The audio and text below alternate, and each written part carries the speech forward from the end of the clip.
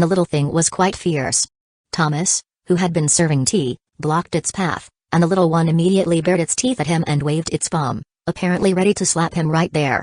To give Thomas a big smacking. Although the anticipated smack didn't happen because Thomas dodged just in time, it still held its head high and strutted about in front of Thomas, blustering for a while. As if to say, I rule my domain, wretched slave, open your dog eyes wide. In fact, it was nearly so. List could sense its thoughts. The Thorn Minor Elf was indeed expressing its discontent toward Thomas. Because of its contract with List, it had taken the castle as its own home. Apart from List, everyone else was an unwelcome presence. These unwelcome people, however, had no self-awareness and were lavishly praising the Thorn Minor Elf in the living room. Its beauty is like the stars in the sky, I can think of no better words to describe it. Galtai exclaimed with animated gestures. Its arrival just proves what I would said before, that Fresh Flower Town is not only a place blessed with the glory of knights, but also the birthplace of knightly glory. It's not only a little minor elf, but also one that brings endless wealth. Rapid growth iron thorns, rapid growth magic thorn, under its care, will be trees laden with gold coins. Marcus spoke succinctly, the Thorn Minor Elf will carry the journey of your glorious path, Lord. Praise was unceasing. The Thorn Minor Elf indeed deserved such praise. It could cultivate a type of magic potion, a type of lumber. Its strategic value was almost as significant as the little minor elves associated with food crops. List beckoned with his hand.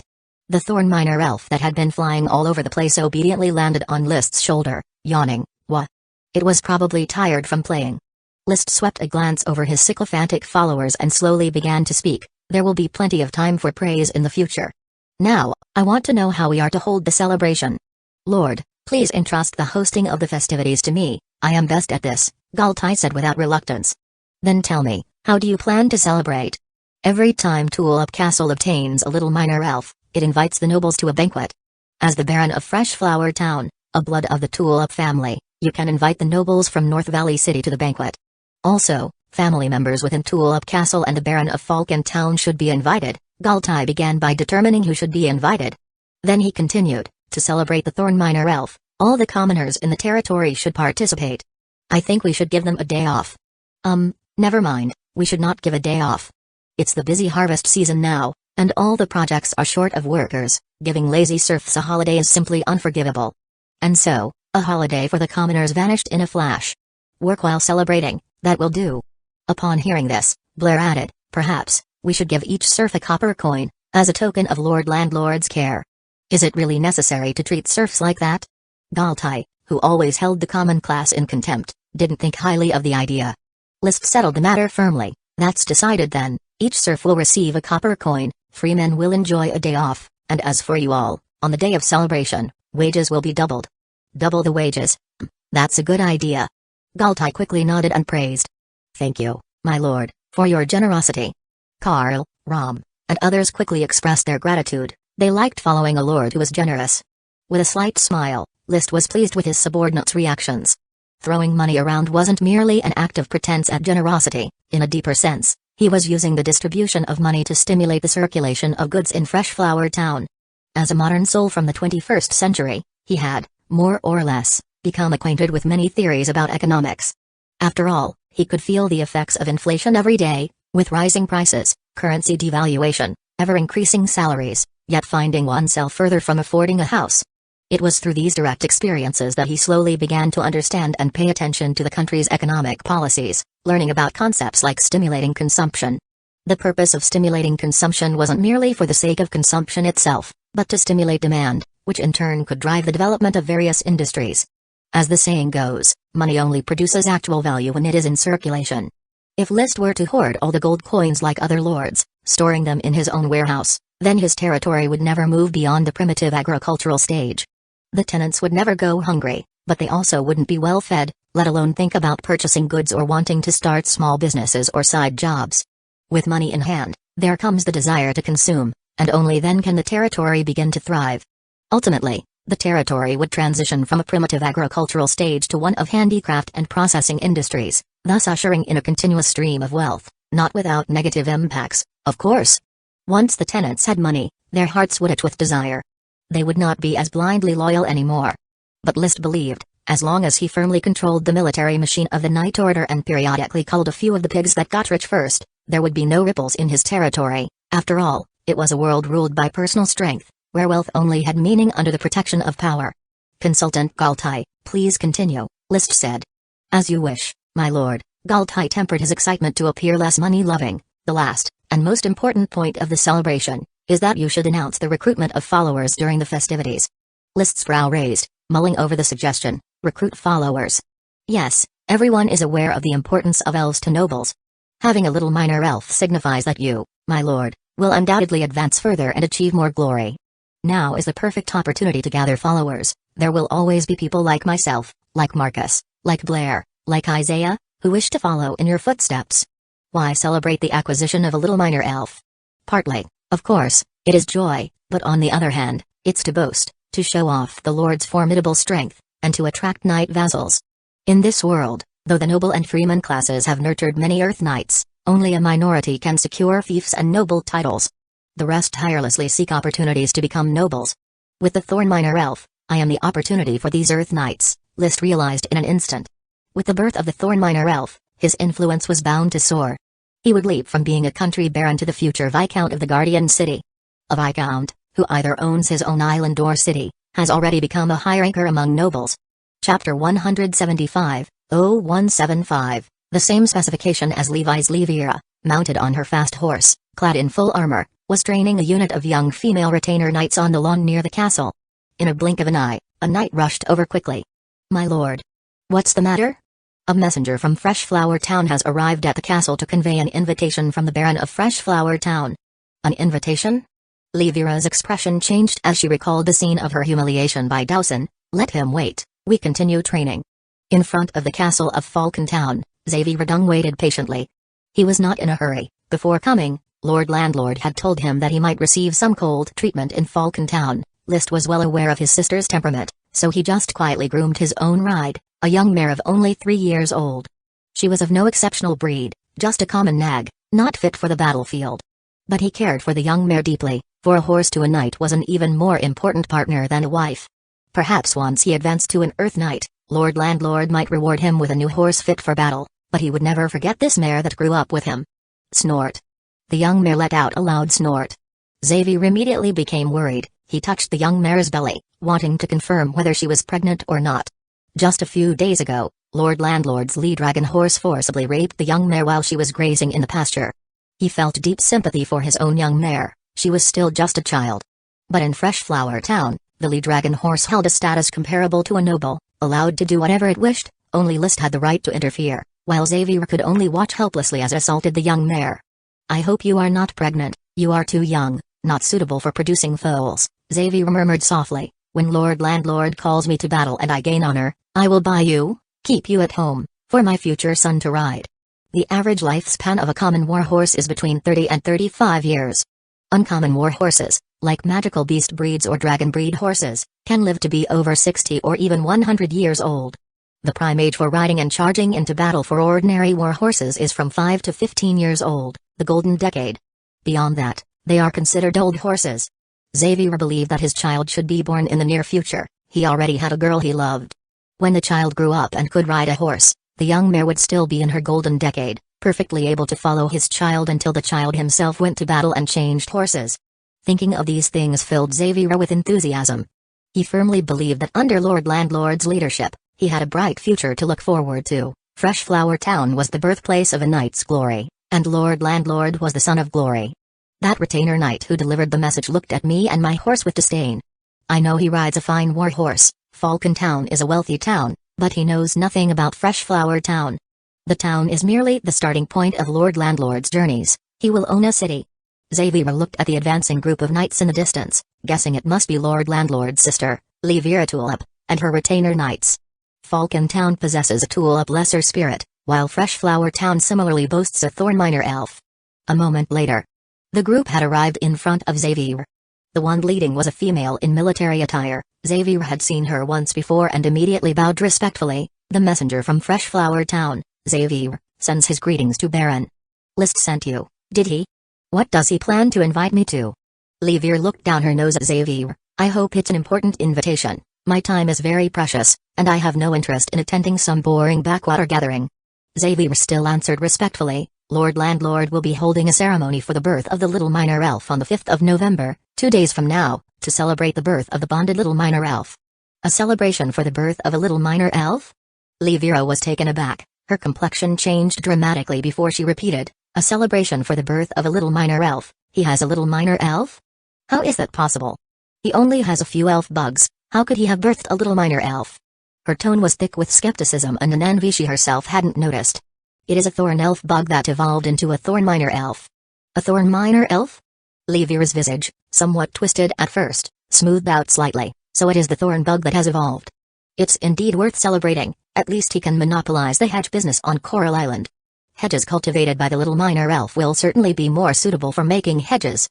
Baron, Fresh Flower Town doesn't just have thorns that can be used for hedges. Xavier, remembering the Lord Landlord's instructions to make it clear to Livira, couldn't help but speak with pleasure. There are also thorns of ironwood quality, and thorns of magic potion quality, both are newly mutated species. Ironwood. Magic potion. Upon hearing these two terms, Livira's recently recovered complexion started to twist again. She wanted to say, how could it be? This series of blows was hard for her to accept. Yet she was after all a well-educated noble, and her expression only flickered for a moment before she regained composure, replying indifferently, tell List I will be on time for the little minor elf birth celebration. Morris, you are in charge of receiving this night. After speaking, she went straight into the castle. After changing her clothes and drinking a glass of milk, she still felt somewhat suffocated. Sitting in the chair, she was lost in thought. Since she was very small, she had disliked, or rather envied, List. How could someone be so handsome? Is there any justice? Only as the gap between List's talents and hers widened did she start to find some psychological balance. As a woman who advanced to Earth Knight before adulthood, she was confident enough to face List's good looks. But all that changed after List was granted his fiefs. First, List was promoted to Earth Knight, which, though late, wasn't by much. At least it was much earlier than many people, including the Earl, had anticipated. Then, he discovered the black tulip magic potion, added an elf bug to his collection, as well as a divine horse and a young fierce earth dog. His luck was simply explosive. The key was, List began to meet her gaze as an equal. There was an underlying sense in that look, almost as if a father was regarding an inept son, which made Livira uncomfortable. She always thought of giving List a lesson, resulting in the humiliating incident when she was pounced on by Dawson. Her pride in her strength was no longer regarded by List. Riding on the coattails of a dog. She bit her lip and cursed internally. But she had to admit that she could no longer interact with List in the way she used to. With List now having a thorn minor elf, he was almost on the level of a prospective viscount. Although she also had a little minor elf, the likelihood of a woman going into battle was extremely slim. She would probably just remain a baron for life. Thankfully, it's List, not Lydon. Mrs. Phoebe, she called, after massaging her face and taking a deep breath, her expression finally back to normal. Miss, I am here. Prepare a gift for me. In 2 days, I am going to present it to List at the celebration. Mrs. Phoebe inquired, in what kind of standard should it be prepared? The same standard as for Levi's birthday. As you wish. Chapter 176, 0176, Our ties are told, madam, you look even younger than when I last saw you, Galtai exclaimed with exaggerated praise.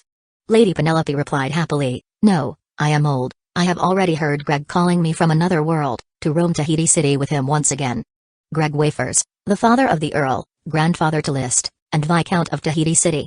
In his hands, the family acquired their first tulip lesser spirit, and began to collect various kinds of tulips, thus breeding more tulip spirits. Greater Elf Xiangxiang was later cultivated, thereby founding the tulip family lineage on Coral Island. Yet, in the end, Greg died on the battlefield. The very tulip lesser spirit he had contracted with also perished. Fortunately, he had contracted only that one tulip lesser spirit as a memento. The other spirits were transferred to Li William upon coming of age, thus ensuring the tulip family lineage did not end. Just as now, Li William had already transferred the spirits to Levi's, preparing himself for the possibility of sacrifice on the battlefield. As the future Earl, Levi's participation in battle was more of a formality. The heirs of nobility need to prove to the world they are worthy of inheriting the title. Otherwise, followers yearning for noble glory might become disillusioned with a leader who offers no prospect of such honor. Being the contract holder of all the spirits of the tulip family, his safety was of course a top priority. For if he were to die, those spirits and the cordyceps would also perish. Even if by some miracle any survived, they would be greatly weakened. Likewise, spirits couldn't be repeatedly released from contracts and transferred to others without causing significant harm to their vitality. An elf bug, in its lifetime, can only be released from a contract once. That is to say, it can only contract with 2 people. A little minor elf can only be released from a contract 3 times over its lifetime. That is to say, it can only contract with 4 people. A greater elf can only be released from a contract 7 times over its lifetime. That is to say, it can only contract with 8 people. A dragon elf. Information about this is not commonly known to the public and is monopolized by the great nobles. Elf bugs have a 10-year lifespan, which makes them particularly suitable for involvement to one's followers. Little and greater elves, due to an increased number of allowable contract transfers, are more suited for family inheritance. But contracts must nevertheless be conserved, typically only transferred upon the coming of age of an heir, with the father's approval. Lady Penelope mentioned Greg, whom Galtai had never met. Still, he followed her lead in conversation. I believe that even though the old senior may miss you in another world, he would surely want you to stay here, to continue watching over the Tulip family's lineage as they grow strong and healthy. With those words, the old lady was very pleased. That's right, I must refuse him. I want to see the Earl's 4 children grow up strong. They are all such worrisome youngsters. In fact, it's because you care so much that you feel they need worrying about. As members of the Tulip family lineage, each of them is outstanding among their fellow young nobles. Galtai praised liberally. The Baron List I serve is no exception. The glory of knighthood constantly shines upon him. Lady Penelope sighed. List is indeed a fortunate young man. He has grown up. Fortunate doesn't suffice to describe the Baron. He has inherited the Earl's excellent qualities and is destined to be a distinguished and great landlord. I have come to visit you today at the Baron's behest, to invite you to the little minor elf's birth celebration held the day after tomorrow in Freshflower Town. Little minor elf's birth celebration? Yes, a thorn bug evolved into a thorn minor elf. It not only brought us joy but also endless wealth, as we now have magic medicine thorns and ironwood thorn. If you witnessed it with your own eyes, you would surely fall in love with this little minor elf. Its beauty is dazzling. Even Lady Penelope, who had weathered many storms, was still astonished by the news. Is this true, Galtai? List has his own little minor elf, and it can even cultivate magic potions and ironwood thorn? It's true. This is indeed a pleasant surprise, worthy of the Tulip family's offspring. Lady Penelope laughed heartily. I have started to take quite a liking to Melissa now. Her children have never disappointed me. Lady Melissa has brought the glory of the Long Taro family to Coral Island, and the Baron has combined the honor of 2 noble families into one, he said. Galtai was proficient in the art of flattery, especially when dealing with an elderly lady. All it took was praising her grandchildren. After chatting for a full half-hour, Galtai took his leave. His next destination was Tulip Castle, where, this time, his flattery found no occasion to shine. After handing over List's invitation to Lady Maria and briefly inquiring about the reason, the temporary mistress of Tulip Castle sent him on his way with a smile. One could not discern what she was thinking upon hearing the news. No wonder she's the Earl's wife. Her composure is beyond my grasp. The task list entrusted to me cannot be completed. Galtai shook his head as he left Tulip Castle.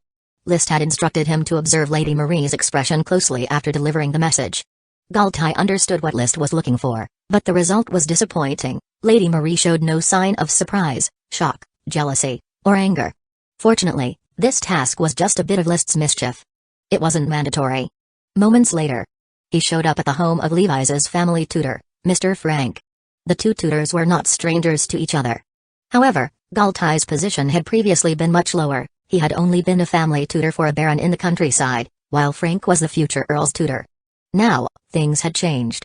After stating his purpose and feeling that Frank was finally treating him as an equal, the conversation became much more polite. Consultant Galtai, please convey my regards to Baron List. On November 5th, I, along with my wife and Sherry, shall attend the little minor elf's birth celebration in Freshflower Town, Frank said. Of course, on behalf of the Baron, I thank you for your attendance, Galtai replied. Then let's have a simple lunch here today. It's been many years since we last drank together. I have a bottle of juniper wine that I have treasured for a long time.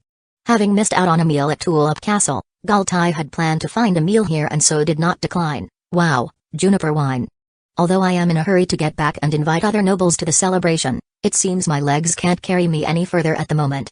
Thank you for your hospitality, Mr. Frank. At lunchtime, Frank's family and Galtai were seated separately as host and guest. At the table, the bright young girl Sherry occasionally asked about List. Uncle Galtai, has Baron List named the Thorn Minor Elf yet?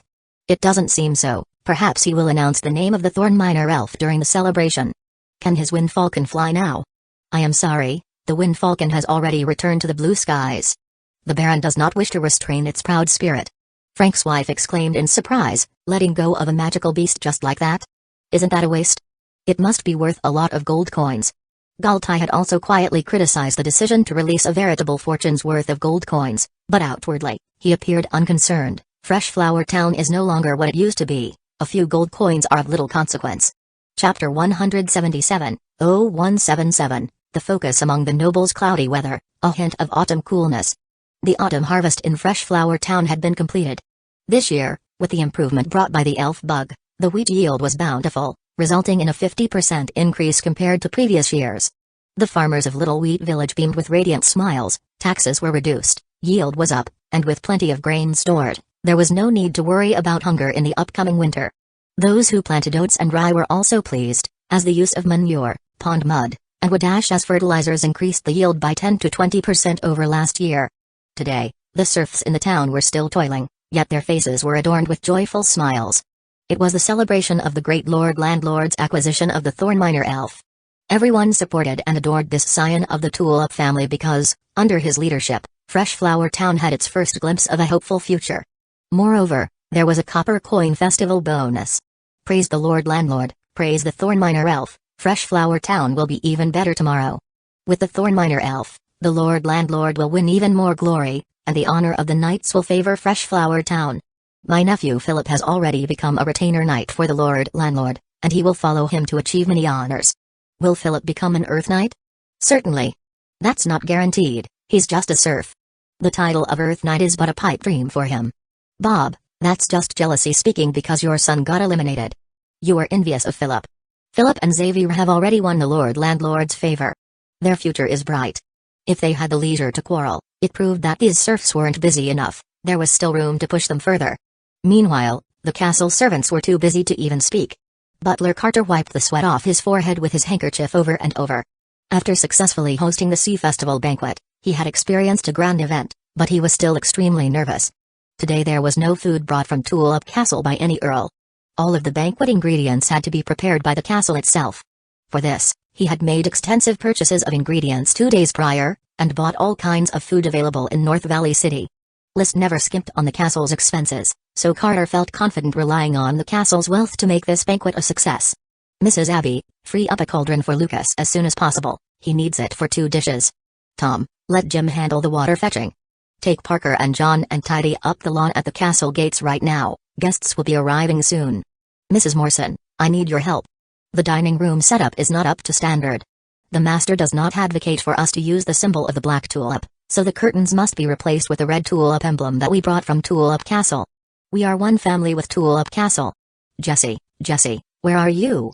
I need you to run an errand. Go tell Bob the baker about today's bread quantity and variety.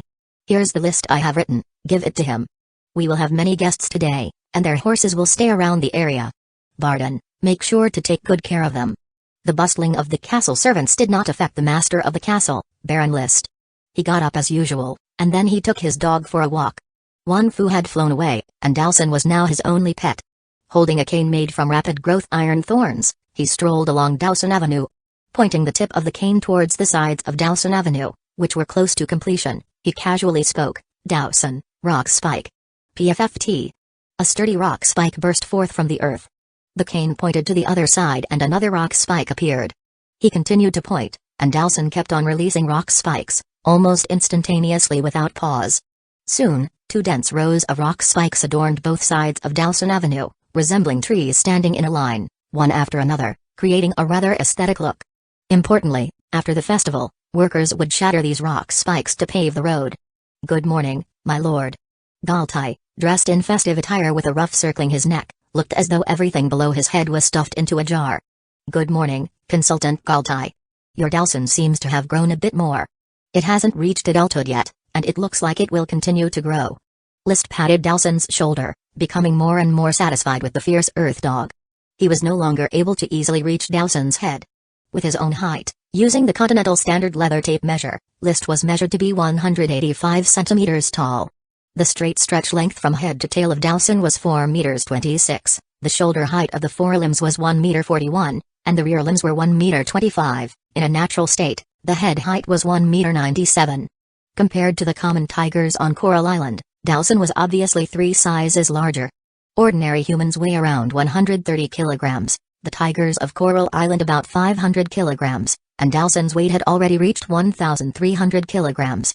In terms of canines, Dowson was truly a giant. It will continue to grow. Good heavens, will it become the largest magical beast on Coral Island? Galtai said in an exaggerated tone, sounding surprised. In fact, he was just coordinating with List to show off Dowson. Knowing full well that the other party was just buttering him up, List still willingly fell for it. It might not become the largest magical beast. You must know that the weight of the Thunderfang boar is several times that of Dowson. But compared to the soul purple sand crocodile, if Dowson fought with it, it could probably end in a draw. The purple sand crocodile had thick skin and was resistant to beatings and had rich magical tactics, while Dowson only knew rock spike, but was quick on its feet. Of course, as both were intermediate magical beasts, without a real comparison, no one could guarantee which one was stronger. Time, location, and people would all affect the outcome of the battle. The purple sand crocodile was just a dumb magical beast, while Dowson had the backing of Fresh Flower Town. Galtai praised, being able to fight with a purple sand crocodile is already an incredible achievement. Originally, the Earl couldn't even kill the purple sand crocodile. Granted, it's because the Earl did not value the purple sand crocodile much, but it's enough to show the horror of an intermediate magical beast. Dowson will be Fresh Flower Town's strongest guardian. It's just that it has a big appetite. List complained with a smile. In the past, 1 meal for Dowson was enough for his 7 meals, now, 1 meal for Dowson was enough for his 7 days of meals. The key was that Dowson was picky. It wouldn't eat ordinary food at all. It had to be chicken, fish, meat, eggs, and occasionally some tomatoes or wild fruits to supplement vitamins. If you switch to a countryside noble, they simply couldn't afford to raise Dowson.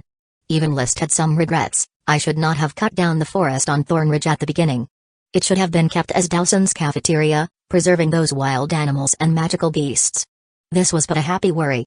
After a while, Isaiah, Blair, Marcus, and others gradually arrived at the castle, each changing into festive attire. Flack, Abii. Even the 2 magicians put on tailcoats to attend the celebration. List took a bath and also changed into his own flack, Abii. Noble clothing was very intricate, and under Thomas's care, it took him a full quarter of an hour to get dressed properly. The clothes felt a bit tight, but thankfully the weather had turned cool and he didn't feel too stuffy. My lord, Flack, Abii was born to be designed for a noble like you. It accentuates your exalted elegance, Thomas praised sincerely. Indeed, that was the case. When the nobles of North Valley City arrived one by one, standing amidst the gathered nobility, all wearing Flack, Abii, List seemed to stand out in any crowd, having the effect of being the center of attention. Handsome in feature, tall in stature, noble in presence, and with a gently mild smile. Men felt shamed upon seeing him, while women wept. Chapter 178, 0178. Of course she became more beautiful on the castle's front lawn. One carriage after another had stopped, along with a large number of horses. Galtai, as the greeter, stood at the castle entrance, engaging in warm conversation with each noble attending the celebration. Only the important guests would be received personally by List, such as his grandmother, Lady Penelope. Grandmother, you have had a long journey. I apologize for making you come from such a distance. List embraced Lady Penelope gently. The birth celebration of the little minor elf is something the Tulip Castle hasn't celebrated in many years. Of course, I had to come, said Lady Penelope, still vigorous, dressed in a black gown and black hat. It's just that the road is too long. The carriage ride nearly rattled my old bones apart. How could that be? Your body is so strong, even horse riding wouldn't be a problem, List said with a smile as he handed Lady Penelope's arm to Mrs. Morrison. Help the old lady upstairs to rest, and be careful of the staircase steps. Please rest assured, my lord. Mrs. Morrison immediately, together with Lady Penelope's attendants, supported the old lady upstairs to rest. List watched his grandmother enter the castle and then withdrew his gaze to look at Livira, who had accompanied his grandmother. Dear sister, it's been a long time, thank you for coming. It hasn't been that long, said Livira, dressed in glorious noble lady's finery with heavy makeup, looking a bit more beautiful than usual. She evaluated List, her eyes flashing with many complex expressions. In the end, she still smiled warmly, and with the normal concern of a sister for her brother, she said, Congratulations on acquiring a little minor elf, it will bring you countless glories, but you also need to strive on your own and not let down the knightly glory of the Tulip family. Slightly surprised, But List quickly responded, returning her warmth with a gentle smile. I understand, glory should be earned on the battlefield, and I believe that before long, I will join my father and brother on the battlefield. After speaking, he and Livia shared a gentle embrace. Then, laughing and chatting, they entered the castle together. In the castle's drawing room, many nobles were already engaged in eager conversation. Since many nobles were on the battlefield, most of those present were noble ladies, who naturally engaged in cheerful socializing upon seeing Livia. List didn't speak much, mostly just being a quietly handsome man. But he was always the center of attention. Not just because he was good-looking. Once, on Coral Island, he was the Earl's son who was overshadowed by Levi's, Lydon, and even Livia, almost invisible. But over the past half-year, even the most reclusive noble would often hear the name List, associated with news of seafood, magic potions, magical beasts, and so on. Everyone understood that List's rise could no longer be stopped. Now was the time to foster good relations, if not now, then when? It's a pity my daughter is still too young, otherwise, I would have introduced her to List today to see if sparks fly, a noble lady said, her gaze hotly fixed on the quietly picturesque List, her heart fluttering with the wish that she could take her daughter's place and claim him first. List felt the noble lady's gaze but offered no response. If he wished, he could probably woo away half the noble houses on Coral Island, or at the very least, offer them a figurative hat.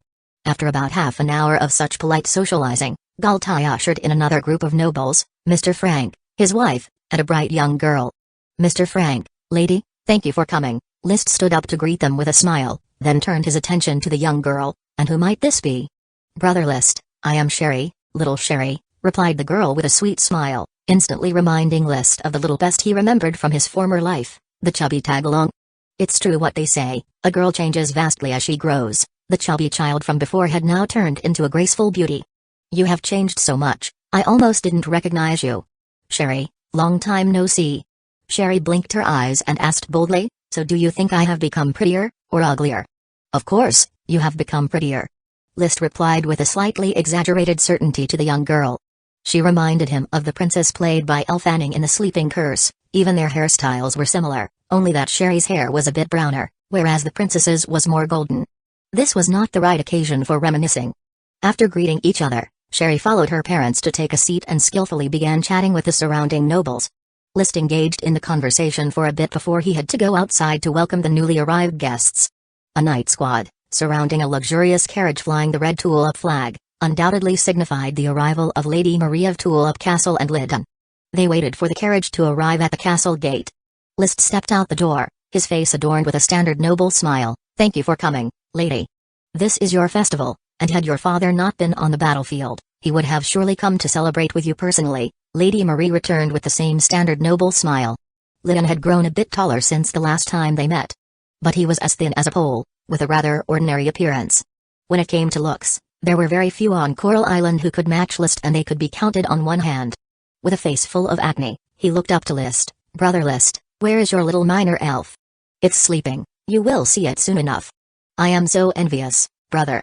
You have your own little minor elf, and it's a thorn minor elf, too. Did it evolve at Thorn Ridge? I have heard there are many thorns there. Hearing Lydon's words, List's eyebrows slightly raised.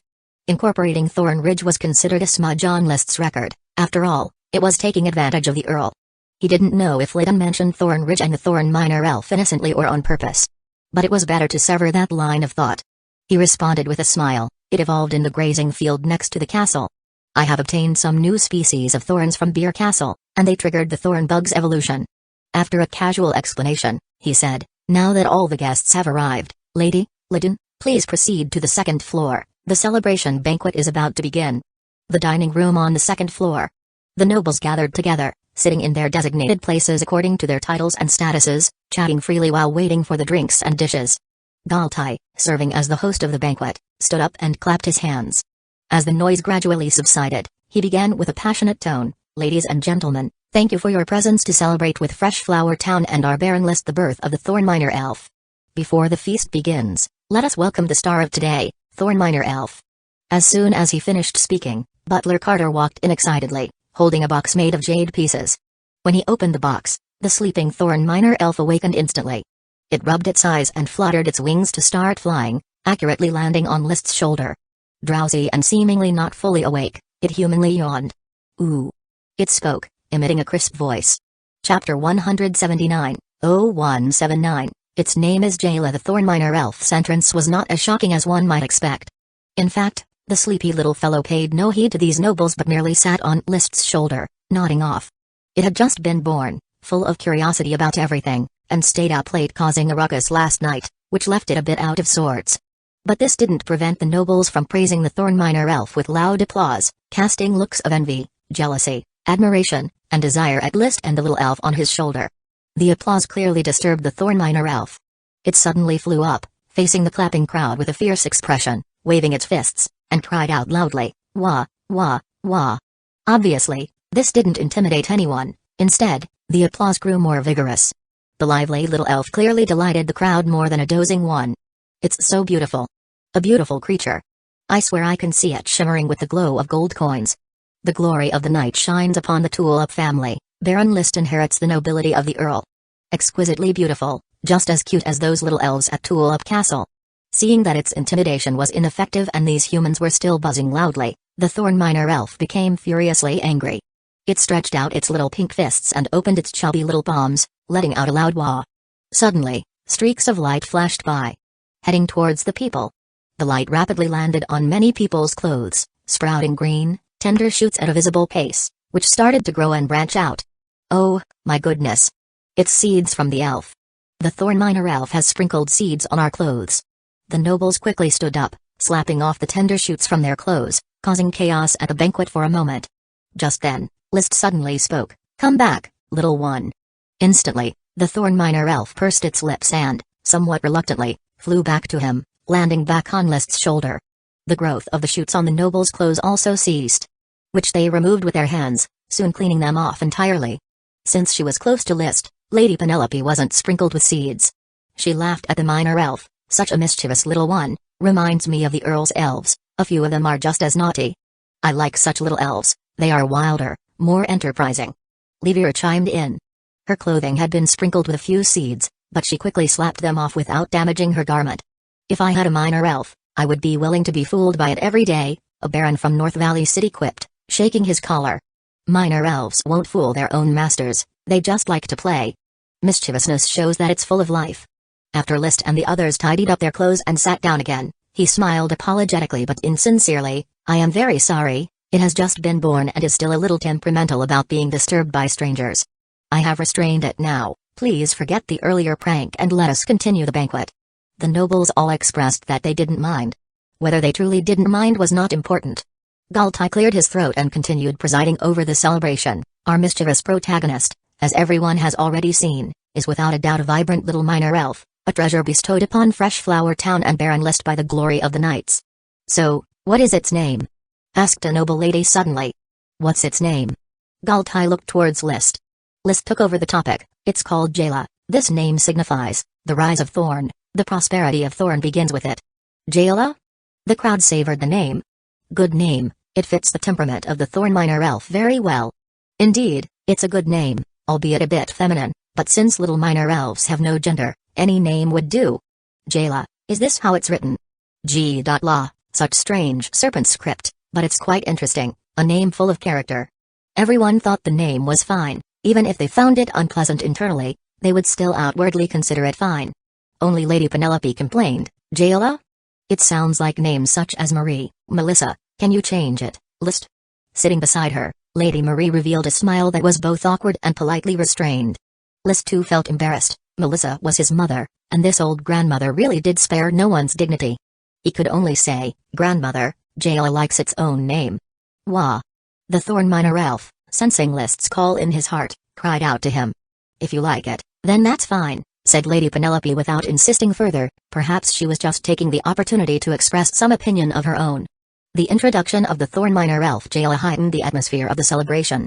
It was also about time for dinner, and after Carter sought confirmation, he signaled the servants to bring out drinks, pouring a glass of red wine or fruit wine for each guest. List picked up the red wine in front of him, looked around, and slowly began, "Thank you all for attending the naming ceremony for Fresh Flower Town's little minor elf. The birth of the little minor elf signifies something we all understand, especially one backed by a magic potion. My father and brother are already on the battlefield, extending the glory of the Tulip family." The nobles watched the young, handsome baron, listening intently. List's speech was mediocre at best, lacking literary grace, but he was simply sending a signal. I, List Tulip, as a bloodline of the Tulip family, enjoy the family's protection and am also obliged and determined to seize glory for the family. He paused. Then, raising his voice, he said, Fresh Flower Town may be just a small town, but with the Thorn Minor Elf, the Black Tulip, the Flame Mushroom, and the Rapid Growth Magic Thorn, everything is within sight. And I will recruit a group of followers to help me manage Fresh Flower Town and form a night squad to charge into battle. After a moment of thought, he added, Fresh Flower Town has the capability to seize glory from the battlefield. Have you seen the fierce earth dog at the castle gate? It has eaten the bloodline fruit and evolved into an intermediate magical beast. And it's utterly loyal to me. It will become my most important partner on the battlefield. Intermediate magical beast. This was the first time List had publicly announced the bloodline level of Dowson. In an instant, he heard the surrounding nobles sharply inhaling through their teeth at the dinner table. An intermediate magical beast did not hold as much value as a little minor elf, this was common knowledge. But, if such a beast existed as a pet, it was a different matter entirely. At the very least, its importance was equivalent to half a Sky Knight and could be considered a weapon on the battlefield. The significance of this intermediate magical beast was nearly on par with that of a little minor elf. Dowson is an intermediate magical beast? Levira exclaimed in disbelief, then breathed a sigh of relief. Any shame she felt for being humiliated by an intermediate magical beast silently dissolved away.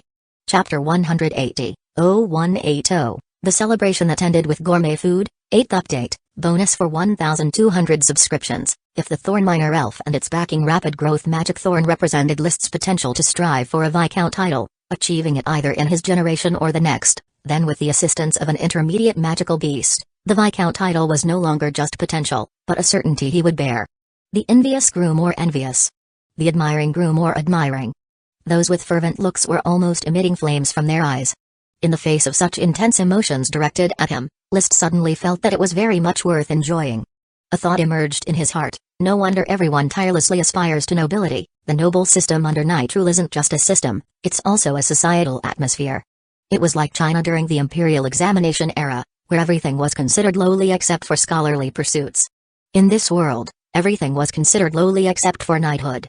In that moment, List truly felt that he, like the people of this world, had begun to harbor a desire and ambition for noble glory. Of course, blind ambition was not a good thing. He spread the word that he was ready to recruit followers and left the rest to time. When his speech was over, everyone raised their glasses together, and then the banquet officially began. Dish after dish was brought forth by the manservants. Though there weren't many expensive ingredients, it had all the essentials like chicken, fish, meat, and eggs. There were also peanuts from the peanut processing workshop, various types of bread developed by the bakery, fruit wines and rice wines brewed by the brewing workshop, and many kinds of seafood cooked in different styles. And with more or less guidance from List, Mrs. Abby had concocted several special dishes: green vegetable and egg soup, tomato and egg stir-fry, tomato and egg soup, onion and egg stir-fry, green bean and egg stir-fry, seafood and egg stir-fry. Grandmother, please try this tomato and egg stir-fry. Mrs. Abby's dish is very appetizing, List suggested to Lady Penelope. Looking at the plate, no longer filled with various peculiar pies and sauces, he was very satisfied. Chinese people place importance on food, and he was no different. When he first arrived, constrained by his inability to cook and the belief that nobles shouldn't enter the kitchen, he suppressed his own culinary cravings. It was only after he started the seafood trend and encouraged Reynard to invent new bread that he gradually guided Mrs. Abby. He had now successfully led Mrs. Abby to understand stir-fry and egg soup, two forms of Chinese dishes. Therefore, Mrs. Abby, through continuous exploration, found the right ingredients for stir-fried eggs and egg soups and unabashedly fiddled with all sorts of permutations of them. So much so that a few times, List's lunch was entirely made up of stir-fried eggs and egg soups. Regrettably, the oil and salt proportions still lack finesse, not as delicious as the stir-fried eggs back home. After tasting the tomato and egg stir-fry, List recalled his life before traversing worlds. A faint sadness surfaced in his heart. The road to guiding Mrs. Abby was still long. Stir-fried eggs might be tasty, but stir-frying isn't limited to eggs, and Chinese cuisine boasts dozens of cooking methods like stir-frying, deep frying, quick frying, sautéing, pan frying, braising, stewing, steaming, and many more. List didn't know how to cook, so he couldn't replicate all these culinary arts, but he did understand the basics of stir-frying and boiling. He was also quite familiar with hot pot, and this winter in Fresh Flower Town wouldn't be complete without introducing it. And tofu. I must invent tofu. Mapo tofu is my favorite. Tofu did not exist here, there were only beans, mostly peas, with soybeans present but not abundant. These beans were hard to digest and eating too many led to flatulence, so they were generally food for commoners. List had tried boiled beans a few times and found them quite unpalatable. He wanted to invent tofu, but while he knew how to eat tofu, he was clueless about how to make it. He only knew about soaking beans in brine and using gypsum to make tofu. The process supposedly involved grinding beans into soy milk and adding brine or gypsum, then it would coagulate into tofu. As for why it turned into tofu with just a touch, he didn't understand. Then, what exactly is brine, and how is it related to braised pig's trotters? He was familiar with plaster, as it is used for setting broken bones, but what was its natural occurrence? Consequently, the production of tofu was indefinitely delayed. He could only bear with it for the time being. Having scrambled eggs to eat was already progress. One shouldn't always aim for large strides, taking too big a step could lead to straining oneself, he consoled himself in this way. Indeed a delicacy. Is it called scrambled eggs with tomatoes? Lady Penelope was highly satisfied with the dish. List smiled, if you like it, you can send your chef to learn the recipe from Mrs. Abby. There's no secret about this recipe as far as you are concerned. Baron List, could we also send a chef to learn? A noble asked. Of course, as long as Mrs. Abby agrees. List used Mrs. Abby as a shield. These nobles wanted to learn how to cook for free, which was not possible. They must exchange money for recipes. There's no such thing as a free lunch.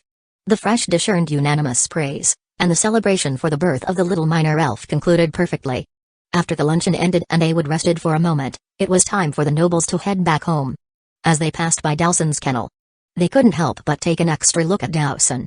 My God, it's so big. Only an intermediate magical beast could have such a size, right? As a low-level magical beast and the king of Thorn Ridge, the fierce earth dog is already powerful. If it became an intermediate magical beast, how strong would it be? Are the stone pillars on the sides of the road its handiwork? The grace of knightly honor shines upon us, the rise of Fresh Flower Town is imminent. It's unbelievable. I am standing in front of an intermediate magical beast, it feels like I am going mad. Dowson was indifferent to the crowd, not even sparing them a glance, just lying on the lawn, lazily basking in the sun, a half-eaten bone resting beside its mouth. On Dowson Avenue, the carriages were taken away one by one. Lady Penelope kissed List on the forehead. You have done well, not letting your father down. I remember how fond he was of you when you were a little. When he returns from the mainland and sees Fresh Flower Town now, he will be relieved. List smiled faintly. I will continue to do my best. He didn't quite understand the father-son relationship between the Earl and his predecessor, probably because he had never been a father himself. Levira approached and patted List's shoulder. I hope there will come a day when I can take pride in being List's sister. The girl was no longer caught up in her teenage fantasies, and he felt somewhat out of place. I think that day will come. The last to leave were Frank and his family. I was planning to give you the first batch of earnings from the Black Tulip today, but considering today is a day of celebration, let's make it tomorrow instead. Send Galtai or someone over to Coral City, to check the books. I have done my calculations, and you should get 210 gold coins from this batch of magic potion. I will have Consultant Galtai follow up on this matter. After a moment's thought, Frank asked, so, what do you plan to do with the magic potion in the thorns? Will you continue to partner with Levi's? I haven't decided yet. I will let you know once I have thought it through, List replied. Of course, whether to cooperate or not is up to you, Frank said, stepping aside. Sherry might have a lot she wants to talk to you about. I will get on the carriage first. Chapter 181, 0181, The Big Wolf Dog with its tail between its legs. However, he was, after all, a gentleman of integrity. They merely chatted about their childhood, mostly with Sherry talking and him listening, since the memories of his predecessor had become blurry, and many details had faded from his memory. A little while later, Sherry proposed to take her leave. Brother List, may I visit Fresh Flower Town again? You are very welcome. If Brother List visits Coral City, you can come and find me anytime. I am now helping Mother with some needlework at home and have a lot of free time. Sure. Then I will head back first. My parents are waiting for me in the carriage. List kept a smile on his face. Be careful on the road. As Sherry turned and walked towards the carriage, and when she almost reached it, she turned her head back, wanting to see if List was watching her. However, what she saw was List by the dog kennel, seemingly frolicking with that huge fierce earth dog. What should have been a frightening intermediate magical beast acted just like a little dog, circling around him. She suddenly felt a sense of loss. With the coachman's assistance, she got into the carriage. Sherry, how was your chat with List? Asked Frank's wife as the carriage set off. I don't know, Mother. Brother List was very polite in his speech. It's hard to describe, but it felt as if we were meeting for the first time, without that familiar feeling, Sherry responded. After all, you haven't seen each other for several years, and now you both have grown up. Perhaps, Sherry's spirits lifted again. Brother List is still as handsome as he was when we were kids, and his smile warms the heart. Then seize the opportunity well, said Frank's wife with a smile, possessing the Thorn Minor Elf and an intermediate magical beast. List is the most outstanding young man on Coral Island. I will, Sherry nodded confidently. Here, whether a man pursues a woman or a woman pursues a man, it was all the same. There was no issue of men taking the initiative and women being passive. Seeing the relaxed smiles of his wife and daughter, Frank also wore a smile, but there was a touch of regret in his eyes. After serving the Tulip Castle for many years, he understood that the people of the Tulip family were not the kind to remain contented. Levira was more arrogant than the male nobles, and Levi's was dead set on marrying up to Marquis Roderick's daughter. Maria and her son Lyddon vied for Levi's resources without restraint. In the past, he had thought List was the weakest and the Earl had been disappointed in him. However, the List of now was gradually showing a firmer temperament. With the Thorn Minor Elf and an intermediate magical beast, he immediately began to recruit followers, revealing his ambition. Would such a noble take an interest in his daughter? Frank was somewhat worried. He had learned from Levi's that back on Red Crab Island, List had even rejected the daughter of a viscount, let alone Sherry, who was merely the daughter of an honored knight. Fortunately, seeing how outstanding his daughter was reassured him. Perhaps Sherry can win List over. He is young and has not seen much of the world, always cooped up on Coral Island. Sherry is a graduate from Bullhorn Academy, intelligent too. Even if things don't work out with List, there are still many nobles on Coral Island who would pursue her, he contemplated. With that thought, he felt at ease. We will stay overnight in North Valley City. I have a few old friends I have been wanting to catch up with. After all the guests had left, Fresh Flower Town regained its tranquility, and the castle servants began to clean the trampled grass. List released Dowson's chain, and it dashed around the paddock, chasing the horses. All the horses turned tail and fled at the sight of Dowson, except for the lead dragon horse, which didn't fear Dowson in the least. It even dared to kick Dowson with its hind hooves. Dowson didn't dare to mess with the lead dragon horse because it knew List had forbidden it from bullying these horses. Mounting the lead dragon horse, he called out, "Dowson, follow." Then a man, a horse, and a dog, accompanied by a few retainer knights, galloped toward the Fresh Flower Farm. The ordinary tulips on the farm were not expanded in scale, just barely planted. The majority of barren land was being prepared to plant black tulips to try to fill the area affected by the tulip cordyceps with black tulips. In the wasteland, a simple building came into view. Dowson, excited, bolted toward the structure, where the sound of dogs barking echoed inside. This was the newly built dog park, where 20 female wolves, a breed of excellent pedigree and large stature, useful as guardians and protectors, were housed. However, upon their arrival at Fresh Flower Town, their fate had immediately plunged into misery. "Lord Landlord, old Difo sends his greetings," the serf in charge of the dog park said after bowing. He then opened a large gate for List to lead Dowson inside. The dog park was vast. Inside, there were rows of dog houses and iron cages, each containing a large wolfhound. Apparently sensing Dowson's scent, the wolfhounds, originally barking cheerfully, one by one tucked their tails and hid deeper in their cages. Yet, Dowson was excitedly bouncing around. Old Difo, intimidated by the formidable Dowson, carefully opened the door to the first cage. Dowson couldn't wait and charged in, mating with the female wolfhound amid her pitiful screams for over 10 minutes. Compared to the female, Dowson's size was like a Tibetan Mastiff to a Pomeranian. But, Mother Nature, as the creator, had endowed creatures with richness in creativity, diversity, and adaptability. The female wolfhound was highly adaptable, or it could be said that everything about Dowson had grown except for that. The eye-watering scene came to an end. Dowson maintained its position for a quarter of an hour before happily withdrawing. Leaving behind the wolfhound sprawled in the cage, her face bearing an expression of utter despair. "Old Difo, make sure you feed it more and pay careful attention to whether it's pregnant. As soon as it is, go to the castle and notify us immediately, understand?" "Old Difo understands," he assured. "Please rest easy, Lord Landlord, old Difo has raised dogs for many years. With just these eyes, I can accurately tell which one is with pups." "Very good." Leaving the dog park, List took Dowson to the dog prison to get intimate with the Earth Matron. The Earth Matron's belly showed no change, but her pregnancy was certain, as confirmed by old Difo and a few other professionals. After being released, Dowson did not trouble the Earth Matron but played with her instead. Perhaps due to being of the same species, Dowson treated the wolfhounds with indifference after the deed, showing no attachment, but it maintained an unwavering enthusiasm for the Earth Matron. List squatted next to the Earth Matron, reaching out to stroke her black fur. The Earth Matron showed no reaction, having surrendered to its fate, forgotten its magic, and begun to enjoy a life where no wind or heavy rain disturbed it, no need to hunt for itself, indulging in daily eating, drinking, and sleeping. Chapter 182, 0182, Maggie praises Lord Landlord for some reason. He thought of the unruly Wanfu, feeling a vague regret. Perhaps if he had not been soft-hearted and had persisted a little longer, Wanfu would have submitted. After all, Wanfu and the Earth Matron were nothing but magical beasts, and as magical beasts, there was no dignity to speak of. In a trance, wisps of smoke appeared before his eyes, coalescing into a sequence of serpent script. Mission: Autumn has come, can winter be far behind?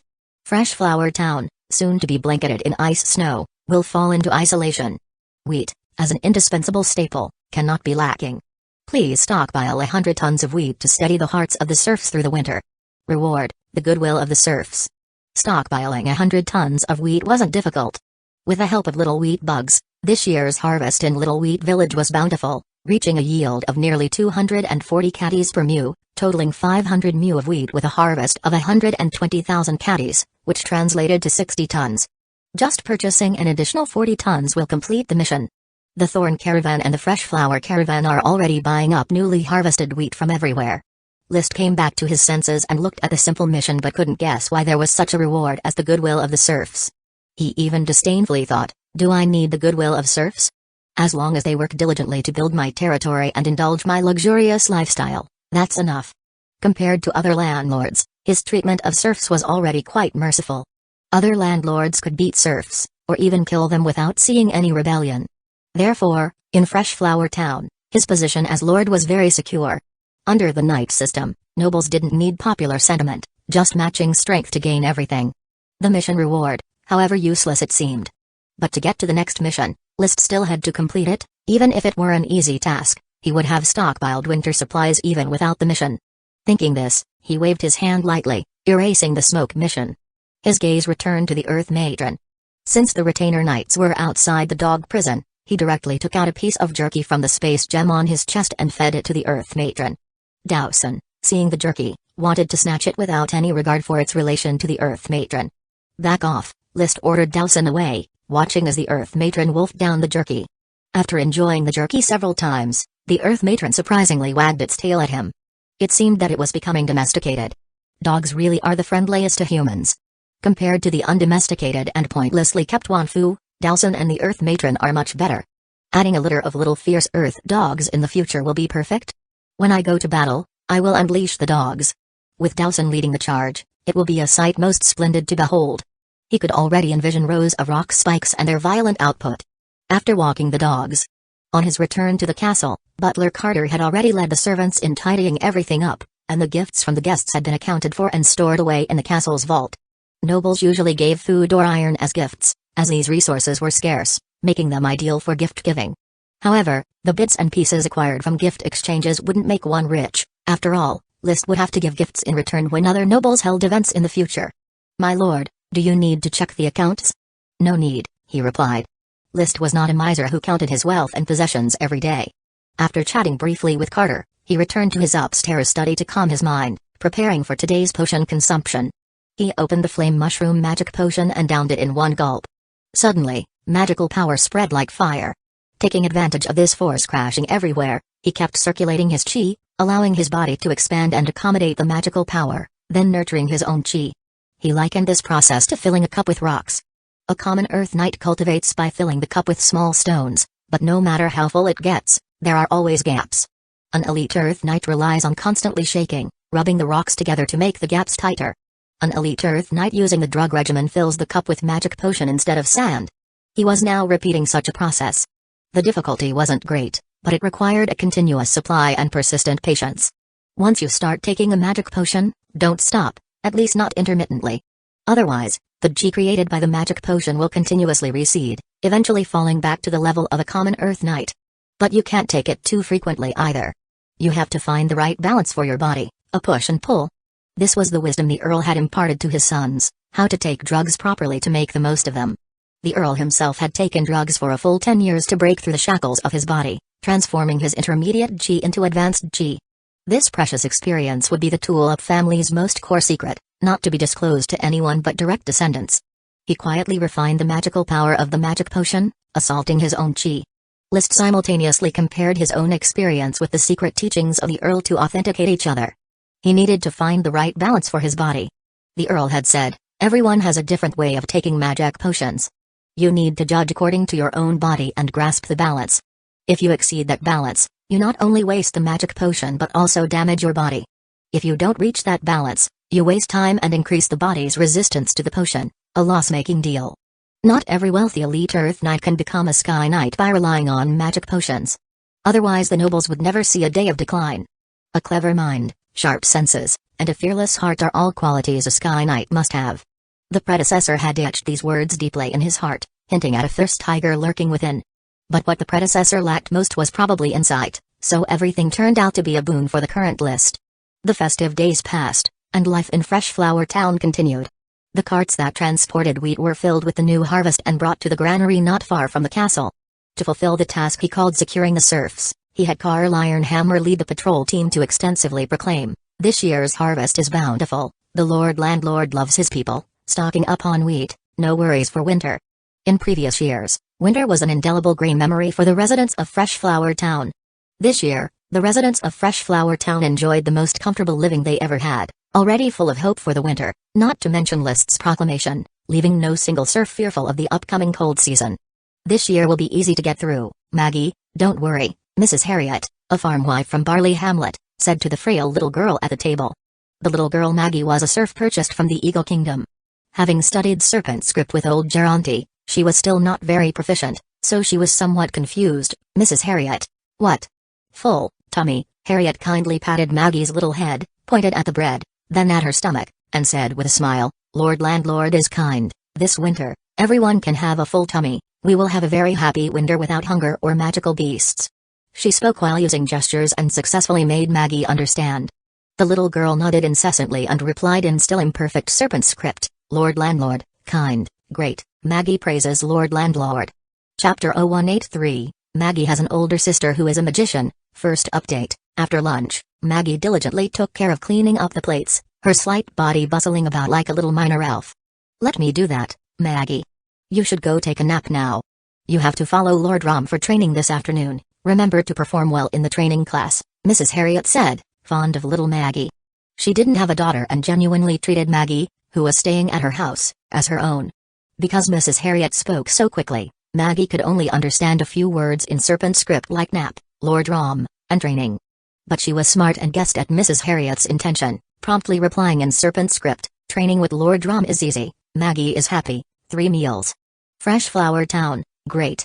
She communicated successfully through a combination of speaking and gesturing. Mrs. Harriet smiled wistfully. Fresh Flower Town wasn't always like this. Back then we could only eat twice a day, and in winter, just once. It was Lord Landlord who brought us everything, making Fresh Flower Town great. Now we can eat 3 meals a day. In times of scarce resources, eating twice a day was the norm for commoners, while 3 meals a day was the standard for nobles. When Maggie was in the Eagle Kingdom, living in the countryside, she and her family also ate twice a day. Being able to have 3 meals a day in Fresh Flower Town was a huge blessing. She was still young and hadn't been assigned farm work yet. All she had to do every day was attend training classes and textile classes. The training classes taught some basic physical combat skills, and the textile classes were taught by serfs who were dyers and spinners, passing on dyeing and textile skills. Maggie learned earnestly, because she knew skills were very precious. In her hometown, learning a skill cost a lot of money before someone was willing to teach it. Compared to the intangible prospects of building up strength and developing Qi, she preferred to become a spinner. By the time she finished her textile classes and returned to the house where she was staying with Mrs. Harriet, dinner was just about ready. But compared to other days, the atmosphere at home seemed more solemn. Harriet's husband sat on a stool with a serious expression. Mrs. Harriet's estranged son and daughter-in-law also rushed over. It wasn't until the bread and seafood were served that Maggie understood what day it was, through the gestures of Harriet's daughter-in-law. It was the anniversary of Harriet's daughter's death. Mr. and Mrs. Harriet once had a young daughter, but she fell ill in winter and, coupled with not having enough to eat, died 3 years ago. She was only slightly older than Maggie at the time of her death. This was also why Mr. and Mrs. Harriet were willing to take in Maggie as a lodger. The next day, Mr. and Mrs. Harriet even invited Lord Grantaire from the town to their house. Through Grantaire, they communicated with Maggie. "Maggie, Mrs. Harriet wants to form a contractual mother-daughter relationship with you." Ah. Maggie was caught off guard and didn't know how to respond. Old Geronti said gently, "What's in the past has already happened, don't think too much about it. Now that you have came to Freshflower Town and your family has died, why not form a contractual mother-daughter relationship with Mrs. Harriet? It would be convenient for support, and they can even help you buy back your serf contract, restoring your freeman status." This was incredible news. Since the Harriet family ran the town's general store and had no worries for food and clothing, they were among the wealthier ones. By forming a contractual relationship with them, Maggie knew she would have a promising future. But for some reason, she felt somewhat reluctant. "Lord Grantaire, I have relatives. I still have a sister." Old Geronti furrowed his brow. He had checked Maggie's personal information and had not found any of her relatives among the serfs. According to Maggie herself, her parents had been killed by mercenaries. "You still have a sister? Where is she? Why didn't you mention her before?" My sister left home several years ago. She said she would come find me after she learned magic." "My sister will come back for me. Learn magic? Could it be that she was chosen by a Mr. Truth to become a magic apprentice?" This thought flickered through old Geronti's mind, but he didn't take it seriously. Even if Maggie's sister had become a magician, the likelihood of her traveling the great distance to Coral Island to find her sister was slim to none. Besides, she might have died in one of the explosions already. The profession of a magician comes with a high probability of explosions. He assumed Maggie was just a bit shy and embarrassed, so he told her to take a few days to think about it. The Harriet couple and their family didn't bring it up again, continuing the previous amiable atmosphere. But Maggie couldn't calm down for a long time.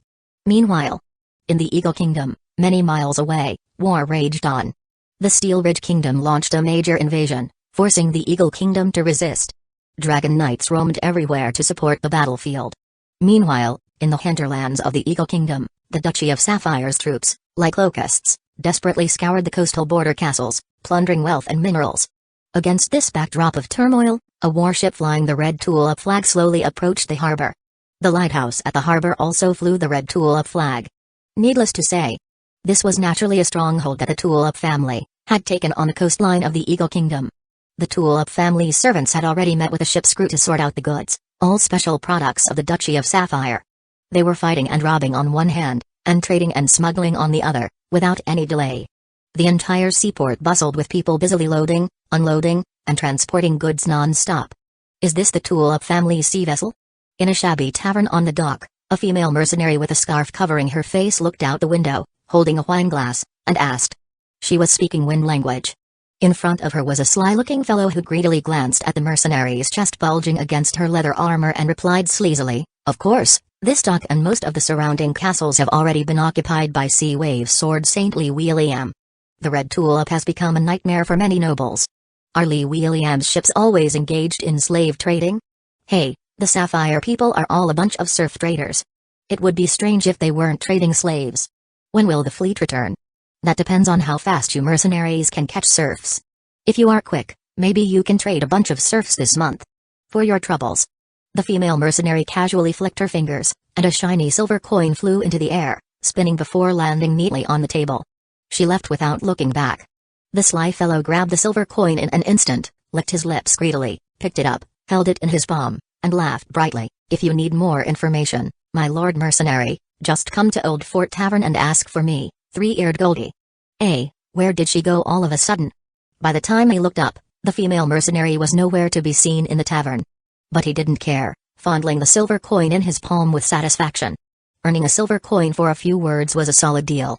Chapter 0184, Baffling Goodwill, Second Update. I wonder how father and brother are faring in the Eagle Kingdom's wars, and how much profit they have gained this year, List thought, having finished one session of the Fire Dragon Drill and the Flaming Wave. He picked up his bow and arrows and began to practice the multi-arrow again. After beginning his life of taking potions, he, an elite Earth Knight, had been feeling his blood surge with enthusiasm these past few days, almost desperate to charge into battle and demonstrate his formidable strength. It was as if someone had suddenly struck it rich. While reason dictated that he should keep a low profile, emotionally, he definitely wanted to show off a bit. Once I delve into the G manuscript a bit more, I must challenge Marcus to a fight, armed with the Crimson Blood Sword and my lead dragon horse, even if my experience falls short, and my chi circulation techniques are inferior to Marcus, I can still fight and win. Confident in his equipment to compensate for what he lacked in strength, his confidence was boundless.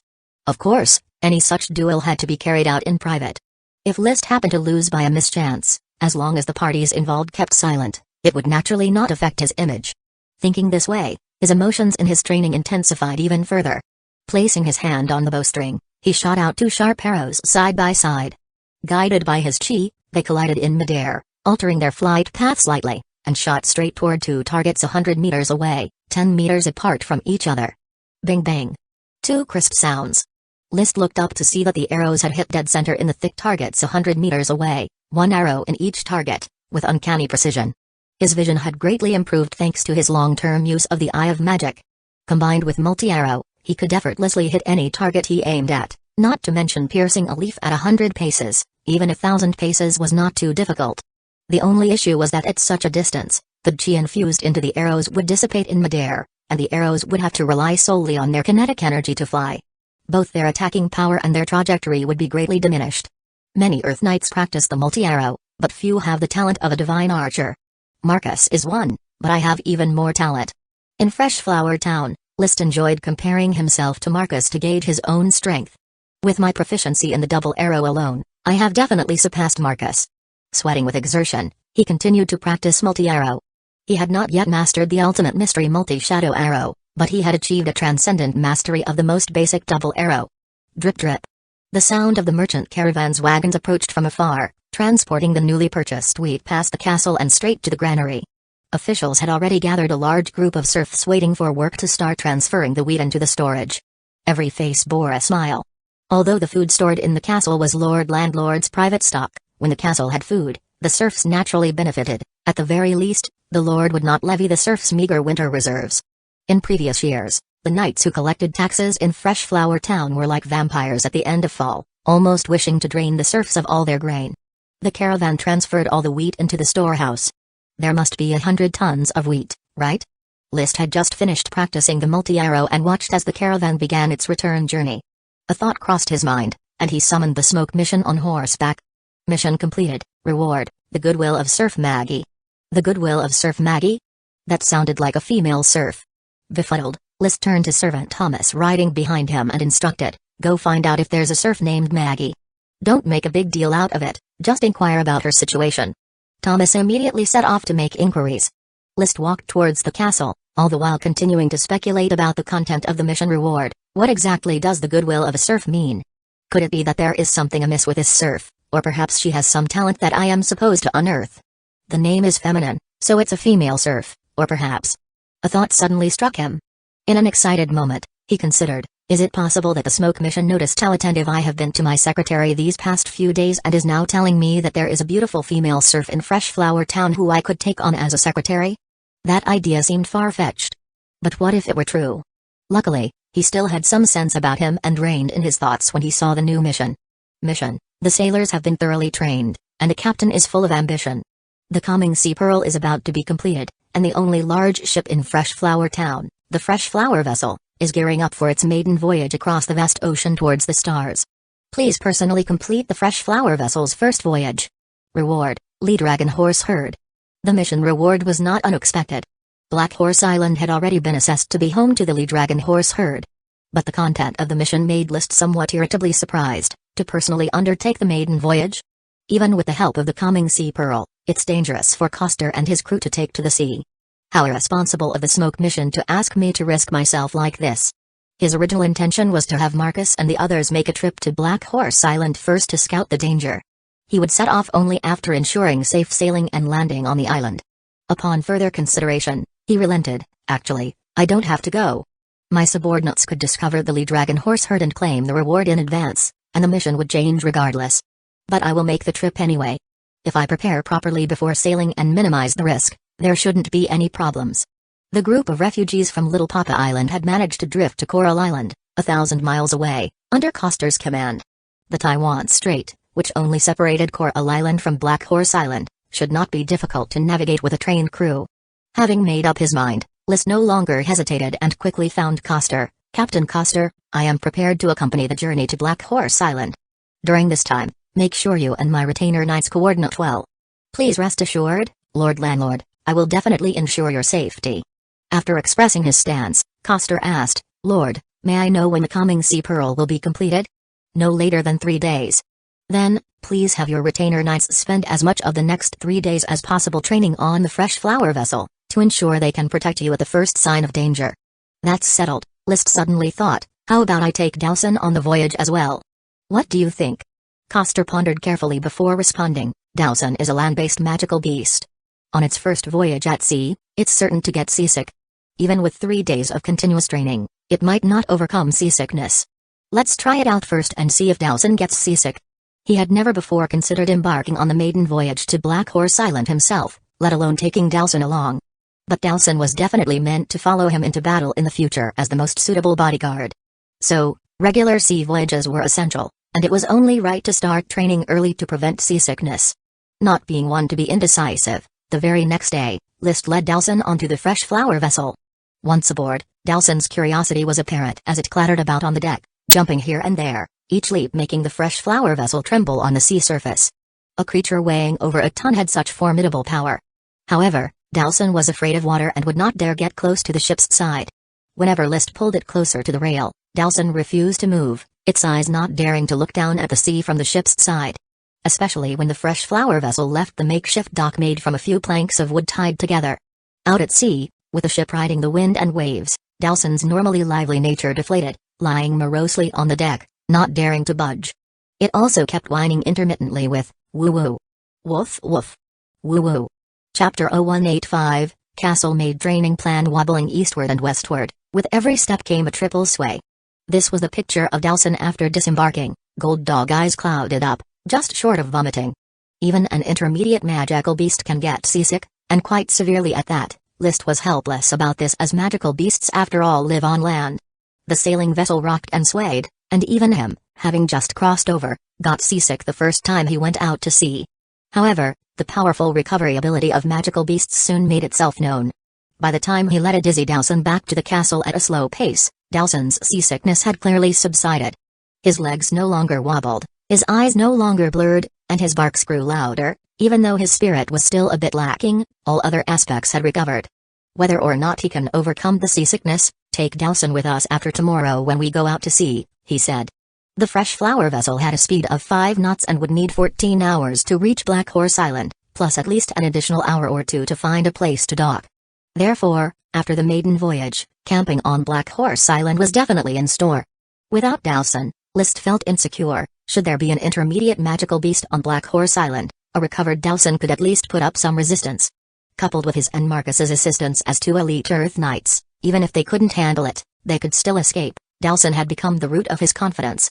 Walking along the soon-to-be-completed Dowson Avenue, horse hooves sounded from behind.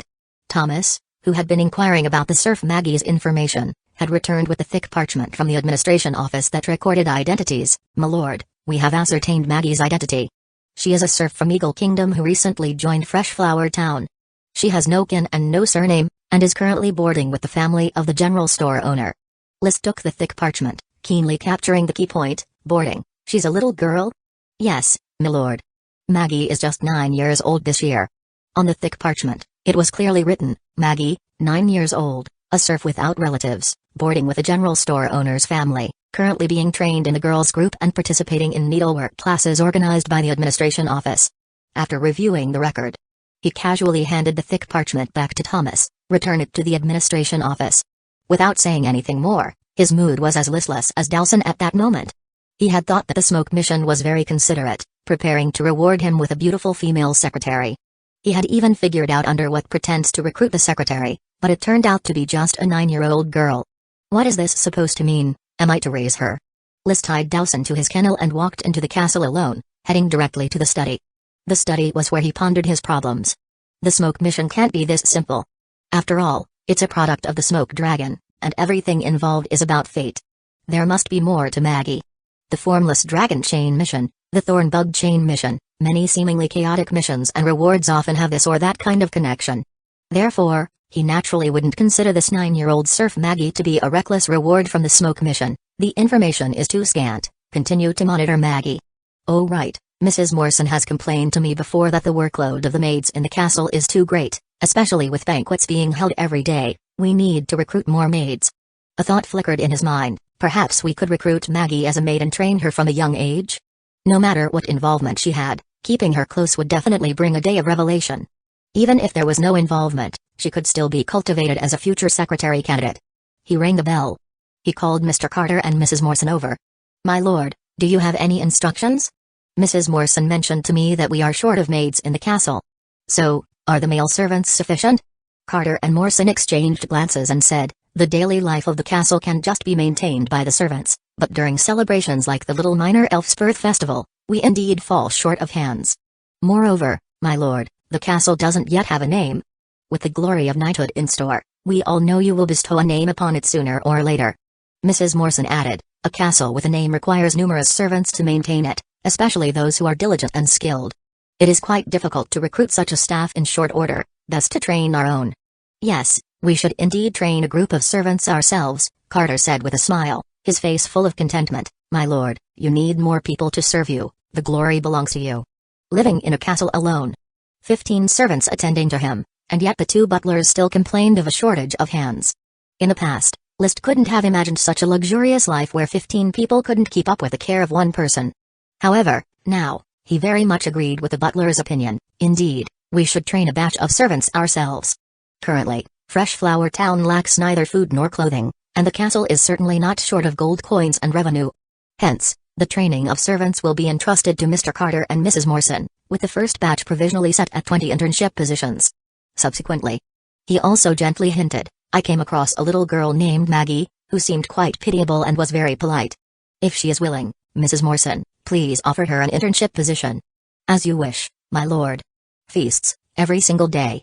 List informed everyone that the Fresh Flower vessel would likely stay for a few days on Black Horse Island to search for the Lee Dragon horse herd. The Fresh Flower vessel will probably stay at Black Horse Island for a couple of days, looking for the Lee Dragon horse herd. My lord, I wish to accompany you to Black Horse Island. Galtai immediately proclaimed his loyalty loudly. List rejected him straight away. This is just a scouting trip. When we decide to develop Black Horse Island, even if Consultant Galtai didn't want to go, I would send you there to arrange matters on my behalf. I am always at your service, my lord. How's the development of Fresh Flower Town going these days? Very smoothly. It's expected that before the first snow of winter, Fresh Flower Town will have completed all the roadworks and house construction. I believe the serfs will have a comfortable winter this year. Are preparations for winter clothing and blankets in place? The administration hasn't prepared any, but the caravans passing through Fresh Flower Town have begun selling blankets and winter clothing. I have checked in the market, a piece of winter clothing sells for 12 copper coins. As long as the serfs aren't lazy, they can afford it. A blanket sells for 25 copper coins, a serf family could probably afford a couple. After saying that, he added, actually, you needn't worry about these serfs freezing to death. They are rough and tough. As long as they have something to eat, even if you throw them in a snow pit, they wouldn't freeze. But Liz didn't see it that way. Consultant Galtai, do you know how much I spent to buy a serf? 20 silver coins. Since you know it's 20 silver coins, do you now see them as 20 silver coins? What's more valuable, a few dozen copper coins or 20 silver coins? List asked reproachfully in a harsh tone. He didn't care whether Galtai looked down on serfs or believed in equality for all, that was just for deceiving children. But the value of serfs and the value they could create had to be appreciated. Thus, he admonished, this winter, for every serf that freezes to death, 20 silver coins will be deducted from your salary. Oh no, my lord. Galtai exaggeratedly clasped his head, rest assured, my lord. I will take good care of every serf, ensuring they all get through the winter safely, without a single one freezing to death. Chapter 0186, Setting Sail for Black Horse Island Little Wheat Village. Grandini Studio. Grandini, who had not bathed in 5 days, held in his color-stained hands a basketball-sized black sphere. His eyes were bloodshot, yet his gaze burned with intensity as if it could set someone aflame. Success. I, Grandini, have successfully created a piece of magic equipment more precious than any gemstone equipment. He lifted the calming sea pearl high, as if a scientist had brought Frankenstein to life. Its magic power coverage spans 182 meters, and within this range, all the wind is silenced by the water attribute magic power. It should be called the Eye of the Storm, no, the Storm Dominator. Then, the next moment. Waiting impatiently, List snatched the calming sea pearl from him, Mr. Grandini, I am grateful that you have completed the calming sea pearl for me. I will personally test its effects. Please have a good bath and sleep, and when you wake up, I will hold a dinner for you in the castle. Having said this, he motioned for Thomas to hand over a handkerchief and carefully wipe the greasy calming sea pearl. Grandini gazed longingly at the calming sea pearl, his tone filled with regret. It's just one step away from matching a little elf soldier. If only you hadn't been so reluctant to part with that wind falcon, I could have made it the finest piece of magic equipment. It's a pity, you are too short-sighted. Hey! Liszt really wanted to punch him just to shut him up. But he still instructed with the dignity of a noble, take good care of your teacher, Charlie, and remind him to attend the banquet tonight. Understood, Baron. Elkerson had completed the magic potion and left for Coral City with a flourish. The task of testing the calming sea pearl fell to Marcus with his wind attribute Chi. Are you ready? Ready. Then let's begin, Teacher Marcus. Yes, my lord. Within the range of the calming sea pearl, Marcus was not prevented from releasing his Chi. However, once he executed a Chi technique, its power swiftly diminished. Within less than a meter from his body, the wind attribute Chi dispersed completely.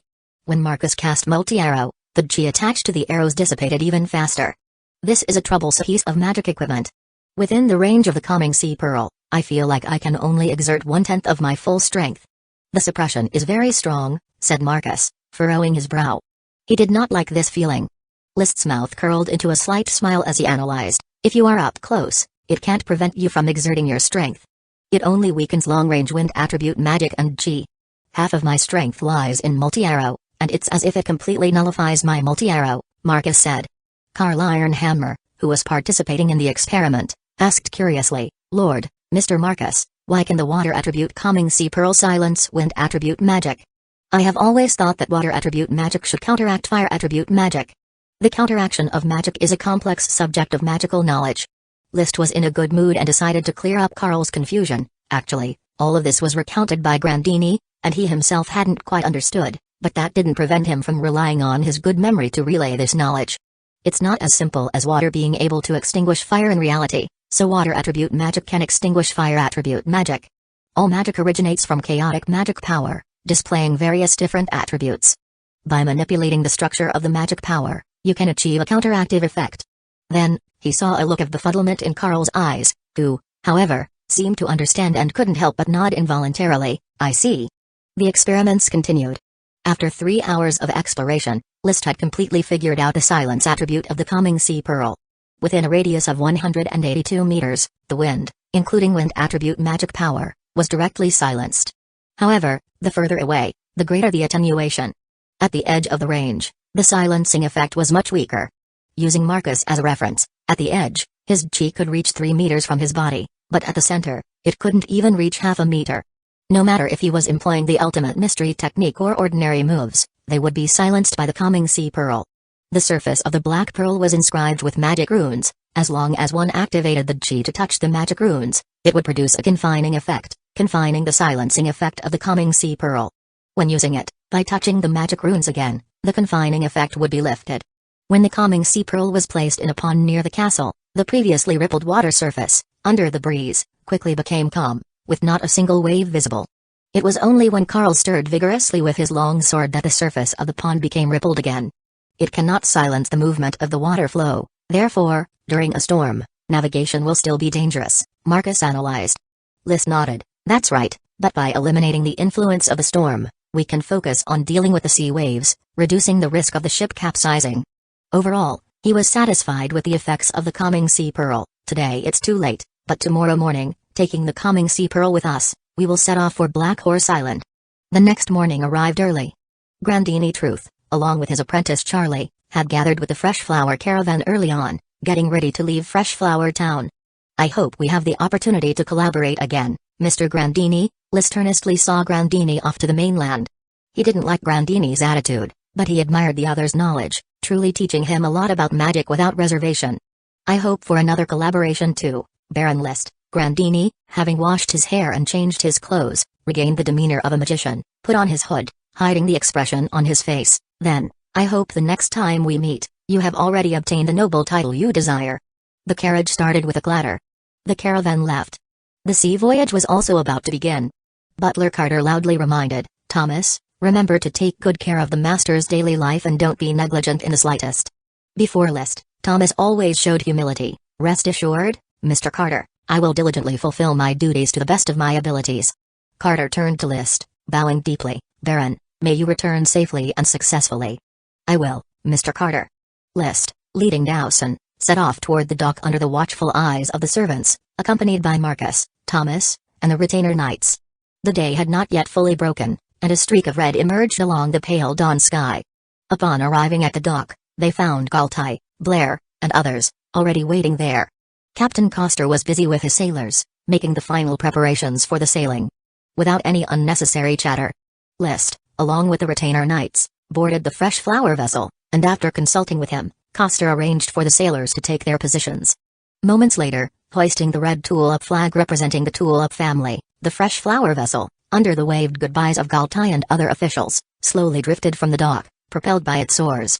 Navigating towards the depths of the azure sea of azure waves. Once the ship had entered deep waters, Captain Coster immediately bellowed, "Set sail." Flap. The sails caught the wind, and with the gusts billowing, the fresh flower vessel cut through the sea, leaving behind frothy twin wakes.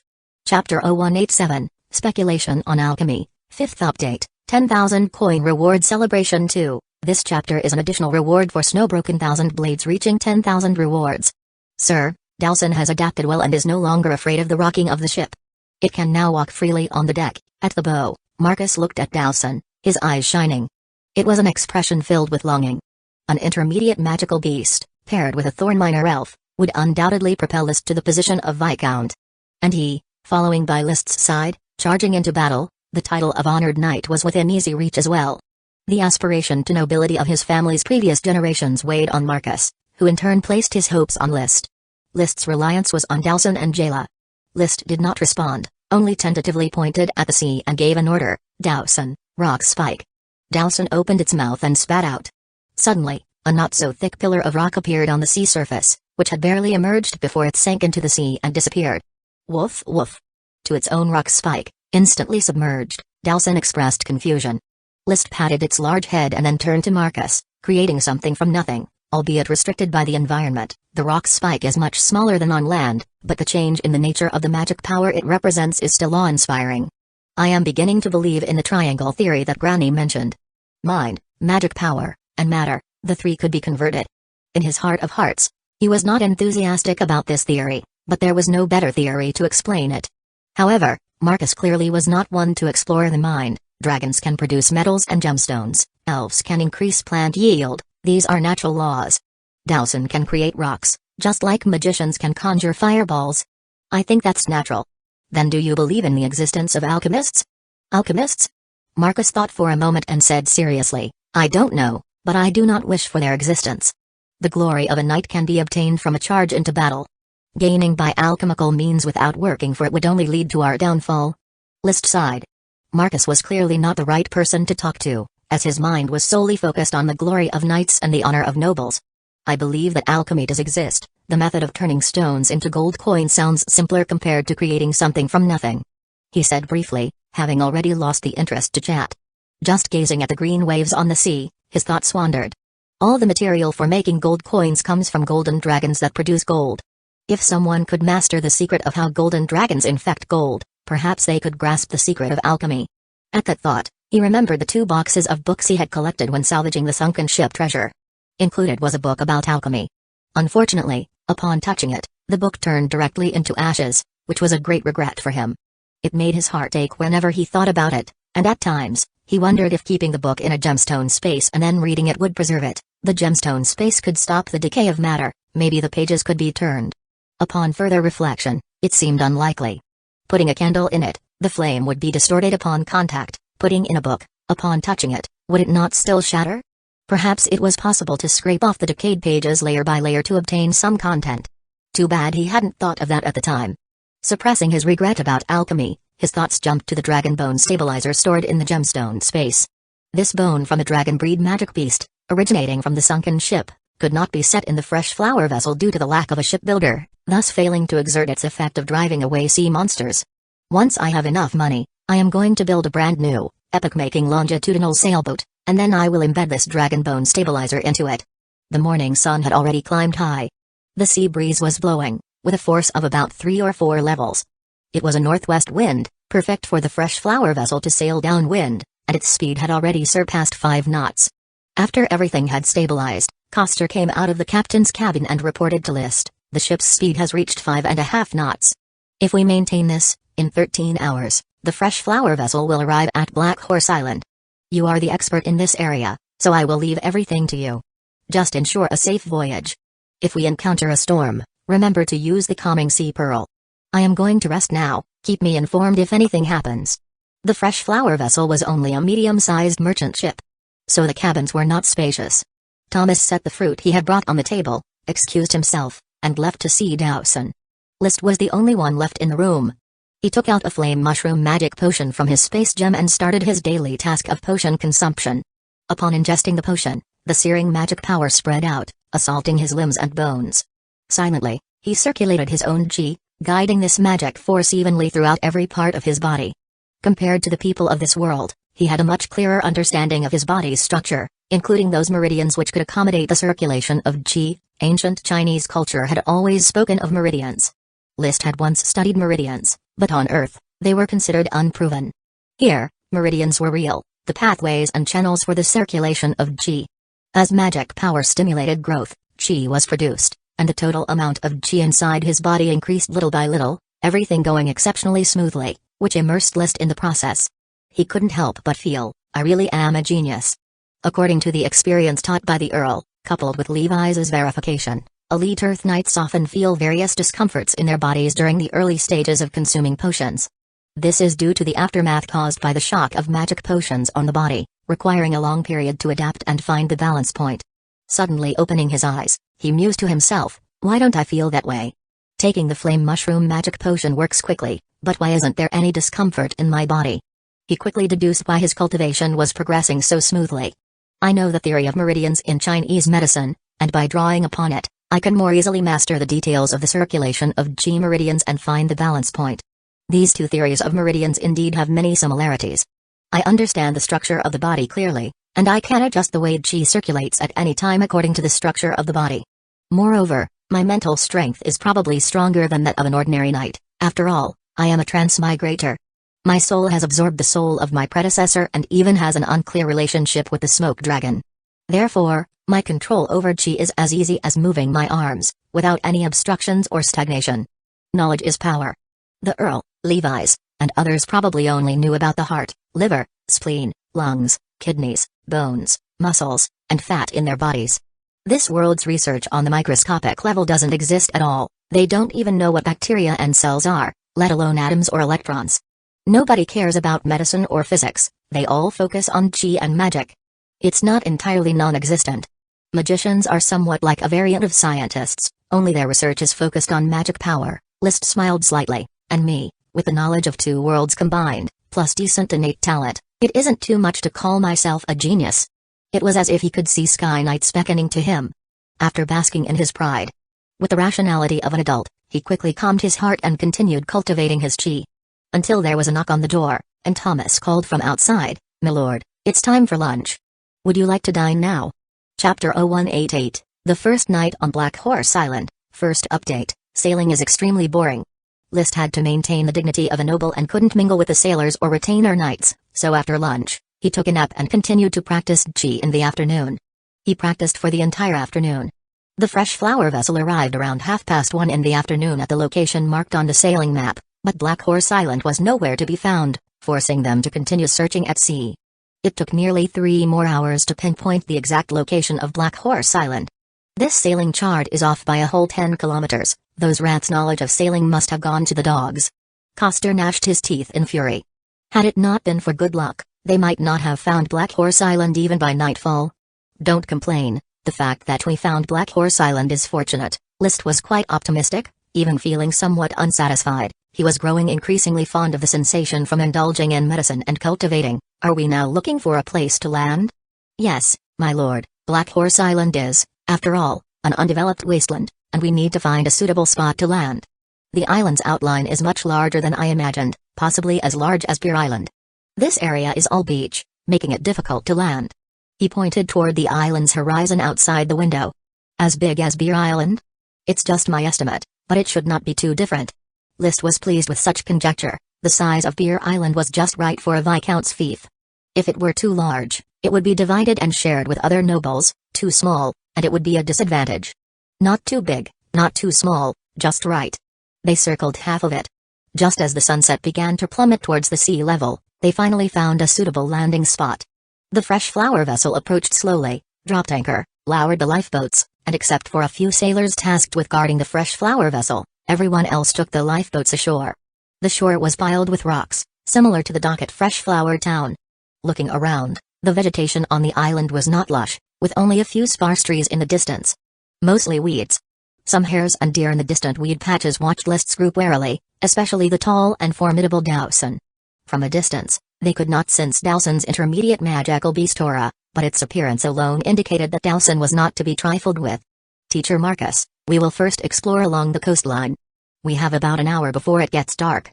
Once it's dark, we will return here and spend the night on the fresh flower vessel," List instructed. Yes. No horses were brought along, so everyone was on foot, except for List, who could ride on Dowson. Dowson's large frame made riding it more comfortable than a horse. Many knights, especially powerful ones, were no longer limited to riding horses and had switched to various strong dragon breed beasts and magical beasts. For instance, the bearer of the Chi secret technique, the Eye of Magic, Steve Vulture, rode a dragon breed magic beast Vulture, soaring through the skies. The personal combat strength of a Sky Knight was superior to a knight's charge, so their mounts accentuated individual combat capabilities. Ordinary knights relied on shoulder-to-shoulder charges to form a powerful surge of Chi, hence their mounts emphasized uniformity, making horses the most suitable. Although riding a dog might not sound very elegant, List did not seem out of place at all on Dowson's back. On the contrary, having an intermediate magical beast as a mount made everyone envious, subtly elevating his image even further. Grasping Dowson's black fur, he secured himself in place. List's mind went blank for a moment, and during that brief interval, he summoned the smoke mission. The smoke coalesced, forming Serpent's Crypt, mission complete, rewardly dragon horse herd. Unquestionably, once the fresh flower vessel had moored, the long sea voyage was already completed. It didn't require a return voyage to be considered complete. For a moment, the smoke shifted and changed. A new task was immediately issued. Task: you have set foot on new land, and as a landlord determined to pioneer and develop, how can you allow Black Horse Island to be so neglected and unmanaged? Please establish a temporary outpost on Black Horse Island and station 100 serfs there. Reward: a few decayed bones. A temporary outpost. A few decayed bones? List quickly recalled a previous smoke mission about specters, in which the reward was a piece of a broken skeleton. It was eventually identified as a dragon bone stabilizer made from the bones of a high-level dragonkin magical beast. So, what are these few decayed bones? He didn't bother guessing too much.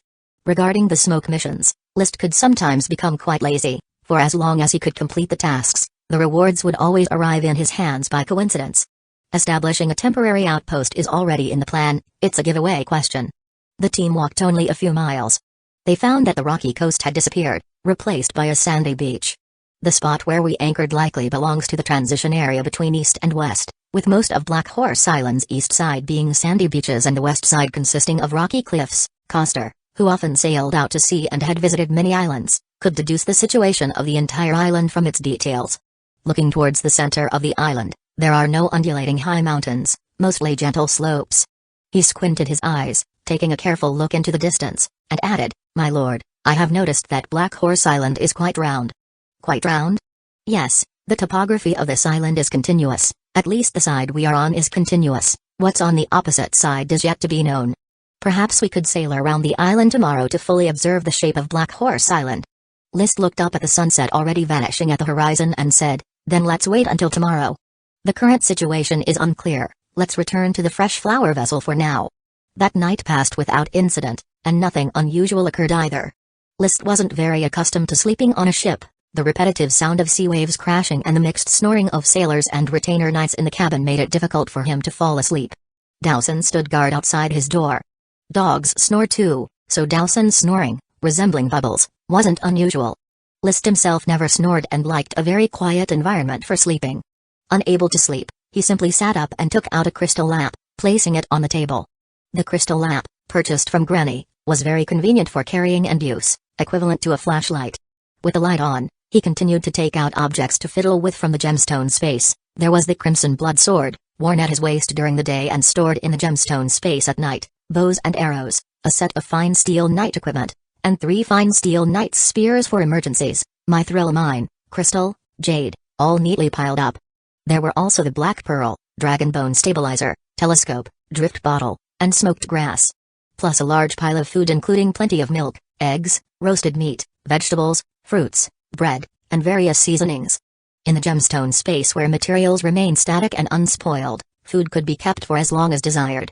With these supplies, he could be thrown onto a deserted island and live comfortably for months. He even packed a few bars of fresh flower soap. Also, the 30 flame mushroom magic potions completed by Elkerson were in the gemstone space as well. Not easy at all, accumulating little by little, I have built up a substantial foundation. He rearranged his possessions with satisfaction, put the space gem close to his body, lay on the bed, and began counting sheep. He didn't know how much time had passed when he finally couldn't resist fatigue and fell asleep.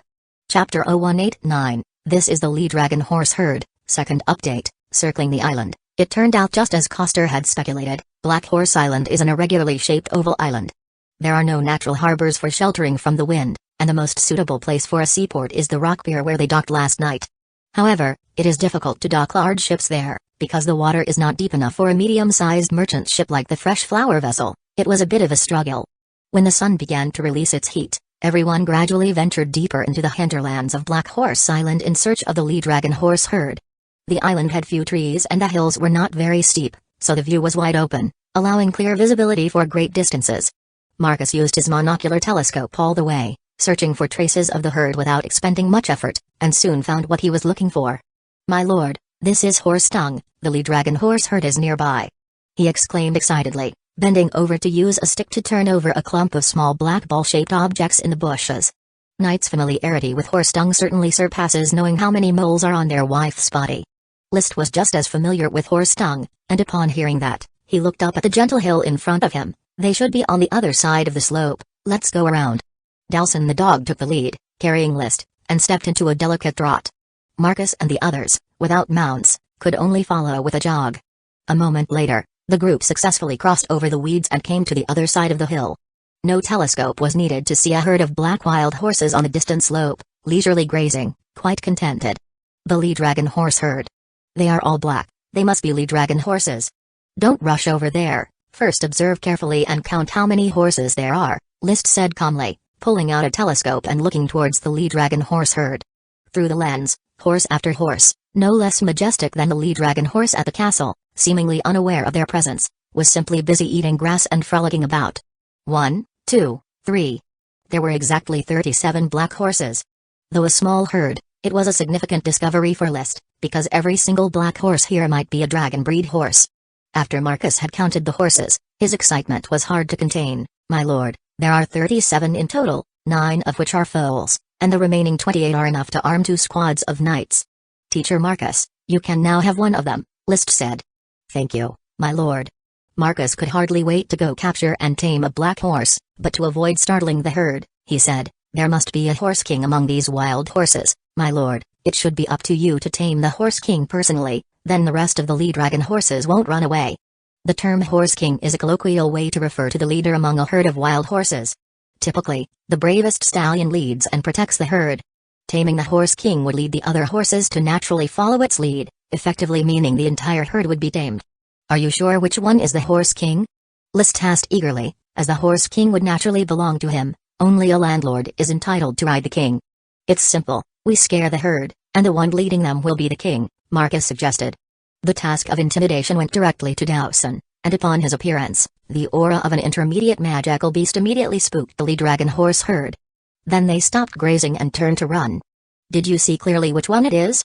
"I saw clearly, my lord. The horse king is that black horse with a hint of violet on its forehead. It has the longest mane and is the tallest among them. I feel it's even more majestic than your Lee Dragon horse," Marcus said. "Let's first survey the terrain around us, and once the herd has calmed down, we shall encircle them and I shall personally tame the horse king," List declared. The Lee Dragon horse herd was already a sitting duck, requiring no excessive vigilance. The location he was in was slightly to the south of the center of the island, on the north slope of the highest hill, which served as the grazing ground for the Lee Dragon horse herd. The pasture was extensive, stretching from this hill to another, including the valleys in between, all sparsely wooded grasslands. This is a natural pasture, where I have found 4 types of high-quality forage, my lord, please look.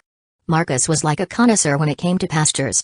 This is sheep grass, most suitable for sheep. It's not abundant, but very nutritious. This is needle grass, horse's favorite food, although its growth here is a bit weak. This is alfalfa, which can't grow without elf bugs, and this is ice grass, an excellent forage, but unfortunately it's also not thriving, with plants tending to be short.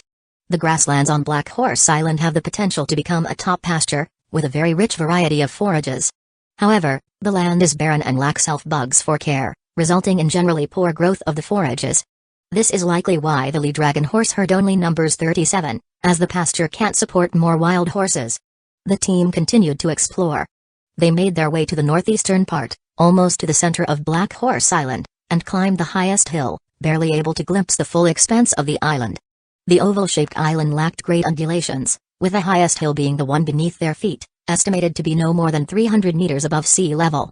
There were also 3 other shorter hills. The 4 hills were distributed in a shape, forming the topography of the island. Let's mark these down for now: Sheep Grass Hill, Needle Grass Hill, Alfalfa Hill, and the Ice Grass Hill beneath our feet. List irresponsibly named the 4 hills.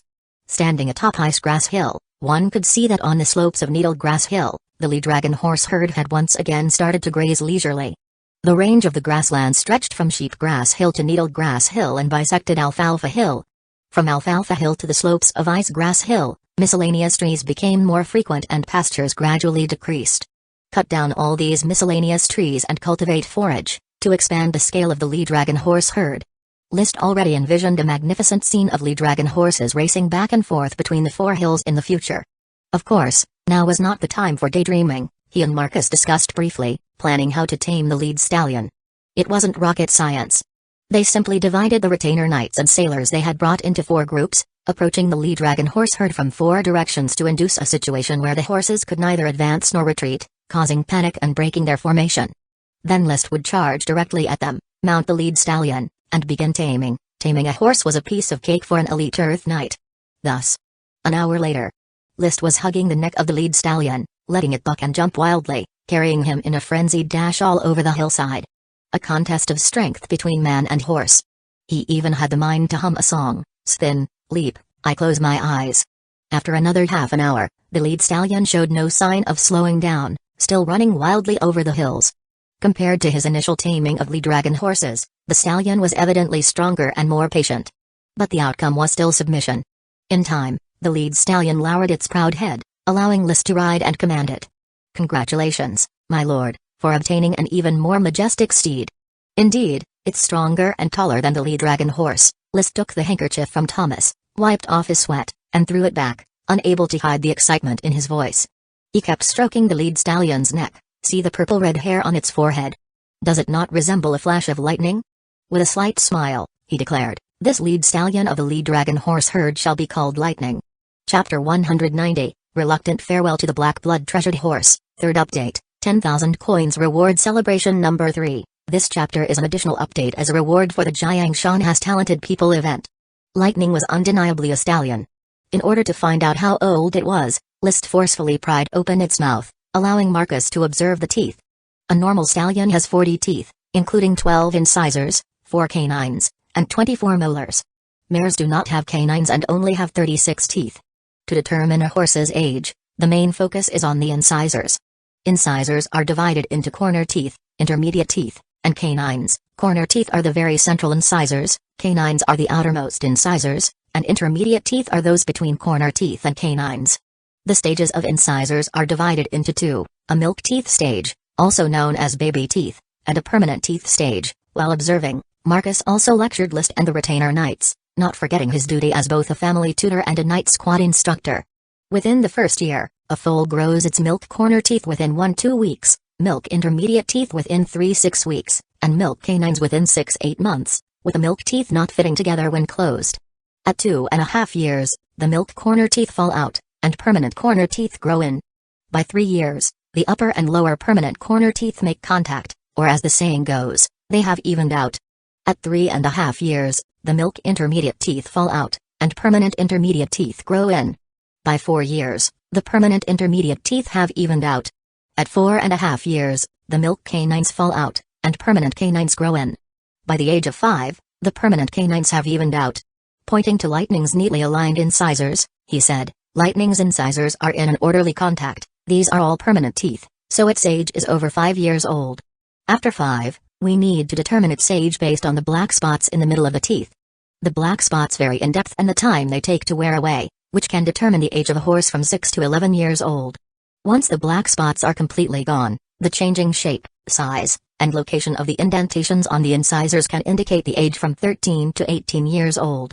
If Lightning were an ordinary warhorse, its age would be around 8 years old, Marcus concluded after his observation. But he added, however, many superior warhorses are mixed with the bloodlines of magical beasts or dragon breed horses, so there might be some discrepancies when estimating age through teeth. Considering Lightning's magical beast lineage to correct the error, it could be as old as 10 years, or even older. The development of magical beast and dragon breed horses is not much different from that of ordinary horses, but the strengthening of their bloodlines improves the condition and wear resistance of their teeth.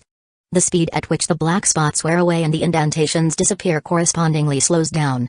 Marcus didn't know that the lead dragon horse carried the bloodline of a dragon and guessed it to be 10 years old. List silently adjusted this estimate according to his knowledge of dragon breed horses, deducing that Lightning's age must be 12 years old. It was a horse in the prime of its youth and strength. I will get accustomed to riding Lightning, Teacher Marcus, and you should also select a group of lead dragon horses to tame. List smiled as he looked at the herd loitering not far away, reluctant to leave the king of horses. Marcus took a deep breath, knelt on one knee. Thank you, my lord. The value of a lead dragon horse, in his estimation, would probably exceed 100 gold coins, which was an immense favor. He couldn't help but treat the matter with solemnity, if he knew that these were dragon breed horses, with breeding potential that could be valued in dragon coins. Even if gelded, they could still be worth a fortune. He would probably have to prostrate himself in full gratitude. After accepting Marcus's gesture of kneeling, List said indifferently, the bloodline of the lead dragon horses is strong. Before they go into battle, they will be kept as breeding horses and continue to expand the herd. It's only right. Marcus deeply concurred. Then, with trembling legs, he walked towards the lead dragon horse herd, ready to tame a lead dragon horse that would be his. The retainer knights, meanwhile, looked on enviously at Marcus. They were not yet qualified to ride such prized steeds and could only ride nags. A gentle breeze blew, and the sunlight was warm. Riding on the steady back of the horse, List let Lightning wander as it pleased. His thoughts had already leapt to another matter. Lee Dragon was the name of my mount in the castle, and I thought there was only one, so I named it Lee according to its pure black color. Now that there are so many Lee Dragon horses, is Lee Dragon supposed to be the name of one horse or a group of horses? Ultimately, his affection for Lee Dragon prevailed. Let Lee Dragon be the name of an individual horse, just like my Fire Dragon horse. The herd now should have a new breed name. The Sapphire Duke has the Blue Blood Treasure horse, so maybe I could have a herd of Black Blood Treasured horses? All were dragon breed horses, none nobler than the other. However, it seems that Blue Blood Treasure horses aren't actually blue. Never mind, Black Blood Treasured horse still sounds very good, just like Sweat Blood Treasure horse, it immediately suggests the name of a top-tier horse. Thus, the pure Black Dragon breed horses acquired an official name. Lee Dragon will still be Lee Dragon, but it was foreseeable that in the future, Lee Dragon's status would greatly decline, giving way to List's new mount, King Lightning. Strictly speaking, Lightning could no longer be considered pure black, as it had a small tuft of purplish red hair on its forehead. The size of a palm, shaped like the symbol of the Flash. It added much prestige. Whether it was because of Lightning's high intelligence or not, after being tamed by List, it seemed to realize the close relationship between Dowson and List. Hence, its fear of Dowson quickly vanished. Even if Dowson stood next to it with its mouth wide open, emitting a dull roar, it didn't flee. It even raised its head and snorted disdainfully at Dowson. Lightning stood at least 4 meters tall, while Dowson was only 1 meter 90, half the height, and had to look up to make eye contact with Lightning. This undoubtedly made Dowson feel humiliated, and, coupled with the resentment of having its master stolen, Dowson wished it could bite this black horse to death, but it could not. Just like it wanted to bite the Lee Dragon horses, but dared not to. Woof woof. Snort. A dog's bark, a snorting noise, who knows what they were communicating. The initial reconnaissance of Black Horse Island, after taming King Lightning, had already concluded. List and Marcus, each riding a black blood treasured horse, together with retainer knights and sailors, hurried back to Rock Pier. Unexpectedly, the herd also followed to the vicinity of the pier. Still yearning for their king. The black blood treasured horse herd has been found, and the voyage's mission is complete. We will set sail for home tomorrow, List ordered. Henceforth, the development of Black Horse Island will be put on the agenda, starting with the establishment of a temporary base here. While we still have some daylight, let's clear the area around the pier first. Yes, my lord. Once the temporary base was established, the sailors and their families would be relocated to Black Horse Island to prevent news of its existence from leaking out. Once knowledge of the black blood treasured horses got out, it would likely draw the covetous glances of others. Once they discovered the value of the black blood treasured horses, they would certainly spare no effort to seize them. Only after List earned his military exploits and could obtain the title of Viscount and his own land, would Black Horse Island's existence be appropriate. For the current stage, Black Horse Island would develop slowly under the secretive support of Fresh Flower Town. Time, like a fleeting steed, passed by in a flash, and an evening went by. The next morning, after galloping around the pier on Lightning, List reluctantly let Lightning return to the herd. He did not plan to take the black blood treasured horses with him. Marcus did the same, releasing the Black Fiend he had tamed. Lightning and Black Fiend quickly integrated into the herd, but they would lift their heads, looking towards the sea, watching that sailing ship slowly turn around and eventually disappear on the horizon. Chapter 0191, Traveling with the Giant Beast, 4th Update, 10,000 Coins Reward Celebration 4, this chapter is an additional reward for Fantasy Reaper 11 inches reaching its milestone. The water shimmered, and a gentle breeze blew. Today was not a day for strong winds, so the speed of the fresh flower vessel was not fast. The sailors in the paddle room had started to row, speeding up the journey. Having a manservant bring a stool, Liciti sat at the bow of the ship, enjoying the seascape. Dowson lay at the ship's side, a voyage that allowed it to successfully overcome its fear of the ocean. From the initial terror at the sight of deep blue seawater to now gazing idly at the waves, its adaptability was astounding. In the near future, it would become a qualified sailor, no, a water dog. Dogs usually know how to swim, and the fierce earth dog was a dog too, so Liciti was certainly going to make it learn to swim. The waves tumbled. The fresh flower vessel was moving away from Black Horse Island. There were scattered small islands around Black Horse Island, which perhaps could not really be called islands, but just barely coral reefs. A single wave could submerge them completely. Some of the islets had trees growing on them, while some were just sand and stone. The scenery is truly beautiful, with the azure sea, blue sky, seagulls, and sandy beaches, but there are no fragrant coconut trees. If it were on Earth, Black Horse Island and the nearby reefs could definitely be developed into a resort not inferior to the Maldives. Unfortunately, the Duchy of Sapphire is an archipelago in itself, and the local nobles are islanders with no interest in enjoying beach scenery. The nobles were all busy raiding the Eagle Kingdom. I wonder how much wealth the Erland Levis have plundered. And when will the Tulip fleet return to port? With the expected number of serfs, the return should be quite swift. Thinking of 1,000 serfs. Liciti's heart swelled with heat. With more than 2,500 serfs in his land, there were not enough hands to even cultivate the fields of Fresh Flower Town, and now there was also the need to develop Black Horse Island, further increasing the shortfall of labor.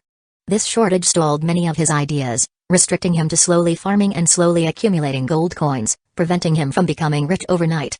Magic potions are needed to sustain my use, with the amount I am consuming right now. Relying solely on flame mushrooms isn't enough. Even adding rapid growth magic thorns is insufficient, and the earnings from black tulips also have to go towards buying magic potions. Without the substantial income from magic potions, there aren't many profitable businesses. The seafood business can only be maintained for another half year before it probably needs to be wrapped up. Any noble with a bit of sense is secretly fishing for seafood, just not selling it publicly. And I have no idea when Fresh Flower Brew will be ready. The current new money-making project is the soap produced by the soap-making workshop. Bunnier Zindan is rushing to improve the manufacturing process, preparing for large-scale production and early market entry. Liciti hopes that Fresh Flower soap will dominate the Coral Island market within 3 months, and then, through cooperation with Tulip Castle or the Beer Castle, he could tap into the outer island markets. With the quality and cost of fresh flower soap, if handled well, it could become a pillar industry of Fresh Flower Town. First make money with fresh flower soap, then use that money to buy serfs. Once I have a large number of serfs, I can create more industries, earn more money, and then buy even more serfs. After full preparation, I will gain recognition on the battlefield to elevate my nobility, growing stronger continuously like a rolling snowball. He began to daydream. Viscount, Earl, Marquis, Duke, and then dragon riding. But right after indulging in fantasies of dragon riding, as the fresh flower vessel rocked, everything suddenly seemed lackluster. Indeed, it's poverty that limits my imagination. The meaning of life, the goal of struggle, is still just dragon riding, with no other pursuits. At that moment, From nearby, an alarmed shout of a sailor rang out, "Leviathan! It's Leviathan! My god, we have encountered a sea monster. We are going to be eaten by Leviathan, arg! Woof woof! It's all over. Leviathan?" Upon hearing this, List did not react immediately, not knowing what Leviathan was. But soon after, Coster's loud roar reached his ears, "Don't panic, just do your job. This is not Leviathan, it's just a large sea beast. They are very friendly and never harm sailing ships." Perhaps Coster's words had a calming effect. The sailors were no longer in a panic. Thomas also calmed down from his disarray and hurried to List's side. "Lord, we have encountered a large sea beast. I saw it." List had already stood up, calming down Dowson, whose fur was bristled and who was barking incessantly, and looked towards the left side of the fresh flower vessel. There, a sea beast with huge pectoral fins emerged from the sea surface, tumbling once on the sea before diving back in, stirring up wild surges of waves. It was some kind of whale. He recognized it immediately. It was a sea beast, not a sea monster, as the Eye of Magic had not observed any signs of magical power. The large sea beast was similar to the humpback whale he had read about in Man and Nature.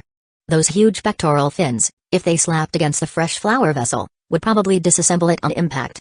However, it did not approach the fresh flower vessel but was moving forward, parallel to the ship, not too far away. "My lord!" Marcus rushed over eagerly, followed by the retainer knights, who had felt the danger and came to protect List. But this was not a danger. List quickly suppressed his nervousness facing the colossal creature, put on a carefree demeanor, and gestured towards the humpback whale. "It's magnificent, and vast. Such a close encounter with a large sea beast is rare, Teacher Marcus. Gentlemen, let's sit down and watch together." "Lord, do you want to take shelter in the cabin first?" Marcus asked worriedly. "This is a sea beast, don't worry. Captain Coster has told us about the sea beasts. They are very friendly," List said with a smile, calm and graceful. He earned admiring looks from the retainer knights, as expected of the Lord Landlord, graced by the glory of knighthood, the embodiment of courage. Reassured by List's comforting words, Marcus bowed respectfully, his body relaxed, and, joining List, began to marvel at the rare and spectacular scene before them. Traveling with a giant beast. However, the companionship was brief. The humpback whale seemed to lose interest in the fresh flower vessel, or perhaps it had just come to the surface to breathe.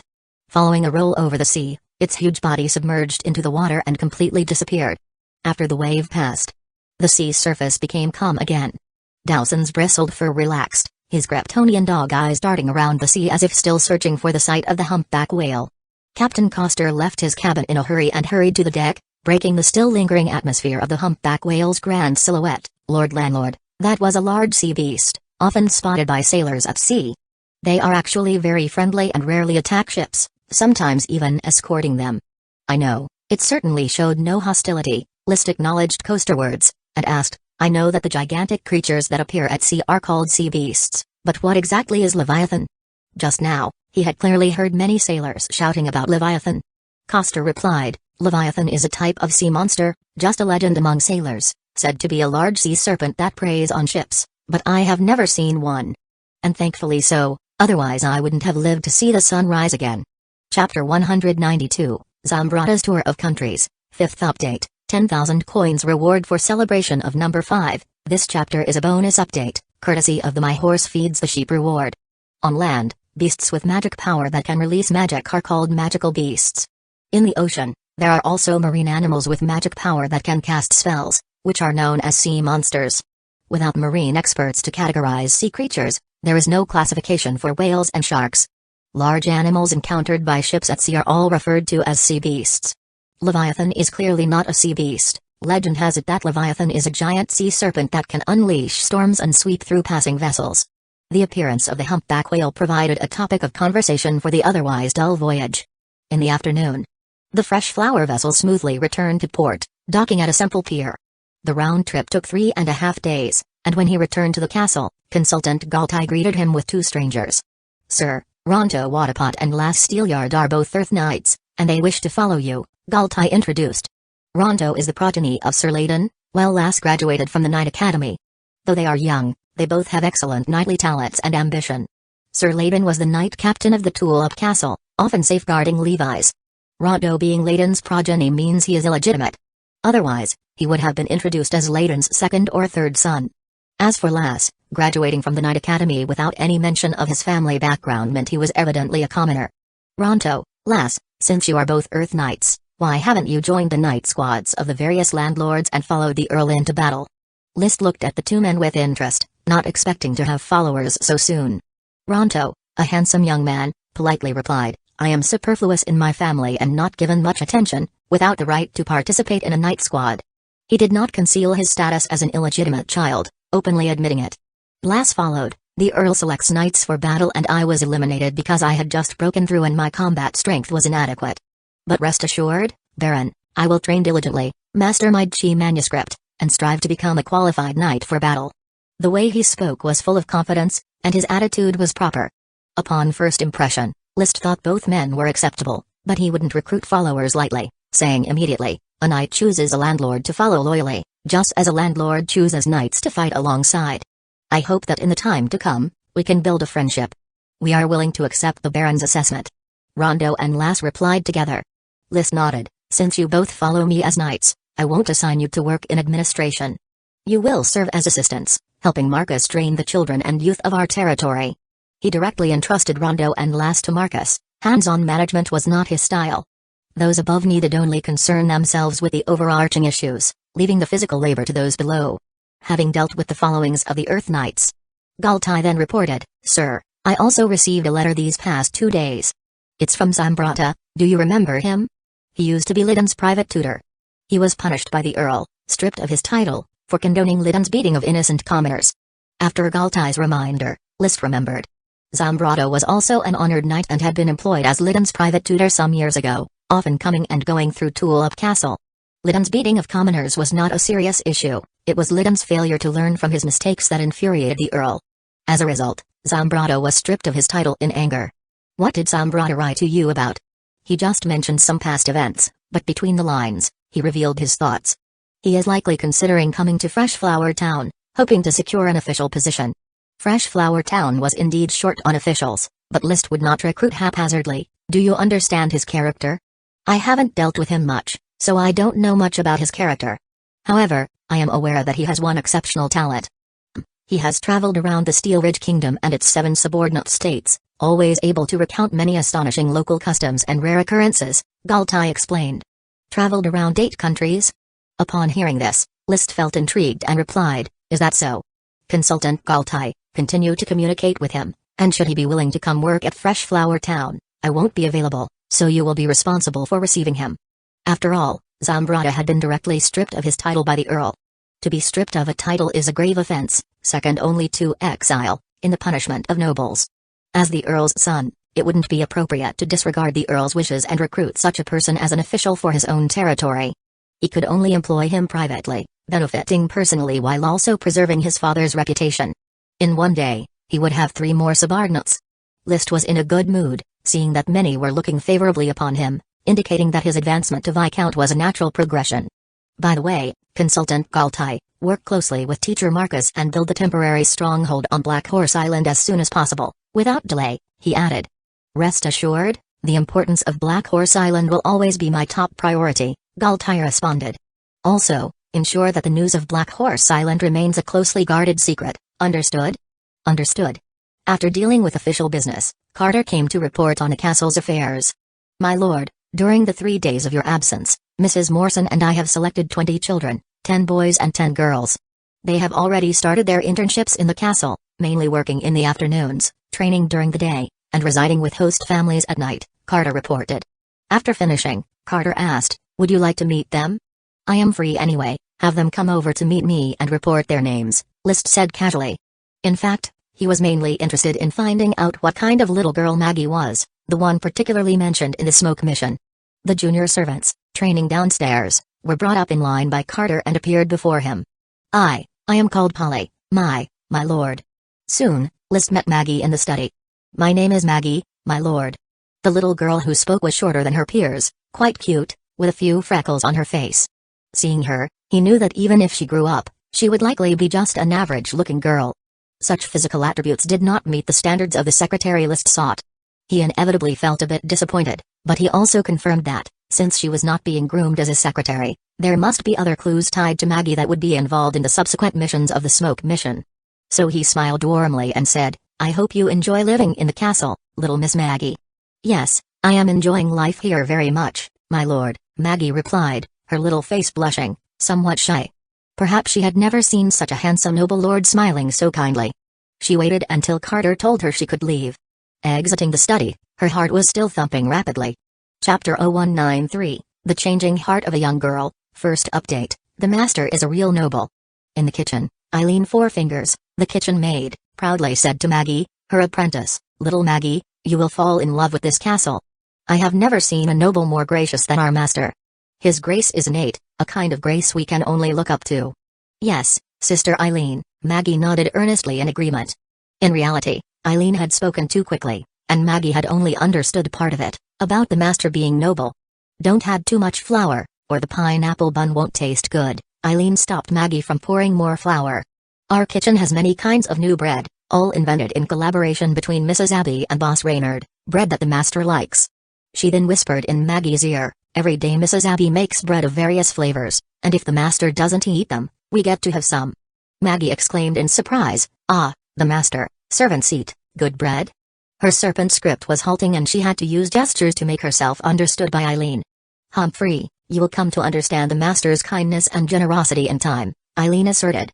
Indeed, Maggie came to understand that very night when she got a small piece of the pineapple bun during dinner. The Lord Landlord had entertained 2 guests that evening, prompting the kitchen to bake plenty of bread. When there was an abundance left over, each servant got a small share. Compared to the dark bread, this distinctive white bread was simply the most delicious food Maggie had ever eaten in her life. "Little maids, little manservants, come along, be careful of snakes on the road after dark," called out a patrol member, who was responsible for escorting the young apprentices back to their host families after dark. Following behind the patrol member, Maggie felt incredibly safe. She knew the warnings about snakes were just to scare the children. Savoring the delicious taste of the pineapple bun, she silently praised the master over and over in her heart. Then, she suddenly remembered she had eaten her pineapple bun and had forgotten to save some for Mrs. Harriet's family. Although her boarding was a mandatory arrangement by the town administration, Mrs. Harriet's family had been genuinely kind to her. Should I sign a contract of mother and daughter with Mrs. Harriet? Maggie wondered, returning to an issue she had been troubled by for several days. As a 9-year-old girl, whose parents had been killed by mercenaries, she naturally longed for a new family in her grief. But, deep in her heart, she still held on to memories of her sister, a sister 10 years her elder, tall and with curly hair. She always remembered when her sister left home, saying, "Maggie, when I come back, I will teach you magic. We will be magicians together, magicians who can cast fireballs." At that time, her sister was 15 and their parents had forced her to marry a lame old man from the village. The very next day, she had decisively run away from home. Her sister had always been the idol she admired the most. "Maggie, you are back," Mrs. Harriet greeted her warmly as she arrived back in town, unaware of how long the walk had been. "Oh, yes, Mrs. Harriet, you don't need to pick me up every day," Maggie managed to communicate. "It's no trouble, come on in," Mrs. Harriet invited her. Night fell. A crescent moon formed in the sky. As Maggie lay in bed, she thought of Mrs. Harriet's family's kindness, of the castle's delicious food, and somehow, her sister's features from her childhood started to blur and become distant in her mind, and certain decisions quietly rose to her heart. "If Mrs. Harriet asks me again, I will agree to it. She's like my mother." The morning air was refreshing. List greedily took a few extra breaths.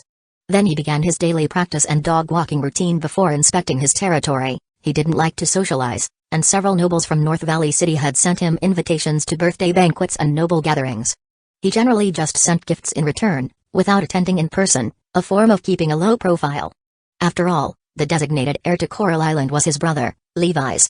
It wasn't convenient for him to get too close to other nobles. The Lee Dragon horse, holding its head high, trotted on the gravel path, unaware that its status was on the verge of collapse. Perhaps it would understand when Black Horse Island came into existence that a king is a king, be it yesterday or tomorrow, your lord is always your lord. The town lacks stonemasons to carve and polish stones, otherwise, we could pave the roads with stone slabs, just like those at the castle. Accompanying List was Isaiah, who was also acting in his capacity as the administrative officer, reporting on the progress of various projects in Freshflower Town. Paving with stone slabs is a massive undertaking. The manpower of the town should be allocated to more pressing matters. "Yes, my lord, the autumn harvest has already been completed, as have the road construction and building projects. I am arranging for the serfs to focus on reclaiming the wasteland in each territory. Once the next batch of 1,000 serfs arrives, We should be able to take over these fields smoothly. By next spring, we can begin sowing directly. How's the expansion of the flame mushroom greenhouses going? An additional 20 acres have been expanded, bringing the total to 50 acres. The serfs have mastered the cultivation techniques for flame mushrooms, and the current yield has doubled from the initial levels. In a month's time, with the new greenhouses producing, we can expect the yield to double again, Isaiah happily replied. But he also expressed his confusion. Only, my lord, are the revenues from the flame mushroom magic potion workshop directly recorded in the castle's books, bypassing the town administration? They bypass it, but issues regarding the taxation and welfare of the mushroom serfs will be uniformly arranged by the town administration, and subsidization will then be handled by the castle. Flame mushroom magic potions had all gone into List's stomach, and to date, nobody had discovered he had become an elite Earth Knight. Isaiah didn't ask further. It was normal for the landlord not to want anyone to meddle with magical potions. The group, without realizing it, had arrived at the thorn garden. The thorn cordyceps had grown into a 4-meter-tall thorn tree, lush and eye-catching. 2/3 of the surrounding area was encircled by rapid growth magic thorns, and 1/3 by rapid growth iron thorns. Only a small area was left to the common rapid growth thorns as a token of remembrance. Whether new varieties of thorny mutations would be born was still an unknown. Without waiting for List to ask, Isaiah spoke up. My lord, the thorn garden originally spanned 180 acres, but with Jayla's birth, I have already had people fence off 800 acres for the thorn garden's expansion. According to the current ratio, 1/3 will be rapid growth iron thorns, and 2/3 will be rapid growth magic thorns. He then pointed toward Thorn Ridge. The rapid growth spiky thorns and rapid growth poison thorns have already started being transplanted towards the edge of Thorn Ridge. Due to a shortage of serfs, currently, only 50 serfs are responsible for transplanting the thorns. I have calculated their workload. By the onset of winter, we should be able to complete the transplanting for 1/3 of the path with thorns. Don't rush the work with spiky thorns and poison thorns, just plant as much as we can. With iron thorns and magic thorns at his disposal, List no longer placed much value on spiky thorns and poison thorns. Especially the spiky thorns. They were of little use, except perhaps for preventing the intrusion of chickens, ducks, and geese. The poison thorns were highly toxic and could be extracted to create poison. This poison could then be applied to bladed and pole weapons or arrowheads for use in warfare. Chapter 0194, Highly Acclaimed Fresh Flower Soap, Second Update, Wah. Wah. Having completed his inspection of the territory, List saw Jayla teasing and provoking Dowson. This lively and active little minor elf, who enjoyed flying in and out of the castle, had an extremely domineering temperament. Anyone who dared to block its path would get punched. It could also spread seeds. This must be some sort of wood or nature magic, able to rapidly make seeds germinate and then entangle someone. What sprouted seemed to be rapid growth spiky thorn. The huge wooden spikes could pierce someone to death. Of course, it had never pierced anyone, as List forbade it from spreading seeds at will. The magic looked terrifying, but it could only deal with ordinary people. A knight with chi could easily activate their chi to destroy the germination of the seeds. Therefore, a little minor elf's combat power was generally very weak, almost negligible. Even an ordinary person, in a fit of rage, could take it by surprise and kill it. However, Jayla did not consider itself weak at all. Its domineering temperament remained unchanged, and then, it naturally encountered another creature with a fiery temper, Dowson. The first time Dowson saw Jayla, it was very curious and wanted to lick the smooth and shiny Jayla with its tongue. Unexpectedly, this enraged Jayla, who waved its hand to scatter seeds, giving Dowson quite a fright. Not knowing how to activate its internal magic, it could only watch helplessly as the thorns bound it, yelping in pain. But after all, it was an intermediate-level magical beast with thick skin, so it didn't sustain any injuries after the pain. After shaking off the thorns, it chased Jayla around everywhere. One small creature and one large creature thus became enemies, tearing into each other on sight, with no possibility of peaceful coexistence. A few days later, Dowson was the first to submit, as its magic couldn't harm Jayla, and it couldn't fly, so it could only be guided by Jayla. Of course, it might have been letting Jayla win, knowing that Jayla had a good relationship with List. Nevertheless, Jayla did not let it go, always finding ways to tease and toy with it. Scattering a handful of seeds, inducing sprouting, Jayla gave Dowson a taste of bondage art. When List returned, he saw Jayla teasing Dowson once again, covering Dowson in thorns that rapidly sprouted and twined around Dowson's body, quickly turning the big black dog into a big green dog. Dowson, however, had no reaction. It just called out weakly to List, "Woof, woof. Jayla, stop it." List glared at the thorn minor elf, and only then did it reluctantly suspend the growth of thorns, landing directly on top of List's head. Yawning, it decided to go to sleep just like that. List, unforgiving, pulled Jayla down, handing it to Thomas, put it in the jade box, and send it to the worm room to sleep. Wah. Wah. Jayla was unwilling. List glared again, using mental communication to let it understand that resistance would mean a beating. Finally, the thorn minor elf obediently lay in the jade box, ready to sleep. After all, most of their time was spent sleeping, since their true form was a cordyceps. Removing the thorns from itself, Dowson lay on the ground feeling aggrieved, expressing its pitiful state to List. An intermediate magical beast that can't even defeat a minor elf is simply useless. List kicked it lightly and said, "Off you go whine to your wife. But first, let's take you to the dog field." In the dog field, after a vigorous session, Dowson successfully regained its lively nature. But List felt somewhat regretful. The dog field manager, old Difo, shook his head and said, "Lord Landlord, I am afraid Dowson doesn't have the capacity to impregnate these female dogs. Normally, several female dogs are in heat and should get pregnant easily, but there's been no sign. If there's no sign, then leave it be, take good care of them. Ordinary low-level magical beasts typically can breed with their wild counterparts. By the intermediate level, however, genetic mutations have generally led to reproductive isolation. At least Dowson should have become reproductively isolated from wolves and dogs. Good thing we have Earth Matron around." Seeing Dowson getting cozy with Earth Matron, any regret List felt in his heart quickly turned to anticipation. Looking forward to the future army of fierce Earth dogs, the question is, will the offspring of Dowson and Earth Matron be intermediate magical beasts or low-level magical beasts? This thought reminded him that ever since he arrived in Freshflower Town, the town had entered its breeding season. After the townspeople's lives stabilized, more and more chose to have children. Earth Matron was pregnant, the dairy cows were pregnant, the fire dragon horses were pregnant, even the fruit thief monkeys were pregnant. Galtai's lover Freya was showing more and more, and he heard Marcus was busy quarreling with his wife. It seemed he was the only one still single. He shook his head. List stopped dwelling on it and continued to train Earth Matron, tempting her with dried meat to follow his commands. The study, bright with the glow of the crystal lamp. A few Knight's novels lay on the desk as List absent-mindedly flipped through them, occasionally jotting something down on a piece of thick paper. A knock on the door. Carter came in with a cup of milk tea. "Master, Mrs. Morson's brewed milk tea, I have placed it on the desk for you." List, without looking up, continued to scribble. "All right. Mr. Bunnier wishes to update you on the progress of the fresh flower soap production." "Let him in." Moments later, Bunniers and Dan entered the study, led by Carter. Knowing that List disliked idle talk, he spoke directly after bowing. "Lord Landlord, I have completed the revamped production process for the fresh flower soap, and we can start mass production. With the current pace of the soap-making workshop and enough raw materials, we can produce 50 bars of fresh flower soap a day. Then what are we waiting for? Start tomorrow and produce at full capacity," List ordered.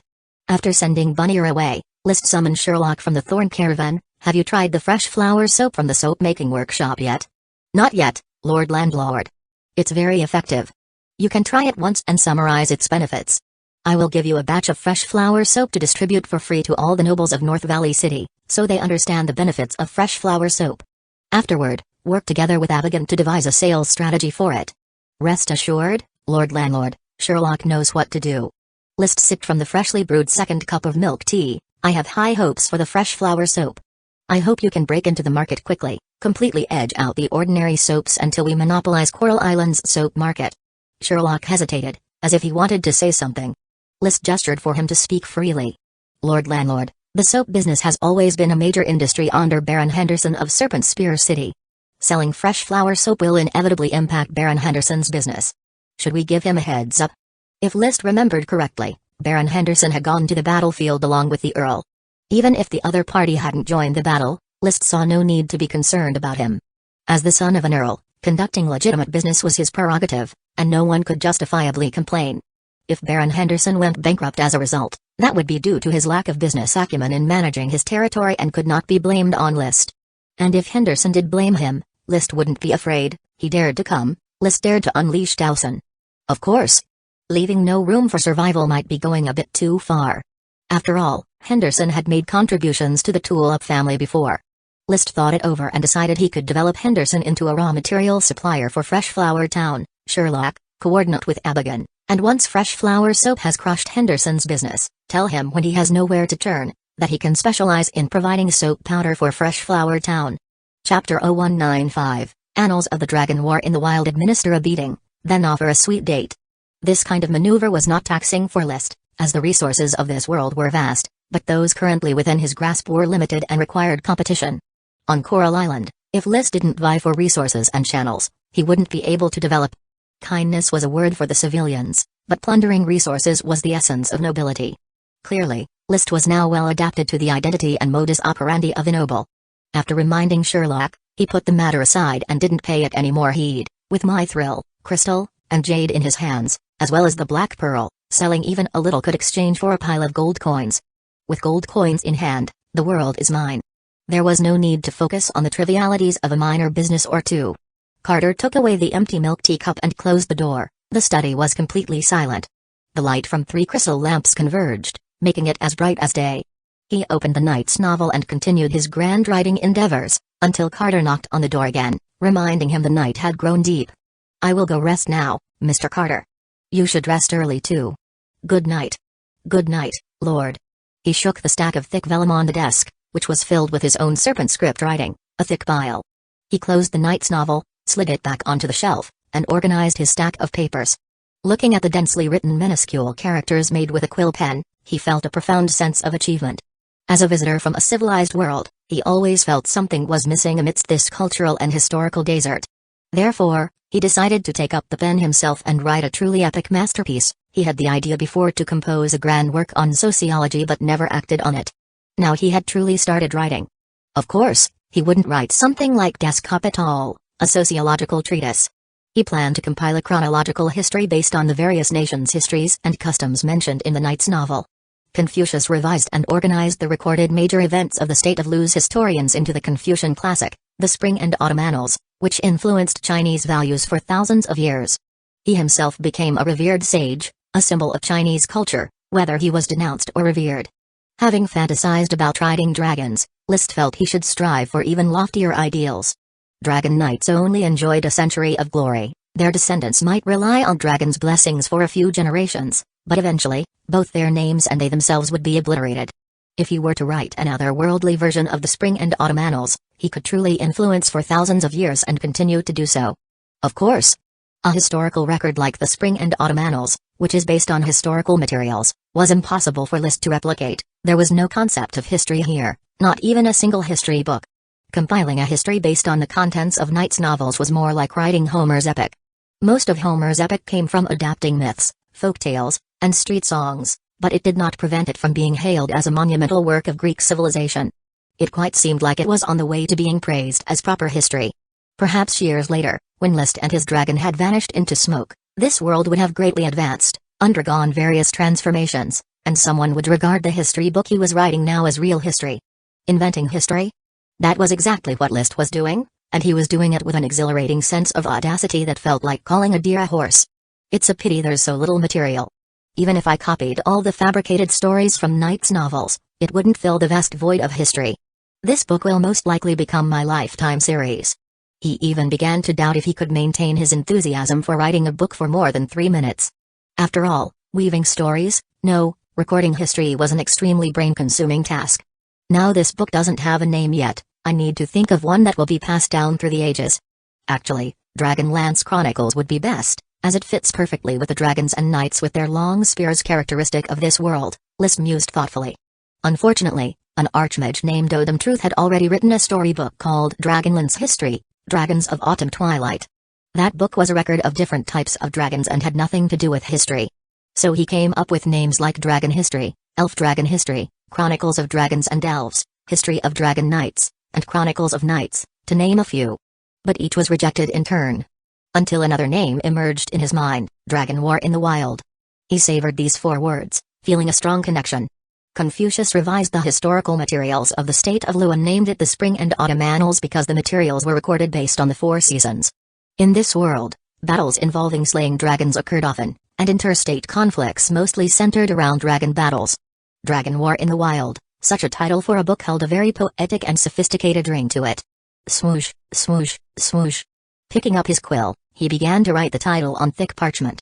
After finishing, he placed all of the pages into the gemstone space to prevent them from deteriorating with time, Since white paper was not yet ready to be developed, knowing that this parchment wouldn't last long, and after all, this history book was part of his life's work, he held back his ambitious desire to continue creating history. Standing up, he stretched and left the study. In the days when List was engrossed in compiling history, under Bunnier's leadership, the soap-making workshop was operating at full capacity every day, churning out fresh flower soap. Perfumed soap and tallow soap had been forgotten in a corner. Expensive soap powder and cheap pig pancreas were continuously refined and mixed, then pressed into pink, fragrant blocks of fresh flower soap. The finished fresh flower soap was quickly delivered to the Thorn caravan. Sherlock was a very innovative merchant. Old Geronte had risen to be an official, Abigail took over the vast fresh flower caravan, and only he remained with the Thorn caravan. Not willing to be outdone, he put a lot of thought into selling the fresh flower soap, aiming to make a name for himself in one fell swoop. He wanted to demonstrate his capabilities to Lord Landlord. For this purpose, he specifically hired a carving artisan from North Valley City, an advanced profession of carpentry responsible for intricately carving patterns into wood. He requested the carving artisan to etch a tool up on the face of the fresh flower soap, along with the words fresh flower soap in serpent script. The back was inscribed with a small line of serpent script, specialty fresh flower soap from Fresh Flower Town, a masterpiece by master soap maker Bunnier. Then, he had the town's carpenter's shop make soap boxes for the fresh flower soap. Each box was painted with a black tulip and the name of the fresh flower soap. With such packaging, the grade of fresh flower soap immediately elevated several levels. This way, the fresh flower soap is no longer just a bar of soap, but a product that represents status. I believe the nobles will surely love it. Sherlock presented the exquisitely packaged fresh flower soap for List's inspection. As expected, it received high praise and commendation from List. Lord Landlord even called him a natural-born merchant. Excitement continuously swirled around Sherlock, as he could hardly wait to take this batch of exquisite fresh flower soaps, flying the flag of List, to visit the nobles of North Valley City. Respected Baron Gelta, the distinguished craftsman Bunnier from Fresh Flower Town has created a perfect bathing soap. Its cleaning effect far surpasses any other perfumed soap on the market. We hope you will appreciate its charm, and here is a piece of fresh flower soap presented to you as a gift. We hope you like it. Chapter 0196, The Unforeseen Incident Caused by Fresh Flower Soap. Soap is a standard accessory for nobles, but the degree of importance they place on it varies.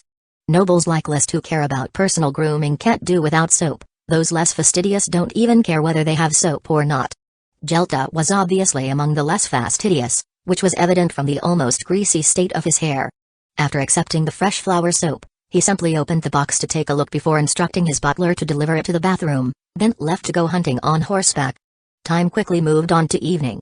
Gelta didn't return to the castle for dinner, opting instead to drink with some knights. His wife also didn't come back for dinner. Both husband and wife were accustomed to living it up outside. It wasn't until the moon rose that his wife finally excused herself from her high society engagements and, yawning, returned to the castle. Has the Lord returned yet? The Lord has not yet returned, madam. All he knows is to drink all day long. Never mind, Leah, go run a bath for me, the lady complained and instructed her maid to prepare bath water for her. A moment later, she entered the bathroom. But she soon started shouting loudly, Leah, Leah, damn it, where's my soap? Leah rushed in, flustered. Madam, the soap is in the wooden box to your left, she said as she lifted the wooden box with a black tulip painting, opened the lid, and revealed the pink fresh flower soap inside. When was the soap changed? The lady frowned, her tone revealing anger. She had grown accustomed to using that kind of soap with a rough surface, made of soap flakes, and felt uncomfortable at the sight of this new kind of soap for the first time. Most importantly, she was upset that her preferred items were replaced without her permission. Leah quickly explained, it was the Lord. Today the Lord received a new type of soap from Fresh Flower Town, and he had it changed to this fresh flower soap. From Fresh Flower Town? The lady was taken aback and picked up the fresh flower soap, envisioning the handsome face that could even make women jealous. Baron List's town, right? That young man always likes to fiddle with new things. All right, you may leave. Leaving the bathroom, Leah breathed a long sigh of relief. In the bathtub, with steam swirling around, the lady held on to the fresh flower soap, seemingly lost in thought, her eyes gradually becoming hazy. She dipped the soap in water and started applying it to her skin, surprised by how the soap that should have felt rough and scrubby was exceedingly smooth and instantly created lots of lather. Women love bubbles when bathing. She couldn't help but touch the skin where she had applied the fresh flower soap. She was over 40, her skin gradually sagging and pores starting to enlarge. But in that moment, under the smoothness of the fresh flower soap, it felt as delicate as a baby's. The sensation was enticing. As she continuously stroked and rubbed her skin, The feeling was exceedingly delightful, and the rising bubbles added a hint of romance to the atmosphere. After rubbing herself countless times, she began to scoop water to rinse off the foam, leaving her skin clean and clear. There were candles lit in the bathroom, not very bright, but she could still see that her skin was whiter and clearer than usual after a bath. Especially that clean texture, an effect she never achieved with regular soap, as though before she only managed to clean the surface. Now with the fresh flower soap, it seemed to cleanse the deepest layers of her skin.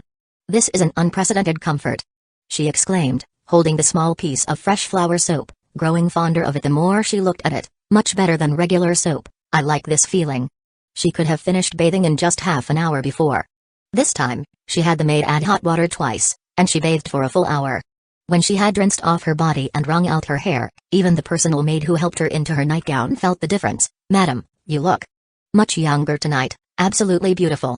Whether the madam was beautiful or not was debatable, but when Leah touched the madam's skin, she felt its firmness. It usually felt loose, but today it had become firm. The contrast was quite striking. The madam was in a good mood. "It's magical, isn't it, Leah? You would find it hard to believe that a bar of fresh flower soap made me feel young again. Is this fresh flower soap really that magical?" "Of course, it's magical, just like everything in Fresh Flower Town, full of wonders. Seafood, intermediate magical beasts, thorn-miner elves, and those fried eggs and egg soup, as well as all kinds of bread. As many nobles have said, Fresh Flower Town is a place blessed with the glory of knights." Leah had accompanied the lady to Fresh Flower Town and had tasted those novel foods. Fresh Flower Town is indeed a different place. After having her hair done, the lady touched her face and admired herself in the crystal mirror for a while before she got up and left the bathroom. She called for the butler and instructed, "Remember, when the master comes back, have him use the fresh flower soap for his bath as well." "Yes, madam." Jelta came back very late, still slightly drunk, and had a bath with the help of a manservant. The servant, following the lady's orders, used the fresh flower soap for him. But he had no patience, and after only hastily scrubbing himself a few times, he rinsed off. Entering the bedroom, he saw his wife poring over the thick ledger, checking the estate's income from the small town. He felt a bit dazed, as his wife, who was both old and unattractive, seemed to him to be radiating beauty that night.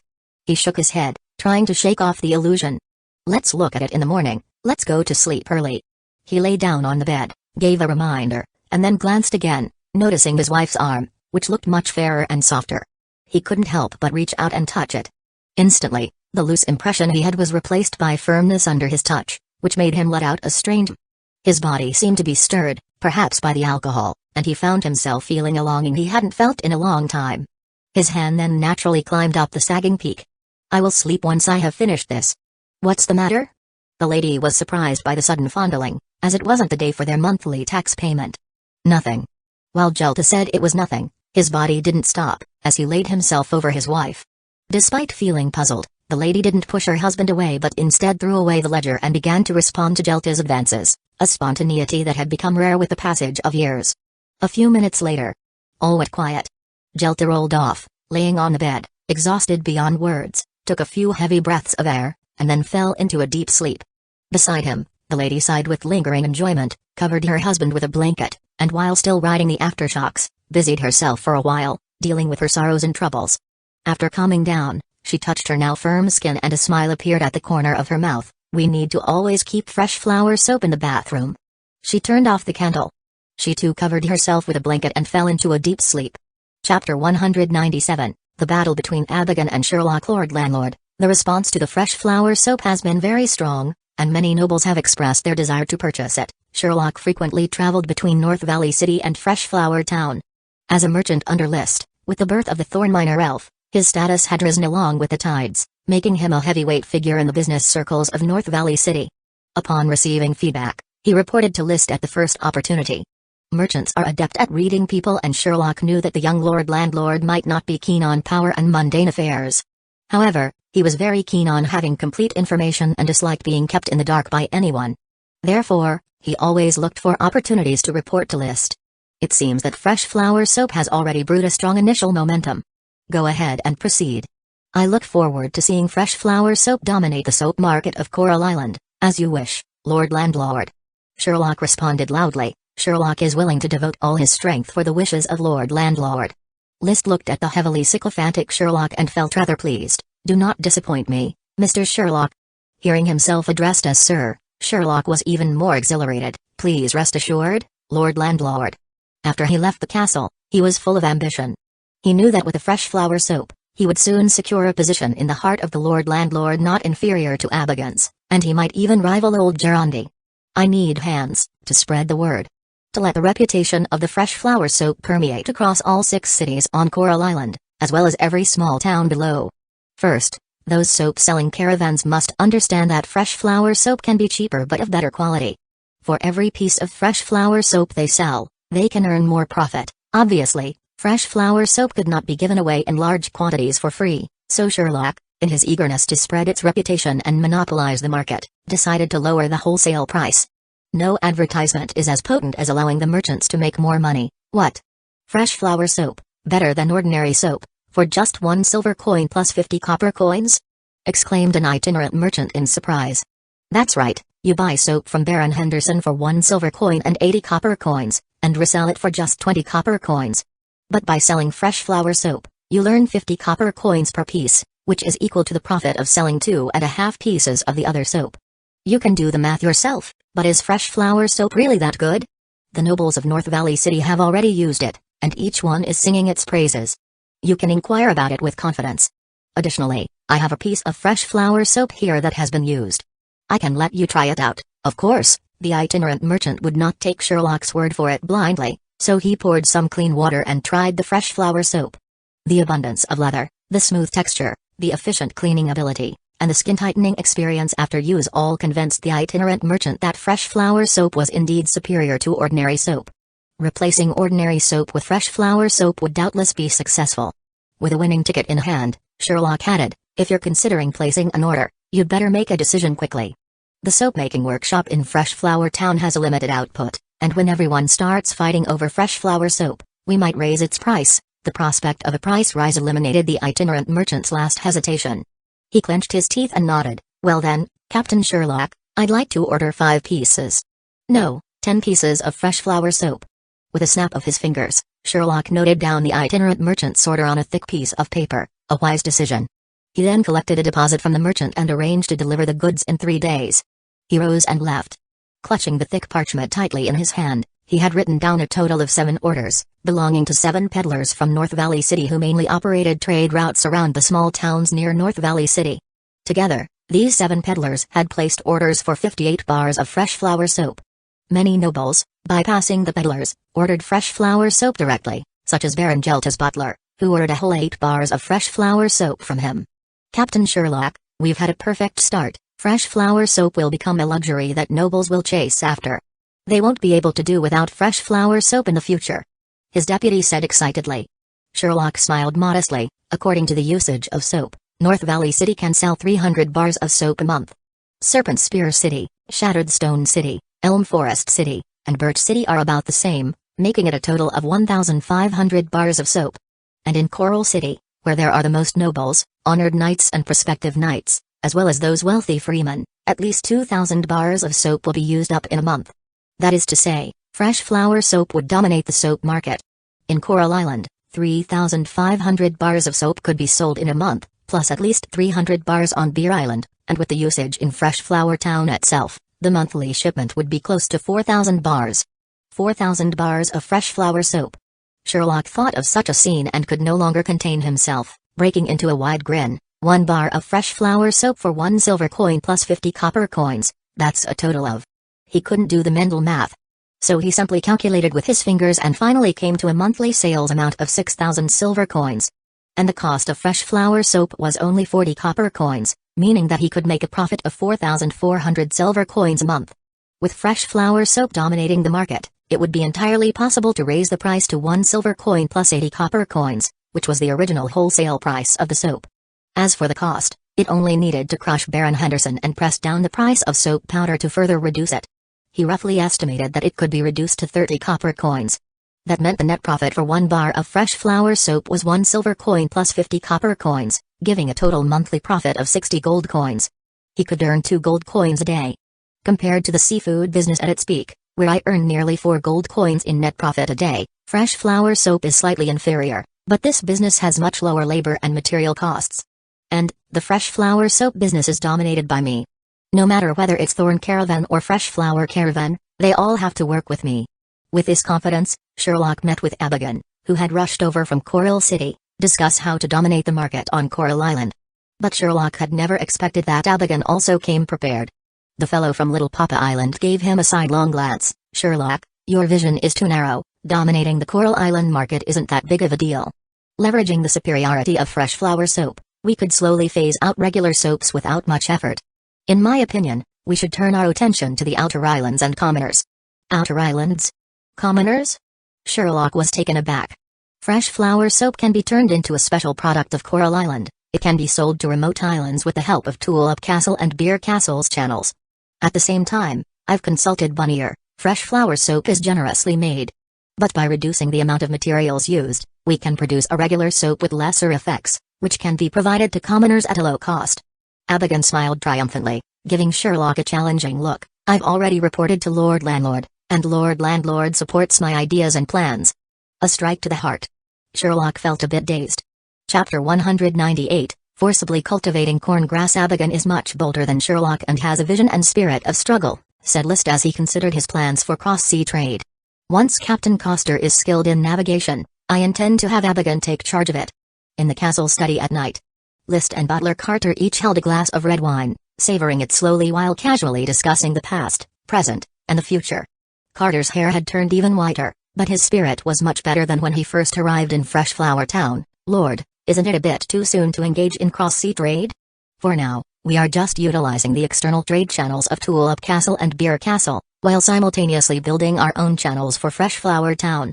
It's not an urgent quest to take over these channels, List replied with a slight smile. Fresh Flower Town is only temporary. In the near future, I will have my own city or island. He took a sip of his red wine and continued, I can't always be under the protection of the family wings. My father may not mind, but Levi's, Lydon, they will always have something to say. So your sight is set on much more, my lord. Please forgive my short-sightedness. Looking ahead is one aspect, but doing well in the present is also important. I need you to remind me of this often, Mr. Carter. The master and servant flattered each other in a harmonious atmosphere. After a while, the conversation turned to fresh flower soap.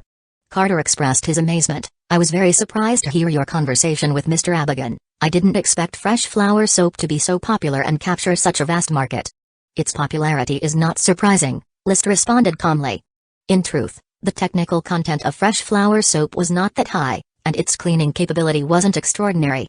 However, adding certain substances from pig pancreas and wood ash indeed gave the fresh flower soap many appealing qualities: smoothness, lather, and a tightening effect on the skin.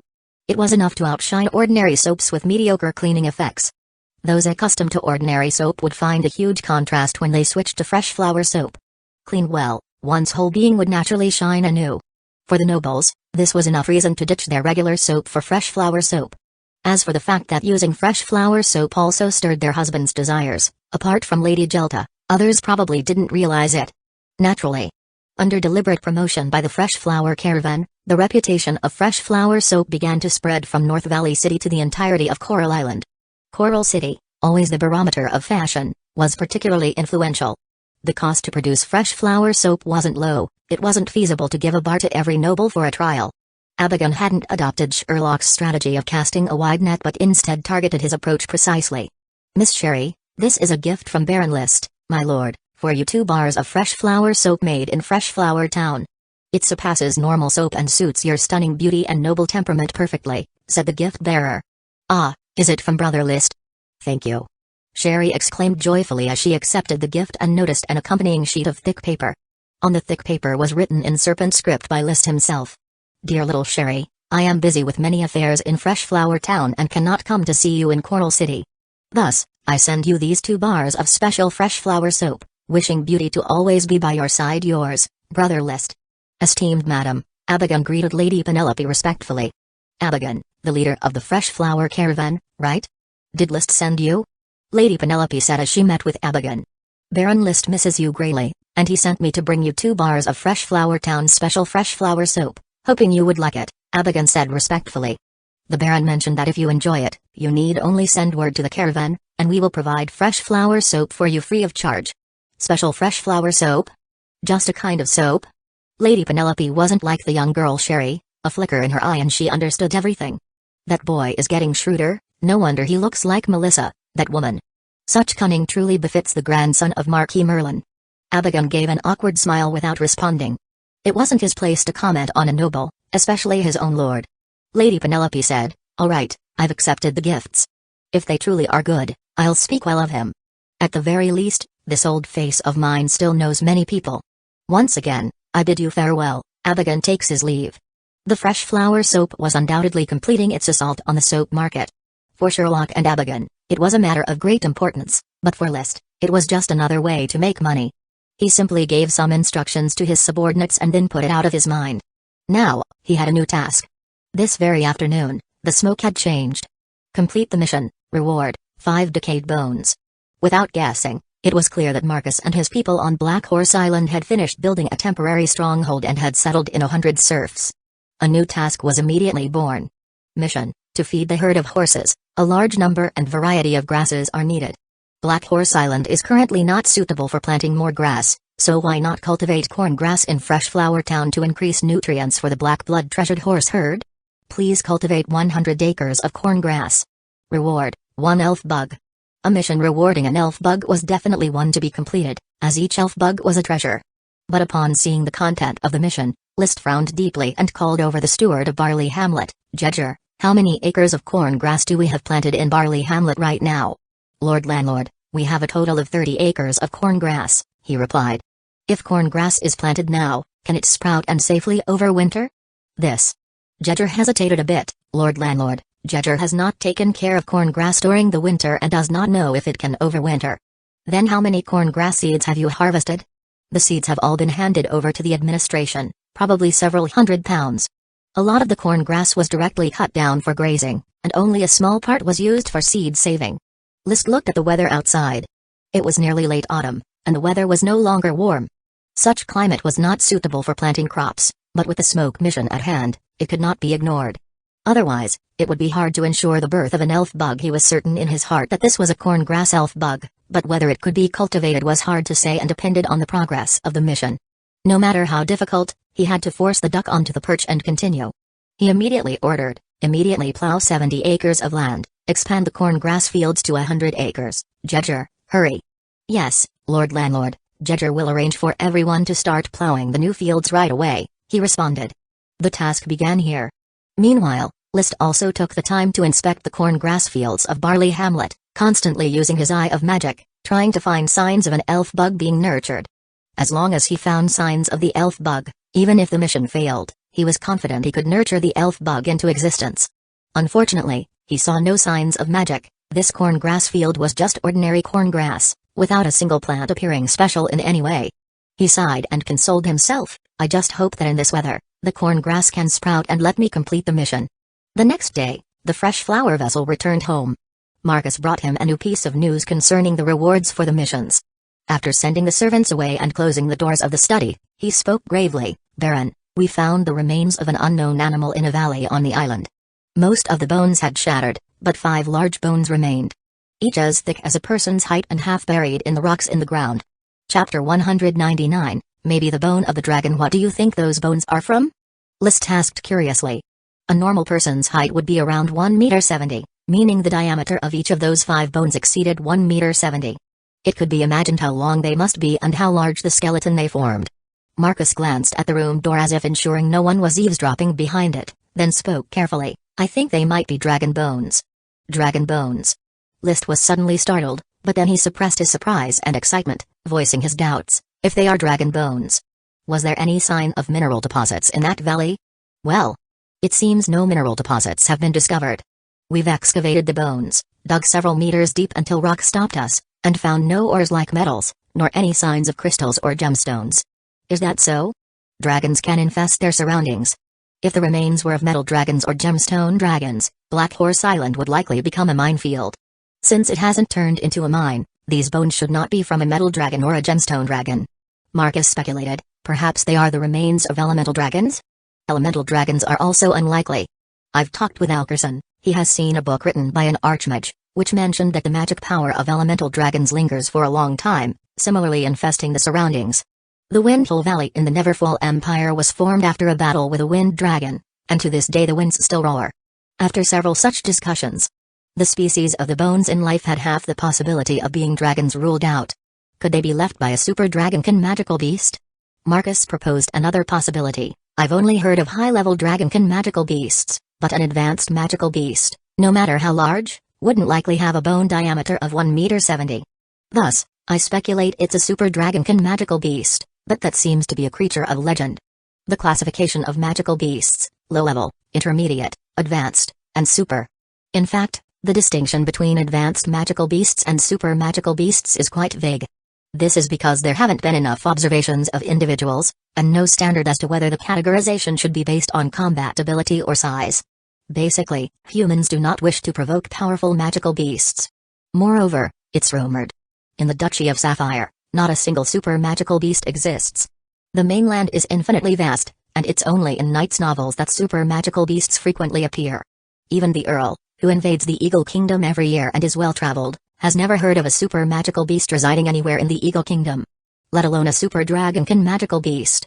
At the level of a super magical beast, the bloodline is already incredibly powerful, and the chance of being infected by dragons seems purely theoretical. After much discussion, the two of them were unable to come to any conclusion and could only guess what creature those 5 massive bones might have belonged to. Tomorrow I will go to Black Horse Island myself to see what is so peculiar about these 5 bones. When he said he would go, he went. After instructing the town officials to ensure the serfs in Barley Hamlet cultivated the corn grass, List took a ship directly, taking Dalson and Marcus with him, heading for Black Horse Island. A half-day's sailing went smoothly, bringing them to their destination. A simple dock had already been constructed out of wood, floating on the water's surface and swaying slightly as they walked on it. As for Dawson, he had to be transported by wooden boat due to his excessive weight that the floating dock couldn't bear. Upon landing, they saw a row of brand-new wooden houses erected not more than 100 meters from the dock. There were serfs clearing away rocks and weeds in the area. A very rudimentary base. But it signified that List had now firmly planted one foot on Black Horse Island. Without delay, taking advantage of the time left, he headed straight for the valley where the 5 large bones had been found. En route, he happened to meet with the herd of black blood treasured horses. The Horse King was somewhat unfamiliar with List, but once List mounted it, they quickly became accustomed to each other. Carrying List, they continued to sprint and loop back throughout the journey. On the way, Marcus took the opportunity to report to him the findings from the past few days' exploration of Black Horse Island. There are no magical beasts on the island, or at least none have been found yet, only some small carnivorous and herbivorous animals. The largest animal is the black blood treasured horse. The vegetation is also quite monotonous, trees are rare, consisting mostly of miscellaneous ones that no one recognizes, with few branches. He pointed to a tree by the road. This was the miscellaneous tree he mentioned, with a very straight trunk and branches high up, which were not lush. It bore neither flowers nor fruit, was not very tall, and its leaves were already turning slightly yellow, seeming to be a deciduous tree. Utterly ordinary. Marcus continued, there are many weeds on the island. Apart from the forage in the grasslands, the rest are common weeds which the black blood treasured horses do not eat. Removing them would be the best choice. Finally, he added, my lord, I am currently drawing a map of Black Horse Island, but it has not yet been completed. List suddenly asked, have you chosen a place for building the castle? Not yet, the island lacks defensive terrain. There are no high hills, nor steep terrain. It is not possible to build a castle as precipitous as Tulip Castle, and it may not even compare to the terrain of Beer Castle. I think, if we are to build a castle, it can only be built on flat ground, with thickened walls and a moat excavated for protection. Not every castle can rest against a cliff, most are built on flat ground. List was just casually inquiring. Soon, under the setting western sun, the group arrived at the valley where the 5 bones had been located, situated between Ice Grass Hill and Needle Grass Hill. Because the weeds were deep and the bones buried deep as well, they were hard to spot. I was riding Blackfiend to survey the terrain when I found these remains and these 5 bones, said Marcus, patting his mount, Blackfiend, and walking into the center of the valley where the weeds had been cleared. Behind him was a newly dug large pit, with a huge gray-white broken bone diagonally embedded deep into the ground at the center of the pit. Around it were 4 more bones poking out a section and numerous bone fragments scattered all around. It was as if some creature had perished here and, over time, weathering had caused most of its bones to decay, leaving only these 5 bones still erect, though they must have decayed too, for the reward of the smoke mission explicitly mentioned that these were 5 decayed bones. Dismounting, approaching the large pit and stepping on the rocks at its bottom, List advanced step by step towards the bone. The closer he got to the bone, the more he felt his own insignificance, as if standing before a giant stone column. He reached out and touched the bone's surface. It was as hard as rock. When he knocked on it, it emitted a sound similar to that of stone. He used his eye of magic to examine the 5 bones and the scattered bone fragments. No trace of magical power was found. This bone must have fossilized, right? But he quickly shook his head in denial. Fossils were fused with the rock, and this bone clearly had a part that was exposed to the outside. Teacher Marcus, have you tested the bone fragments on the ground? They are hard, suitable for making fine bone utensils, Marcus replied succinctly. The term fine bone utensils was enough to illustrate the quality of the bones, indicating they were at least of a quality corresponding to that of low-level magical beast bones. Clang, clang, clang. List knocked on the bone again. For a moment, he was left shocked and confused, clueless as to what use the reward of the 5 bones from the smoke mission could be for him. Could it be that it knows my territory is short on iron and wants me to break these down to take back and forge a batch of fine bone utensils? Chapter 200, Flying Dragon, Sub-Dragon, and Dragon Beast. The remains of the 5 unknown creatures, which were huge skeletons, certainly had unusual uses that List had yet to discover. He wanted to collect the bones and put them into the space gem, but unfortunately, the bones were too large to fit. Besides, they were stuck in the rocks and couldn't be pulled out. Teacher Marcus, remember to arrange for someone to extract them if possible, or to protect them on site if not. Understood. Also, send people to pick up the bone fragments scattered around here and transport them back to Fresh Flower Town using the Fresh Flower vessel. I am planning to open a bone craftsman shop in Fresh Flower Town. Marcus nodded and replied, these bone fragments are indeed suitable for crafting fine bone utensils. Given the number of fragments here, the serfs of Fresh Flower Town will no longer lack farming tools for the fields, and both the patrol team and the bug guard team can be allocated additional bone weapons. Speaking of bone utensils, List suddenly remembered that he had a dragon bone stabilizer in his gemstone space. According to Coster, the dragon bone stabilizer should be made from the bones of a high-level dragonkin magical beast. Teacher Marcus, do you recall the dragon bone stabilizer? He patted the huge bone and continued, the dragon bone stabilizer is said to be made from the bones of a high-level dragonkin magical beast, but it is vastly inferior to the bones before us. I believe the gap between a super dragonkin magical beast and a high-level dragonkin magical beast cannot be this vast. This invalidated the previous conjecture. Marcus apparently also remembered and frowned. With dragons and super dragonkin magical beasts ruled out, what exactly are these 5 bones remnants of? In the short term, this was bound to be an unanswered mystery. As the sun was about to set, the group had to leave the valley and return to their temporary base.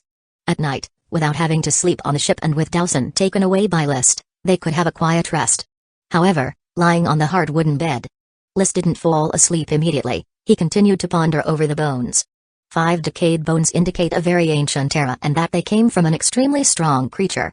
Other than dragons, the only creatures that fit the profile of extremely strong beings are the legendary super dragonkin magical beasts. According to the classification by enthusiasts of magical creatures, super dragonkin magical beasts only rank below dragons. In many a knight's novel, super dragonkin magical beasts frequently make an appearance. But they have another name, sub-dragon. The other high, medium, and low-level dragonkin magical beasts are collectively called dragon beasts. Even some knight novels consider dragons to be a type of magical beast too, forcefully categorizing them as flying dragons.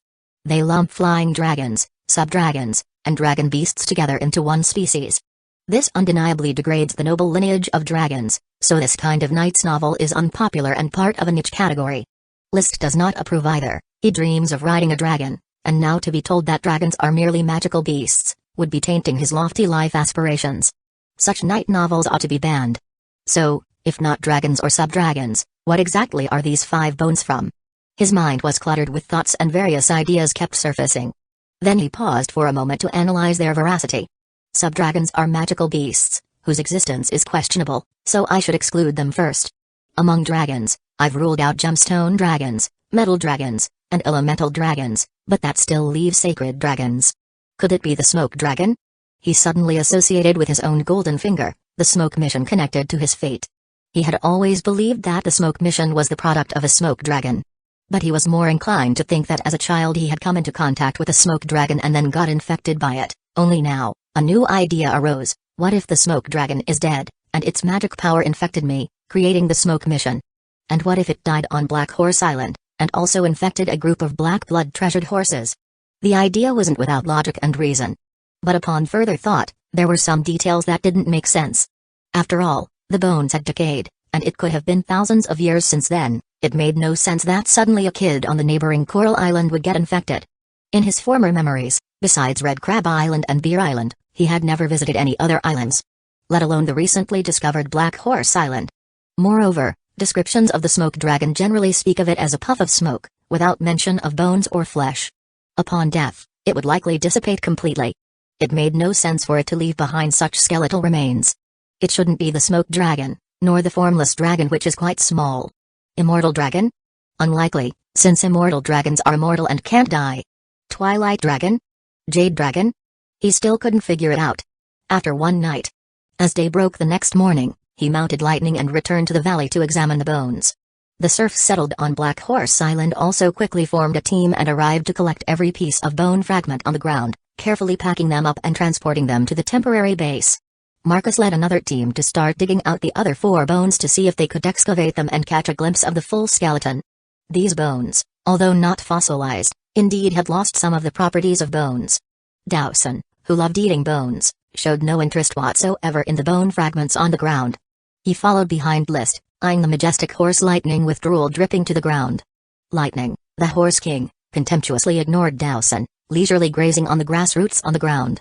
A short distance away, the herd of black blood-treasured horses grazed on the hillside, periodically lifting their heads to look in Lightning's direction, still regarding him as their leader.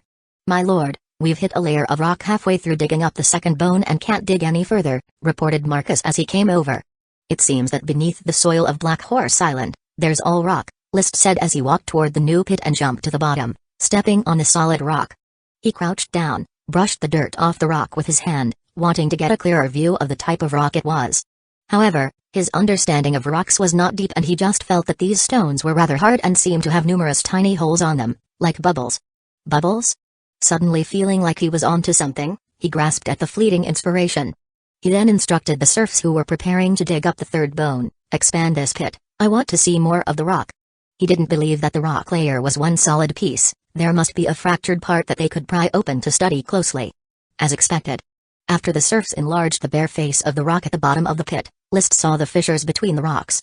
But as the bottom of the pit was continuously expanded and the dirt removed, revealing more and more of the rock's surface, he startlingly discovered that these rocks actually had a regular pattern, resembling the size of a wash basin in hexagonal shapes. Moreover, there was a variation in the height of the rocks, as if they were step terraces sticking together. List finally caught the inspiration he had before. These are basalt columns. Chapter 201, The Fallen Fire Dragon. Before List transmigrated, he was quite obsessed with the American drama Game of Thrones, which featured an impressively majestic architecture, the Wall.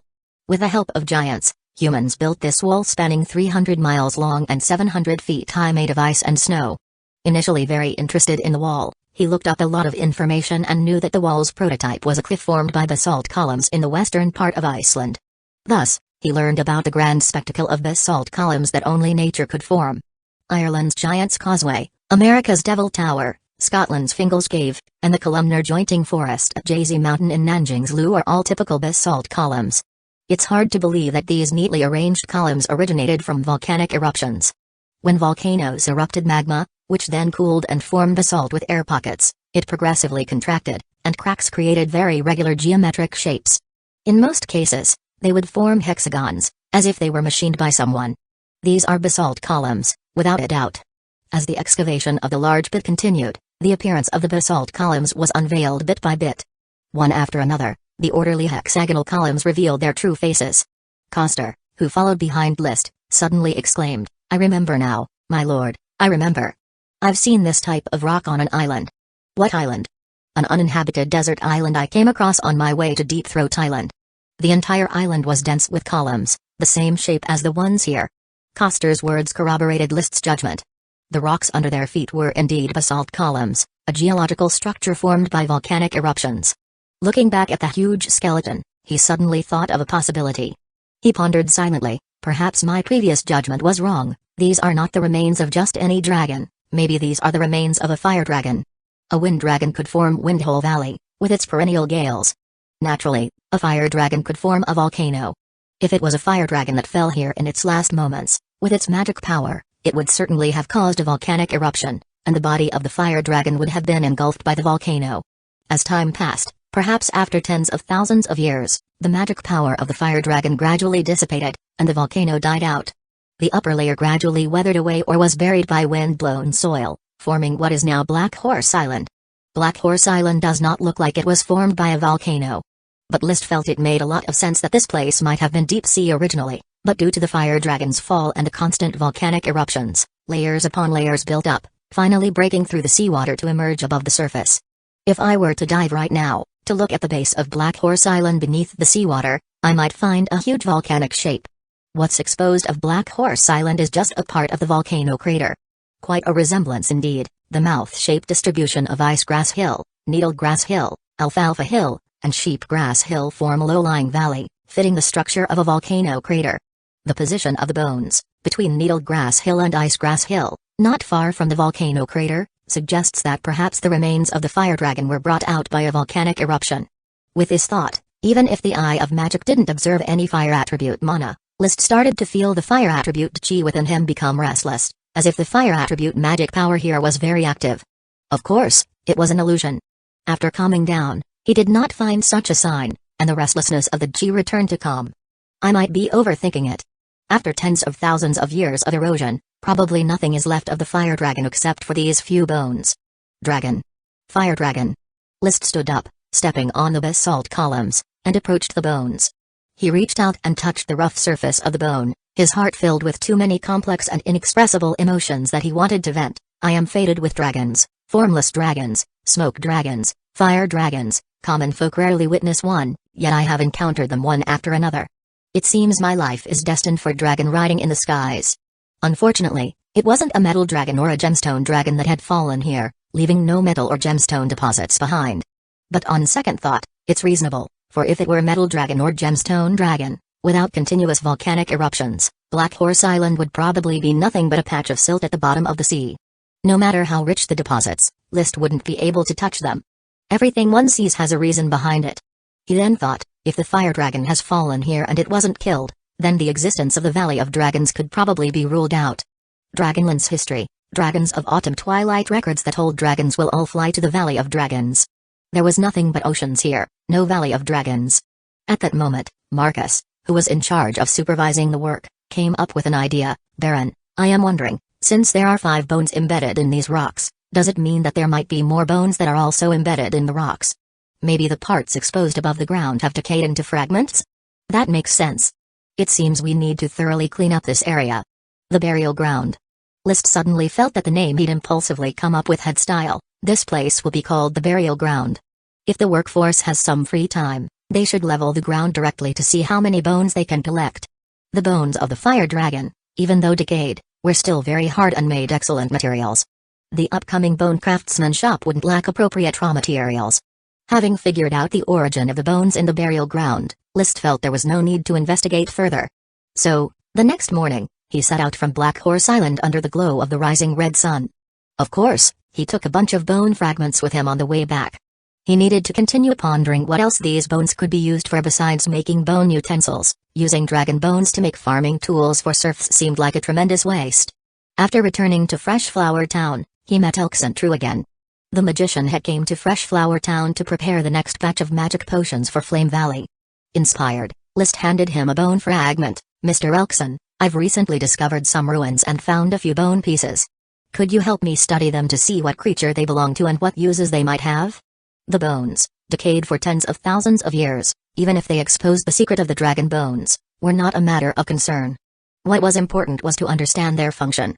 Elkson took the bone fragment and nodded. Rest assured, when I have time, I will study it. Also, Baron, I've brought the batch of writings by magicians that you asked me to procure.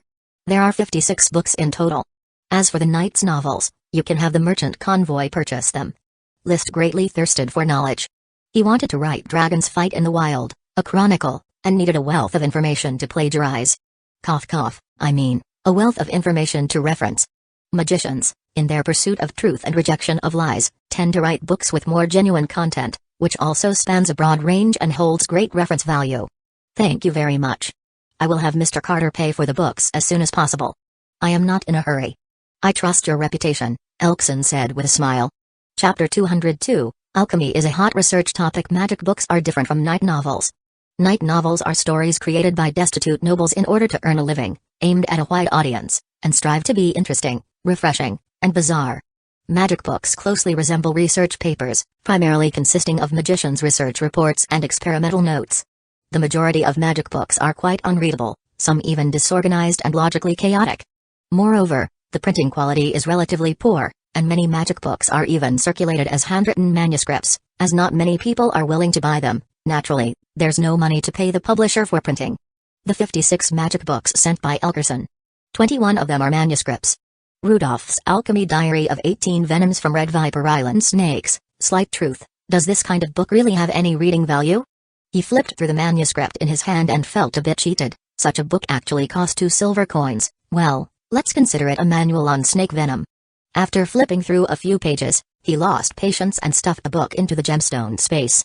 He continued to open the next manuscript. Frito's Fireball Technique, a book about how to release the fireball technique and improve the process of casting it. The author, Frito Truth, was only a magic apprentice, and the only spell he knew was the fireball technique. The book recorded over 100 attempts he made in various casting directions to expand his fireball technique. In the end, he succeeded in improving the fireball technique, allowing it to be conjured by rubbing the back of the hand.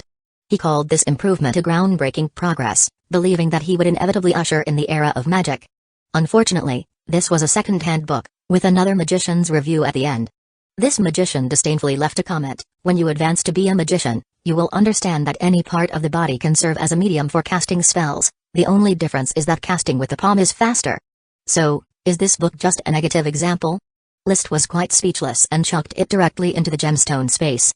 Flipping back and forth, most handwritten magic books contained rather eccentric experimental material with little value, better suited for propping up a table leg. When he flipped to the last manuscript, his eyebrows instantly raised. The book was titled, Kennedy's Alchemy Diary. Another alchemy diary. List immediately thought of the sunken ship treasure he had obtained. In that box back then, there was also an alchemy diary, which seemed to be called Rudolph's Alchemy Diary, and it also had a handwritten serpent script cover. It seems that was also a handwritten magic book. Composing himself, he began to read through the diary. The author was a newly advanced magician who tried many methods to guide magic power, attempting to turn a rock into gold under the influence of magic power. For this, he even melted down his own 7 gold coins to observe the differences between the gold and the stone, but he still failed to discover the method of transmutation. Thus, this too was a book of continuous failures, a negative example. Closing the book, List stood up and went to the flame mushroom processing workshop to find Elkerson. Do all magicians like to study alchemy? Elkerson put down his work and explained, Baron List, the triangle theory is a recognized truth among magicians, so we always hope to find the most direct evidence to prove the validity of this theory. Transmutation is the best evidence. Why? Because the process of transmutation can be divided into 2 phases. First, the physical rock is transformed into spirit by the aid of magic power, and then, the spirit is converted back into the physical form of gold through magic power. Hence, transmutation would strictly verify the correctness of the triangle theory, which is one of the lifelong ideals we magicians pursue. In that case, List felt a bit conflicted. Has the research on transmutation ever been successful? I do not know, but many magicians believe that in ancient times, there were real alchemists who could transmute rocks into gold. Why must one choose to turn stones into gold? If the goal is to verify the triangular theory, couldn't the same be done by refining other things? Elkerson smiled, Baron List, your understanding might be slightly off. Alchemy is just a generic term. Turning stones into gold is just the popular amongst them. As magicians conducting experiments need a lot of money, we all like to research turning stones into gold in hopes of amassing sufficient wealth. With a somewhat hopeless shrug, he continued, but that doesn't mean no one has tried to refine other items, it's just that there has never been a success story. When I had just advanced to the rank of magician, I also chose to research alchemy, but in the end, I gave up. I roughly understood what alchemy was all about. Feeling somewhat disappointed, List went on to ask, so, do many magicians write an alchemy diary? Yes. Alright then, continue with your work, I won't disturb you further. He was just about to leave when he turned back around. The bone fragments I gave you, have you looked into them? I haven't had the chance to study them yet. Study them as soon as possible, I am very curious about these fragments. Of course, as soon as I have some free time. He shook the crystal tube in his hand, indicating that he needed to make the flame mushroom magic potion first. Upon returning to the castle, List felt a pang of melancholy. The frustration that had sprouted from the decay of Rudolph's alchemy diary dissipated. It turned out that magicians all like to fuss with alchemy and write alchemy diaries. If it had truly been perfected, it wouldn't be disseminated in the form of handwritten copies. That magician would instantly become an untouchable, hallowed figure in the hearts of all magicians, on par with the sun. Even dragon knights would likely come to blows over him. The knot in my heart unraveled. There was certainly a feeling of relief throughout my body, but this also suggested that alchemy was probably nothing but a fairy tale dream. The endless stream of magicians tirelessly researching alchemy without getting any useful information showed the difficulty of the art. Overnight riches remained a dream. For me, it also meant the shattering of a dream. After a moment of internal conflict, I quickly adjusted my mindset. Forget it, I am not a magician, why obsess over learning alchemy? He casually tossed Kennedy's alchemy diary into the gemstone space. He continued flipping through the next magic book. The manuscripts were all read, only printed books remained. There are 3 possibilities for a magic book to be printed. One is that the author is wealthy and pays for the printing himself, another is that the book is valuable, and magicians are willing to buy it, and the third is that the book is interesting, and nobles are willing to buy it. Wild Elf Bug Market Selling Prices, The Blind Windblade Wolf King, How to Safely Pass Through Matoro Mangrove Forest, Observations from the Highland White Tower, Carrick Truth.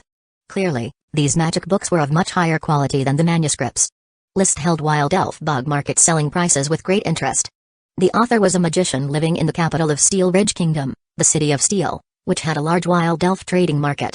Every day, magicians would go to the market to observe those wild elves.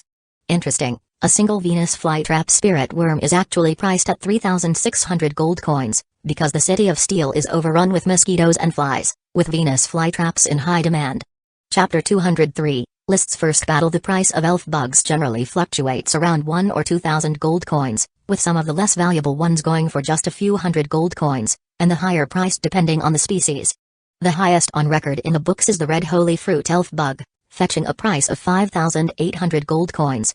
The reason is that the red holy fruit is a highly valuable magic potion ingredient, and to expand its cultivation, one must rely on the red holy fruit elf bug.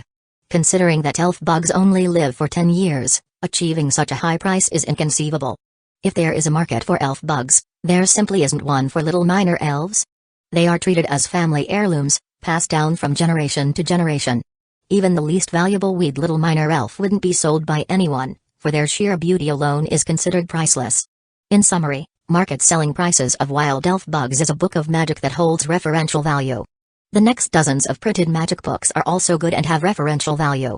He planned to read them slowly, in no hurry, as dragons fight in the wild couldn't be written in a day. He remembered his identity, as a landlord who aspired to dragon writing, not as a noble brought solo as to live off writing novels. Practicing combat skills, taking drugs to enhance chi. Walking the dog, Dowson, and visiting the Earth Matron. Inspecting thorns, and examining workshops. Only after his daily itinerary was completed would he pick up his pen to write history.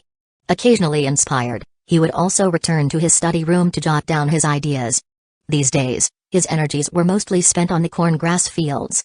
The serfs from Barley Hamlet were busy tilling the fields and sowing corn-grass seeds, while List would continuously hover around the already thriving corn-grass, employing the eye of magic to observe signs of elf bugs breeding. He believed that once any elf bugs were breeding, he would be the first to know.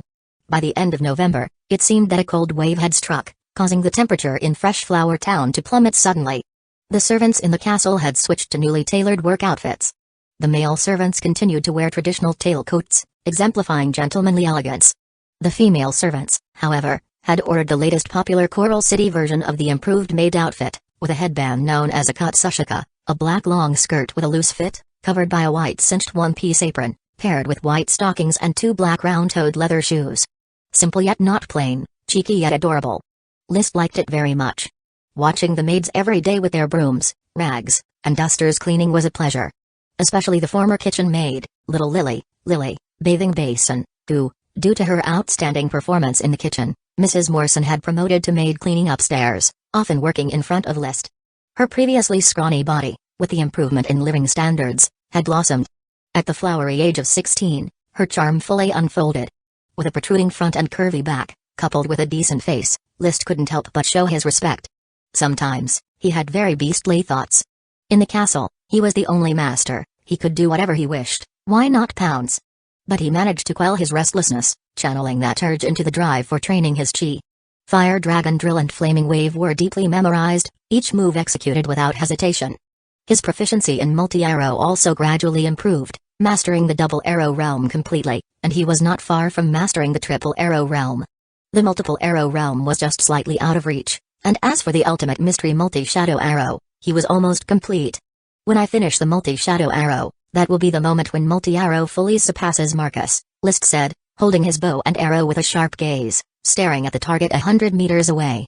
With 3 arrows clamped in his left hand and 3 more in his mouth, he calculated: wind speed, humidity, gravity acceleration, attachment force of G. Calculations complete, shoot. The whistling generated wind. The 3 arrows were like 3 parallel rays of light. His hands moved continuously, plucking the 3 arrows from his mouth and again placing them onto the bowstring, drawing the bow and releasing. 6 arrows followed one after another, weaving in and out of each other due to different speeds, quickly intertwining and performing complex collisions, simultaneously changing direction, altering the angle of flight. Then, 6 arrows, as if released at the exact same time, hit the dead center of the target, sinking in steadily, the arrowheads completely disappearing. No misses. List suddenly started, then instantly beamed with joy. No misses. I've mastered the multiple phantom arrow. My archery has surpassed that of Marcus. I, List Tulip, have now ascended to the rank of a divine archer. After the surprise had faded, a unique sense of unbeatable loneliness arose. He had become a combat force of another level in Fresh Flower Town, an uncommon Earth Knight. Even across the entirety of Coral Island, he was among the top 10 knights. I am afraid Levi's is no match for me now. He's just a pampered elite Earth Knight. Although I've never been on a battlefield, my archery is exceptional. Divine Archer, a title which signified his combat power far exceeded that of a regular knight. However, considering Levi's was gaining experience on the battlefield, he decided to still use Marcus as a benchmark. An elite Earth Knight like Marcus represented the majority of knights who couldn't afford magic potions, with their only means to increase combat power being to continuously refine their combat skills.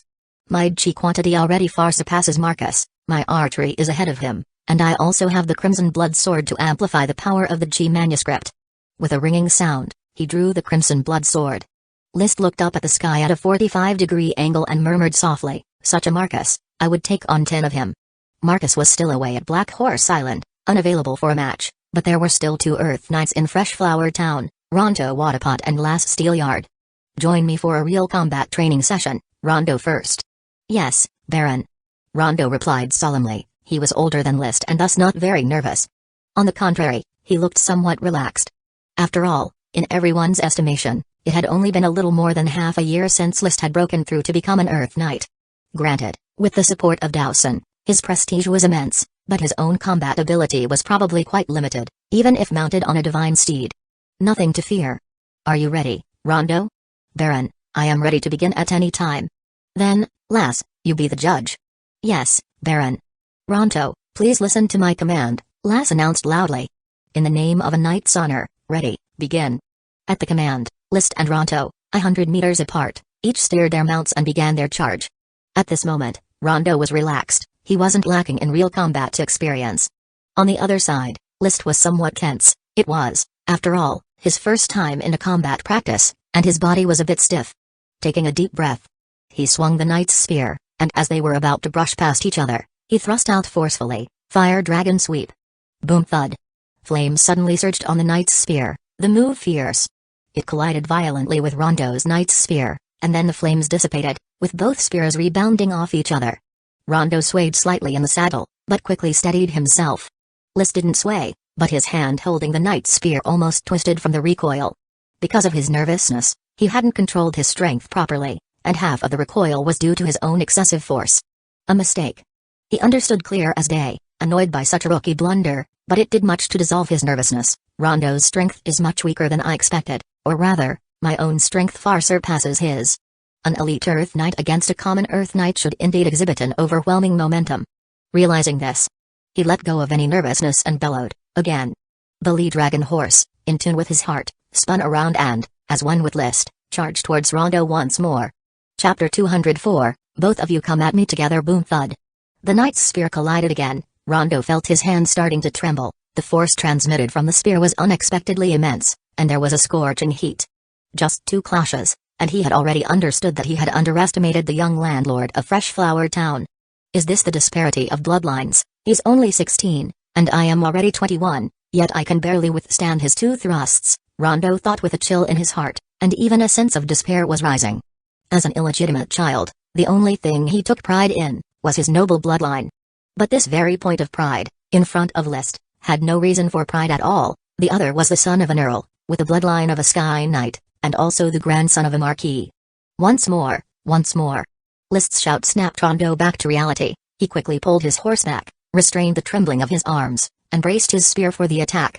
The easygoing attitude was gone, replaced by nothing but caution and bitterness. As an Earth attribute Earth Knight, Rondo had always been adept at defense. For someone of his same level, defeating him in a short time was somewhat troublesome. But facing List, he seriously doubted he could block the 3rd spear thrust. And indeed, it was true. When the 2 fine steel spears collided, he felt an overpowering force hit him, followed by a high temperature like raging fire, forcing him to lose grip on the spear. Clang! The knight's spear flew high into the air, and Rondo himself was sent flying, the sky spinning violently above him. His mind hadn't caught up by the time his body heavily slammed onto the ground, causing his internal organs to be violently shaken, with a breath stuck in his chest. Staring dazedly at the sky, he didn't stand up for quite a while, not understanding how he was defeated in just 3 thrusts. On the other side, List shook his head. He felt Rondo's strength diminishing with each thrust, and by the 3rd, it was barely withstanding the hit. He hadn't even used half of his strength yet he had sent Rondo flying. If he had put in his full effort, the thrust would have pierced a hole through Rondo's body, skewering him on the spear. Since the fight had not been satisfying, he turned his gaze towards Lass. Lass, your turn. Lass's scalp numbed. He watched clearly how List sent Rondo flying with 3 thrusts, understanding that he was no match, but he had to accept the challenge. Lass challenges Baron. The 2 riders crossed paths. Chi burst forth, fiery flame surged, and in the midst of the flaming Chi, Lass was sent flying like a kite with its string cut, following in Rondo's footsteps. And moreover, List had only put forth the 1st thrust. Lass lay on the ground, wanting to say something, opened his mouth, but no words came out. After a moment, both Rondo and Lass recovered from the shock, and looked towards List with eyes no longer on the same level, only respecting the strength of the more powerful. List's bloodline was more noble than theirs, his status higher, and his strength greater. Apart from reverence, they had no other choice. I am stronger than I imagined. All this time I've underestimated myself. He was inwardly pleased. On the surface, List did not reveal this. A grown man's soul knows how to restrain his emotions. He merely stated indifferently, since leaving the Knight Academy, I have yet to engage in real combat training. Neither of us showed our full strength just now. This time, you 2 come at me together. Let's train once more. Yes, Baron. The 2 replied in unison. A 2-on-1 battle began, with double the attacks coming his way. List was initially thrown into disarray. But the gap in strength was too clear. After 2 rounds of charges, he adapted to the double attacks, wielding the fine steel knight's spear, creating flames that filled the sky. Clang! Clang! After the 2 strikes, Rondo and Lass were sent flying again, crashing heavily onto the ground. Neither was adequate enough to pose a threat to List. Once they got up, List did not show any joy of victory. He still wore his standard noble smile. Today's training ends here.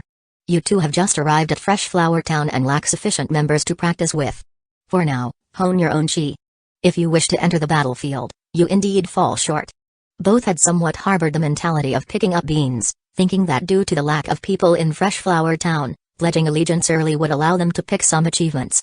However, today's training made them realize that without sufficient strength, no good outcomes await them anywhere they go.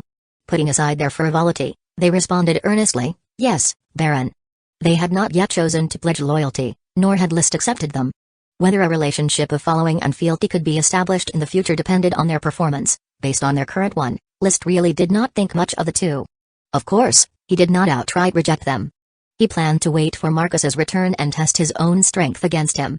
Marcus's combat power was clearly at the level of Coral Island's elite knights. The Earl specifically assigned him to protect List and to serve as his family tutor, valuing this very aspect. Thus, Marcus could be used as a benchmark. The session dispersed. Everyone returned home. This battle might not have been very satisfying, but the process was invigorating. After bathing, List leaned back in the living room chair, recalling the details of the fight, thinking about what could be improved. Being good at summarizing and deducing allowed him to better identify and improve upon his deficiencies. As he reminisced, he might have been somewhat distracted. Smoke mission silently emerged and quickly caught List's attention. Mission completed. Reward, 1 corn grass elf bug. A reward without surprise, a corn-grass elf bug without surprise. It seems that the task of tilling 100 acres of corn-grass has been completed. Quite good, the corn-grass elf bug, my 10th elf bug. No, still the 9th, as the thorn bug has already evolved into a thorn miner elf. He waved his hand. A new smoke mission had already been posted. Mission: haven't had enough of grilled meat and seafood? As a noble landlord, how can your dietary nutrition lack poultry, fish, meat, and eggs? With this year's abundant harvest, please raise over 1,000 chickens in Fresh Flower Town to provide enough eggs and chicken meat. Reward: special or vein? Special or vein? List was overjoyed. The reward is an ore vein. The last rewarded ore was a super small saltpeter mine. This time it is a special ore vein. I wonder what kind of ore it will be. Right, could it be related to the basalt columns? He made the connection that it probably had to do with Black Horse Island's main body formed by the basalt columns. Whatever the special ore vein was, it could be buried within these basalt columns. No matter what it was, as long as it was an ore vein, it had to be secured. Raising chickens, just 1,000 chickens. Distributed among the serf families, each household raising about 10 chickens is enough. Chapter 205, The Household Chicken Farming Initiative List. Who possessed the eye of magic, could not miss any elf bug that was born. The corn-grass elf bug was no exception to his observation. On the edge of the corn-grass field, he discovered a faint trace of magic power on the tassel of an inconspicuous corn-grass. Finally found you. Grow up quickly and work for me. Once List confirmed it, he immediately called over Worm Affairs Officer Rom Beryl and told him, this corn-grass is brewing a corn-grass elf bug. Remember to arrange for bug guard members to watch over it day and night, and don't let any mistakes occur. Please rest assured, my lord. Rom will personally take part in the vigil and ensure the corn-grass elf bug is nurtured smoothly without any disturbance. Rom replied with joy. Witnessing the birth of new elf bugs had become a daily routine in Fresh Flower Town, truly a place blessed with nightly glory. List also ordered the steward Jedger from Barley Hamlet, don't forget to fertilize and water this corn-grass bug diligently. If there are any signs of disease or wilting, inform me immediately. The nurturing of an elf bug, given sufficient nutrition and meticulous care, normally takes 10 to 15 days. The vast majority fail to reach maturity due to various reasons, such as lack of discovery or inadequate nurturing, resulting in difficult births or even miscarriages. But in Fresh Flower Town, such problems did not exist. One little minor elf, 9 elf bugs, the number of my domain elves is about to catch up to Levira. He thought with pleasure that surpassing her was only a matter of time. When Levira was granted her fiefdom, she received a tulip lesser spirit and 12 elf bugs. Over the next 3 years, one of her elf bugs died, but 2 more were born in her territory. Thus, she now had 13 elf bugs. The upkeep of these elves kept Falcon Town prosperous. However, the potential of Falcon Town is far inferior compared to Fresh Flower Town. There were no monopoly businesses that generated cash flow, such as seafood or fresh flower soap, nor a diversity of magic potions. She only had the tulip magic potion, which was a share from the black tulip profits given by List. And without intermediate magical beasts or dragon breed horses, even her cultivated night squads were ordinary. Fresh Flower Town held the reins to the black blood treasured horses, and any night squads it would form in the future could definitely rival elite forces like the Coral City Knights. Of course, Levira was not List's target. He had no interest in comparing himself to a woman. What concerned him more was when he could surpass Levi's. Levi's broke through to become an Earth Knight before reaching adulthood, his talent praised by all, but I have caught up with him, equally an elite Earth Knight. Now, my goal is the same as his, to advance to a Sky Knight. His path of enhancing through magic potions was progressing smoothly, filling List with boundless pride. Becoming a Sky Knight for me is within easy reach. The Earl is called the Sea Wave Sword Saint by the people of the Eagle Kingdom, and I, in the future, shall be known as the Flame Sword Saint. In a charge, knights primarily use lances while on horseback. During a duel, they mainly rely on swords. Sky Knights don't need to charge with large troops. One person with a sword can sweep through an ordinary 100-man knight squad, hence they are called Sword Saints. Now, the future Flame Sword Saint, List Tulip, was on his way to the office to convene a meeting with the town officials. Consultant Galtai, and everyone else, I plan to promote chicken farming among the households in Fresh Flower Town, he said bluntly, not bothering to make excuses for his intentions. The smoke mission demands it, so I will just give the order. Anyway, no one dares question me. Within the next half a month, the scale of poultry farming must reach 1,000, no, 1,500 chickens. Raising chickens is no easy task, with a non-negligible mortality rate, something to keep in mind. After a pause, he continued, the chicken farming is for the castle, with the castle subsidizing the chick feed. Once grown, the chickens will be taken back by the castle. However, during this period, the eggs laid by the hens will be purchased by the castle at market price as compensation for the farmer's efforts in raising chickens. Do you have anything to add? My lord, if that's the case, it seems the households would have no incentive to raise roosters. Should we only raise hens? Isaiah asked, knowing that hens could lay eggs even without roosters. But without roosters to mate, the eggs laid by the hens wouldn't hatch into chicks. Liz didn't hesitate and immediately provided a solution: set a standard. Any household willing to farm chickens must keep 9 hens to 1 rooster. Those who can mate try to hatch chicks on their own, and these chicks will belong to the households themselves. Of course, you will need to review if the households are equipped for chicken farming. Those without the proper conditions are not permitted to raise chickens. Winter is coming. If they can't even build a simple coop, raising chickens would just lead to them freezing. If a household is willing to keep chickens indoors with them, then there wouldn't be a need for a coop, and an exception can be made. After a brief discussion, the chicken farming initiative was launched. With 1,500 chickens spread over households, only 150 are needed, making it easy to pick out households suitable for chicken farming. At the same time, Fresh Flower Caravan and Thorn Caravan also received notices to purchase chicks, and even fully grown chickens, from large cities to be delivered to Fresh Flower Town. Within half a month, before the winter snow comes, reaching 1,000 chickens won't be a problem. Galtai counted on his fingers. In previous years, Fresh Flower Town typically begins to cool down and snow around mid-December, continuing sporadically for 2 months, until the middle of February of the following year when the temperature starts to rise again.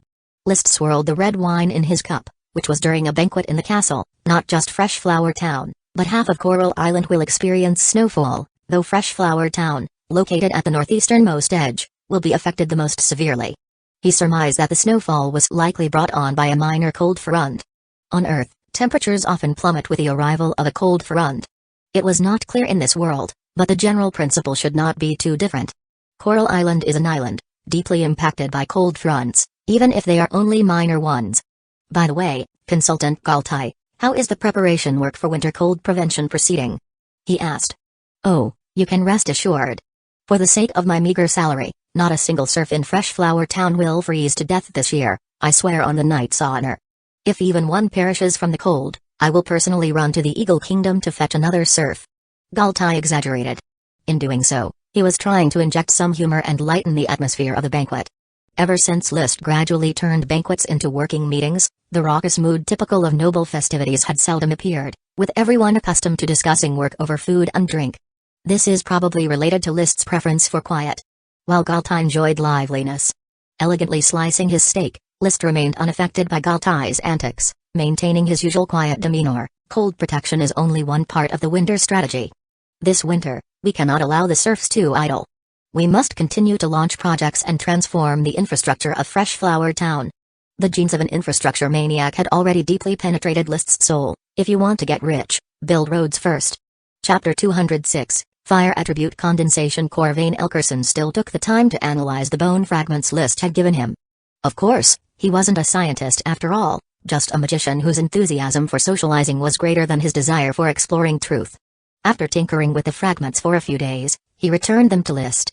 Baron Liszt, he said with a bow, based on my judgment, these are remains of a skeleton from a gigantic creature, ancient in age. The magic power that was once attached to the bones has completely dissipated. Therefore, they can probably still be used to craft bone utensils, with a hardness quite decent, not much less than iron tools. He gracefully performed a bow. Additionally, thank you for your generous hospitality. I have already finished making the next batch of flame mushroom magic potions, so I bid you farewell. Alright then, don't forget to continue purchasing magic books for me when you come next time. That won't be a problem. Elkerson left as if floating on air, probably back to Coral City to live it up. A magician is human too, not bound by marriage but free to visit brothels and continue their quest for the truths of life. On the apple table laid several portions of snack pastries. Dowson was lying on the edge of the table, dog eyes fixed on the pastries, wanting to eat but not daring to reach out. Swinging on the apple tree was the beautiful minor elf Jayla, white as snow. With Liszt watching by, she didn't bind Dowson but instead dozed off in boredom on the tree. Occasionally, as leaves fell, she would whoosh out to chase after them, amusing herself.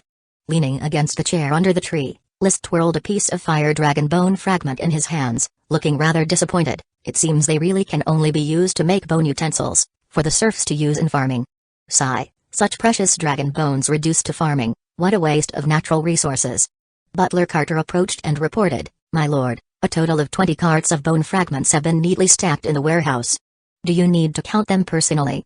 "No need, Mr. Carter, I trust you to handle this sort of matter for me." Carter smiled modestly, "Thank you for your trust, my lord. It's my honor to serve the castle. Don't forget to assign the task of finding a bone craftsman to Abigail and Sherlock. The bone craftsman shops are starting to take shape, but we are still waiting for the craftsman to arrive. Also, help me keep an ear out for any signs of competition between them. I don't want conflicts to arise between the two trading crews over the sales of fresh flower soap. You can rest assured, I will keep a close eye on Abigail and Sherlock." Lys nodded, musing to himself, merchants need control. Once given too much power, they forget themselves, which is not good. He was beginning to dislike merchants. Indeed, well-behaved farmers were the type of populace a lord favored most. Active merchants always had ambitions that swelled from time to time, due to the limited supply of fresh flower soap. In an effort to restrict the other, they even bribed Bunnier, oppressing their opponent. They had cast aside Lyst's instructions for them to cooperate. Punishment was necessary. He planned to coax old Geronti out of retirement to consolidate the two trading crews and cut down on their independent autonomy. And he was ready to promote a few natives from Fresh Flower Town to take up key positions in the trading crews. To supervise and limit Abigail and Sherlock. If only I had the three corpses brain god pill, one pill for each of them, and without any need for political maneuvers to restrain them, they would obediently listen, he thought nostalgically. In Sun Moon Cult's techniques of controlling subordinates, fear of force wasn't as effective as medication.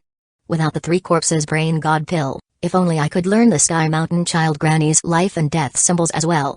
His mind raced with possibilities. The martial arts books had internal energies, and this world had magic power. Could it be possible to develop magic or chi to achieve the effects of the life and death symbols or the three corpses brain god pill? At the very least, magical contracts in some sense did have the property of partially controlling life and death. He pulled out a piece of thick parchment. On it he heavily wrote down a few serpent scripts: life and death control magic, chi, or contracts, development plan. Then he stuffed the thick parchment into the space gem. It was merely a thought for now, without the ability to develop. Perhaps when the ability was possessed, it would not be too late to develop. The fresh flower vessel brought back an entire half-ship of bone fragments on this voyage. These were just a small part of the fragments cleared from the burial ground, and they filled up a newly built large warehouse. With such an abundant supply of raw materials, an immense number of bone utensils could be crafted. The primitive farming civilization of Fresh Flower Town would leap to a new level of civilization once the farming tools were in place. In time, a single serf would be able to till more farmland, utilizing all the spare wastelands of Fresh Flower Town. By the time the last batch of bone fragments were delivered to the town by the Fresh Flower vessel, it was already close to mid-December. A bone craftsman from Coral City, Blaise Bone, finally agreed to head over to Fresh Flower Town to oversee the bone craftsman shop, to craft bone utensils for Fresh Flower Town and to teach apprentices, lured by a hefty sum. Coming along with him were his family members. His wife, 2 sons, daughters-in-law, and a newborn grandson. This whole family possessed the bone craftsman heritage skills. Of course, they weren't exquisite, that's why they couldn't compete with the other bone craftsman shops in Coral City and were willing to come to the small rural town. Blaise, work diligently for me, and the rewards you receive will far outweigh your contributions. Lys met with Blaise. Your 2 sons are already set in their ways, with no potential for growth, but your grandson, when he grows a bit older, I can make an exception and have him train with the knights and become one of my retainer knights. Offering a chance for a leap into nobility was an unbeatable move. Sure enough, Blaise knelt down excitedly. I am willing to work for Lord Landlord, giving my utmost effort. Very well, in the future, you will feel proud of the choice you've made today. He had successfully sweet-talked bone craftsman Blaise. Isaiah brought more good news. The scale of chicken farming in Fresh Flower Town had officially surpassed 1,000, and upon hearing the benefits of chicken farming, the farmers eagerly signed up, all knowing the value of eggs. But the chicks were not easy to buy. Most of them were gathered one by one from rural farmers, barely managing to gather 1,000 before the coming of winter snow. Mission completed. Reward, Fire Attribute Condensation Core Vein. The smoke mission promptly followed up with the reward for the mission, a type of ore vein that Lys had never heard of. Fire Attribute Cores, what kind of gemstone is that? It sounds very valuable, seems like it's related to that perished fire dragon. It should be on Black Horse Island. Most likely Marcus and his team discovered this fire attribute condensation core vein underground while they were excavating the fragments. Fire dragon, fire attribute cores, Lys couldn't help but connect the two. However, in the information on dragons, elemental dragons do not produce minerals, and he had never heard of fire dragons producing such a fire attribute condensation core vein. When Marcus returns, I will ask him what kind of vein they found. If they haven't found it yet, we must send someone to search for it and excavate immediately. I always feel like the fire attribute cores will be very important to me. After all, Mage is of the fire attribute. In the midst of his racing thoughts, the smoke before him changed, forming new serpent script. Chapter 207, The Thief Who Spied on the Landlord. Looking at the content of the smoke serpent script before him, List furrowed his brows deeply. Mission: the female monkeys at the Fruit Thief Monkey Training Grounds are about to give birth, and the farmer's summarized techniques for picking fragrant coconut fruits will come in handy, but natural breeding isn't as fast as wild capture. Please expand the monkey troop to 30. Reward: the thief peeping at the landlord. There was no issue with the mission itself, and expanding the monkey troop wasn't difficult. Monkeys could be purchased from other regions. As long as there was enough money, there would always be hunters capturing and selling monkeys. But the reward puzzled him. A thief peeping at the landlord. What is this supposed to mean? He had always considered Fresh Flower Town on Coral Island to be an idyllic paradise under the protection of the Tulip family's bloodline, unworried that anyone would target Fresh Flower Town. Yet the reward for this mission pointed directly at List himself. There was a thief plotting to spy on him. Is this a warning that a thief means to harm me? List shook his head, doubting this possibility. Clearly, the smoke mission wouldn't be so straightforward. Perhaps, this is like the chain mission with the formless dragon? Ostensibly rewarding the invasion of a formless dragon, but in reality, rewarding me with a space gem. From his exploration and understanding of the smoke missions, this possibility was very likely. Regardless, the security and defenses of the territory must be strengthened. The essence of the smoke mission is a reward for me, but if a thief does mess things up, I will still have to bear the loss. Smoke missions are just one of fate's choices. Without proper preparation, I fear it won't do. He notified the caravan to purchase monkeys. He also called Carl and Rum to command them to tighten management over the patrol team and bug guard team, paying strict attention to all movements within the territory. Marcus was overseeing the work on Black Horse Island, so for a while, he had the two retainer knights, Philip and Xavier, maintain the patrol and security of the castle. He also instructed Butler Carter to keep an eye on everyone entering and exiting the castle, whether servants, territory officers, or clerks. They all had to be watched closely. If anyone suspicious attempted to infiltrate the castle, they were to report to him immediately. My lord, have you perceived something? Carter, puzzled by List's orders, appeared somewhat anxious. List nodded. The development of Fresh Flower Town has been rapid, changing its appearance in less than a year. Were it another territory, I too might be tempted by unsavory ideas. The winter snows are about to fall, and I do not wish any unpleasant incidents to occur at this critical time. I understand. I will ensure the servants are firmly instructed to guard the castle's safety. List absent-mindedly responded. He walked to the window, looking out at the gloomy sky. The temperature was already dropping, the cold wave had arrived, and the sunny days of Fresh Flower Town were coming to an end, to be replaced by the annual long stretch of over 2 months covered in ice and snow. His gaze shifted toward the distant fields, where there were dragon kui fields. On the edge of the dragon kui fields, a group of serfs bustled about, working. They were constructing an ice cellar, a difficult task, requiring considerable architectural skill to build a cellar underground suitable for storing ice blocks. More importantly, the construction would consume large amounts of gold coins. List dared to construct an ice cellar because he had a profitable business, giving him confidence.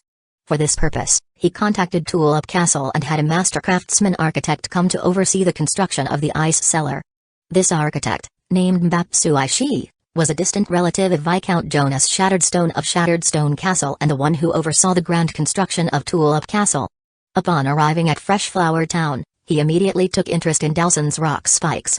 Baron List, with Dowson's rock spikes, the difficulty of constructing an ice cellar will be greatly reduced, as will the speed of construction. They are natural supports for the cellar. The rock spikes released by Dowson now reached a height of 2.5 meters each, tapering upward and wider at the base, with the thickest diameter being about 40 centimeters. It could release at least 200 rock spikes a day, making it not an exaggeration to call it a mini rock dragon. Dowson Avenue had long been completed, and rock spikes continued to be produced daily, nearly piling up into a mountain. Therefore, when List decides to build a new castle in the future, there will be no shortage of materials. Speaking of which, the basalt from Black Horse Island is also good construction material. This year, I will build 3 ice rooms for your cellar, which should be nearly enough. If you want to continue expanding, You can wait until next year. With money, you can build as large an ice cellar as you need. Tulip Castle's ice cellar has a total of 25 ice rooms. Bap Shattered Stone was not very concerned about this minor project. He only occasionally came to supervise the work, with the serfs and his apprentices doing the labor. An ice room is a room within an ice cellar used for storing ice blocks, with a standard ice room capable of storing 300 cubic meters of ice, equivalent to the size of a 100 square meter house. 3 ice rooms, storing 900 cubic meters, plus a little remaining saltpeter. Next summer the people of Freshflower Town won't need to worry about ice. It was when Carter brought him a cup of coffee, that List took his gaze away from the window, sat back in his chair with a self-deprecating smile and said, "Mr. Carter, don't you think we're like squirrels preparing for winter, gathering food and hiding it away at the arrival of autumn to last through the winter days?" Carter responded playfully, "I think squirrels are very clever animals. While other animals can only go hungry in winter, they can hide in their burrows, eating a little of the food they've worked hard for every day. Such a life is actually what the commoners in the town hope for." He continued, "Your arrival has made Freshflower Town prosperous, bringing them the life they desired." List quite enjoyed listening to this kind of flattery. Indeed, he was no longer pure-hearted, with all interests starting from himself, from his noble status, but he believed he had truly improved the lives of the commoners in Freshflower Town. It was only right for the townspeople to thank, respect, and revere him. If they didn't have any of these 3 feelings, they would be ungrateful wretches. "They are my subjects, and as their landlord, leading them to a happy life is what I should do," List stated indifferently. His expression was very calm. There was no pride, no pity for the world, just the nobility that a noble should display. Even an ugly noble couldn't pretend to such nobility, but on List's handsome face, it exuded immense charisma. Carter immediately became excited. "You have inherited all the nobility of both the Tulip family and the Long Taro family. May the glory of the knights always be with you." The touching performance continued within the castle. Out on the vast sea around Coral Island, several sailboats bearing the red tulip flag were catching the wind and breaking the waves. Inside the cabin, the stench was overwhelming, crammed with ragged, yellow-skinned, thin serfs. These serfs appeared lifeless, lying weakly on wooden planks, not moving for a long time. "Mealtime, mealtime!" The sailors shouting approached from afar. The serfs, who were just now listless, quickly changed their demeanor, scrambling out of the cabin. A young female slave, around 8 or 9 years old, didn't stand steady and was knocked down by a nearby serf, falling and unable to get up. As she watched everyone else squeeze out of the cabin to get their food, tears welled up in her eyes and soon rolled down her dirty cheeks. Suddenly, a somewhat rough but delicate hand touched her face. Chapter 208, Captain Swan. The female mercenary wiping away the slave girl's tears with a thumb, the owner of the hand spoke in a hoarse voice, "Get up." The slave girl lifted her head and saw a face covered by a bandana, with disheveled hair and a dirty bandana, but the eyes that were exposed shone so brightly she could hardly keep hers open. She was clad in a leather armor that had seen better days, its edges frayed from wear. A large sword, its hilt trapped in tattered cloth, hung on her back. As she squatted down, her pressed chest touched her knees, nearly stretching the worn edges of the leather armor to their breaking point. After helping the slave girl wipe her tears, she stood tall in stature. Her somewhat scruffy attire revealed a wild and extraordinary temperament, which quickly reminded the slave girl of the group that had stormed into the village, killing, looting, and separating her from her family to be sold on a serf market. The serfs in the marketplace said that the group was a band of infamous mercenaries. And the woman before her looked just like a mercenary. "Ah!" Startled, the slave girl seemed to muster some strength, struggling to rise from the ground, and she stammered an apology. I am sorry, my lord, I didn't mean to fall." The female mercenary looked at her, and her hoarse voice came forth again, "You did nothing wrong, why apologize?" The slave girl didn't know how to respond and felt like crying again in her panic. "Come with me." The female mercenary spoke in an unquestionable tone and turned to leave the cabin, with the slave girl hesitantly following. She bowed her head, not even daring to glimpse the mercenary's retreating figure. The female mercenary seemed to be heading towards the canteen. On the way, she suddenly said in her hoarse voice, "A girl must learn to be strong, especially when walking alone." The slave girl didn't know how to respond, but it seemed the female mercenary didn't expect an answer as they quickly reached the canteen. The mercenary pushed through the crowded serfs, bringing the slave girl to the serving window and shouted, "Fatty Jack, get her a plate of food." "Ah, right away, Captain Swan." In the midst of speaking, the female mercenary had already turned, ready to leave. The slave girl stood woodenly at the window, unsure whether to get food or follow the mercenary. It was not until Fatty Jack served her a semi-liquid meal on a wooden plate, stuffing it in her arms. "Here you go, I don't know what got into Captain Swan's head, helping serfs get food. Holding the fragrant food, the slave girl felt tears coming on again, this time tears of happiness. She had never had such a full plate of food in her daily life. In a voice as faint as a mosquito's, she whispered a thank you, not sure if it was to Fatty Jack or to Captain Swan. But as she squatted in a corner of the deck, eating the mixture of beans and flour, she etched the name Captain Swan deep in her heart. She didn't understand the serpent script spoken between the mercenary and the sailor serving food but remembered only the way Fatty Jack had pronounced the mercenary's name. Does Captain Swan have a soft spot for little slave girls?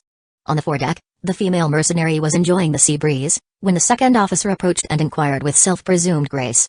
And if I do, is that a problem? Of course not. On the contrary, such actions are heartwarming. It's clear that behind Captain Swan's toughness, there lies a woman's tender heart.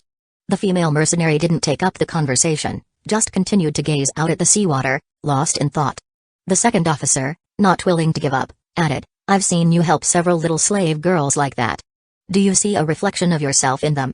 People always reminisce about their past selves. Did you have a childhood like that?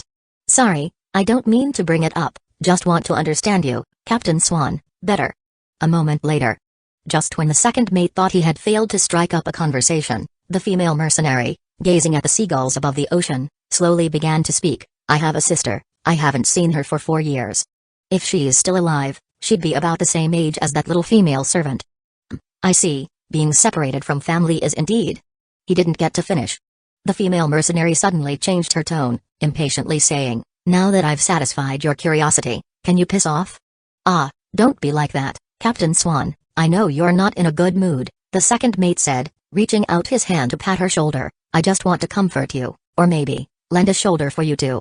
But before his hand could touch her shoulder, the female mercenary swung her elbow abruptly, sending the second mate flying 2 meters away. Piss off. You. The second mate was angry.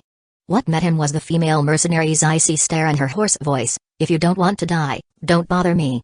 A few corpses thrown overboard at sea, I doubt the captain would care. Swelling with anger, the second mate had to swallow it down, rubbing his chest, reluctantly walking down from the deck. After he entered the sailors' quarters, he was immediately teased by a bunch of disheveled sailors. Look at that, Spike, a prime example of biting off more than you can chew. Ha ha, you really thought you could hit on Captain Swan with that pockmarked face of yours, hilarious. Don't lose heart, Spike, you held out 2 minutes longer than Fox. Fair's fair, Spike didn't make it past 5 minutes, you lost the bet, pay up. To celebrate Spike's glorious failure, I've decided to take another swig of watered-down juniper wine, ha ha. The crude laughter of the sailors filled the cabin.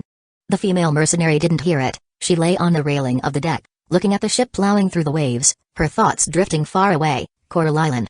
Fresh Flower Town. Little Maggie. Meanwhile, at the place she was longing for. Inside the castle, Butler Carter, with his grizzled hair, approached the landlord who was composing the historical epic Dragon's Fight in the Wild and said, My lord, there's something that you would be happy to hear. What is it? Asked List, who was writing about the ancient battle between the evil fire dragon and the mighty dragon knight on the Sea of Azure waves, without even raising his head. The castle's trainee maid, Maggie, has just entered into a contract of mother and daughter with Mrs. Harriet from the grocery store. Upon hearing it was about Maggie, List finally put down his quill, reluctantly, and asked with raised eyebrows, so, what does the Harriet family plan to do? Take Maggie back and end her training? Maggie was a clue involved with the smoke mission, and he had gone through the trouble of concocting excuses just to bring Maggie closer to him. He wasn't willing to let Maggie go that easily. Carter's answer raised his mind, of course not, my lord. Working at the castle is an immense honor for commoners. The Harriet family wouldn't pass up such an opportunity. Then, Mr. Carter, please convey my congratulations to Maggie. By the way, will she be coming to train this afternoon? She didn't ask for leave, so she should be here for her normal training. Add a piece of grilled steak to her dinner. As you wish. Chapter 209, The First Snowfall of Winter in Fresh Flower Town, December 13th, early morning. For the monkeys at the Fruit Thief Monkey Training Ground, this year's first snowfall came along with new members. The monkeys ordered by Lord Landlord hadn't been delivered yet, but the 3 pregnant female monkeys had already given birth in succession, producing a total of 4 infants, one of which was twins. Perhaps Fresh Flower Town really is a place blessed with the glory of nights, for all 4 baby monkeys survived. They could just see Fresh Flower Town's first snow, mixed with the howling north wind. Squeak, squeak. Squeak, squeak. The troop of monkeys celebrated the arrival of the flying snow in their own language. When the snow fell, the fragrant coconut trees would stop growing, and the fragrant coconut fruits would no longer ripen. They knew this very well, as they stole the fragrant coconut fruits all year round. No more ripening of the fruits meant that they wouldn't have to work this winter. What a pity. Such a thought was laughable. Early in the morning, Jiggs, the steward of the training ground, took out fake fragrant coconut fruits and began the day-to-day training. Lord Landlord will buy more monkeys, and when they arrive, this group of fruit thief monkeys will serve as a model for the new ones. So, everyone, you must train well and make the fruit thief monkeys exemplary. Jiggs shouted loudly, enjoying his leadership and authority at the training ground. The other fruit farmers had to listen to him. The female monkey I train can't be trained today, she needs to feed her children. Then you will clear the snow. Why clear the snow? Every year we don't clear it and just stay inside where it's better, one of the fruit farmers said dismissively. Jiggs immediately snapped, straighten up your attitude. Consultant Jaoratai has already decreed across the town that all farms and workshops must clear the snow in front of their doors and work areas, and after that, clear the accumulated snow on the nearby roads. You fool, do you dare to disobey even the orders of Consultant Jaoratai? The fruit farmer certainly didn't dare disobey, but he complained about Jiggs. Why didn't you say so earlier? If you had, I wouldn't have let the snow accumulate in the training grounds. Complaints aside, he honestly took the broom he had made at the farm and started sweeping the snow. It was only a night's snow, so it wasn't too thick, and could be swept away with a broom. Just like at the fruit thief monkey training ground, as soon as dawn broke, all of Fresh Flower Town began a massive campaign of snow clearing. Patrol members knocked gongs and drums, going from house to house urging the serfs to wake up and clear the snow. The roads had to be cleared first to avoid delaying the carriages and postponing the construction projects of the domain. This winter was destined to be anything but peaceful. In the castle and the administrative offices, there had already been several meetings to plan the construction projects for the winter. Stretching, List felt a bit reluctant to leave his warm bed. It had started snowing the night before, and the temperature had dropped to the point where thick clothes were needed, so he had already covered himself with a quilt. Although an earth knight is somewhat resistant to heat and cold, no one would foolishly endure the cold when they could have a warm bed instead. But still, he managed to resist the allure of his cozy bed with his strong will, got up, and opened the door. Outside, the male and female servants were already waiting early. Servant Thomas was there to help him dress, while the maid was responsible for cleaning the room. "Good morning, my lord," Thomas said, holding the armor and bowing. Little Lily, carrying a bucket and holding a duster and mop, also bowed to List. "Good morning, my lord." "Good morning." List had already gotten used to having someone help him get dressed, and after carefully grooming himself in the mirror, he hurried out of the bedroom to walk his dog. Before he even left the house, he heard the woo-woo sounds of Thornminer elf Jayla, who had flown out from the worm room and followed him out the door. List smiled and patted Jayla's tiny head. "Jayla, I will take you to see the snow." "Woo-woo." Jayla's large eyes shimmered with curiosity, for it had never seen snow before. This was the first time it had witnessed snow since its birth. As soon as they exited the castle gates, it flew around excitedly, occasionally playing with the snow accumulated on the ground, trees, and windows. "Woof woof." Dowson stood at the entrance of his doghouse, equally excited, barking away. It was also his first encounter with snow. However, he must have had enough of it last night. Probably it was because he saw List that he knew he could run around and play, which made him excited. He unleashed Dowson. The intermediate magical beast raised as a guard dog darted off in a flash, wagging its tail and playing crazily in the snow. Thump! A small snowball hit Dowson's head, with Jayla mimicking List and throwing a snowball. But its hands were too small, and the snowball even smaller, hitting Dowson without him feeling a thing. Seeing Dowson ignoring him, Jayla was immediately furious, ready to scatter seeds. But List, connected through mind connection, sensed its emotions and immediately stopped its actions. "Jayla, play with the snow, don't scatter seeds everywhere." If it had the energy to be naughty, he might as well take it to Thornridge to plant trees. Then he himself made an extra-large snowball and hurled it, hitting Dowson squarely on the forehead. The hit left Dowson stunned, looking around, not knowing who had struck him. A few seconds later, his attention drifted and he began to roll in the snow again. The snow was thin, so when he pressed his body onto it, the snow melted away, revealing the alfalfa underneath. He said he was rolling in the snow, but he was actually rolling in the grass. A childish behavior, but considering he wasn't even a year old, it was quite normal for him to be immature. Leaving Dowson and Jayla to play in the snow, List started his daily chi cultivation routine. A day's planning is in the morning, and a lifetime's planning is in diligence. Refining chi is a meticulous process.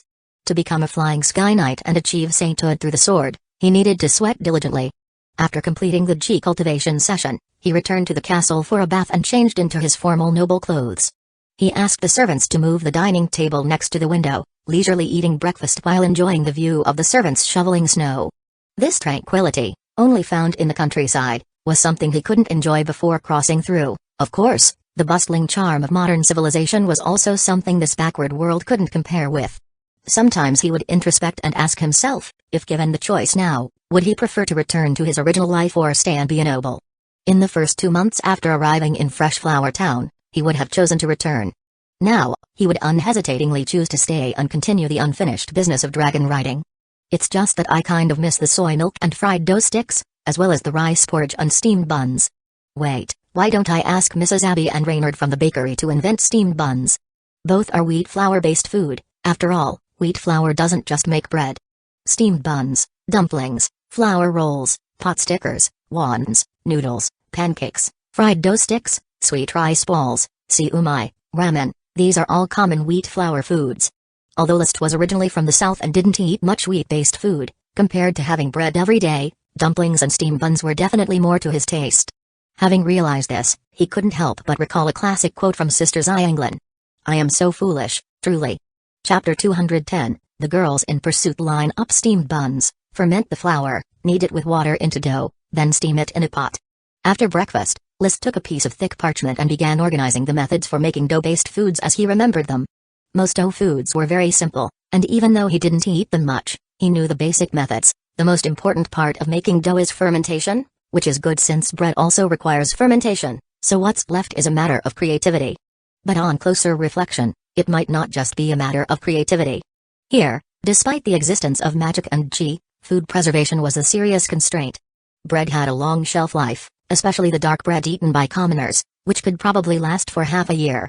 However, steamed buns and filled buns would probably start to mold if left uneaten for 2 days, and even if commoners could think up such delicacies, they would be reluctant to make them.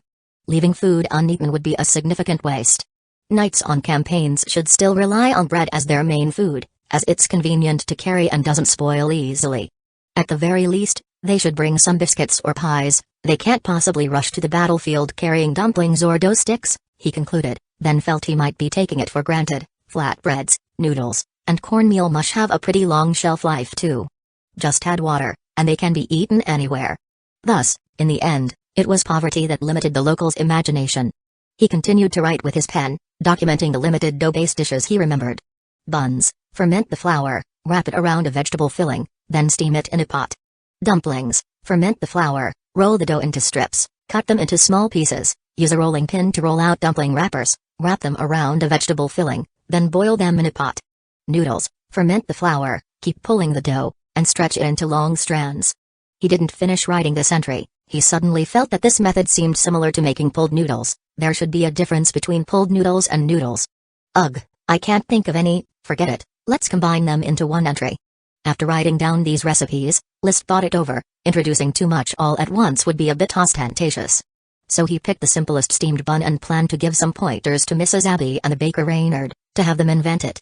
With steamed buns, filled buns would be easy to make. Of course.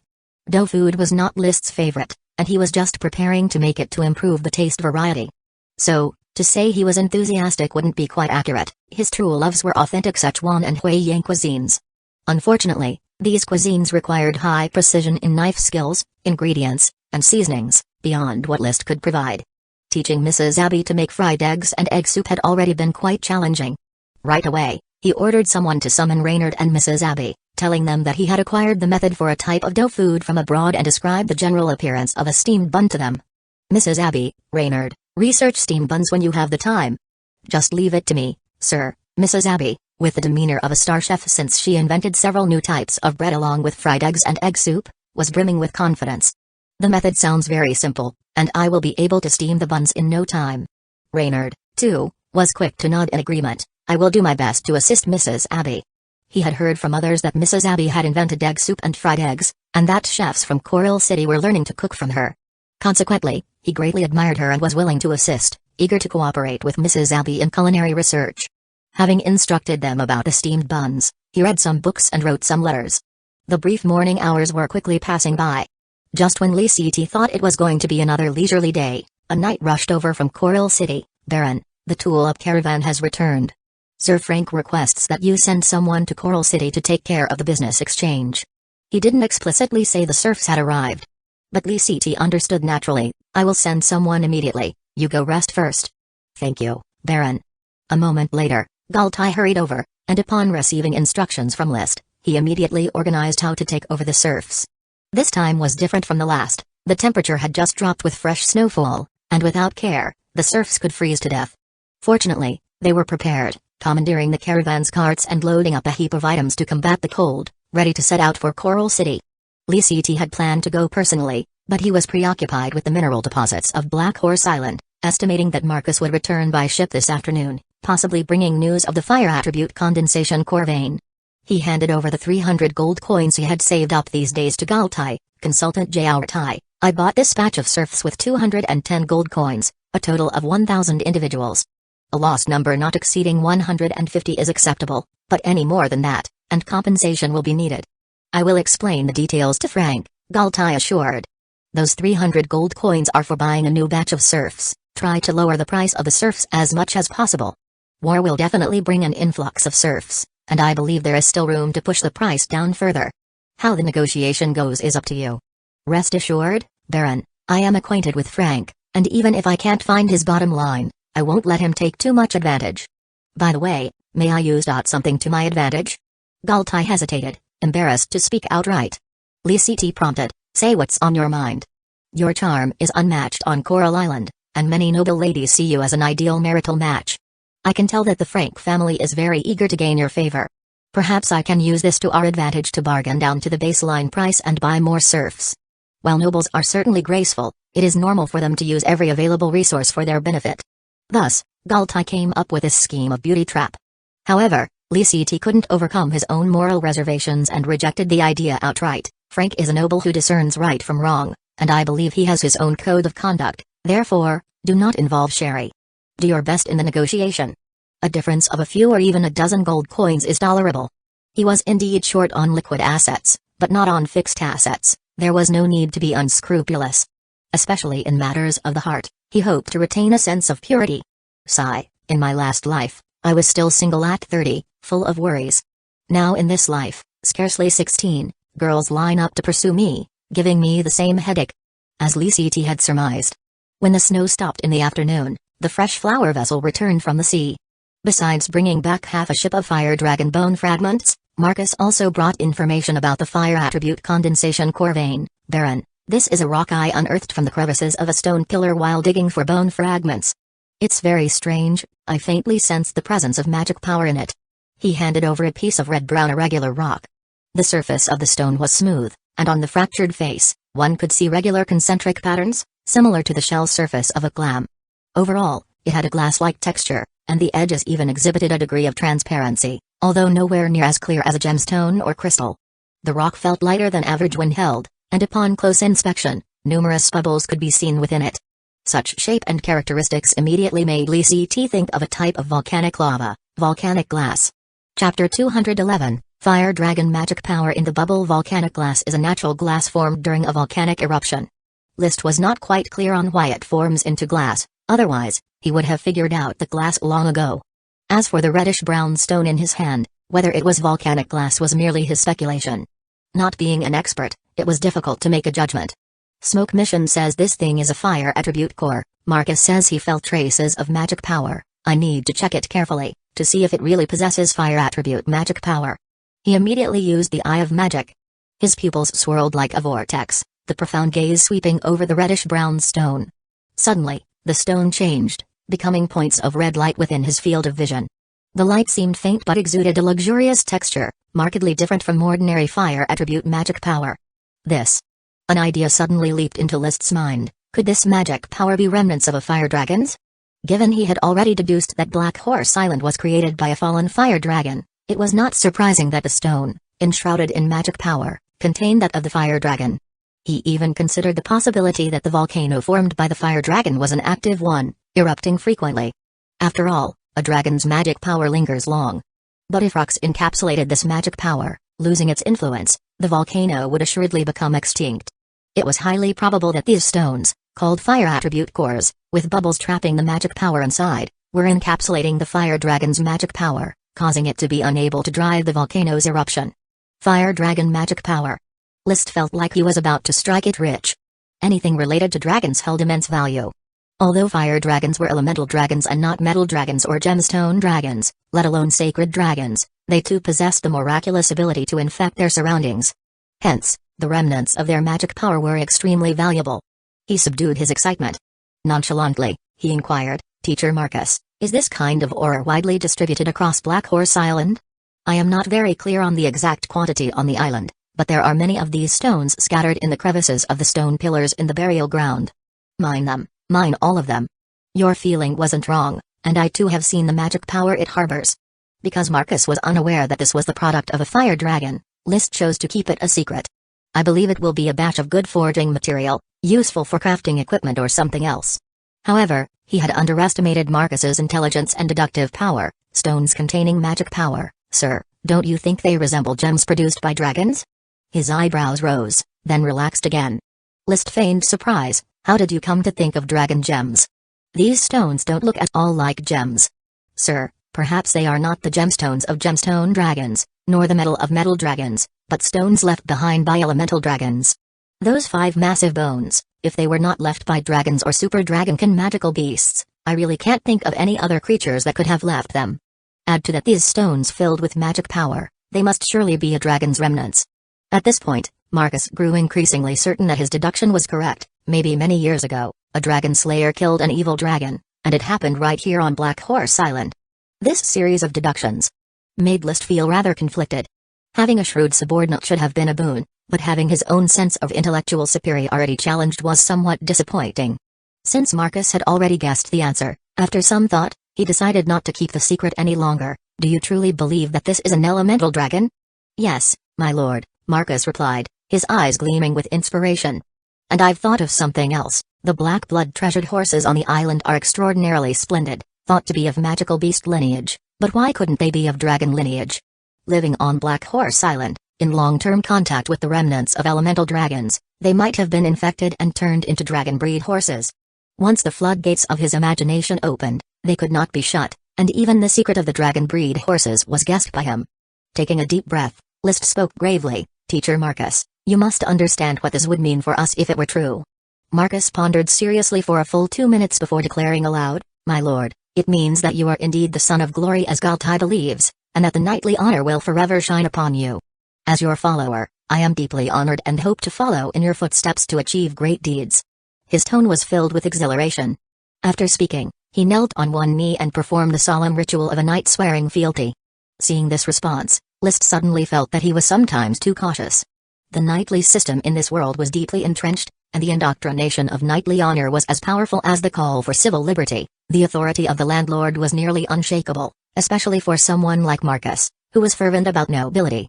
Upholding the landlord's authority was to uphold his dreams and beliefs. The future him would also be a noble landlord. Thus, many secrets could actually be shared with subordinates. However, adhering to the idea that caution could do no harm, List still hoped to keep many secrets to himself, such as the space gem, the smoke mission, or how much money he had. The corners of his mouth curved into a slight smile as he said lightly, "May the light of knightly honor shine upon us both." The act was over, and it was time to return to serious matters. List spoke in a deep voice, "I feel that the stone contains fire attribute mana. It might be the product of a fire dragon. However, considering the decayed state of the bones, I fear that the fire dragon might have died thousands, if not tens of thousands of years ago, making it hard to say how much benefit remains. Indeed, but determining that the black blood treasured horses are dragon breed horses is a tremendous gain. We have not given them enough attention. The black blood treasured horses certainly require more attention. The task of breeding them I leave to you, Teacher Marcus. I am at your service, my lord. Also, we shall call this type of stone volcanic glass. Its extraction work will also need to be followed up closely," List decided, thinking fire attribute cores was too much of a mouthful and irresponsibly coined a new name. "I will research its uses as soon as possible to evaluate its worth." Marcus nodded in agreement, then suddenly asked, "My lord, wouldn't it be a waste to use those dragon bone fragments for making farming bone utensils directly?" "I also think it's a waste, but I had the magicians research it. They have decayed for too long, devoid of any magic power, and their miraculous properties have long dissipated, leaving only their hardness as a benefit. Those 5 pieces of dragon bone should still retain some of their miraculous properties, Marcus suggested. We shall protect them and research them at a later time, List agreed. As you wish. The matters of the fire dragon and the volcanic glass having been discussed, List recalled another previous thought. Teacher Marcus, I have sparred with Ronto and Lass, and their strength was slightly lacking, unable to truly test my power. In Fresh Flower Town, only you can validate my strength. Marcus exclaimed in surprise, My lord, have you already honed your Chi manuscript?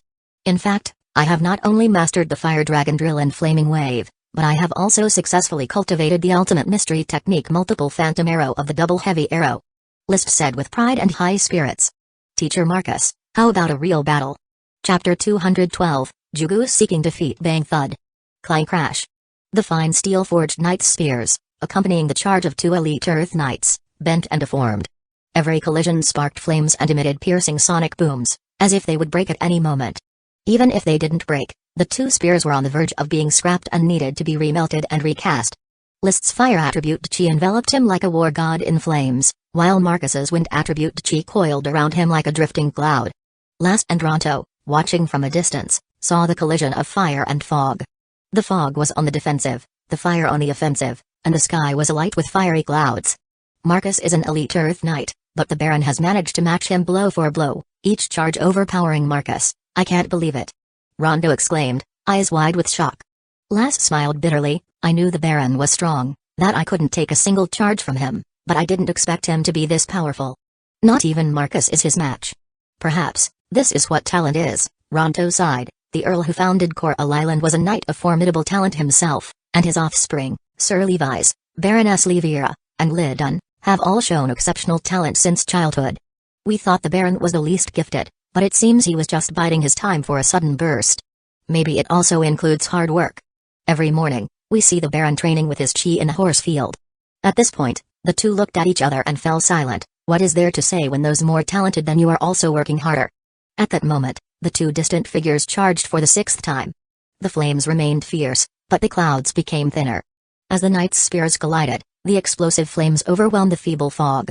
2 horses, one black and one yellow, crossed paths. Marcus was thrown from his mount and crashed heavily to the ground, his knight's spear breaking in 2. Nay. The lead dragon horse reared, letting out a shrill whinny. List, holding his bent knight's spear in one hand, panted heavily. 6 consecutive charges had drained him significantly, even with the physique of an elite Earth Knight. But his spirits were lifted, and he gasped out, Teacher Marcus, I have won. Marcus struggled to his feet, confused for an instant, then his gaze steadied, and he breathed heavily as well. Sir, your strength surpasses my imagination. Even though your charging experience still needs improvement, all that's left is refinement over time. May victory always be with you from now on. I had an advantage with the horse, List said modestly. Even without the lead dragon horse, I wouldn't have lasted long. My Chi volume is far behind yours, Marcus said. He seemed about to ask something, then swallowed his words, likely wondering if List had become an elite Earth Knight. Marcus didn't ask, and List didn't plan to tell. Dismounting, he signaled to his retainer knights to take away the damaged spears and spoke to Marcus. I've proven my capabilities in battlefield charges, but I hope to spar with you using long swords tomorrow. Charging was more about competing in Chi, while sword fighting relied more on combat skills. Marcus nodded, why not make it at dusk? I will have recovered my Chi by then, and I need to go out to sea early tomorrow. All right. During the conversation, Rondo and Lass had approached, congratulating List. Through this battle, List understood the gap between an Earth Knight and an elite Earth Knight. Assessing the abilities of both men based on Marcus's strength, he had a clear understanding. My battle with Teacher Marcus was enlightening. In the future, you 2 should consult with him often. Yes, Baron. Let's go have a cup of milk tea together. List led the way towards the apple tree. 4 cups of milk tea were quickly served, freshly brewed with cow's milk. The cows were now producing a lot of milk, yielding several buckets a day. Aside from catering to banquets and List's personal consumption, a cup of fresh milk was awarded to children who trained earnestly in nightly lessons. Even so, there was still plenty of milk left every day, and the serfs at the dairy farm would mix flour with milk to make powdered milk. The powdered milk, once entirely seized by Tulip Castle, now all entered List's castle to be stored. Whether eaten during the low season for milk production or sold, it represented an income. In the afternoon, the sun came out briefly before hiding again, and then the heavy snow began to fall like goose feathers. Such conditions would continue throughout the entire winter. Thanks to the nutritional supply from the milk tea, Marcus's chi recovered faster than expected, so the practical sword fight was held earlier than planned. List didn't use the Crimson Blood Sword, as using it would probably have allowed him to completely overpower Marcus. He chose a fine steel longsword, a two-handed sword, and Marcus was equipped with the same. However, List still donned magical beast leather armor, while Marcus could only wear ordinary leather armor. The landlord and his followers certainly couldn't enjoy the same treatment. There was no idle talk. Nor did they let Rondo and Lass watch on this time. The two faced each other at the far end of the riding ground, swords in hand against the backdrop of the falling snow, each as determined as ever. List, who aspired to become the Flame Sword Saint, no longer felt stage fright in these training bouts. He unleashed his chi, seemingly without any cost, each strike with the full force of his intentions. Dragon Flight. Poke, his fine steel longsword thrusted upwards, sending forth a jet of flame, as if a fire dragon were soaring. Wind Whirlpool. Marcus spun his fine steel longsword, chi swirling around it, creating a whirlpool with the motion of his blade that engulfed List's flame attribute chi. Clang. The fine steel longsword, stripped of its fire attribute chi by Marcus's blade, was struck with the still encircling wind attribute chi, releasing it in an instant and nearly knocking List's sword out of his hand. He held on tight, just barely maintaining grip. Huh. That was close. List's palm sweated, realizing that sword fighting felt completely different from charging into battle. Marcus in front of him was like a hedgehog, tightly guarded, leaving nowhere to attack, and would counter-thrust whenever he had the chance, causing him significant discomfort. Thus, they continued to exchange blows, clashing over 20 times. Neither able to overcome the other. Marcus, with his seasoned experience, focused primarily on defense, occasionally sneaking in attacks during the transition between List's old and new chi streams, making it excruciating for him. However, List's foundation was strong, with a high total amount of chi and a quick recovery rate, so he barely managed to hold on. One fierce, the other cunning. The number of exchanges neared 30, and then both their gis could no longer keep up with their consumption. After 10 more exchanges, they ultimately ended up in a draw. They both leaned on their fine steel longswords, gasping for breath in the midst of the heavy snowfall. "Teacher Marcus, did you go easy on me?" List suddenly asked, feeling that it was somewhat exaggerated for someone with almost zero sword-fighting experience like himself to have fought Marcus to a draw. Before the sword fight, he was proud and thought that he would resolve the battle with Marcus within 10 minutes. At the beginning of their exchange, Marcus's sneak attacks had startled him, and he was afraid that one careless move would lead to Marcus turning the tables on him. As the battle wore on, he found he couldn't prevail over Marcus, but Marcus's counterattacks also lost their sharpness and seemed unable to turn the tide against him, which led to a stalemate. He felt that toward the end of their exchange, Marcus had held back. But Marcus shook his head, his breaths choppy, making his words come out staggered. "In the first 10 exchanges, my lord.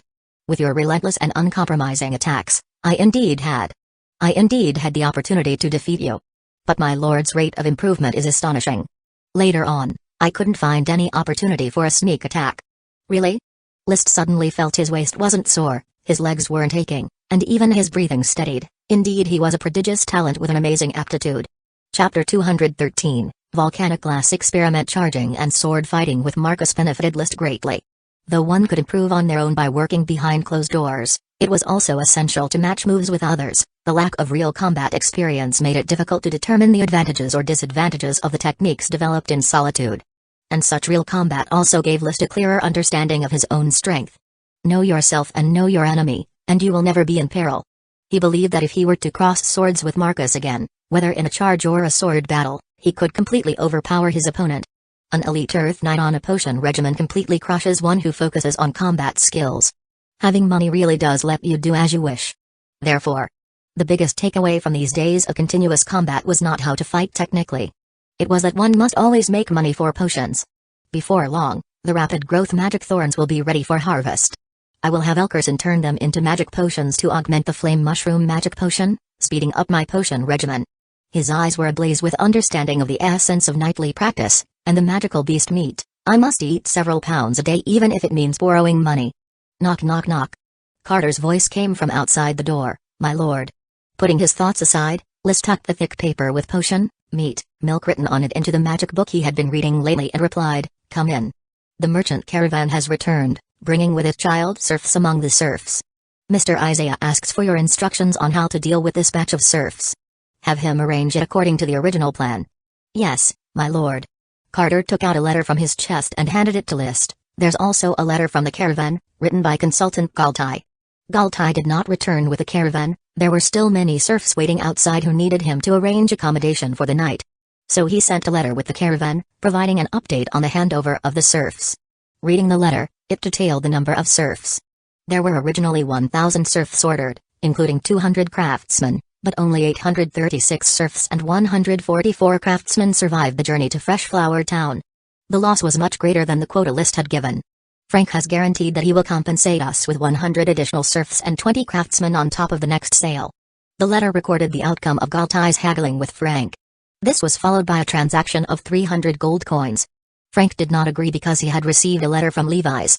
It mentioned that the war would cease with the onset of winter, and the Earl was gathering the resources plundered, ready to retreat back to the country.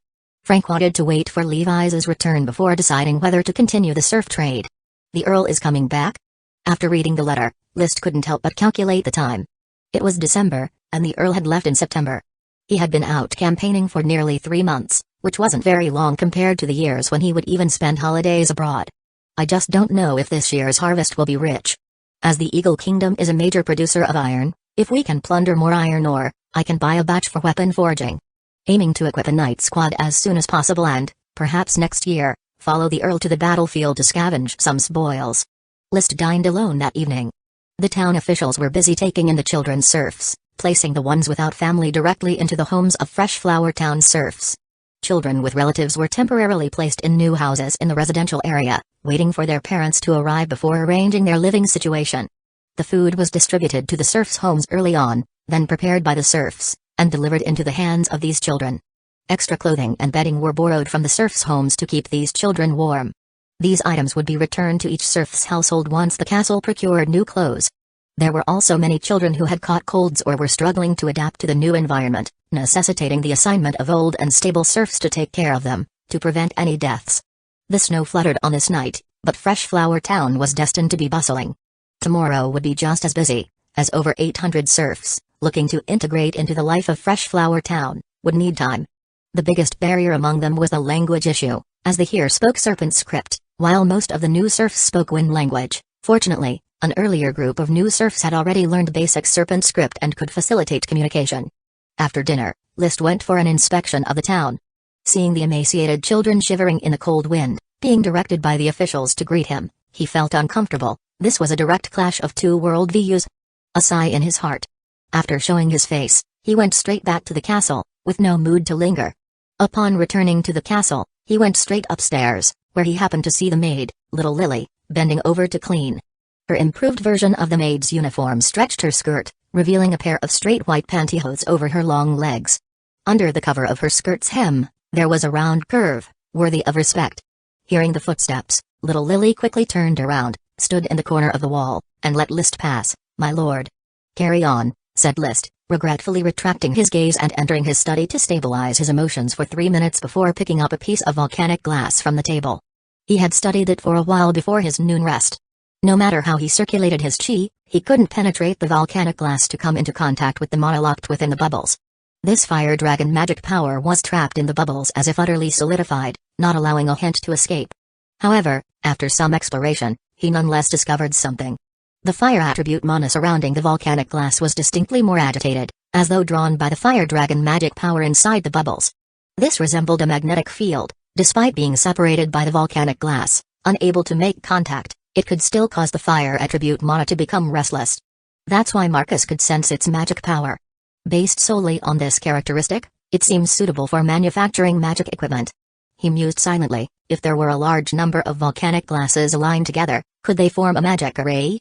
Then could it incite a riot of fire attribute mana within the magic array, creating an environment rich in fire attribute mana? If a magician were placed inside, could they effortlessly conjure fireballs? This seemed somewhat pointless. So, he was more inclined to smash open the volcanic glass and release the fire dragon magic power within. However, once released, the consequences of this distinctly fire dragon mana were uncertain. Could it infect the surrounding environment, for instance, starting a large fire? He couldn't be certain, but obviously, his study was not the right place for such a release, as the bookshelves held many decorative books, too valuable to be burned. Daytime would be better. Armed in armor, he could find an open space to release the fire dragon magic power. But then he thought that might be overreacting. Just a few bubbles in a piece of volcanic glass. How much mana could they store? How strong a reaction could they produce? After a moment of indecision, he chose not to smash the volcanic glass. He contemplated several possibilities and potential uses, leaving the verification for the following day.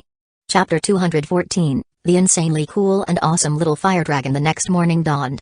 Having completed the chi cultivation class, List continued his research into volcanic glass.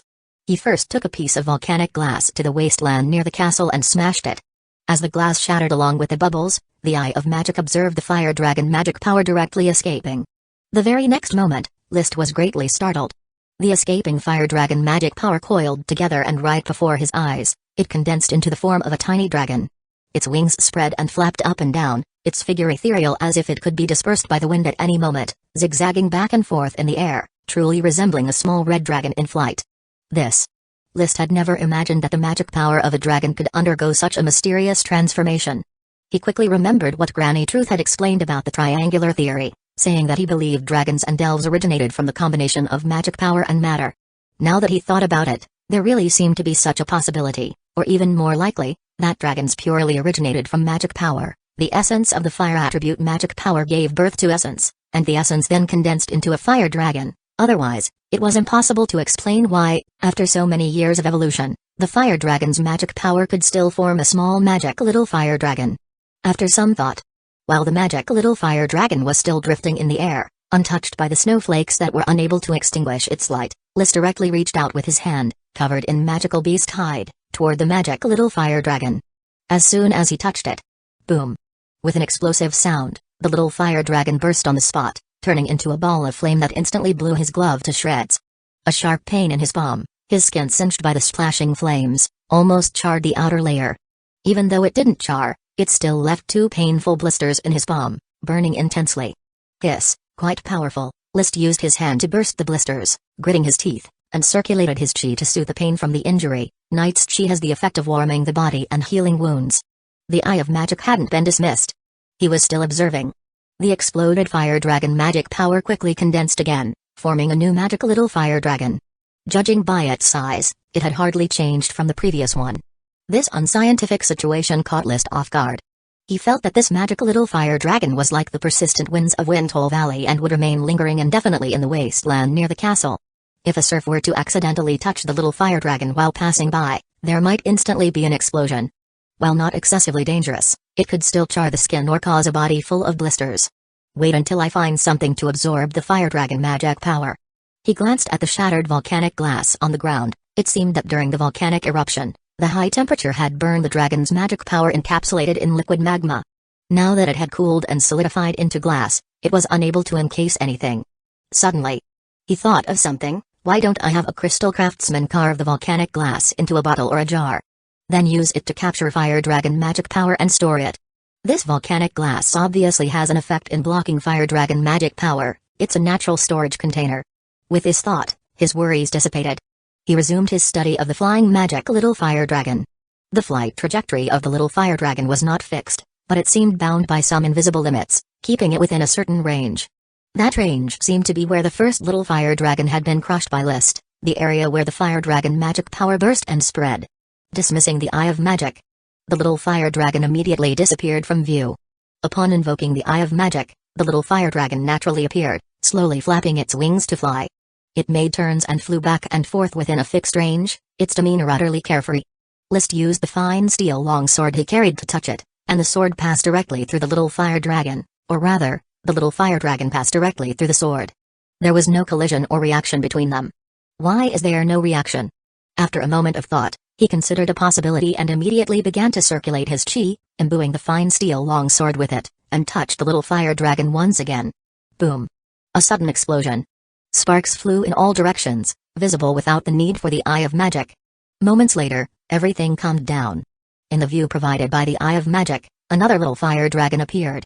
This time, its range of movement was limited to the scope of the new explosion, a circle with a radius of 50 centimeters. Its size and the total amount of its magic power remained unchanged. There was no visible loss. It really defies science. Why is there no decrease in energy after exerting effort, and the magic power is still so plentiful? This shares a curious similarity with the properties of the dragon gems. Gems produced by dragons also possessed seemingly infinite magic power, but even infinity would eventually run out one day. This little fire dragon might explode thousands or hundreds of times before being completely extinguished. Right, can it fly underground? As soon as he thought of it, List waited for the little fire dragon to fly as close to the ground as possible before he reached out with the fine steel longsword to touch it. Boom! It exploded again. This time, the center of the explosion was only 10 centimeters from the ground. When the new little fire dragon formed, it indeed flew toward the ground. The moment it touched the earth, the remaining snow on the surface melted instantly, and the damp ground dried up at a rate visible to the naked eye. Soon, the little fire dragon flew out from the ground again, flew for a short while, and then dove into the earth once more. As it was only the size of a palm, each time it could only dry a small spot, but after several times, the dried area underwent further changes. The parched soil gradually turned black and appeared scorched. He lured the little fire dragon away with an explosion, dug up the scorched earth, and tapped on it, finding it as hard as a brick. A brick? In an instant, a stroke of inspiration struck from above, entering his mind. The magic little fire dragon is essentially firing bricks. I could completely use it to bake bricks, pottery, and porcelain. Once I have plenty of fire dragon magic power, this will be countless times more powerful than a high-temperature furnace. And it caused no smoke pollution, nor did it require physical fuel. An idea that came in a flash made him ecstatic. Black Horse Island must have a fair amount of volcanic glass scattered about.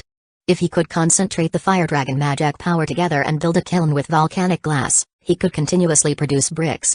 The same could be done for pottery and porcelain. They say that baking bricks and ceramics requires different temperatures, which I can completely control by separating the fire dragon magic power, he mused. The magic power of an entire fire dragon can ignite a whole volcano, and a portion of the fire dragon magic power can be used to bake bricks. His thoughts diverged, and more ideas emerged. It's not only for baking bricks, I could completely use the little fire dragon to build a furnace for boiling steam and then invent a steam engine. It seems a bit difficult to make a steam engine, but wouldn't it be easy to boil water or heat a king with it in minutes? This is not like being rewarded with a mine, it's like being given a pile of energy. Considering the nearly 40 smoke missions he had seen so far, the value of volcanic glass was second only to that of the space gems. If utilized and developed properly, it could even surpass space gems. He forcibly suppressed his excitement and watched the flying little fire dragon intently, clenching his fists tightly. Then another possibility occurred to him. Maybe the magic power of the fire dragon could infect creatures, spawning new dragon breed beasts. Chapter 215, A row of footprints towards the castle. How dragons infected beasts and magical beasts was something Liz didn't understand. But there definitely were strict conditions for infection, otherwise nobles and kings who owned dragons would have had their nations teeming with dragon breeds by now. In reality, though, the Sapphire Duke only had one breed of dragon horse, the Blue Blood Treasure Horse, and he cherished it so much that he wasn't willing to let its bloodline flow outside. Therefore, judging from this, acquiring a dragon's bloodline must be quite difficult. However, he had a hypothesis that the cows on the dairy farm might have acquired a dragon's bloodline, mutating into dragon breed cows. This made him feel that perhaps acquiring a dragon bloodline wasn't that hard. A formless dragon just had to visit a dairy farm and it could infect the animals with dragon bloodline. So how difficult is it to acquire, after all? Can fire dragon magic power even infect a dragon's bloodline? If it can, which animals should I try to infect with the dragon bloodline? There were already dragon breed horses like the Black Blood Treasured Horse, and the cows were probably already dragon breed cows, so other animals like chickens, ducks, geese, pigs, sheep, and monkeys didn't seem to have much value for infection. Maybe I can infect Dowson, turning Dowson into an intermediate dragon breed magical beast? He thought this idea wasn't bad, and that Dowson deserved to be nurtured. Of course, this was just a thought. The study of fire dragon magic power was still in its initial stages, and without thorough research, its best use for now was as kindling for the kiln. Otherwise, with the explosive effect that came with fire dragon magic power, Dowson might get roasted instead of turning into a dragon beast. After locating the little fire dragon, List picked up shards of volcanic glass and returned to the castle. The volcanic glass that Marcus had brought back was not in large quantities, but it was not insignificant either. It was all piled up in his gemstone space.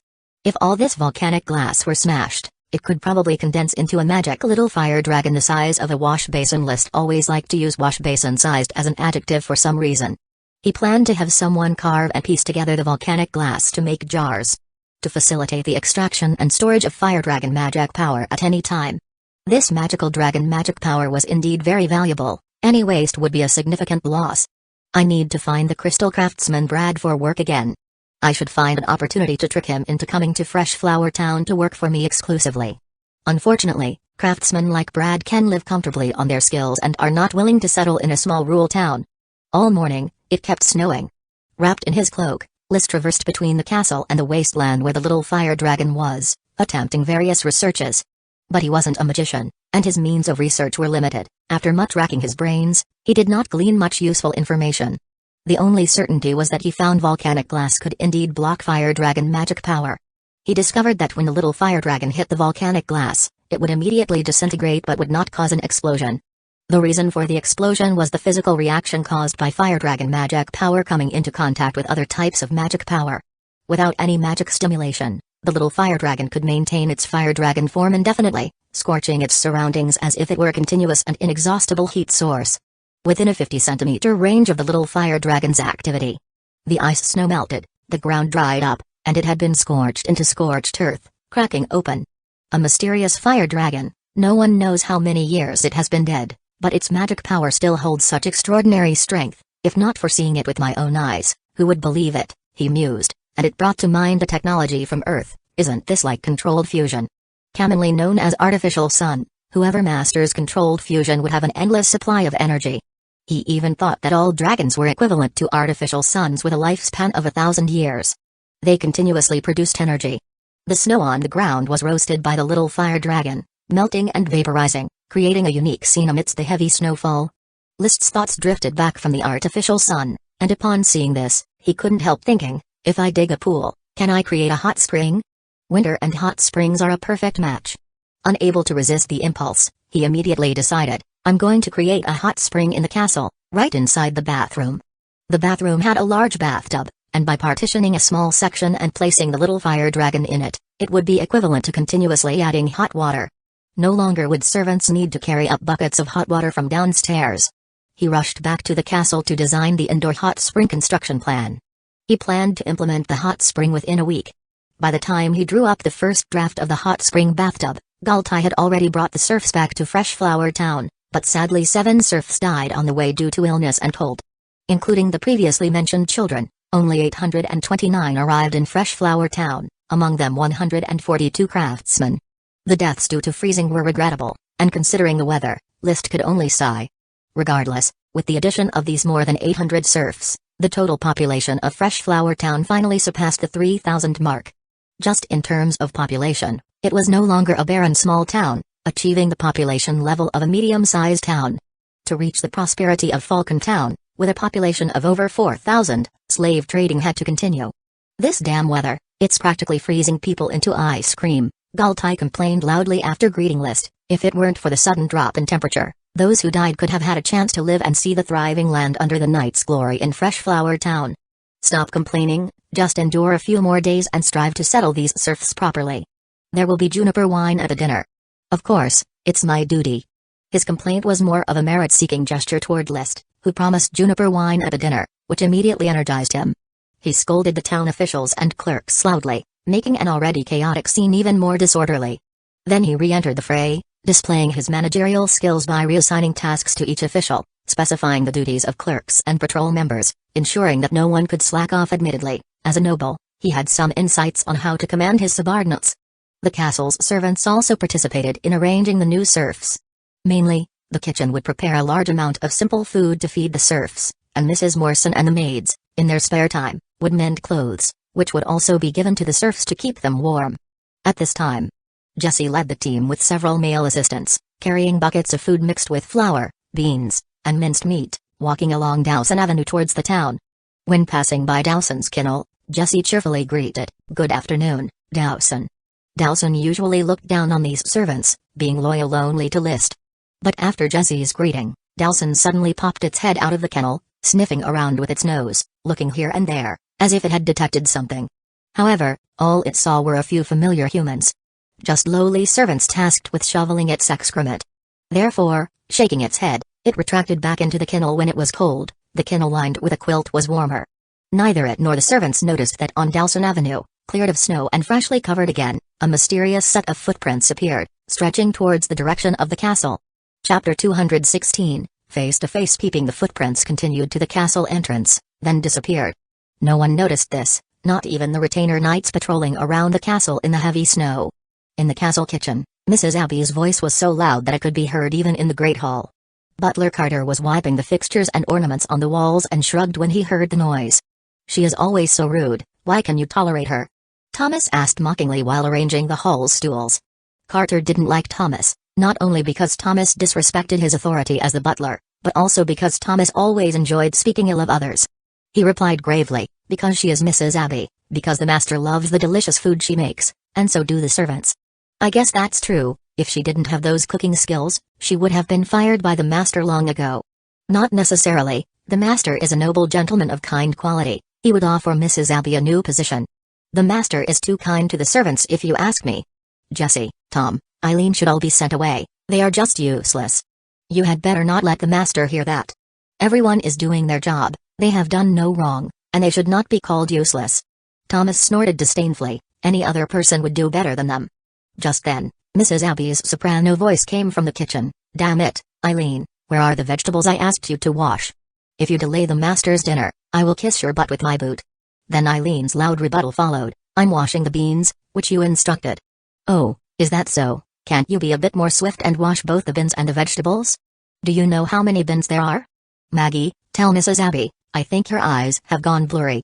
"Good heavens, are you trying to rebel, Eileen?" The quarrel in the kitchen provided material for Thomas, who hummed disdainfully, "This is what you call everyone doing their job. The fact is, useless is as useless does." Carter ignored him and simply said, "Have you set up the tables and chairs upstairs? Today's dinner will be earlier, don't delay it."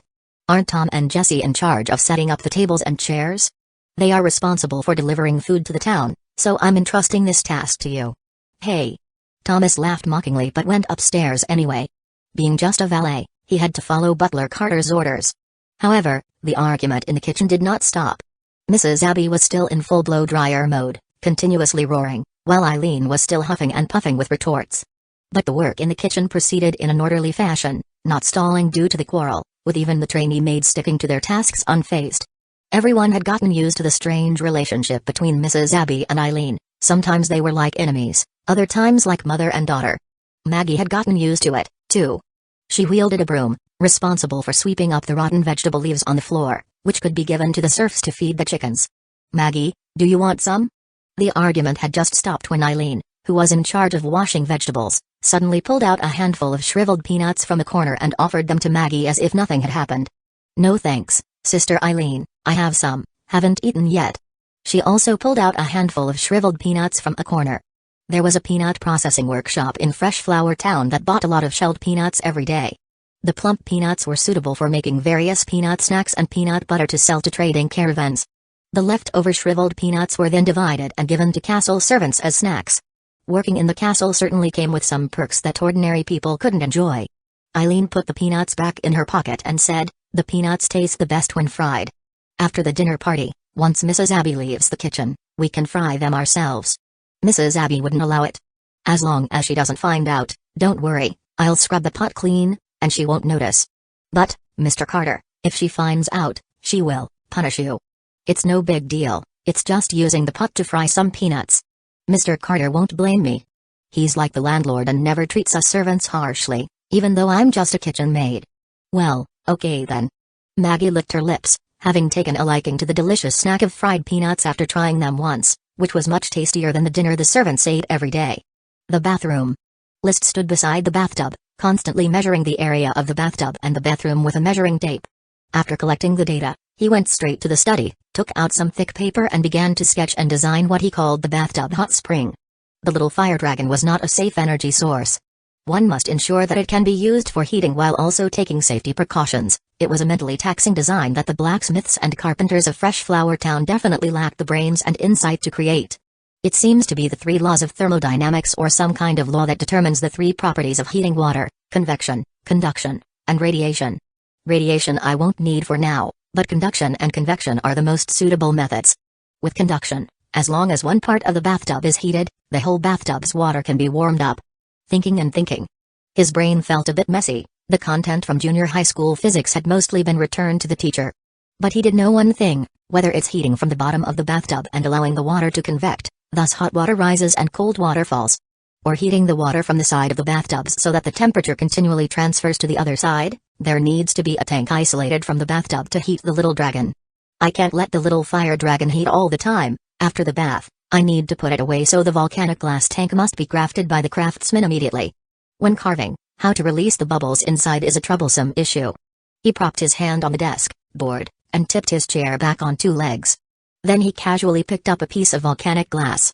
Activating the Eye of Magic, he prepared to observe the magic power within the bubbles again, considering how to work with the craftsman to extract the fire dragon magic power.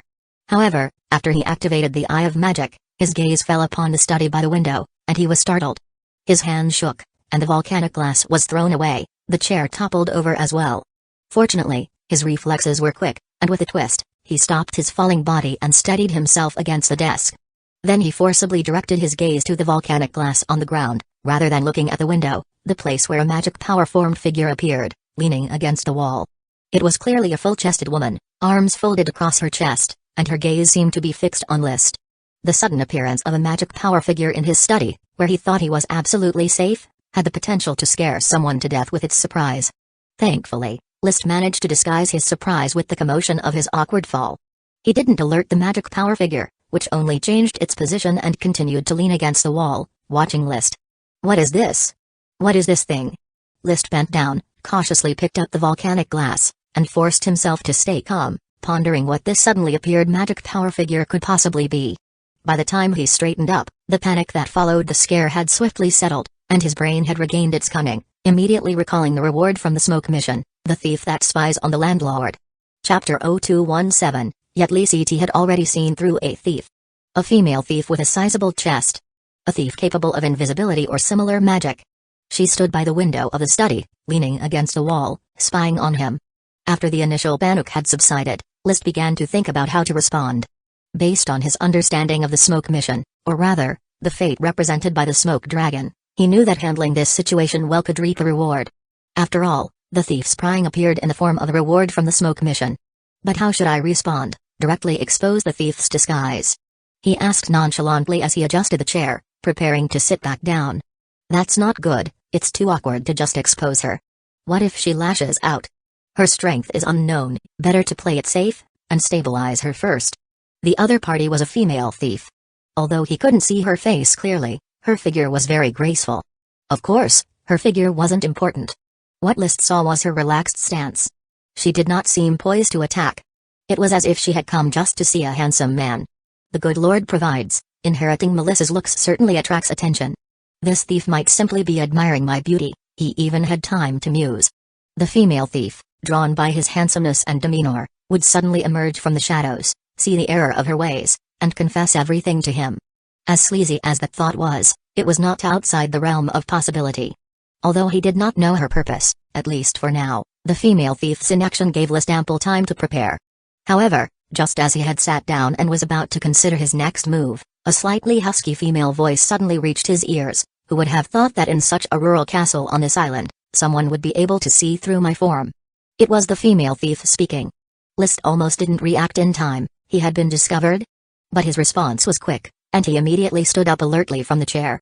He looked towards the window, following the voice. Who's there? Baron, your acting is not very convincing, even worse than the farcical actors I've seen perform in Coral City. The female thief's magical power flowed, and in the next moment, her body slowly became visible. A type of magic similar to the invisibility technique had been dispelled. Tattered leather armor, a great sword as tall as a person, disheveled hair, a tight chest. She wore a scarf that covered most of her face, only revealing a pair of bright eyes. This attire made List think of the typical antagonist side character from a knight's novel, the mercenary. Mercenaries were a middle class in society, usually knights in decline who would work as mercenaries for landlords, merchants, and the like in exchange for compensation. They had a bad reputation since most mercenaries were notorious for committing all sorts of crimes such as robbery and murder. Compared to the lower-class rats, they were only a notch more legitimate. List also knew that the slave trade couldn't do without mercenaries, as knights were meant for charging into battlefields. Capturing serfs was something mercenaries were most skilled at. The female mercenary had revealed her true self. This disrupted List's train of thought, but with the soul of an adult, his ability to stay composed was still quite adequate. Touching the crimson blood sword lying on the desk, he felt his mood completely stabilize. After all, as an elite Earth Knight, his strength was already formidable. Unless the opponent was a Sky Knight level mercenary, the crimson blood sword was merciless. Was my performance really that bad? I felt that my movements and expressions just now were very natural. List smiled, showcasing his handsome and charming side. Please have a seat, uninvited lady. Would you like something to drink? Red wine, coffee, or perhaps milk tea? The charm offensive was in play. The female mercenary sat down calmly, clearly an intruder, yet she behaved as leisurely as if she were the host. I'm not thirsty at the moment, but if you'd like something to drink to calm your nerves, please go ahead. List was a bit puzzled. Do I look nervous to you? In fact, I'm quite relaxed right now. Your performance indeed surpasses many, but there are still quite a few flaws. The female mercenary crossed her legs, her attire rough-looking, but the trousers tied with cloth strips and fitted with knee pads hugged her legs, accentuating their length and straightness beautifully, as an Earth Knight would not lose control of their body to the point of knocking over their own chair. List suddenly realized, so I was exposed right from the start. Actually, I'm more curious about how you saw through my invisibility technique. I've infiltrated many castles, and I've only been exposed in front of a Sky Knight, never seen through by an Earth Knight. Are you a professional thief? List responded with a question instead of an answer, as he wouldn't reveal the secret of the Eye of Magic. The female mercenary countered with her own question. Do you intend to capture me? Sneaking into my castle, peering into my study, don't you think you've already infringed on the authority of a landlord, and on the sacred legality of my territory? A landlord has absolute control over their territory, a system followed by all nations. I walked in through the castle's main gate and have been generously standing in front of the window, said the female mercenary. Then, in a light tone, she added, and I don't think offending a baron is a problem. Many barons felt offended by me, and in the end, they were all killed by me. A casual statement, as if it was just small talk.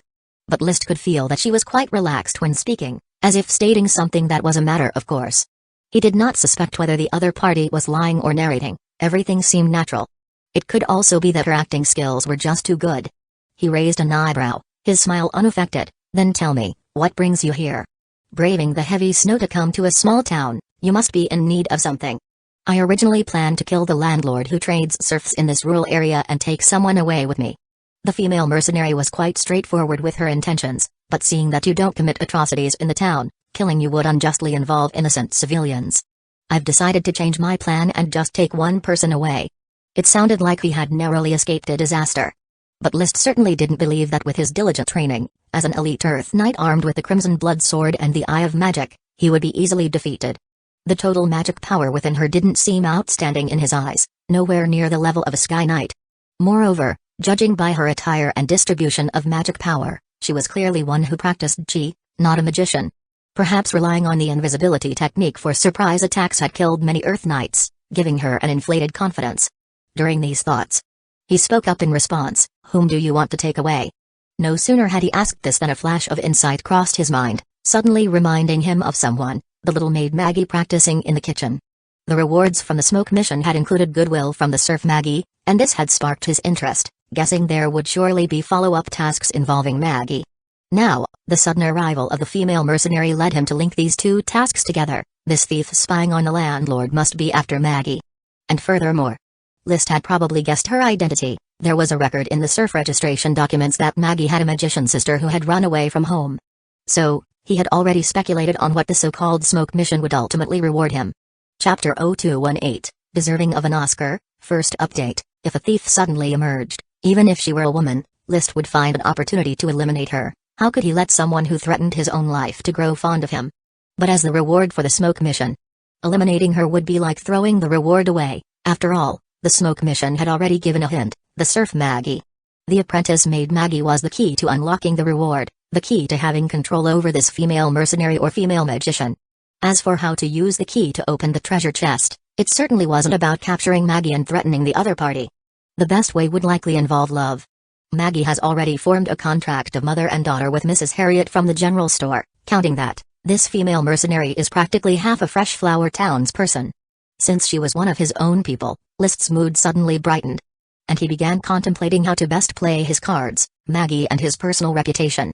At this moment, the female mercenary had already stated who she wanted to take away. I want to bring a maid from the castle with me. Does the Baron agree? A maid from the castle?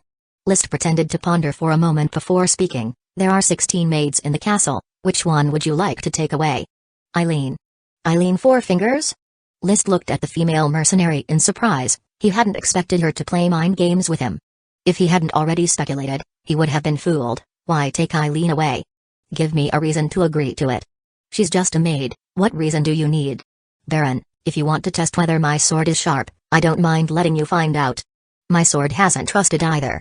List stood his ground as he met the bright eyes of the female mercenary. He was half performing, half confident. With Dowson, with the Crimson Blood Sword, as an elite Earth Knight. As long as she was not a Sky Knight, she would have no advantage over him. With confidence, he could perform at ease, show the landlord's affection for his people, his own tough side, display the nobility image that met the common people's expectations. In a knight system, equality does not exist. Brave and merciful lords are the incarnations of justice. The worn leather armor of the female mercenary clearly indicated her lower social status. A moment later, she indeed took a step back. Eileen is my sister, is that reason enough? Your sister? List smiled. If it's true, I will call her over for you to identify in person. I have no opposition to family reunions. In fact, you could have approached me directly as her relative. Eileen applied for the maid position herself in Coral City. It's her own choice to stay or leave. She doesn't know she has a sister like me. Sorry, that reason does not hold. Eileen's parents are in Coral City working the fields for Tulip Castle. I don't think she would suddenly have a thief, mercenary, or a magician for a sister. Therefore, until Eileen confirms it herself, I cannot let you take her away. What if I insist on taking her away? It seems my actions have led to a misunderstanding. List suddenly placed his hand on the hilt of the Crimson Blood Sword, speaking earnestly. Serfs work for their lord, and the lord protects the safety of his serfs. This is the knightly honor I live by. I don't allow, and you shouldn't think of taking away anyone from Fresh Flower Town. This series of actions was full of momentum, the words spoken with passion, resonating with conviction. Paired with his handsome face, the sense of justice was overwhelming. Of course, there was the suspicion of trying a bit too hard. A lord with such a strong sense of justice seemed somewhat grandiose and empty. Across him, sitting on the chair, the female mercenary's bright eyes were glinting, not responding to List's righteous rebuke for a moment. Just when List was about to feel awkward, she finally spoke slowly. You're different from the other lords I've killed, Baron. I will stay in Fresh Flower Town for a few days to see what makes you different from the other lords. She then stood up, roughly 1.75 meters tall, quite tall. List narrowed his eyes. He felt that whether he let her go out or stopped her from leaving would not be a good solution. The key point, he couldn't gauge the other party's strength. It certainly wouldn't be weak. If the strength was insignificant, the smoke mission wouldn't need to be so formal in considering her as a type of reward. As she arrived at the door of the study, ready to open it, List stood up and followed her. I don't know why you are targeting Eileen, but I must warn you not to attempt to harm Eileen. Do not have any ill intentions in Fresh Flower Town, and leave your name. Swan. The female mercenary smiled, unconcerned with List's threat. It wasn't a standard female name, probably an alias, List guessed. Thomas, who was arranging the living room, saw List follow a female mercenary out and was stunned. He then came forward to greet, Master. List said, Thomas, escort this uninvited guest, Miss Swan, out of the castle. Also, inform Consultant Galtai that she can be accommodated in a new house in town. Feeling that such an enticement was too deliberate, he added, her board and lodging costs should be the same as for the foreign merchants. Although Thomas was puzzled about how such a woman in that attire appeared in the castle, he still respectfully accepted the command. Yes, Master. Miss Swan, please follow me. After Swan left the castle with Thomas, Butler Carter, filled with confusion, asked, Master, I haven't seen Miss Swan enter the castle. I've been dusting in the hall the entire time. She climbed over the wall to get in. List stood at the doorway, watching Swan's figure disappear down the road. I will tell you about her origins when the time is right. For now, pay more attention to the servants in the castle, especially the maids. If they have any grievances, they should be resolved promptly. Carter, of course, did not ask further. As you wish, Master. By the way, Mr. Carter, call Eileen to my study. I have some questions for her. Since the female mercenary claimed she came for Eileen, he had to act accordingly. Eileen hurriedly came to the study. Master, did you call for me? Eileen, how many siblings do you have in your family? I have 2 younger brothers. No sisters? Or any cousins? No, Master. Are you sure you don't have any, like a sister who was given away to someone else when she was a child? I wouldn't know about that, but my mother was only 17 when I was born, so I don't think there would be another sister. Therefore, the possibility that Swan was Eileen's sister was essentially eliminated. She was just being cunning. List felt a great relief. His tone became even more amiable. "How is the work in the kitchen going?" "Everything is going well, Master." "Good to hear. If anything comes up, you can report directly to Mr. Carter. You should take good care of the young maids in training in the kitchen. As their elder sister, don't let them be mistreated." "Of course, I will." With the conversation over, he sent Eileen away. List carefully went over his response after encountering Swan, feeling that there were a few details that were not well managed, with some small flaws, but overall, he had handled things quite well. There was no inappropriate enthusiasm, no deliberate hostility. The courage and benevolence that needed to be shown were also displayed, achieving an amiable demeanor as if bathed in the spring breeze. Worthy of an Oscar. Or at least a Golden Rooster. Chapter 0219, A Choice in Line with Interests, Second Update. The mercenary Miss Swan will stay in Freshflower Town for a few days to observe. This is a good sign, indicating that she has already taken a liking to Freshflower Town and to List. The following few days will be crucial for solidifying that good impression. Of course, there is also the possibility that the good impression could turn into a bad one. But the probability is small. List is confident about this point. The current Freshflower Town is clean and sanitary, with wide roads, and the commoners have houses to live in, clothes to wear and food to eat, and even a little surplus. The patrol team is no longer a gang of riffraff, and while it may not be safe enough to leave one's doors unlocked at night, at least there are no thefts occurring. Although the town is rural and not bustling, it has seen significant improvements under nearly half a year of governance. This undoubtedly adds many favorable impressions. Trafficking serfs is indeed a disgraceful act, but practically all nobles traffic in slaves, and it's not just me doing it. Moreover, the serfs who came to Freshflower Town do not suffer. They are allocated houses, clothing, and food, and even land, and their quality of life might have even improved.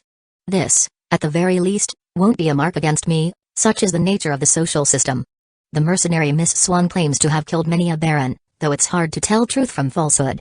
But she must understand that what List has done already makes him one of the better nobles. And there's an even more important point.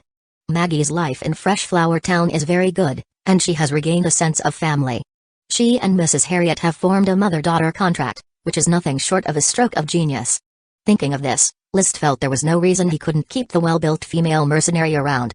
In law and morality, a contract mother and daughter are no different from a real mother and daughter. If the mercenary Miss Swan wants to take Maggie away, she must first sever their mother-daughter relationship. But the key is, would Maggie be willing? List had been paying close attention to Maggie and knew that Mrs. Harriet truly treated her like a daughter. The heart of the young maid had already melted. Maggie is not a cold-hearted little girl. If she knows gratitude, she will surely not want to make Mrs. Harriet sad. Therefore, I need to discreetly send someone to give Mrs. Harriet a hint. When the critical moment comes, she should retain Maggie. Then, using Maggie's influence, retain the mercenary.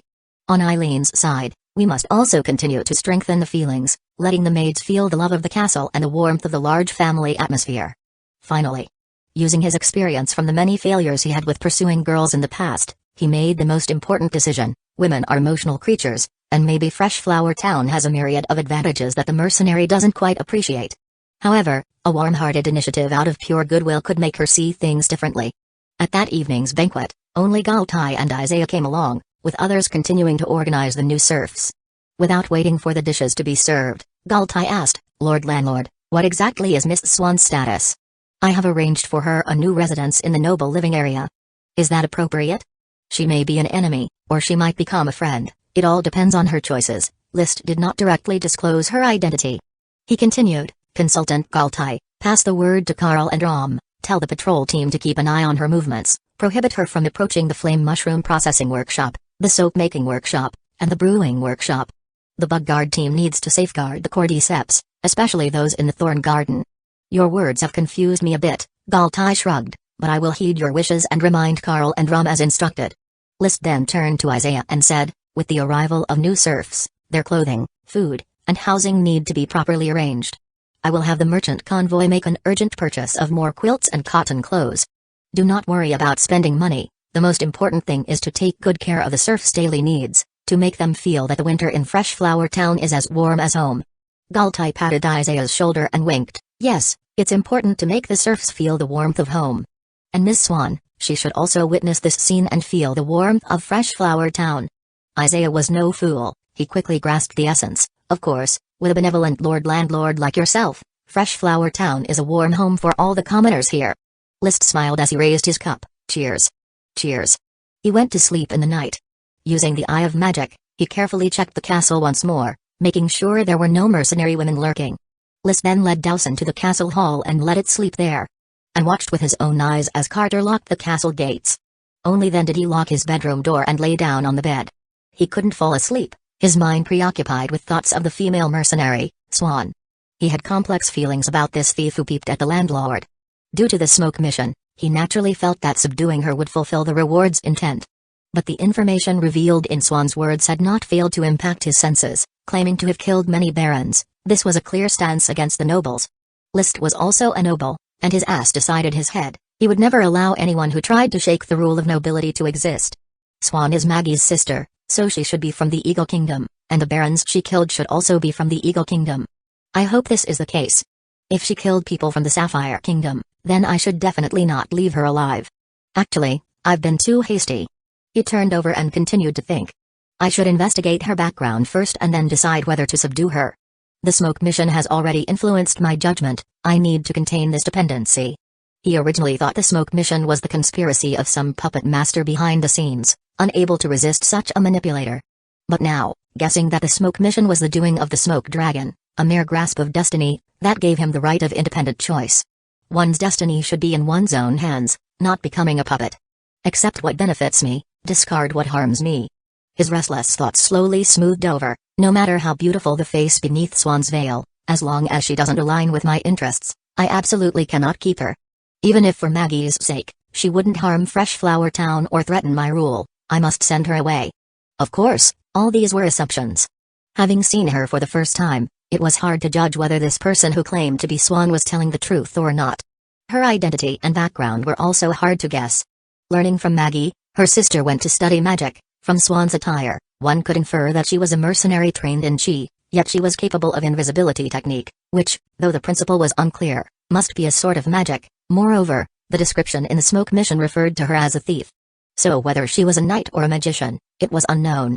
Whether she was a mercenary or a thief, also unknown. Touching the crimson blood sword beside his bed, List had completely calmed down. Let things take their course. I can't decide whether she comes to Fresh Flower Town or not, but I must decide whether she can stay or not. The crimson blood sword was not for decoration, it could truly kill and draw blood. Chapter 220, The enemy army has surrendered. Swan strolled through the streets of Fresh Flower Town. The snow had stopped last night. The roads had been cleared of snow, revealing the gravel pathways beneath. Compared to the stone-paved roads she had seen in big cities, these gravel paths were rudimentary. Yet for a small town to have such a road was impressive. In most countries, the majority of small towns would have nothing but dirt roads. The patrol team, with smiles on their faces, maintained order among the new serfs and began to distribute clothes. The garments were thick cotton, not shoddily made. Before long, various serfs from different households began to transport ready-made food to the residential area, providing it to the new serfs through a team organized by the town officials. There were ample quantities of food, and although it was only beans and black bread, each person received a kind of shellfish. She had asked around, and this was seafood, a delectable food given to landlord Lee C.T. by the sea. Last night, she had tasted the seafood. It was not bad. Reportedly Fresh Flower Town relied on seafood to feed everyone abundantly. Seeing the healthy complexion on the commoners' faces, she knew it was true. Unlike the pallor often found on rural serfs, here, the serfs had rosy cheeks. They all wore thick cotton clothes, smiled as they worked, and were even paid a copper coin or two in wages. Such a life was hard to believe in a rural town. Soon, she arrived at Little Wheat Village. The crowing of chickens was constant, and she could see serfs feeding the large and small chickens with leftover breadcrumbs and some wheat bran. She also passed a pig farm, where there were more than a dozen fat pigs. Everything indicated that this was a prosperous town. Not just the castle and town were affluent, but the rural villages were as well. Such a tranquil countryside. She suddenly remembered her hometown, which was also in a small town, like Little Wheat Village, only more dilapidated. The local landlord levied excessive taxes, demanding so much that the serfs couldn't eat their fill. Her own family was the same, not getting enough to eat, and her parents decided to marry her off to the village's lame old man. She was only 15 at the time. The lame old man was over 50 already, his wrinkles deep enough to trap flies, and he looked as if he could die at any moment. After summoning her courage, she ran away from home the next morning. As she was about to leave the village, she happened to hear a serf who was going to the fields to work singing a local folk song. My old home is in this village, I am a native of this place, don't look at the village being so small. At that moment, her tears flowed freely, yet she was resolutely without regrets. In the blink of an eye, 4 years passed. So much had changed, and so many were gone. When she finally had the ability to rewrite her own future, she heard that the Steel Ridge Kingdom was about to go to war with the Eagle Kingdom, so she set out on the journey home to bring her family away. However, upon returning to her hometown, she found it devastated. Her hometown had not been destroyed in the war but was instead massacred by a group of mercenaries. Her parents' corpses had been gnawed on by wild dogs. But she also received a clue that her little sister was still alive. Thus, she pursued her from the Eagle Kingdom to the Duchy of Sapphire. In this remote island's small town in the countryside, she finally found her sister. "Good morning, Captain Swan." Suddenly, a stammering greeting pulled Swan out of her memories. She turned to look and saw a young slave girl. She kind of remembered that the little slave girl had fallen on the boat, and she had taken her to get a meal. "It's you." The little slave girl had changed into cotton clothes, a bit large, but they looked very warm. Her face had also been washed, and although still pale, her vigor had returned. After greeting in serpent script, she immediately switched to wind language, her tone becoming more lively. "Captain Swan, are you a noble of Freshflower Town?" Swan then asked, "Do you like Freshflower Town?" I like Freshflower Town. Mr. Brown and Mrs. Brown are good people, and I also met Anaya, she is just like me, a serf who came over from another continent by boat. She has already started training in Chi with the knights. Do you know about Chi? Ah, someone as important as you must have trained in Chi. Women slaves can also train in Chi? Yes, Anaya asked her instructor, Lord Rom, and all the girls can go to class. In a few days, I'll be able to train in Chi too. I want to be as strong as Captain Swan. Don't you want to go home? Home? A trace of confusion crossed the young slave girl's face as she lowered her head, seemingly recalling something, but Leah doesn't have a home anymore. But quickly, she raised her head again. Mr. and Mrs. Brown said that Leah should consider Freshflower Town her home. Captain Swan paused, then smiled and said, "Then consider this place your home." While having breakfast, List habitually summoned the smoke mission. He was supposed to restrain his reliance on the smoke missions, but they were truly useful, and he couldn't help but think about them every day. One must grab at the tail of fate with all their might when given the chance. An opportunity not taken is simply wasted. However, this time, the smoke mission underwent a long-absent change, forming misty serpent script that was no longer the usual familiar phrases, but one that had appeared only once before. The mission has changed. Following that, the new smoke mission was released.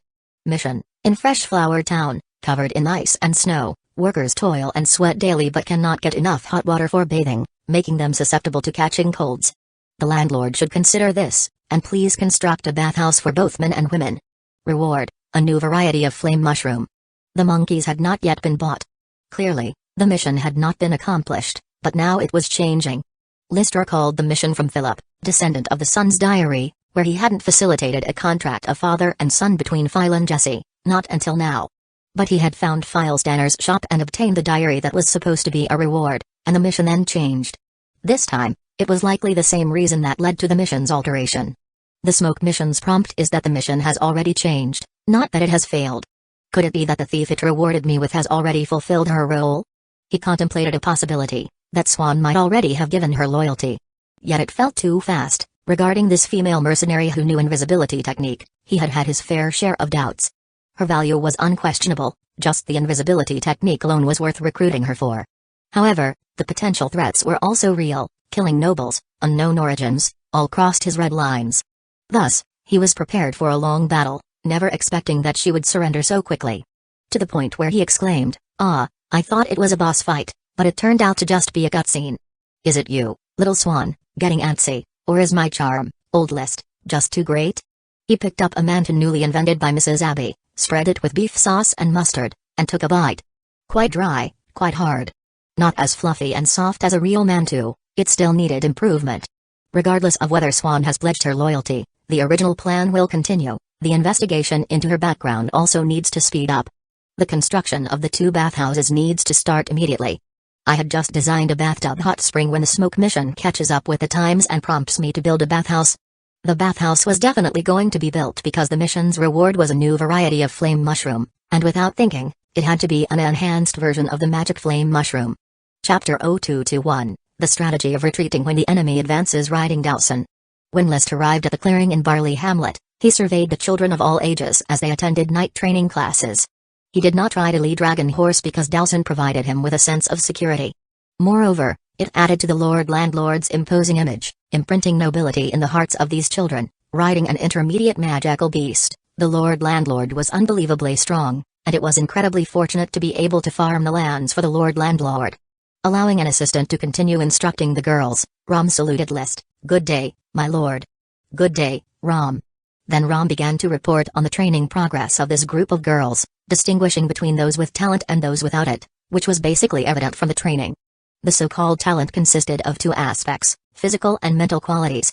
Talented children were certainly those who were tall, well-built, and able to endure hardships. As for intelligence, that was of secondary importance. After all, List was merely cultivating female serfs who could farm and do heavy labor, not real female knights. Rom, pay close attention to the health of the girls. When training in the snow, take care not to let them catch a cold. After working up a sweat, bring them back immediately, List instructed. Rom replied, "There's a resting room nearby with a stove. Whenever they rest, we bring them in to warm up by the fire." List nodded. Although it is true that training in the heat of summer and the cold of winter may be beneficial, these were still little girls, and their training should not be too harsh. He thought of a plan and said to Rom, "This wasteland is still too rudimentary. I plan to turn this area into what I'll call Knight's Square this winter, used specifically for night training in the future." Rom supports the Lord's decision. Having a specialized Knight's Square will be convenient for both the instructors and the children, making the training more professional, Rom responded. Along with a dining hall and classrooms, future cultural classes will be held here as well, List considered further. He wanted not only serfs who could farm but also clerks who could read and write. The upcoming large-scale development of Black Horse Island would require many talents, and relying solely on purchasing them would not assure a complete talent pool. Therefore, it made sense to start cultivating them now. After discussing the construction of Knight's Square for a while, he quickly turned his attention to Maggie, who was training alongside the girls. The 9-year-old maid-servant Maggie was diligently performing her exercises with meticulous attention to detail. Last night, List had called for old Geronti and talked with him for a considerable time, mainly about Maggie. He asked old Geronti to interact more with Harriet's family, subtly hinting at messages like the Lord Landlord holds Maggie in high regard, the way mother and daughter on contract get along is very good, and I hope you can continue to love and care for each other. In essence, he was indicating to Harriet's family that Maggie's importance could not be overlooked. Then they would naturally know what to do to retain Maggie. If Swan intended to forcefully take Maggie away, this would be a foreshadowing. If Swan had no such desire, the foreshadowing would not cause harm. If List chose to expel Swan but Maggie remained, this could prevent retaliation. He was intently watching Maggie. Suddenly, out of the corner of his eye, List saw Swan approaching. He turned his head and nodded distantly to Swan as a greeting, neither warm nor overly courteous, simply natural. Swan came straight over, and as she drew near, Dowson sniffed the air with its nostrils and suddenly began to growl deeply at Swan. Had it not been for List's soothing presence, it might have pounced on her directly. An intermediate magical beast, the fierce earth dog, a rare variant bloodline, the Baron's lands abound with surprises, Swan said, seeming unafraid of Dowson. Some of her actions were deliberately enigmatic, but the mixture of truth and deception made it difficult for List to discern. Diligence in managing a territory naturally reaps rewards. Miss Swan seems to have extensive experience. Could you evaluate Freshflower Town for me? Compared to other small towns in various countries, how does it fare? Far from prosperous, but it has potential. The variety of goods in the territory is rich, and I've heard you have a little minor elf that produces magic potions. The development of Freshflower Town will soon arrive. Not soon, but already underway, said List, quite proudly. When Freshflower Town was granted to me, it was extremely poor, with less than 2,000 hungry people, especially in winter, when they could only starve. Now, Freshflower Town has over 3,500 people, all well-fed and unique across Coral Island. Swan sneered, but half of that population consists of serfs that you've trafficked. If you hadn't bought them, they might still be living peacefully in their hometowns. If I hadn't bought them, someone else would have. The ones who disrupted their peaceful lives are not me, but those incompetent landlords who cannot protect their people. A knight has spears and swords and enjoys the support of the people, so naturally, they must also protect their safety. Once they came to Freshflower Town, I take the responsibility for their protection. Without trade, there would be no killing. List directly switched the concept, turning it into without killing, there would be no trade. But are you certain that you can protect these people, and that they won't be sold into serfdom once again someday? Swan asked, her gaze burning into List. Was this a test? It seemed like a routine from before joining sides. A thought flashed through List's mind. He chuckled softly. I can't guarantee that I am so powerful as to be fearless, but in the Duchy of Sapphire, it's not difficult for me to shelter Fresh Flower Town.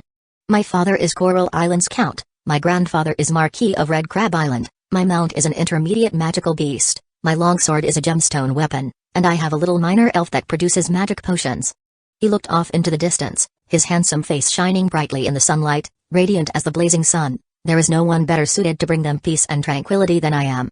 His words were full of conviction.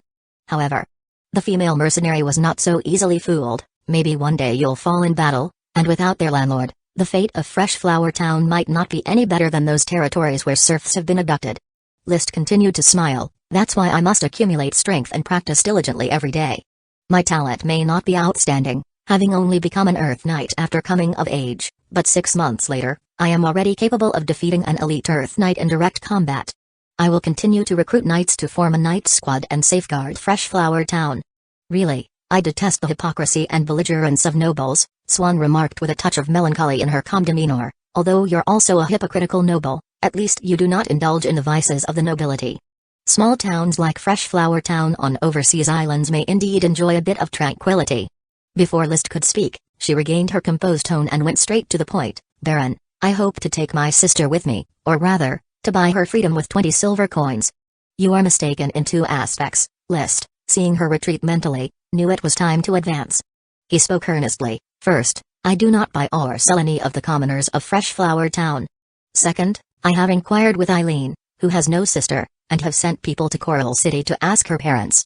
I am more inclined to believe her parents. I'm not talking about Eileen. List exclaimed. What? She admitted with less confidence. I'm talking about a female serf you bought. She is my sister, which is why I've come from afar to Coral Island. The moment for confrontation had arrived. A triumphant smile appeared on List's lips, quickly hidden as he assumed the moral high ground and bore down. My spear and sword target my enemies, and my kindness and patience are reserved for those around me. You, a liar spying on the castle, a thief, why should I believe you? Chapter 0222 Have you heard of the Dragon Wraith?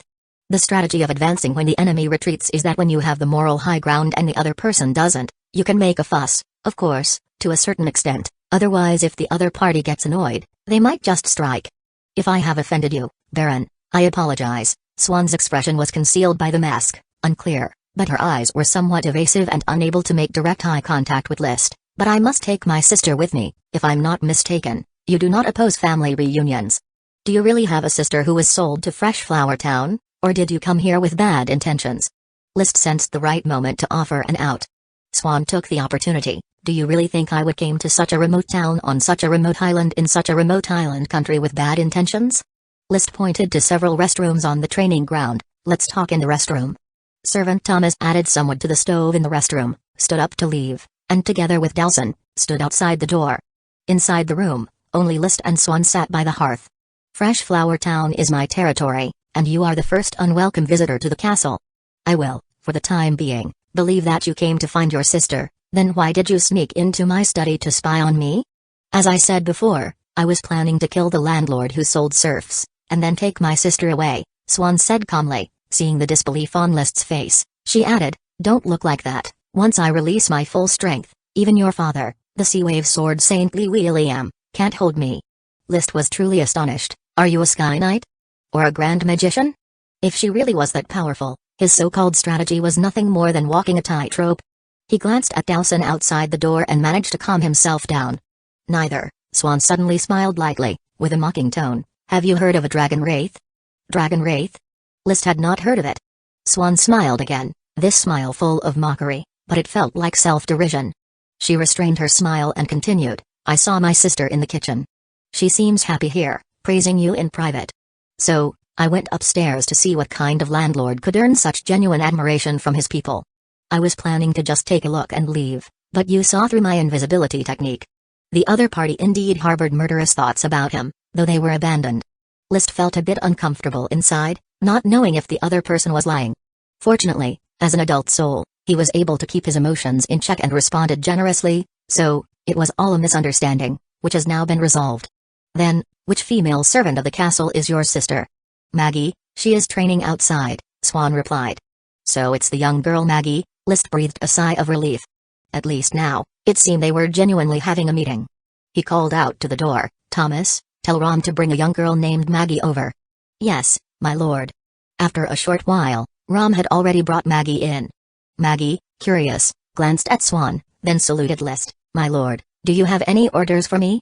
List waved his hand to dismiss Rom and then gave Swan a look, signaling whether she wanted to speak or if he should. Swan nodded, indicating she would speak. Taking a deep breath, she reached out, pulled down the mask from her face, revealing a beautiful visage. In List's opinion, it warranted an 8.5 out of 10. The face and features were delicate, the main drawback being a few freckles that marred the aesthetic. Such a face couldn't be considered a surprise, but it definitely didn't shatter any illusions. As soon as Swan removed her mask, Maggie's eyes widened as if she couldn't believe it. It wasn't until Swan began to speak, using wind language, Maggie. Sister. Maggie also called out in wind language. Then the two sisters embraced each other tightly. The scene was very touching. But List was at a loss for words. Can someone translate for me? I understood Maggie's call for sister, but what did Swan say? Watching the elder and the younger sister, as if they had endless things to say, all bursting out in wind language. He regretted not bringing old Geronti along. Without a translator, he had no clue what they were saying. But soon. Maggie suddenly hesitated after Swan said something, stammering. List quickly interjected, Maggie, what is your sister saying? Sister, she hopes that I go back home with her, Maggie explained in serpent script haltingly. But, Lord, Mrs. Harriet is now my mother. Swan also switched to serpent script, but I am your true sister, your kin sister. Mrs. Harriet is just your contract mother. Maggie stammered again, unable to speak. List immediately shouted towards the door, Thomas, go invite Mrs. Harriet and her husband over. Then he said to Swan, you are Maggie's sister, and that can't be changed by anyone, but I think we should perhaps notify Mrs. Harriet, as she truly treats Maggie as her own daughter. Swan looked deeply at Maggie and then nodded slowly. The atmosphere turned silent. Swan and Maggie did not speak, and List just maintained a smile. When Maggie glanced at him, his smile became more radiant. It was clear the little maid had grown fond of Fresh Flower Town and didn't want to leave with her sister. It wasn't a long wait before the Harriet family arrived, including her son and daughter-in-law. Mrs. Harriet, having been tipped off by old Geronti, tearfully burst out as soon as she arrived, Maggie, my daughter, oh heavens, are you leaving me?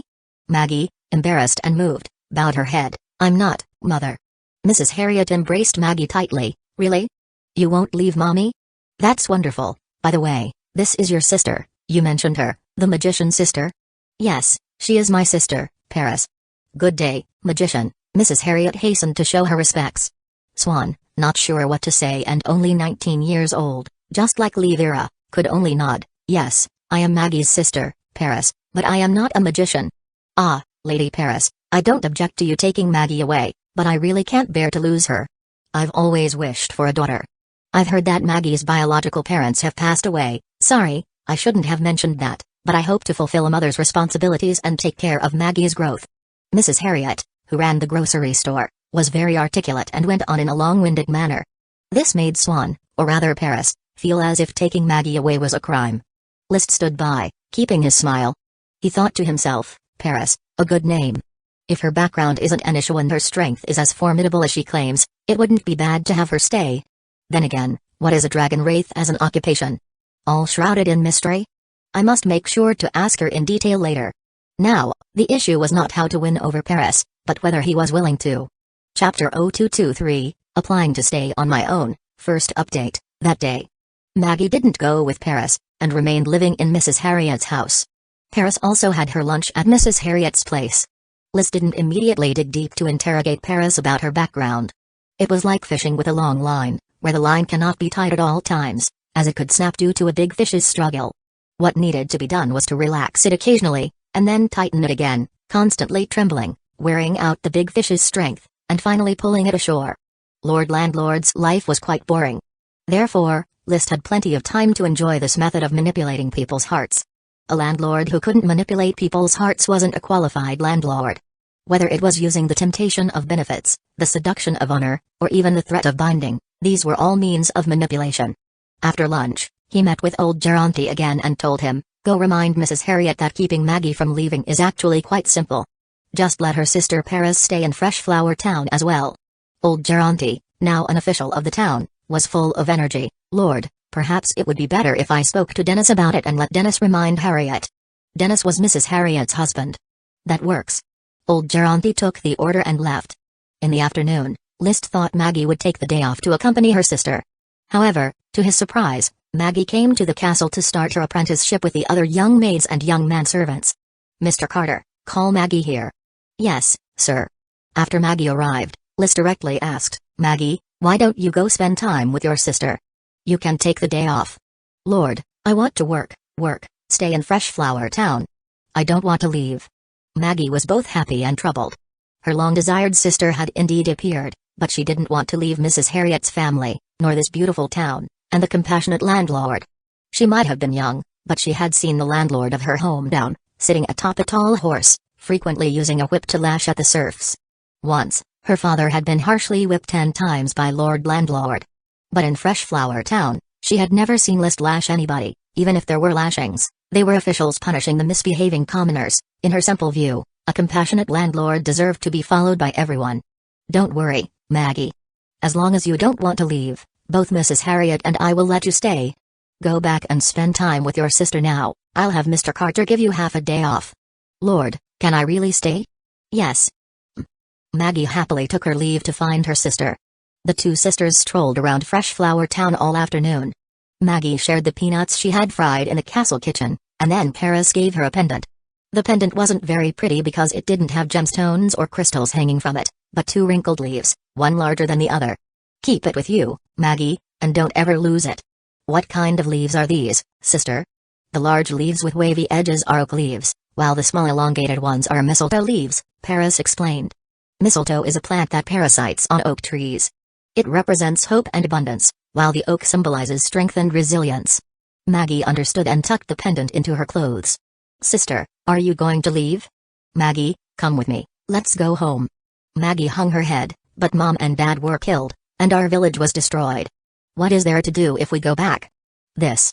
I will protect you, Paris struck a pose with her arm bent and bicep flexed. You have to believe in your sister's strength. Even though I'm not a magician, I am more powerful than one. But I think Fresh Flower Town is quite nice. Lord Landlord will protect us, and besides, I have a new mother now. Mrs. Harriet is my mother. They still had dinner at Mrs. Harriet's house that evening. Paris once again brought up the idea of taking Maggie away. This time, Mrs. Harriet, who had been tipped off, quietly asked, Paris, why are you so insistent on taking Maggie away with you? She's just a 9-year-old girl, how can she adapt to a nomadic lifestyle? I will take good care of her, Mrs. Harriet. Of course I know that, you're her sister, but have you considered? Considered what? Staying in Fresh Flower Town, Mrs. Harriet said with a smile. If you're not in a rush to leave, you could stay in Fresh Flower Town, couldn't you? I've lived here for 20 years, it's peaceful and undisturbed. My son grew up and got married here, and he will soon have children. Maggie can grow up here, too. Paris had never thought of this. But after a moment's pause, she found the proposal indeed interesting. She had traversed great distances to Coral Island with the aim of saving her sister sold into bondage, but now her sister was living well. What then was the meaning of rescuing her, and why insist on taking her sister away? I will consider it, Mrs. Harriet, thank you for your hospitality. That night, Paris didn't bring up taking Maggie away again. She still lodged in the noble district, and of course, List very generously waived her lodging fee. He had been kept fully informed about the progress between Paris and Maggie through old Geronte and others. Knowing that the situation had stabilized. Probably tomorrow or the day after, Paris will actively request to stay. If she has no pressing reason to return to the outside world, List mused. But to List's surprise, Paris came to visit the castle the same night. This time, she didn't use invisibility to sneak in but instead presented herself openly and was asked by Carter to wait in the hall. When Carter knocked on the door of the study to ask for instructions, List, who was reading, nodded calmly. Let her come to the study, and while you're at it, make 2 cups of milk tea. Shortly after, Carter led Paris in. Once seated, she got straight to the point without any preamble. Baron, I was a thief mercenary in a mercenary corps within the Maple Leaf Duchy, and although I've left, I still retain the status of a registered mercenary.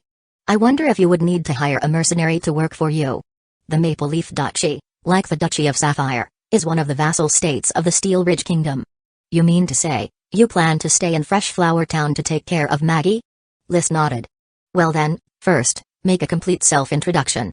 You said you've killed nobles, and I am a noble, so I need to ensure that your stay in Fresh Flower Town won't cause trouble. Rest assured, I've indeed killed a fair number of nobles, and I'm wanted in the Maple Leaf Duchy, but no one will come all the way to this remote island country to trouble me, said Paris bluntly as she picked up the milk tea and took a sip. It tastes very good, definitely produced by top-quality cows. If you want to hear my story, there's nothing to hide. To avoid an arranged marriage, I left home at 15 in search of a magician to learn magic. Chapter 0224, Sacrificing the Evil Dragon's Black Dragon Child, second update. The 15-year-old girl wanted to learn magic, but magicians were hard to come by.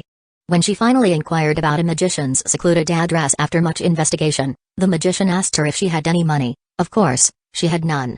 So, the magician refused and said, "If you have no money, what magic are you trying to learn?" Scram. Paris was not discouraged. She continued to search for a magician. After being rejected by 3 magicians, she finally succeeded in becoming an apprentice to a female magician. However, this female magician used her as a lab rat, and after enduring the unbearable pain of a pain deprivation magic experiment, she fled. She left with injuries all over her body, having learned no magic. Hunger and cold pressed upon her. She also fell ill and nearly died, but then she was saved by a group of thieves living in the sewers, and she became a thief herself. She thought she could only survive in filth as one of the rats, stealing to live. But, unexpectedly, she got involved in a significant event. Paris recounted calmly, "In the Red Maple Mountain of the Maple Leaf Duchy, there resides an evil dragon, a light dragon. It turned the entire Red Maple Mountain into a mirage, making it impossible for anyone to find its exact location. Because of this evil dragon, everyone in the cities near Red Maple Mountain moved away. It was then that the court Grand Mage of the Maple Leaf Duchy had an idea. He wanted to steal the mysterious power of the light dragon. He read from some magic book that under certain conditions, humans killed by dragons could become ghostly apparitions known as white dragon wraiths. So, with the noble's support, he lured a large number of rats with the promise of dragon's blood, aiding him in creating white dragon wraiths." Her beautiful face showed a hint of hatred, "And I was one of the rats deceived by the dragon's blood. If it weren't for an accident, I would probably be dead." "So, you didn't die but instead became a white dragon wraith?" List was astonished. It was the first time he'd heard that people killed by dragons could turn into specters. Wasn't this the same in nature as the ancient saying becoming a tiger's lackey? But Paris shook her head. "A real white dragon wraith is a ghostly existence. Do I look like a specter to you?" That grand magician didn't know that a thief had stolen his research notes, so we came to our senses. But it was too late. The light dragon revealed itself right in front of us. The light dragon, of medium size, appeared and disappeared intermittently. Markings of interest to the light dragon had been engraved on the rats by the Grand Magician, a type of indelible passive magic that extracted the resentment of the dead and combined it with the mysterious power of the light dragon, attempting to congeal the white dragon wraith he desired. The rats were killed off one by one, but the white dragon wraith never materialized. While fleeing to avoid capture by the light dragon and the Grand Magician, we contemplated our options. The thief who had stolen the notes came up with a way to reverse the magic marking, voluntary sacrifice to become a living white dragon wraith. Ultimately, we achieved it. We became living white dragon wraiths. Living white dragon wraiths? List's eyes roamed over Paris, as he couldn't understand this state. Paris seemed to understand List's thoughts. She held out her left hand, rolled up her sleeve, and revealed a stretch of fair arm that was dazzling to the eyes. However, in the next moment, the fair arm suddenly stood out with bulging veins, and scales began to emerge from the flesh one by one.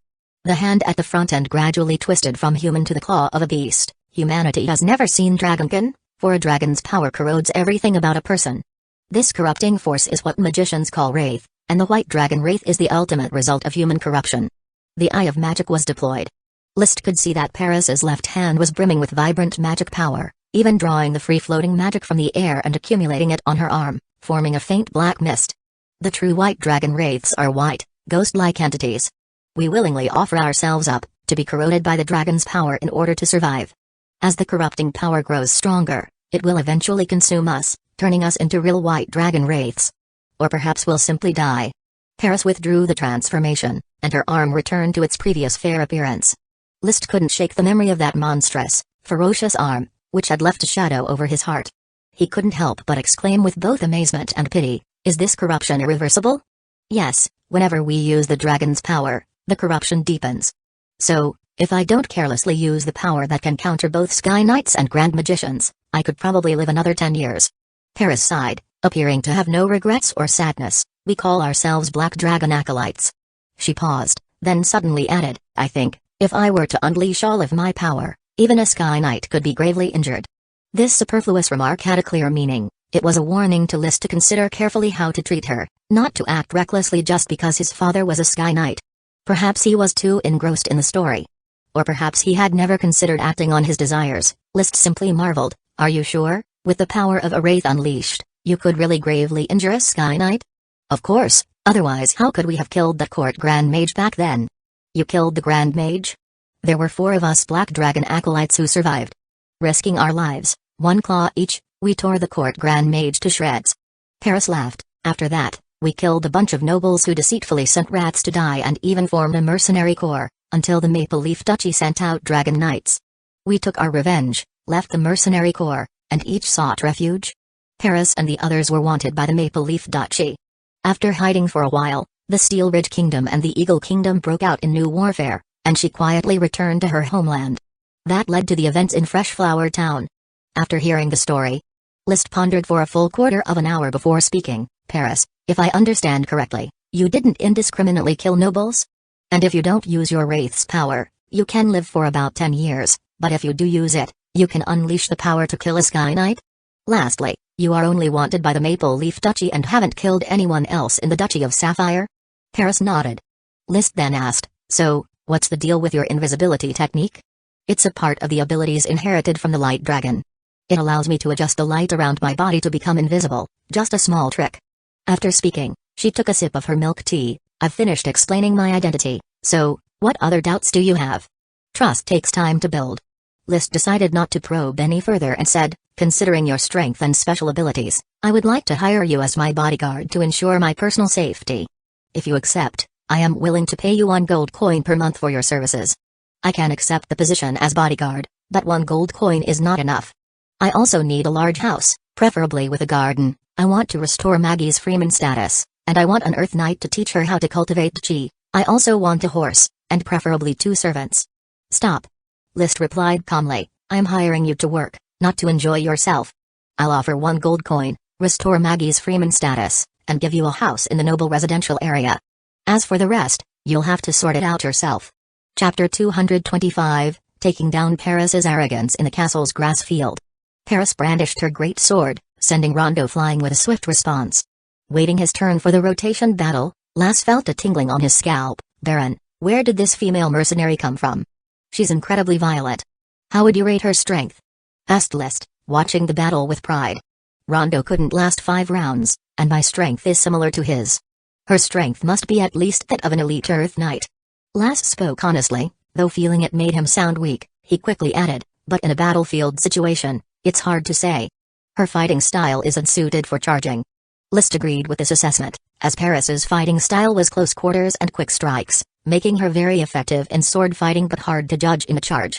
However, he was only hiring a protector, and excellence in sword fighting was sufficient. He then said to Lass, after Rondo's defeat, it's your turn. Lass took a deep breath, drew his fine steel longsword, and with a resolved expression, he charged forward.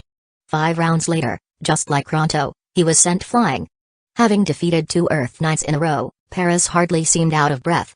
The power of the Wraith greatly enhanced her physical capabilities beyond those of an Earth Knight imbued with chi. Earth Knights could unleash the power of their chi manuscripts, but Paris, with magic power inside her, couldn't use chi, for she held a special magic power belonging to light dragons. It granted her the ability to alter the surrounding light, cloaking her body behind it. In battle, she would manipulate magic power to twist and tug on the light, often causing confusion for her opponents, who could only manage to exhibit 70 to 80% of their abilities. Clap clap clap. List clapped his hands, satisfied with Paris's strength, and he believed she was indeed worth a high salary of 1 gold coin per month. Splendid fight. Ronto, Lass, you worked hard. It was tough competing in a sword fight, which isn't your forte. Take a good rest, have some milk tea. Paris, it's hard to imagine how wonderfully you wield such a 2-handed great sword.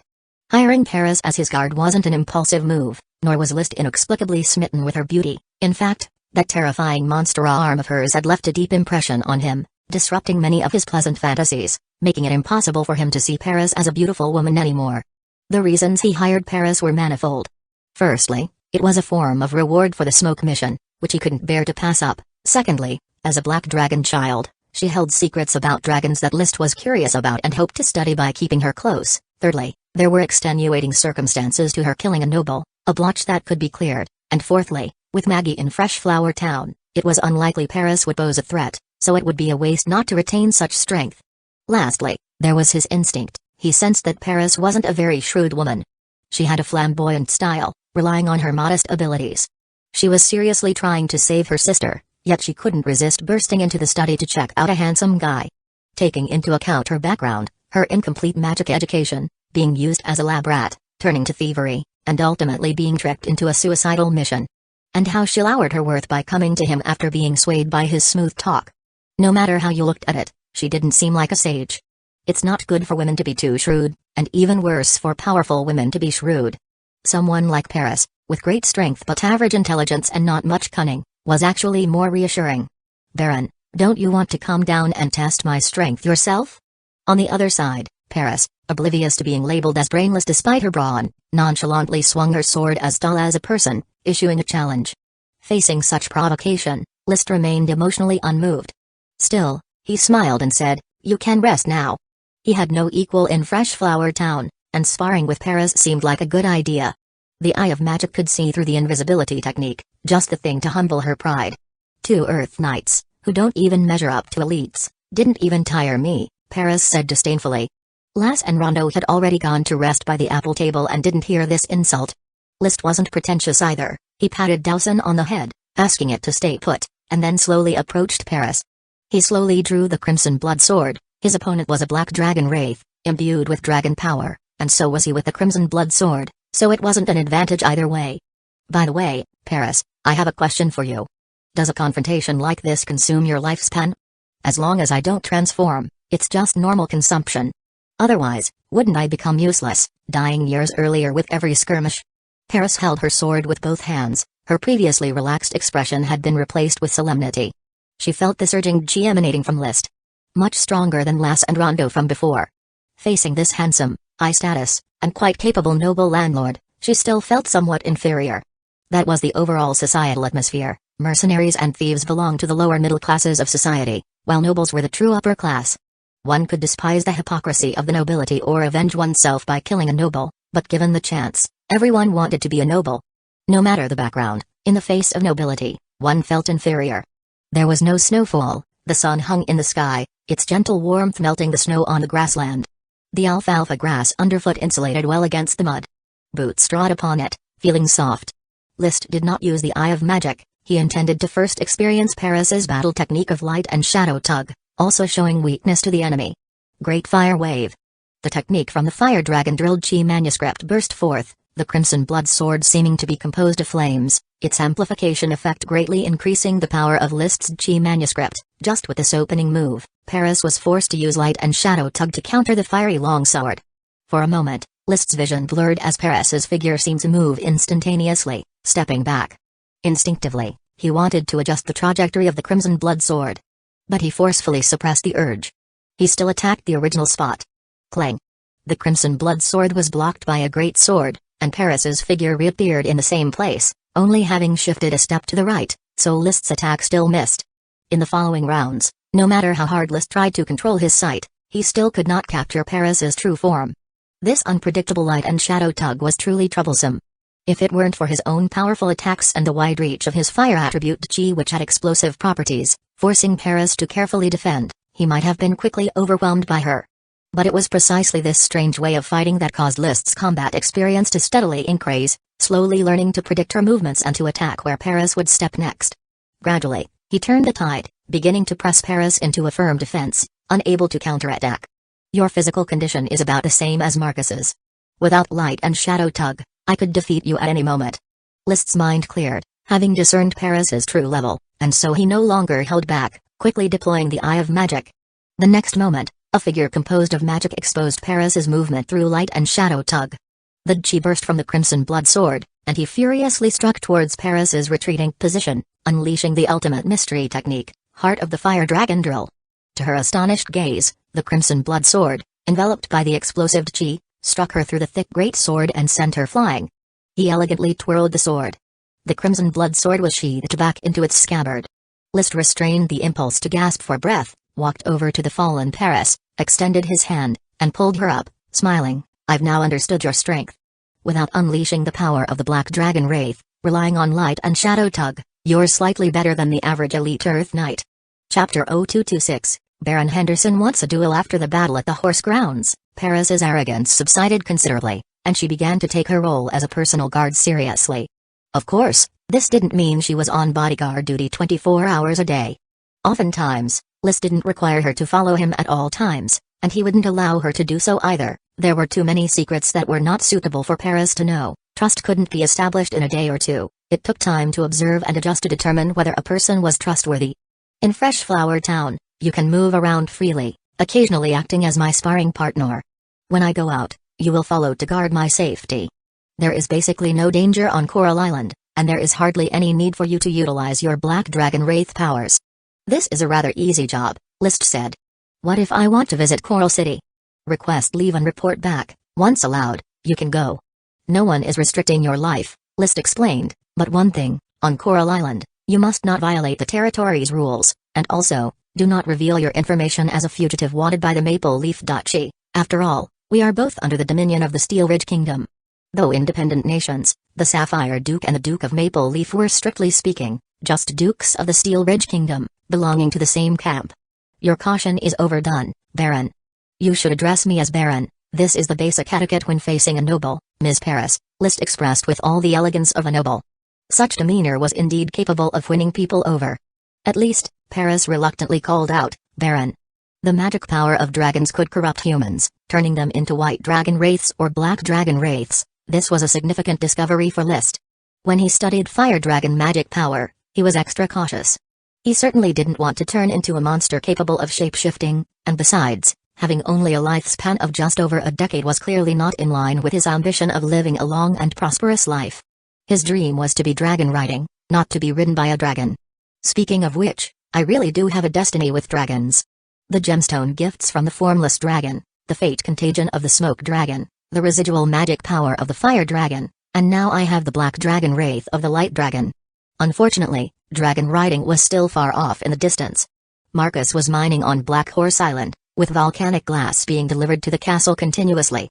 List was busy designing the bathhouse, planning to use the thermal energy from the magic little fire dragon to drive his next smoke mission and obtain a new species of flame mushroom. The bathtub hot spring was already designed, using a separated bathtub and water heating tank structure. Simply put, it meant using the little fire dragon to heat the stove, providing hot water with no difficulty or creativity. The only trouble was how to accurately place the magic little fire dragon into the heating tank and calculate how much magic power was sufficient for heating. If the magic power was too low, the hot spring effect would be poor. If it was too high, even the eggs might be boiled. So to say, whether it's the bathtub hot spring or the bathhouse, if you want to use the magic little fire dragon, you must first learn the prerequisite skill, controlling the release and gathering of magic power. Paris was a very good demonstration object for how to manipulate magic power. However, after indirectly inquiring Paris, List expressed regret. Paris's black dragon wraith power, like a knight's chi, could be mobilized with just a thought, but how exactly it was mobilized was a profound mystery. He then inquired about the court grand magician's research notes on the white dragon wraith. The notes were on the book Thieving Thief. After he took his revenge, he left and I don't know where he went. As for why he could become a white dragon wraith, it's because we were marked with magic by the grand magician. I don't understand the principles, as I never became a magician, nor can I comprehend the notes, Paris explained. Paris had a rather poor perception of magicians. In fact, although she knew serpent script and wind language, she was semi-illiterate, recognizing only a few characters. Before the age of 15, she had the status of a commoner and was illiterate. After turning 15, she was either wandering or thieving, never having the chance to learn. The few characters she knew were taught to her by a magician, during the time she was used as material for magic experiments. Since the approach with Paris was a dead end, List could only independently research the fire dragon magic power in the volcanic glass. It's a pity I'm not a scientist. Paris's special black dragon wraith identity would be well suited for being a lab rat in dissection research. He devised several clumsy experimental plans. All he was waiting for was the transport of the volcanic glass mines to begin the experiments. Right, in my drift bottle, there's also a 3060 Spectre. I wonder if it could be infected with fire dragon magic power to become a white dragon wraith? He curiously thought. A long time ago, any Spectre would have startled and amazed him, As he experienced more, especially as he encountered more and more inexplicable things, such astonishment gradually disappeared. If dragons and elves could exist, then it seemed natural for there to be other things like specters, dragon wraiths, werewolves, vampires, and even orcs, dwarves, and trolls. Winter had officially arrived, and ice had started forming in the rivers. Just yesterday, the architect Mapsuishi, along with his apprentices, left after completing the ice cellar, which was officially handed over to Fresh Flower Town. Unfortunately, the ice layer in the river wasn't thick enough to start storing in the ice cellar. Although the ice cellar project had ended, other projects were gradually beginning. Officials led by Galtai were destined to be busy this winter, with the development of Thorn Ridge, stone picking in the dock area, construction of the woodworking workshop, the building of Knight's Square, and teaching serfs the serpent script, training apprentice craftsmen, and the chi training for children. A pile of affairs awaited to be arranged. To prevent the newly arrived serfs from banding together, these past few days the officials were mainly arranging the accommodations for the serfs and pairing up their work, ensuring the pattern of mixing the local residents with the new serfs. The seafood business, with the arrival of winter and unauthorized fishing by the seaside towns, was becoming increasingly sluggish. Fortunately, Fresh Flower Soap had already carved out a market, and after each was assigned a deputy to keep them in check, Sherlock and Abigail became much more honest and focused on doing business. Now, no nobles were using scented soaps, all were vying for Fresh Flower Soap. For this reason, Fresh Flower Soap returned to the original price of the scented soap in less than a week after being sold at a lower price. Even so, the soap business under Baron Henderson of Serpent Spear City was on the verge of collapse. The only reason it hadn't completely collapsed was because the soap-making workshop in Fresh Flower Town couldn't meet the production demands. Even though Bunny Zindan had taken on 20 apprentices and was frantically working, they still couldn't satisfy the market demand. On one hand, scented soap was hard to sell, and on the other, fresh flower soap was in high demand. According to the information passed back by the Fresh Flower Caravan, Baron Henderson has been furiously enraged these past days, even threatening to duel with List after a few too many drinks at a banquet. Once sober, he never mentioned it again, for if they were to duel, and List appeared on Dowson, the outcome was self-evident. But more than once he cursed List for being greedy, seizing the profits that were rightfully his. Don't bother with Henderson's bluster. When the soap business finally fails, he won't even have the energy to shout. By then, let him focus on supplying soap powder. If he doesn't see reason, just drive him to bankruptcy. Don't think that because he's a baron granted by my father, he can speak out of turn. Could it be that my crimson blood sword can't shed blood? List didn't take this to heart. His sights were no longer set on Coral Island. Chapter 0227 Banquet at the first floor restaurant. Even though the ice and snow had arrived, the sea at Fresh Flower Town did not freeze over, and the fresh flower vessel returned smoothly to the dock. This time, it brought back a cargo of volcanic glass ore, as well as some fire dragon bone fragments. The construction planning for the port town has been roughly outlined according to your lordship's design, Marcus reported in the castle study to List. The bone fragments at the burial ground have been cleaned up, and most of the volcanic glass ore between the rock columns has been mined. If we continue mining, it will damage the grassland. Let's pause for now. We must not destroy the grasslands. Breeding the black blood treasured horses is important. Besides, with so much volcanic glass, we likely have enough for now. It is a strategic resource, and we have to consider the future of Black Horse Island. So, what's the next step for Black Horse Island? List thought for a moment. We will start building the residential area for the port town. I plan to increase the number of immigrants to quickly shape the port town and facilitate the development of Black Horse Island. Black Horse Island was his future foundation, while Fresh Flower Town was only his temporary habitat. The first phase of his plan was to construct a small town on Black Horse Island, Port Town, to serve as a beachhead for the island's development. The Earl had developed Coral Island with resources accumulated over several generations, whereas he was starting from scratch and had to solidify each step along the way. Black Horse Island needed to be kept secret. For now, he could only entrust the development to Marcus. After discussing the port town, Marcus voiced his doubt. My lord, have you researched the magical properties of the volcanic glass? He had been in charge of mining, yet didn't know the actual use of the volcanic glass. List did not conceal the truth. Teacher Marcus, I have discovered the functions of the bubbled magic power. It could be used as a continuous heat source. He pulled out a design he had drawn and handed it to Marcus. This is the bathhouse plan I've designed. During the winter in Fresh Flower Town, many projects require laborers to sweat it out daily. They need a bathhouse to ward off the cold and reduce the risks from catching chills. Children who train in Chi also need the help of a bathhouse, and using the heat from the fire dragon magic power to warm the bathhouse is very appropriate. Marcus glanced at the design a few times before handing back the thick parchment. Your design is exquisite, my lord. He could not understand the abstract architectural scales in List's drawing. Putting away the design, List tasked servant Thomas to call for Galtai, preparing to hold a small meeting. The meeting was about selecting a number of sturdy serfs to be assigned to work on Black Horse Island. With this, the number of serfs in Fresh Flower Town will be insufficient again, Galtai complained. If we don't have enough, we'll buy more. Now is a good time to buy serfs. List had been handling slave trading as part of daily management. As for the castle's gold coin reserves, I will figure something out. He planned to sell a batch of mithril, a precious strategic material which he originally could not bear to sell. But he was still far from the era when Fresh Flower Town could cast their own armors, and even if he formed a knight squad, they would only likely be equipped with standard armors produced by Tool Up Castle, not mithril armor. With the smoke mission in place, more wealth was to come in the future, and current development was more crucial. There was no need to focus on short-term gains or losses. Galtai had no objections to buying and selling serfs and said with relief, indeed, serf prices will be very low now. Plus, maybe we can attract a few more prizes to our cause. Paris? Marcus asked, puzzled. A female mercenary. Her sister was trafficked to Fresh Flower Town, and she followed.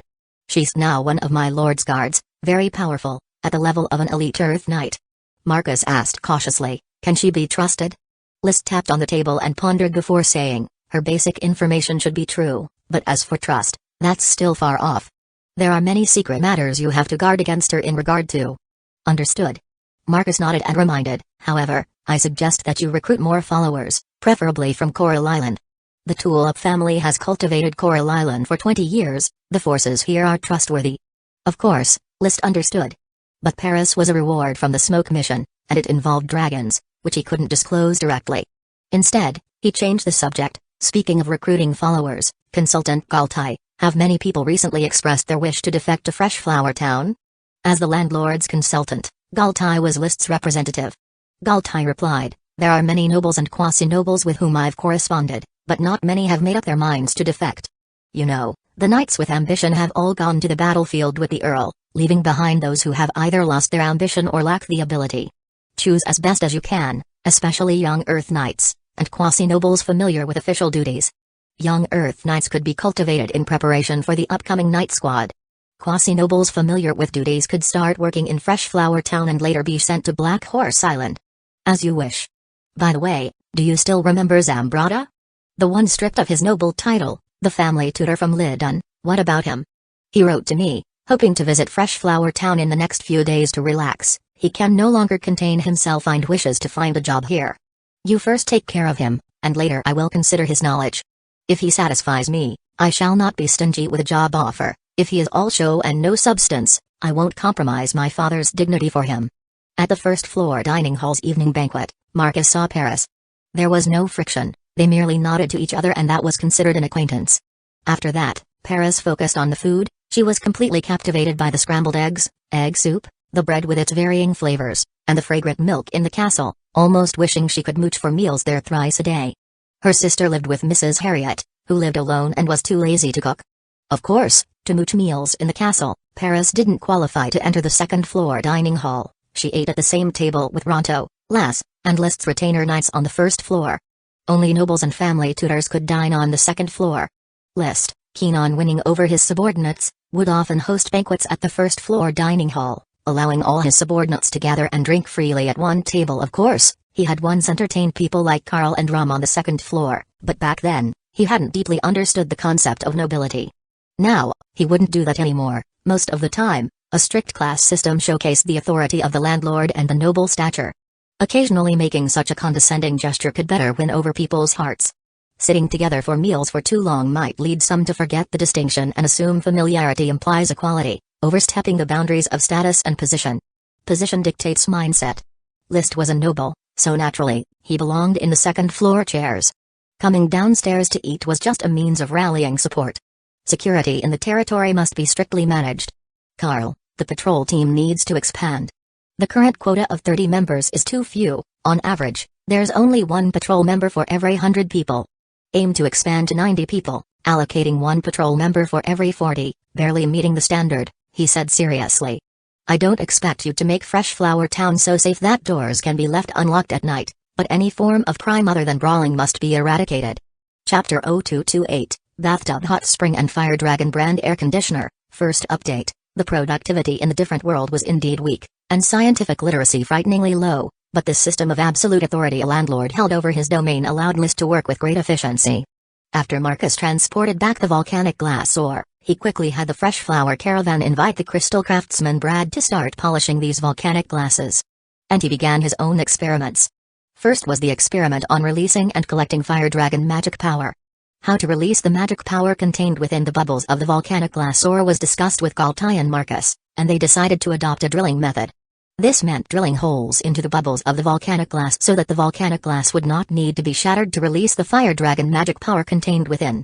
Brad, unaware of the full picture, was assigned the drilling task. After releasing the Fire Dragon magic power, it gathered together, forming a magical little fire dragon that was invisible to the naked eye. The next step was to recollect this magical little fire dragon and infuse it into the vessels carved from volcanic glass. As for how to carve the vessels, List ordered, and Brad got to work. Since there was no need for exquisite carving, the work progressed very rapidly, thanks to Brad's dexterous hands. The irregular volcanic glass, under his carving, turned into variously shaped components. Then the components were assembled, and the gaps were filled and glued with volcanic glass powder, thus creating a watertight glass vessel, a cylindrical jar as thick as an arm, the Fire Dragon jar. To verify the sealing properties of the Fire Dragon jar, List purposely released a bit of Fire Dragon magic power into it. He sealed the jar. Not a trace of Fire Dragon magic power leaked. The property of the volcanic glass countered the Fire Dragon magic power, preventing it from solidifying or escaping. Next is to fill it with magic power to use as an energy source, List said, handing a diagram of a glass vessel's construction to Brad. Brad looked at it for a long time, not understanding. Baron, what is this? Could you explain it in detail, please? Can't see clearly. It's a large syringe. See this outer cylinder here? This is the syringe cover. This elongated rod with a pot lid on the front is the syringe plunger. The plunger and the cover must fit tightly to ensure a good seal, so that by pushing on the plunger, the contents of the syringe can be squirted out through the needle at the front, explained List. Since no one here used syringes, it took Brad quite some time to understand the structure of the bucket-sized syringe designed by List. Next came the carving and assembling to complete this large syringe. The largest piece of volcanic glass was only as big as a basketball, so the syringe needed to be pieced together with a lot of material. Brad had been carving crystals for many years and had extraordinary skills. Because the hardness of volcanic glass was far less than that of crystal, he was able to work very quickly. In 2 days, he fashioned the large syringe with interlocking connectors. List took the large syringe and began the next phase of the experiment. He put the cover of the syringe over the magic little fire dragon, which had solidified to half the height of the person, and pressed down. As the magic little fire dragon was dispersed, some of the magic power also entered the syringe. Then he quickly covered it with a plunger that resembled a pot lid, and a syringe filled with fire dragon magic power was created. He inserted the needle into the fire dragon jar through a round hole, then pushed the plunger, continuously compressing the magic power inside the syringe and injecting it into the fire dragon jar. A small amount of fire dragon magic power leaked from the gap. But the majority of the magic power was successfully poured into the fire dragon jar. Repeating this process over and over, he soon packaged all the released fire dragon magic power into 3 fire dragon jars. In the vision of the Eye of Magic, when the fire dragon magic power within the fire dragon jar condensed to a light from red shifting to gold, no more fire dragon magic power could continue to be bottled, reaching its limit.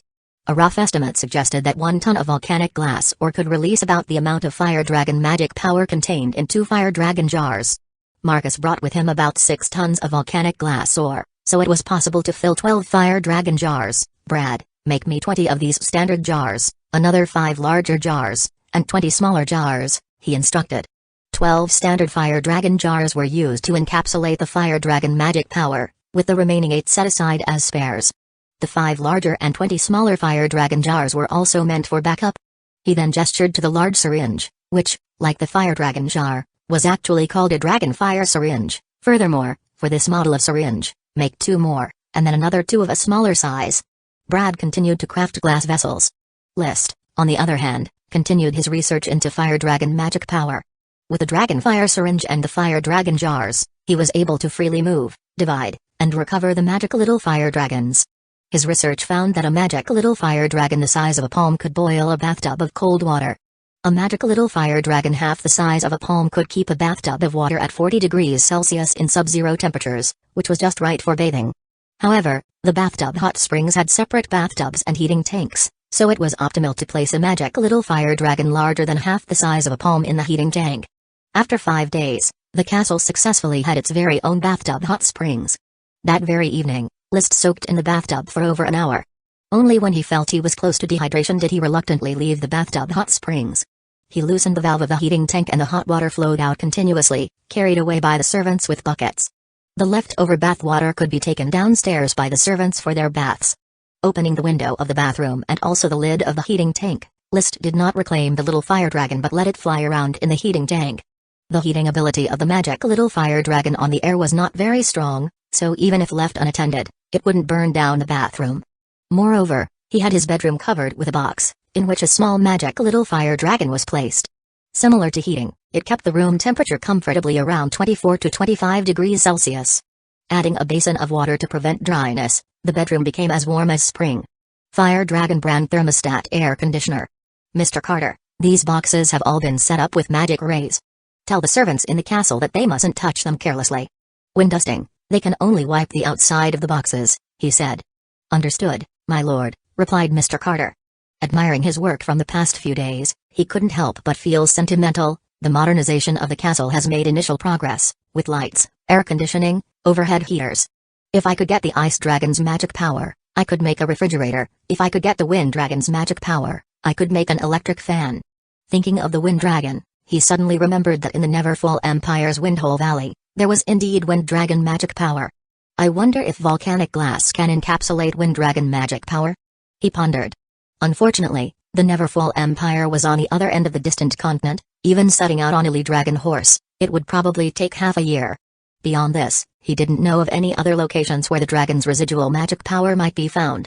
Probably only upon its death, or when injured and bleeding, would a dragon leave behind residual magic power. The formless dragon that passed over Fresh Flower Town and ate 2 cows left behind nothing but a space gem, without any trace of magic power. Thus, with the bathtub hot springs completed, it was time to move on to the smoke mission, which required the construction of 2 bathhouses. Chapter 0229, Cheers for a Hot Shower. Second update, the bathhouse needed to burn hot water, a lot of it.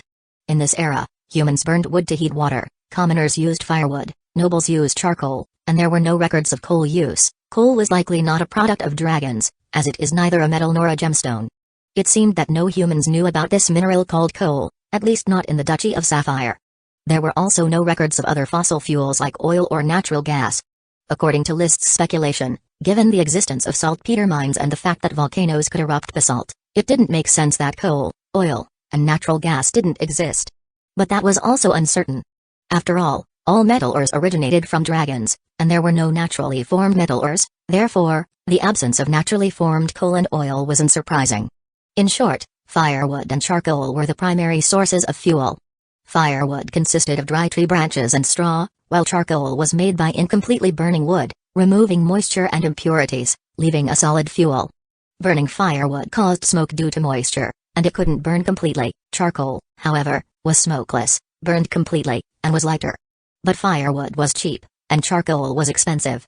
After Fresh Flower Town cut down the trees at Thorn Ridge, they stockpiled a large amount of timber. Besides the wood used for construction, many of the inferior pieces were turned into charcoal for exclusive use by the castle. The commoners picked up a lot of dry wood to take home and store for cooking fires. Since the bathhouse was aimed at commoners, they certainly couldn't afford charcoal. So, with no other choice available, they had to burn firewood, but heating a large pool of hot water and maintaining its temperature would consume an enormous amount of firewood. It was labor-intensive, a waste of resources, and environmentally damaging. After List obtained the magic little fire dragon, he decided to take things to the next level and build a magic bathhouse. Natural and pollution-free, it didn't consume energy and saved labor, providing round-the-clock service. The design of the men's bath was primarily in the shape of a hot pot. The center was fenced off for the magic little fire dragon to heat the water, with the surrounding area as a pool for soaking. With Dowson's stone columns, building the bath wasn't difficult. They dug pits, laid down stones, and secured wooden planks for waterproofing, quickly constructing the bathing pools. Next, they filled them with water, and List personally released the magic little fire dragon, continuously adjusting the amount of magic power. Eventually, they determined that a bucket-sized magic little fire dragon was needed to heat the water in a pool to 40 degrees Celsius. With that accomplished, They built wooden structures around the pools, and the construction of the 2 bathhouses was completed. The entire process took no more than 5 days. On December 16th, they officially opened for trial operation, free of charge every day from 6 in the evening until midnight, with a 5-minute bathing time limit. From 8 in the morning until 6 in the evening, it was open for a fee, costing 1 copper coin per person, with no time limit. List had his own bathtub hot spring, so naturally, he didn't care for the public bathhouse. But Galtai and others had denying the bathhouse early on. Such bathhouses for bathing were only found in large cities. Coral City barely counted as a big city, but it was far from being metropolitan, so it didn't have any bathhouses. Ordinary bathhouses that used firewood for heating were extraordinarily expensive. Comfortable, so comfortable it reaches the bones. Galtai sat in the hot pot bath, soaked by the warm water, moaning in comfort, almost wanting to shout out loud. Bathing in warm water on a cold day was indeed a supreme luxury. The men's bathhouse was located in the commercial district, with a conspicuous sign, Fresh Flower Town Public Men's Bathhouse. The women's bathhouse was situated between the common residential area and the office district, also bearing a conspicuous sign, Fresh Flower Town Public Women's Bathhouse. Carl also specifically recruited a few female patrol members to be responsible for the bathhouse's security maintenance, to prevent peeping toms from spying on the bathing commoner women. At this moment, Paris was lying in the bath with her sister Maggie, enjoying the soaking in warm water. "It's so comfortable, sister." "Indeed, it's very comfortable.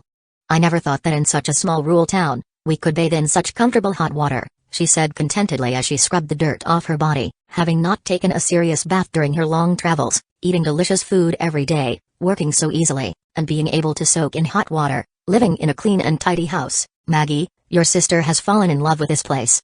"Yeah, Maggie loves Fresh Flower Town too." Maggie paddled around in the pool trying to swim, then ran back to help her sister scrub her back, all the while chanting, "Praise the Lord, praise the noble Lord Landlord of Fresh Flower Town." They enjoyed the pleasure of having their backs scrubbed.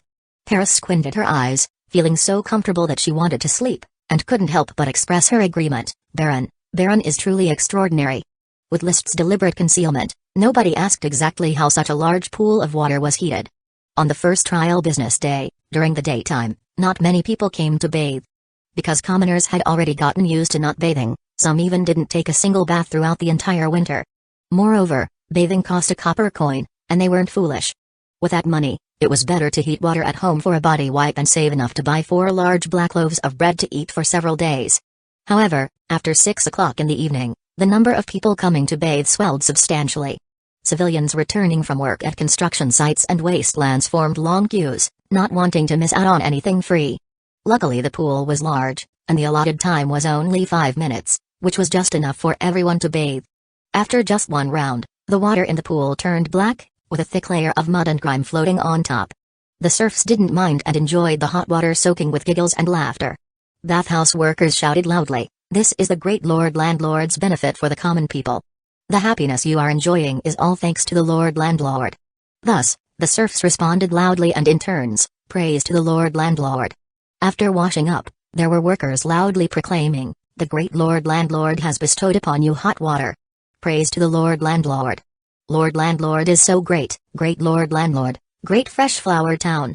All sorts of slogans relentlessly poured from the serfs' mouths, including those new serfs who stumbled through the serpent script, "Praise to the Lord Landlord."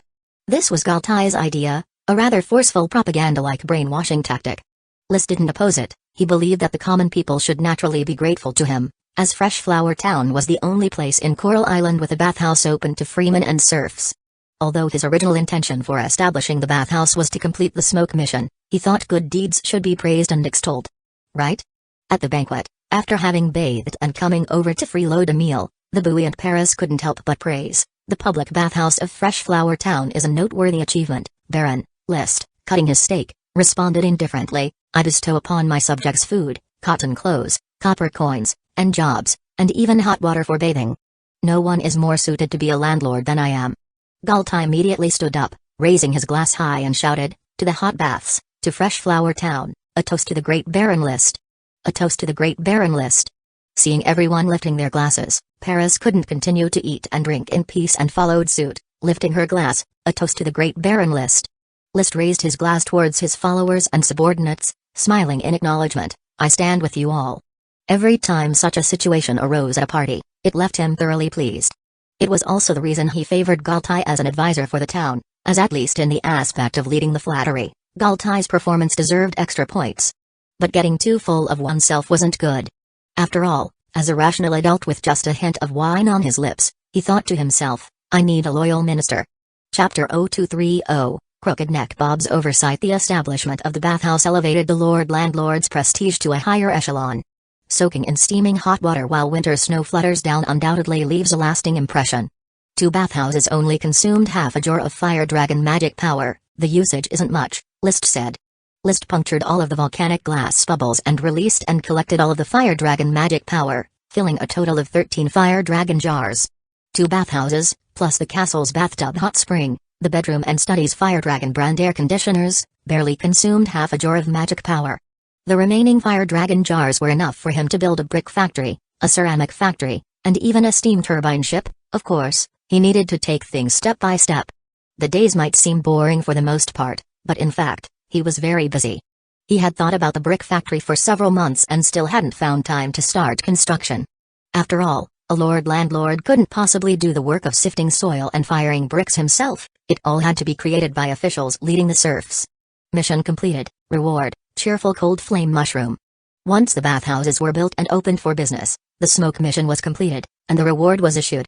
The mission also updated with a new one. Mission, having labored for a year, even a Lord Landlord needs to relax. Enjoy the upcoming holiday, contemplate the development paths for next year, expand social relationships, or do nothing at all, waiting for the holiday season to end. Reward, unknown reward. Seeing the latest mission. List didn't know how to react to this. This didn't seem like a mission at all. The requirement for the mission was to relax, to do nothing. Could it be that the smoke mission thinks I've worked too hard this past year? Thinking it over, List felt somewhat embarrassed. Indeed, he had done plenty, transforming Fresh Flower Town completely. However, regarding effort, he was probably the most relaxed among the transmigrators, spending 60% of his time on enjoyment, excluding sleep. At least 20% of that time was spent on food and drink, holding feasts nearly every day, with the occasional lunch banquet as well. People take food as their heaven, indulging in food and drink isn't excessive, he mused. Moreover, as an elite Earth Knight with aspirations, I indeed need a lot of food for nourishment, he quickly consoled himself for his eating and drinking habits. In less than a year, I've progressed from an apprentice knight to starting Mage cultivation with the aid of elixirs, and my advancements are enough to prove the importance of eating well. Eating and drinking were not about decadence or corruption. It was a part of the knight's chi cultivation. While eating and drinking every day, he never skipped his practice. Early in the morning, he would begin training with the chi manuscript, and upon returning to the castle, he would take magic potions. He wouldn't claim to be diligent, but at least he was diligent. Cultivation was about knowing when to advance and when to relax, not about toiling 24 hours a day to get a return. After all, taking elixirs is the royal road to a knight's training. This principle was taught by the Earl to his sons. List took it as a maxim. Then, he turned his head and unpleasantly asked the other side of the apple tree, how many bags of egg rolls is that now for you? When I'm deep in thought, please go farther away and don't make any noise to interrupt my train of thought. Understand, Paris the guard? Paris, with her mouth full of egg rolls, silently turned and walked away. The egg rolls she was eating were made of a batter mixed with flour, egg liquid, white sugar, baked into thin sheets, spread with butter, and then rolled into tubes. This was not List's invention, but a new snack independently created by the bakery owner Reynard and just recently hit the market. It was handmade and not cheap, so it didn't sell very well. To encourage this new invention, List had the castle buy batches of egg rolls every day, but while this snack was quite pleasant occasionally, it became tiresome after repeated consumption. So the egg rolls either went to the servants as a perk or were distributed to the subordinates during a banquet, and List himself didn't eat much of them. Paris was quite fond of egg rolls, and 1/3 of those bought had ended up in her stomach. Looking at her figure, she had only been in the castle for about 10 days, but there were already signs of further weight gain. Hopefully she doesn't turn into a fatso, as that would greatly affect the visual experience. He leaned back in his chair, basking in the rarely seen sun, feeling rather content. Now Paris was a beautiful sight to behold, each with their own charm like the castle's maid, little Lily.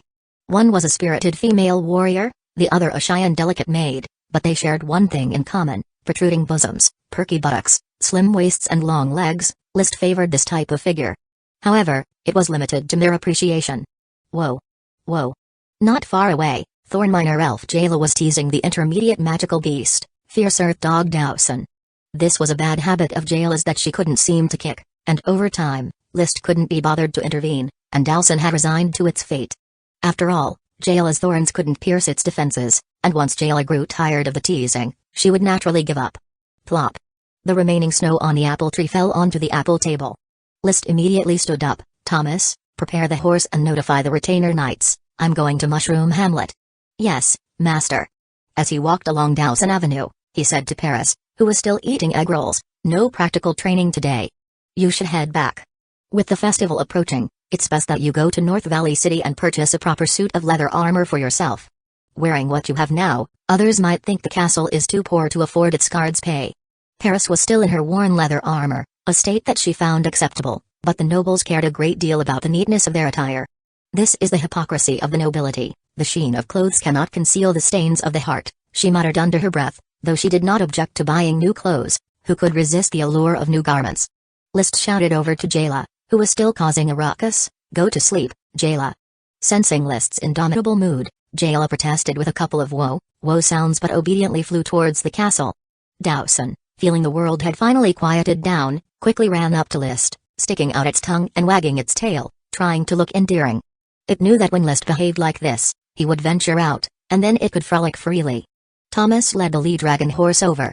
The retainer knights also arrived on horseback. List mounted the horse and gave the command, move out, to Mushroom Hamlet. The horses' hooves kicked up the snow on the ground as they galloped past, taking a shortcut off the main road and arriving directly at Mushroom Hamlet. The 50 acres of dedicated mushroom greenhouses and the mixed planting of mushrooms and flame mushrooms over another 50 acres meant that even though Mushroom Hamlet had limited farming land, its income was high. Mushrooms were an indispensable option on the dinner table. The expanded cultivation of the flame mushrooms, constantly turned into magic potions, supplied List's addiction to the drugs.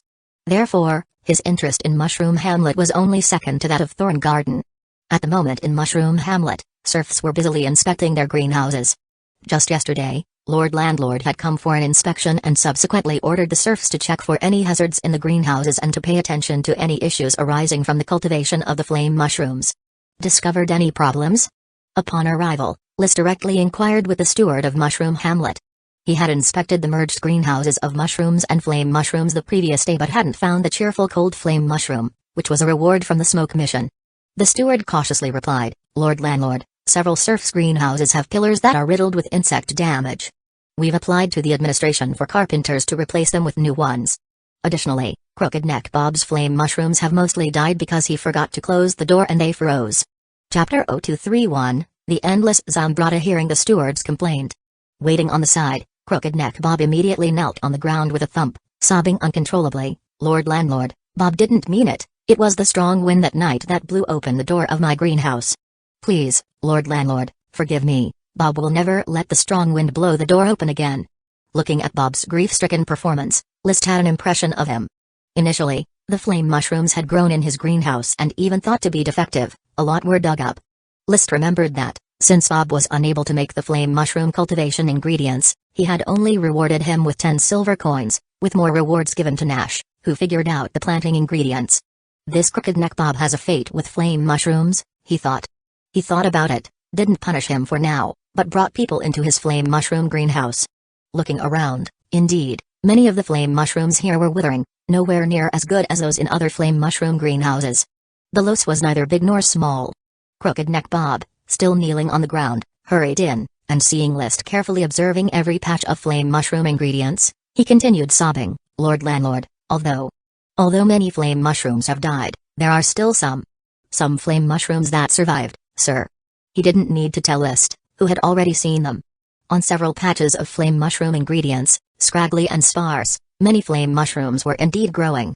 List already had a suspicion in his heart and approached for a closer look. He found that these remaining flame mushrooms had a stark difference from normal ones. The color of the flame mushrooms was no longer bright red, but had turned a dark red as if they had lost color. However, after using his eye of magic, he discovered that the dark red flame mushrooms contained a much stronger trace of magic power than normal flame mushrooms, almost gleaming with a blinding red light. In other words, although these flame mushrooms appeared to have been damaged by wind and cold, leading to poor appearance, their inner fire attribute mana was even more vigorous. Cheerful cold flame mushrooms, it must be these flame mushrooms. List was elated, the reward for the smoke mission was right before him. cheerful coldness indicates that the flame mushrooms do not fear the cold of wind and snow, and because of some mutation, they gather fire attribute mana more abundantly. This was undoubtedly a flame mushroom of much higher quality than normal, capable of concocting higher-grade magic potions.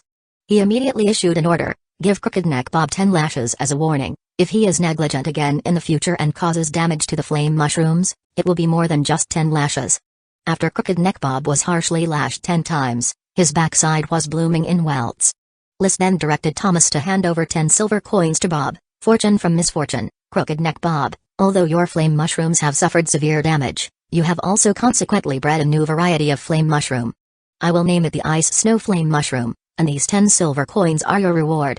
Bob, tears and snot streaming down his face, immediately forgot the pain in his behind and reached out for the silver coins. Ah, thank you, Lord Landlord, praise the great Lord Landlord. List then issued a new order: whoever figures out the proper ingredients for the Ice Snow Flame mushrooms will receive a reward of 1 gold coin. Like the reward for the flame mushroom ingredients before, 1 gold coin was enough to stir up the ambition of all the serfs. After he left, Mushroom Hamlet was indeed abuzz. Countless serfs were rubbing their hands in eagerness, ready to make big moves. Especially Nash, who had received 1 gold coin as a reward before. This old bachelor, with that gold coin, not only got himself a wife but also built 2 new flame mushroom greenhouses, becoming a major cultivator in Mushroom Hamlet. Upon hearing the Lord Landlord's reward, he loudly proclaimed to the people around him, if I could figure out the flame mushroom ingredients, I can figure out the Ice Snow Flame mushroom ingredients as well. This knolled a gold coin, old Nash has got it in the bag. That's not necessarily true. Exactly, you just got lucky to receive Lord Landlord's reward last time, this time it's my turn. Old Nash, you should focus on dealing with your little wife instead of letting her put a green hat on you. When it comes to researching ingredients, you must look at me. Crooked Neck Bob, who had been whipped, was not to be outdone. Last time I lost to old Nash, but this time it will definitely not happen again. The flame mushroom is grown in my greenhouse, the Ice Snow Flame mushroom too. The reward from Nalda should belong to me. Damn old Nash. In the afternoon, inside the castle study, pacing a bit uneasily, Zambrata fidgeted with the tips of his toes. Then he took a deep breath, trying to relax himself. This study room is as warm as spring without any burning charcoal. Baron, Fresh Flower Town is full of surprises, and so is your castle. Behind the desk, List leisurely held a cup of milk tea and asked with a smile, then, Mr. Zambrata, what do you guess is the reason for the study room's warmth? I guess it's magic, Zambrata replied solemnly. He had learned from Galtai that List valued his extensive knowledge and broad experience, knowing today's meeting was a sort of assessment. If he couldn't exhibit enough merits to impress the other party, his trip would be in vain. For the sake of revival, for the sake of living, he must treat it seriously. Moreover, I suspect that this magic is also present in the public baths. Probably a type of fire system magic that heats the water temperature and the temperature in the room. This method is unbelievable. I've only heard that it's possible for magicians in the court to achieve such a feat. List neither confirmed nor denied, then continued to ask, have you been to many countries? Yes, I've been to the Steel Ridge Kingdom and its 7 subordinate nations. When I was young, what I loved most was traveling around the continent, but due to limited finances, I only toured around the Steel Ridge Kingdom. I've heard that there's an evil dragon in the Maple Leaf Duchy. Do you know about it? Oh, that's a light dragon that has been residing on Red Maple Mountain for 100 years. Many warriors have attempted to slay it, seeking the title of Dragon Slayer to stand alongside Dragon Knights. But as you know, dragons possess boundless strength. Most of the warriors ultimately end up as dragon dung. Is the light dragon hard to deal with? Given that the Duke of Maple Leaf is a dragon knight, why doesn't he slay this evil dragon? The Duke's dragon is just a malleable cast iron dragon, which can't even find the hiding place of the light dragon. There's essentially no hope of slaying the light dragon. In fact, there are quite a few evil dragons on the continent, but most evil dragons are elemental dragons, which are stronger in combat than metal dragons and gemstone dragons. Basically, gemstone dragons and metal dragons are production units, while elemental dragons are combat units. Could you introduce me to the local customs and culture of the Steel Ridge Kingdom and its subordinate nations? List asked in a gentle tone, feeling that Zambrata indeed possessed a wealth of knowledge. Bowing slightly, Zambrata got up, as you wish, Baron. Moments later, the study was filled with Zambrata's relentless narrative. Having traversed these countries himself, his accounts were more convincing and clear-cut than the fabricated stories found in Knight's novels, also more interesting. Chapter 0232 Throughout his life, Zhu Liang was known for his caution. Steel Ridge Kingdom, one of the 3 major kingdoms in the northern continent, is neighbored by the Blast Furnace Fortress Kingdom and the Eagle Kingdom. Below it are 7 vassal states, the Grand Duchies of Sapphire, Maple, Rose, and Brass, as well as the Duchies of Light Sapphire, Starry, and Honeysuckle. Strictly speaking, the Grand Duchies of Sapphire and Rose should be downgraded to duchies, as the nation possesses dragons but no dragon knights. Duke Honeysuckle had no choice but to move 3 times a year because he simply couldn't stand the nobles who carelessly relieved themselves in the palace, which made even walking an exercise in caution. There was even a knight who took care of his business on the stool in his study, and Duke Honeysuckle, unaware, sat right on it. How did Duke Honeysuckle punish the knight in the end? He chose to take a dump inside the knight's helmet. Ha ha, what a creative punishment. Ha ha. Laughter flowed from the study where List and Zambrata chatted. Unbeknownst to them, over 3 hours had passed. Zambrata always had an endless supply of little bits of gossip to share, keeping List's interest fully engaged. Especially those court secrets. These were likely the stories of minor nobles that Zambrata heard during his travels, equivalent to unofficial histories. When he toured the Steel Ridge Kingdom, he was merely a quasi-noble and had no chance to meet any important figures from the courts of various countries, not to mention those small nobles of landlord stature. However, these unofficial histories were somewhat more serious compared to a knight's novel. At least they contained substance, whether their stories were true or not, the people within them existed. In contrast, knight novels not only had stories difficult to discern as true or false, the characters were also fictional. When Butler Carter knocked on the door to ask about the dinner arrangements, List was brought back from the pleasant conversation. Invite all the officials of the town to dinner tonight, let's welcome Mr. Zambrata's arrival. He had already decided to keep Zambrata around for those interesting anecdotes. Without a doubt, these anecdotes held significant reference value for List in his compilation of the Annals for Dragons Fight in the Wild. Thank you for your generosity, Zambrata said with a polite bow of thanks. He had realized that he had won the favor of the Baron of Freshflower Town, whose reputation had been rising lately, achieving his goal of making a comeback in Freshflower Town. Ever since being stripped of his noble title by the Earl, his life had fallen into disarray. Even his son and daughter had begun to disdain him, which had been hard to swallow. Now, though still a freeman without a title, once he followed List, who was destined for greatness, who could guarantee that he wouldn't return to the noble class. At the evening banquet that day, List introduced Zambrata with great fanfare to the town officials. Isaiah, Blair, and Marcus were all familiar with Zambrata, as he had been the family tutor of Lydon, often visiting Tulip Castle. His knowledge and abilities were not in question, the issue was his attitude, as he had indulged Lydon in beating a commoner, which infuriated the Earl. But that was not a matter of principle, it was perfectly normal for a noble to beat a commoner. Not all nobles were like List, harboring a belief in equality for all deep within their hearts. To the people of this world, categorizing others into levels was the norm. Therefore, people still welcomed Zambrata with open arms, although whether Isaiah and Blair felt any sense of crisis was another matter. After the banquet, List continued to discuss amusing matters with Zambrata for nearly an hour. It was with reluctance that he finally let him go, saying clearly, I understand your intentions. Don't worry about your position in Freshflower Town for now. I have received news that my father will return before the festival, and after the festival, I will arrange your employment. Zambrata nodded, understanding the subtext in List's words. I will follow your arrangements, Baron. You can either head back home and wait for news, or you can settle down in Freshflower Town for the time being. When you have free time, we can continue to exchange interesting stories about the various kingdoms, as I am very interested in such information. My wife has passed away, and my children are all settled down, so there is no need for me to return home. If possible, I plan to stay in Freshflower Town for a while. I will have Galtai arrange accommodation for you. The Earl returned faster than List had expected, a few days earlier. On December 20th, he brought the night order back to Coral Island, with ships loaded with supplies piled up on the docks, all spoils of war. Of course, while the night order had set off complete, they returned with many knights missing. They had probably been left behind forever in the Eagle Kingdom.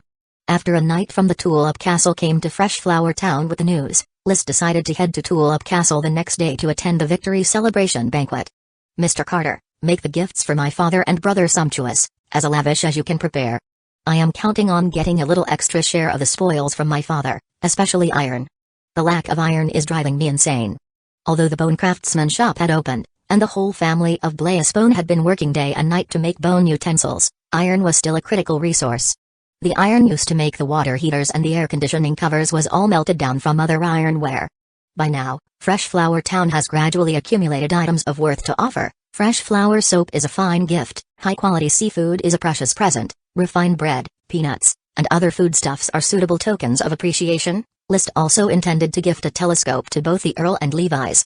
The military value of the telescope is significant, and List believed that upon seeing the telescope, the Earl would surely reward him with plenty of good things. The plan was to keep the telescope a secret for the time being, not for public knowledge. But as he continuously integrated into the noble system and the Tulip family, and reaped the benefits that came with it, his mindset had changed. Protecting and strengthening the family was the best way to shield himself, even if it meant earning his stripes on the battlefield, leading an army, and becoming the Viscount Black Horse Island. The Tulip family would still be his strong support. If the Earl should further his station with martial achievements, even being named the Marquis, then List would rise with the tide, his status greatly enhanced. By the time, he would be the son and grandson of a Marquis, doubly noble by blood, and if he entered the battlefield, he would not fear the lack of opportunities to earn honors. Thus, at this very moment, List earnestly hoped for the Tulip family to grow and thrive. At least until he could ride dragons, family protection would allow him to develop securely, without worry that an invention might be seized by greater nobles. Paper, glass, cement, if not for concerns he would have already commenced research. Such technology might not usher in a new era, but it would absolutely enable a family to grow rapidly. However, if a weak family came to possess it, it might not be a blessing, as it could lead to doom at the hands of pirates. The tragedy of Little Papa Island constantly reminded List that being a noble also carried risks. For this reason, List played his part modestly within his own domain. Zhu Liang was cautious all his life. One day I should write this down as a calligraphy piece, hang it above my bed, and reflect on it every night before sleep. Chapter 0233, The taste of distilled liquor is incredibly poor. First update, the night before departure. Baron List had made a special trip to the brewing workshop in the workshop district, where brewers Frank Dreggs, Boarding, and Hunter had been fiddling with distilling spirits for over a month. Yet the results had never been delivered to the castle. So, after all this time, besides continuing to make beer, rice wine, and fruit wine, you still haven't managed to produce spirits? He asked with a displeased expression. Compared to Levi's home tutor Frank, the brewmaster Frank Dreggs was the one in charge of the brewing workshop, and he answered uneasily, "Lord, we have figured out the method and principle of distillation, but the spirits we distilled don't seem to have the right taste of white spirits. Bring out the spirits you've made." Quickly, the spirits they had distilled were presented before List. Frank explained, "Following the method you provided, Lord Landlord, we found that in the distillation process, the alcohol from the fermented wine evaporates first, leaving behind water. Duplicating the distillation should yield white spirits, yet every time we distill it multiple times, there are always odors of stench, sourness, astringency, and saltiness." List took a small taste of the white spirits. Although he did not like drinking white spirits, he had tasted the juniper wine in the castle. Compared to juniper wine, the white spirits brewed in Fresh Flower Town had a very bad taste and a strange flavor. He could discern some stinky and sourness, and the aroma of the drink was also very faint, feeling as if the alcohol content was not high. "You've repeatedly distilled and this is the strength of the spirits you ended up with.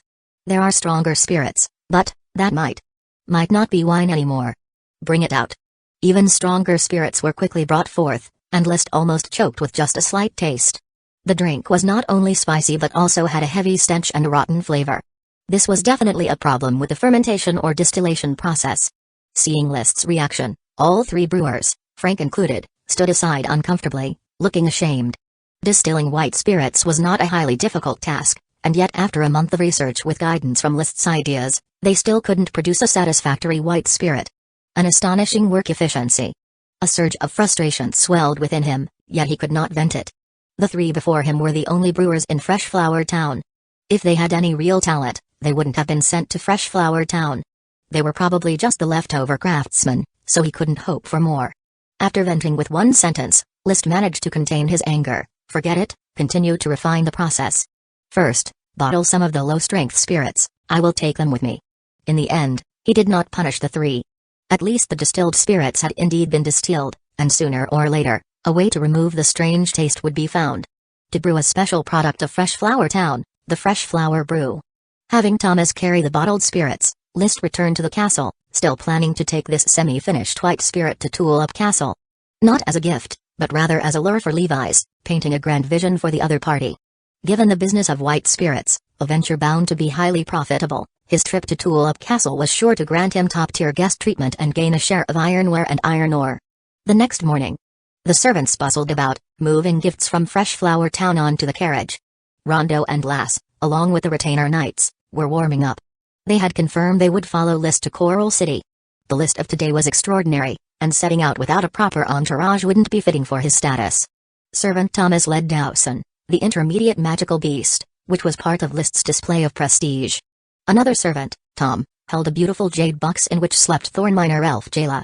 Her birth was destined to be the center of attention, and the messenger knight had made it clear that the Earl wished for List to bring Jayla to Tulip Castle so he could see the newest member of the Tulip family. To the nobles, elves were akin to family members. Galtai also arrived early, but unfortunately, he had no part in this affair, as List had commanded him to stay behind in Freshflower Town. He felt deeply regretful being unable to join the lavish feast, but the matters he needed to worry about were far more serious than missing out on any feast. His wife and children were coming to Freshflower Town to celebrate the yearly festival.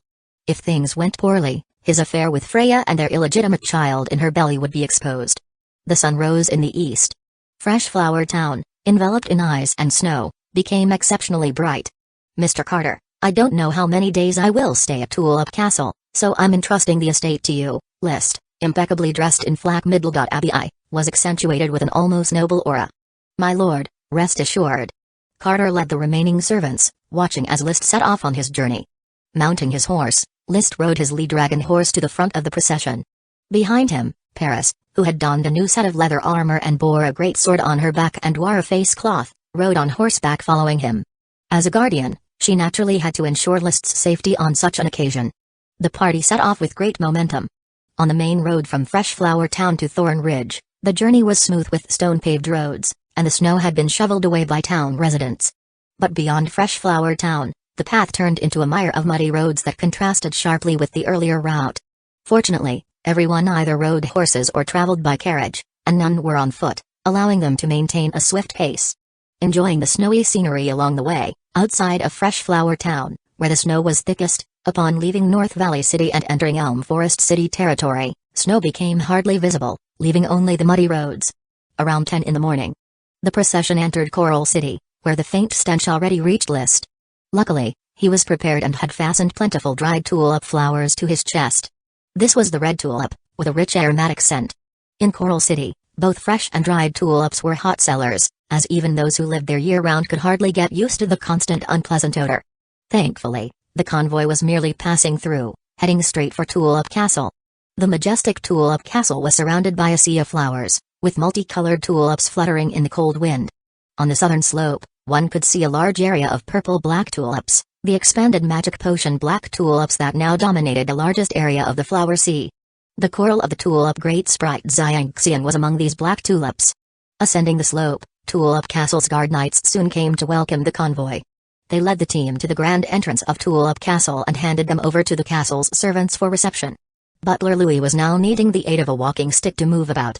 But every time the Earl's offspring returned to the castle, he personally greeted them at the gate. After all, he had watched these young tulips grow up with his own eyes. Every day, as I see the rise of the sun, I am reminded of the Earl's offspring, like the rising of red suns. But the happiest thing is to see all of you return to the castle like weary birds flying home. The old man's words, like reciting poetry, were full of various metaphors and rhetoric. As List dismounted, he greeted with a smile, Grandpa Louis, you've come out to meet us in person again. How have you been feeling lately?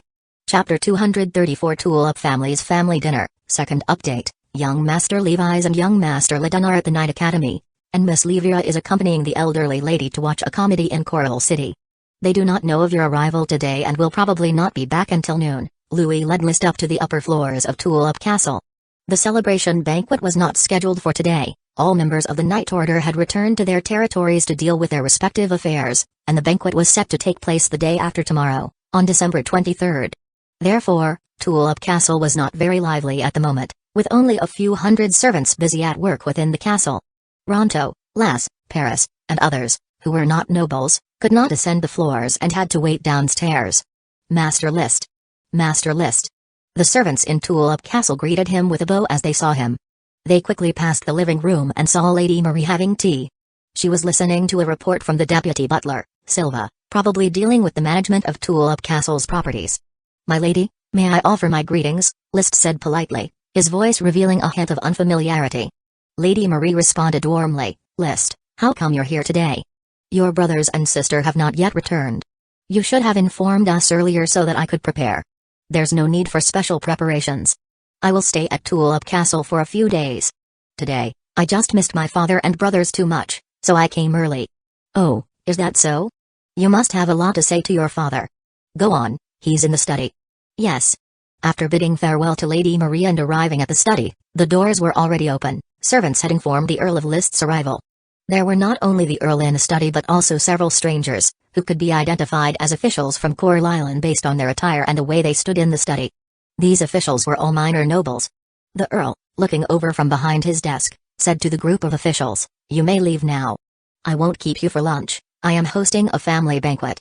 "Yes, my lord." The officials took their leave. They also greeted List. "Master List, long time no see." "Good to see you," List replied with a smile, not recognizing any of them. He had spent most of his time at the Night Academy before coming of age and truly didn't know who these officials were. Once the officials left and the servants also departed, closing the door behind them.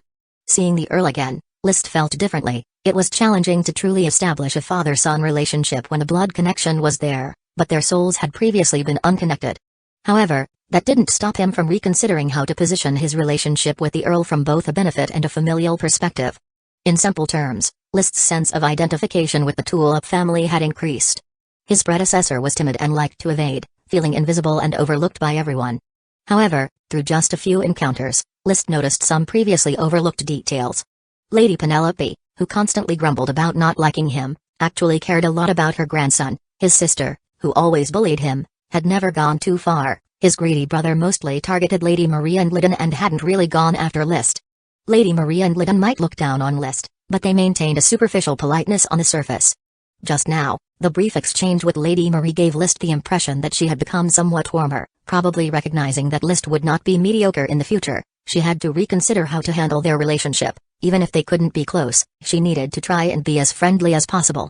What surprised List the most was actually the Earl himself. This powerful Sky Knight, the Sea Wave Sword Saint William Tulip, was not as indifferent to his second son as the predecessor's memory had suggested. He wore a smile as he measured up the increasingly dashing List. He extended his hand, motioning for him to sit down and talk. The predecessor always felt that the Earl was disappointed in him, especially since at the coming-of-age ceremony, he had been made a baron of the most remote small town, and was given only 4 elf bugs. The gap was colossal compared to Levir's allocation ceremony. This once affected the transmigrator List's feelings. He felt that the Earl surely did not value his second son, but after digesting the memory imprints of his predecessor and analyzing with an adult's rationality, he thought that it might not be so simple, that if the Earl truly did not care, he could have made List an almost noble with no title at all. Many nobles' second sons ended up in such circumstances, with no fief and no title. But the Earl had given him the title of Baron and a small-town fief, just that the location was not great and material compensation was less.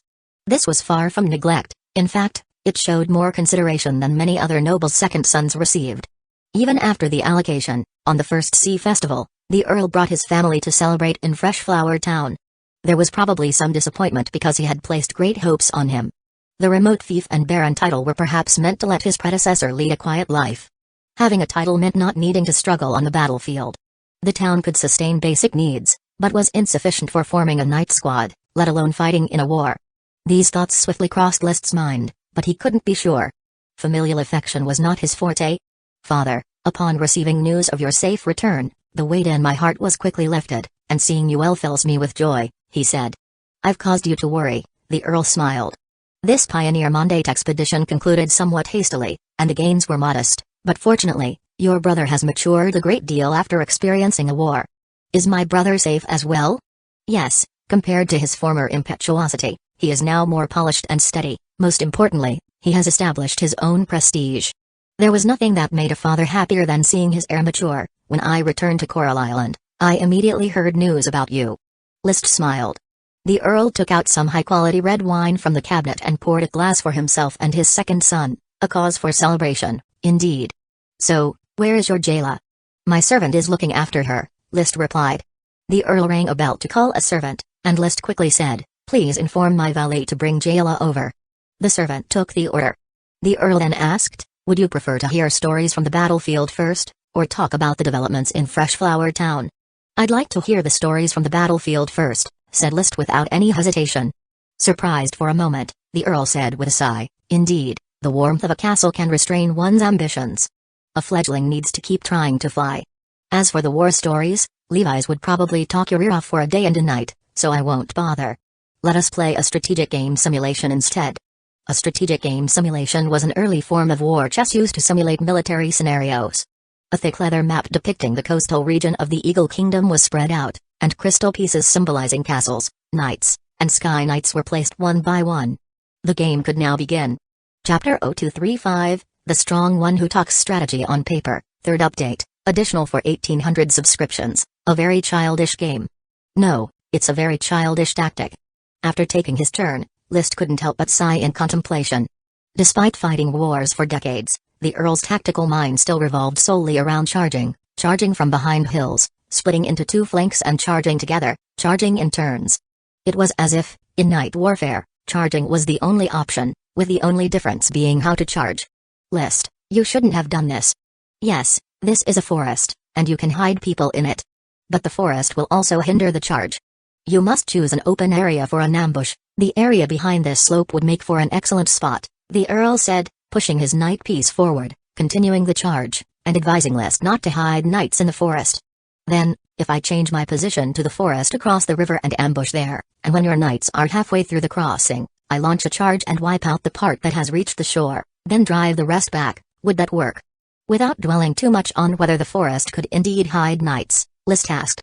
He didn't choose to ambush behind the slope. Instead, he simply moved several knight pieces from the forest and placed them into the forest by the river. The Earl stroked his chin. That's also possible, but why not ambush behind the slope? The slope is the most advantageous spot for knights to launch an ambush. But it's also the easiest to be detected. So for this group of knights, I can take out the half that has crossed the river, right? List reached out and removed a few knight pieces. Make it fewer, eat fewer of them, and I could manage to escape with some. The Earl took back one piece, thought about it, and then took back another. List didn't mind and continued the deduction. Your knights cannot cross the river, so they will definitely have to retreat, back across the Red River. Then my knights left in the forest on the opposite shore can take this opportunity to regroup and charge again, driving away your knights. I could eliminate another group, couldn't I? As he spoke, he pushed forward the knight pieces he had left on purpose in the forest and took away several of the Earl's pieces. This. The Earl paused for a moment. So the knight pieces you left behind just now were deliberate? You've set up another ambush here. Right.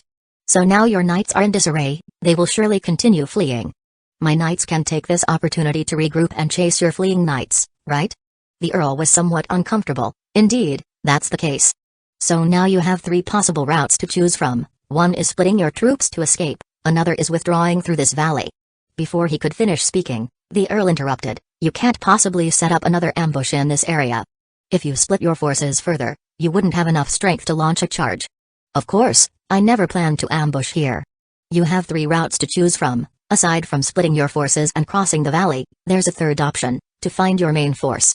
If it's the first choice, I can chase you throughout the hills, catching whoever I can. If the second, then you'll be far from the battlefield and I don't need to worry. If it's the third, I choose the third option. My knights will begin to retreat from this plain area. How will you respond? I will, of course, withdraw to the castle. Viscount Valiant is not the main battlefield for this campaign. Your decisive battle with Count Figo is the key to the situation. All I need to do is secure the castle firmly, like a nail on the Red River Plains, which could not only attack the supply line between you and Marquis Roderick's Knight Order but also strengthen Count Figo's forces when needed. List went on eloquently. He had already bested the Earl in 3 consecutive local knight engagements, and with his consistent theories and tactics, the Earl was almost beginning to question his life. List, why is your mind filled with so many odd ideas? The Earl asked, frowning at the unfolding battle simulation. Why don't you keep your knights around the castle to ensure its safety? Splitting your troops for an ambush is a risky move. Viscount Valiant's castle is indefensible, and his knight order lacks manpower. Your follower, Viscount Jonas, can keep him stuck in the castle, afraid to show his face. In doing so, his effectiveness is lost, and it is as if Count Figo has been severed of an arm. Therefore, abandoning the castle to take the initiative is the only way to be effective. Even though the castle falls, this knight order can still seek refuge with Count Figo. He had never fought in a war. However, when it came to armchair strategizing, List felt he could thrash the whole world. He had read The Art of War by Sun Tzu and the 36 Stratagems, and he was a man who often frequented Wii forums. He also had on guerrilla warfare in his mind, a tactic alien to this world's mainstream strategies, which he feared would scare the Earl. In fact, he had already frightened the Earl. From the Earl's tactical arrangements, he had initially sent Jonas Shattered Stone to corner Viscount Valiant in his castle, thereby negating his strategic importance. The Earl could then leisurely nibble away at Count Figo's forces, eventually forcing Count Figo to face him in an upstream battle on the Red River and defeat him in one fell swoop. Securing the battlefield advantage on the Red Harmony Plain, he smoothly plundered a large amount of resources and mines. If Viscount Valiant's knights, by triumphing over the many with the few, defeat Viscount Jonas, it could quickly dissolve the Earl's advantage, allowing Count Figo to delay the decisive battle, thus trapping the Earl on the Red River Plains in a quandary of advance or retreat until he collapses. At that time, the Earl would have no choice but to retreat. He meticulously pondered over List's tactics, feeling they were somewhat fanciful, yet unable to formulate a rebuttal. He ultimately brushed aside a pile of carvings and bluntly changed the subject. Jayla is already at the door. We'll resume discussing military tactics another time. Let me see Jayla first. List smiled. Of course, as you wish. The servant brought in Jayla's jade box, opened it, and Jayla, still drowsy, woke up with a yawn. As soon as it opened its eyes and saw a human face, it got startled and instinctively slapped. Of course, it didn't hit the Earl. The reflexes of the Sky Knight were not something a little minor elf could match. The Earl even poked Jayla's belly. Such a lively little creature. Congratulations, List. In Fresh Flower Town, you have exceeded my expectations. I have only done a small bit of work. I heard your fierce earth dog, after consuming the bloodline fruit, evolved into an intermediate magical beast? Yes, would you like to see it? It's just outside Tulip Castle, looked after by my servant, List said. I know so little about magical beasts, actually, I am not quite sure about the level or state of Dowson. Let's go downstairs to have a look. Once downstairs, Dowson was sunbathing. It wasn't afraid of humans, nor did it attack them on sight. Seeing List appear, it immediately hopped up and wagged its tail, coming over to him. List grabbed the fur on its neck to make it behave and let the Earl examine it. The Earl walked around Dowson twice, sensed for a while, and then said, "It is indeed an intermediate magical beast." The distinction between the levels of magical beasts is not only about the limit of casting magic but also involves other criteria, such as the speed of magic power absorption and the degree of blood boiling. Chapter 236, The magic power of magical beasts comes half from their body's refinement and half from absorbing from the environment. Intermediate magical beasts, compared to low-level magical beasts, naturally absorb free magic power from the surroundings much faster. This is a very subtle absorption, which List could not discern with his eye of magic, but the Earl, as a Sky Knight, could clearly feel it. Therefore, he asserted that Dorson had reached the standard of an intermediate magical beast. As for the degree of blood boiling, it is a criterion based on the blood differences and auxiliary characteristics of the same species. Here, the same species can be considered as a lineage of evolution, such as ordinary dogs, fierce earth dogs, and Dorson. Among the same species, there is a clear difference between the bloodlines of powerful magical beasts and those of weaker ones.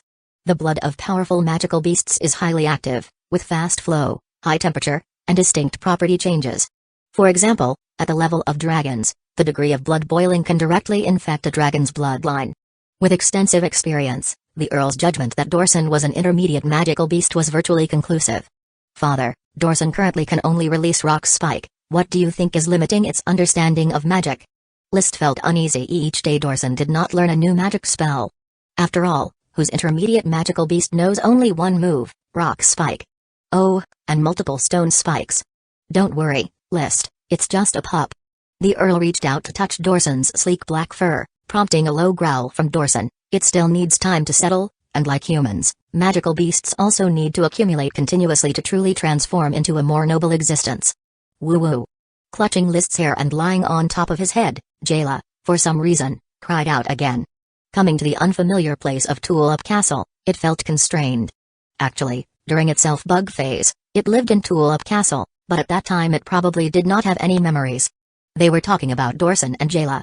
On the main road outside the castle, a line of knights was already rushing over. The leader was List's brother, Levi's, followed by Lyddon. Before the men even came close, their voices could be heard. List, why didn't you announce your arrival earlier? You kept me at the Night Academy for half the day. After dismounting, Levi's embraced List, showing a warm brotherly affection. Once Levi's opened his mouth, List then said, I missed father and you very much, so I came early. After going to the battlefield, brother, you have changed a lot, you have father's air about you. Levi's was pleased, Without the battlefield, one remains but a fledgling. Once on the battlefield and having seen carnage, looking back, I find many things I did in the past quite naive. Then, standing on one side, Lidun dismounted and called out, "Brother List." "Lidun, you've grown taller," List replied lightly with a smile. The lad was only 12 years old but already at least 1.75 meters tall. Being valued by the Earl was not solely due to Lady Marie's influence, his own talent played a big part. The Earl was very content to see all three of his sons perform well, yet he still put on a serious expression. "Now that you're all here, have a good talk." After that, he went into the castle by himself. After the Earl left, Levi's and Lidun shifted their attention to Dorson and Jayla. Jayla was nothing special, just a little minor elf. Tulip Castle had a full 11 of them. But the charm of an intermediate magical beast held both men's attention firmly. The fantasies of men, horses, and magical beasts each occupied half. Compared to the low-level magical beasts, the fire rabbits raised in Tulip Castle, the majesty of the intermediate magical beast Dorson could be seen from its physique. Unfortunately, no matter how much one might covet, Dorson belongs to List, and couldn't be stolen. The luncheon had not yet started. As the Earl had expected, Levi's began to enthusiastically recount his experiences on the battlefield, dragging List into stories of charging thousands of miles to attack the enemy's castle, tirelessly guarding the supplies, boldly voicing his opinion at military meetings, and risking his life to save a female slave. These stories inevitably contained elements of boasting and exaggeration. But they indeed piqued List's interest, especially Levi's eyewitness account of the duel between the two Sky Knights, the Earl, known as the Sea Wave Sword Saint, and Count Figo, known as the Flame Cloud Sword Saint. The two Sword Saints maneuvered swiftly through the sky, their chi surging out, darkening the sky. The confrontation of water and fire nearly severed the Red River below. In the end, the Earl's Sea Wave overpowered Count Figo's Flame Cloud, inflicting a severe injury on Count Figo. With a subsequent charge by the Knights, they decisively defeated the opposing Knight Order. They took control of the Red River Plains, plundered resources, and built significant achievements. My father's Great Wave Crushing the Tide Chi manuscript is invincible below the Sword Saint level. I truly wish that one day I too could break through to become a Sky Knight and possess advanced chi to wield such an incredible chi manuscript. Levi's admiration for the Earl flowed endlessly like the river's torrent. Although his eloquence was mediocre and his narrative dry, List could still feel the terror of a Sword Saint's battle and felt equally exhilarated. If Sword Saints were as formidable as Levi's described, then the current Dorson would stand no chance against them. After all, Sword Saints could soar for a short duration, while Dorson could only hop. He weighed the gap between himself and a Sky Knight and felt it was greater than he had imagined, unless Dorson develops new magic, like the Flying Rock technique which allows for aerial attacks, otherwise it could only take a beating passively. Suddenly, he thought of Paris. He wondered if the transformed Black Dragon Child could withstand 100 rounds against a Sword Saint, probably managed to hold on for a while before being overwhelmed or corrupted by the Dragon Wraith's power and dying, becoming a White Dragon Wraith. "Brother, were there any Dragon Knights in this war?" "No, unless the war has truly become unmanageable, no nation is willing to deploy Dragon Knights or dragons due to the many uncertainties involved. In fact, I didn't even see the Grand Duke's Sapphire Dragon. Every battle was led by Sky Knights as the main force." He paused, then excitedly continued, "However, I did see an advanced magical beast. It was a 1,000-eyed wolf spider, the mount of Marquis Glidden from the Eagle Kingdom, able to jump higher than the Sky Knights could fly. Unfortunately, Glidden was there to deliver a truce letter. While following Marquis Roderick, just feeling the presence of the 1,000-eyed wolf spider made my whole body tremble. Why did this war end so quickly? Due to the intervention of the Blast Furnace Fortress Kingdom. The daughter of the King of Eagle Kingdom married the brother of the King of Blast Furnace Fortress, Duke Hazeberg. As Levi's said this, his voice grew somber. Duke Hazeberg has a dragon and is said to possibly become a Dragon Knight before age 40. List furrowed his brows. So the Eagle Kingdom and the Blast Furnace Fortress Kingdom are forming an alliance? It's not that bad. Kings intermarrying is quite normal, wars still have to be fought. It's just that this year we cannot continue. We only recently occupied the Red River Plains. Many materials and ore deposits haven't been seized yet, and we were forced to retreat. The gains are less than in previous years. The Earl had initially made his fortune with the Pioneer Mandate, bringing back abundant materials from every attack on the Eagle Kingdom. List wanted to ask how much iron they had captured this year but held back.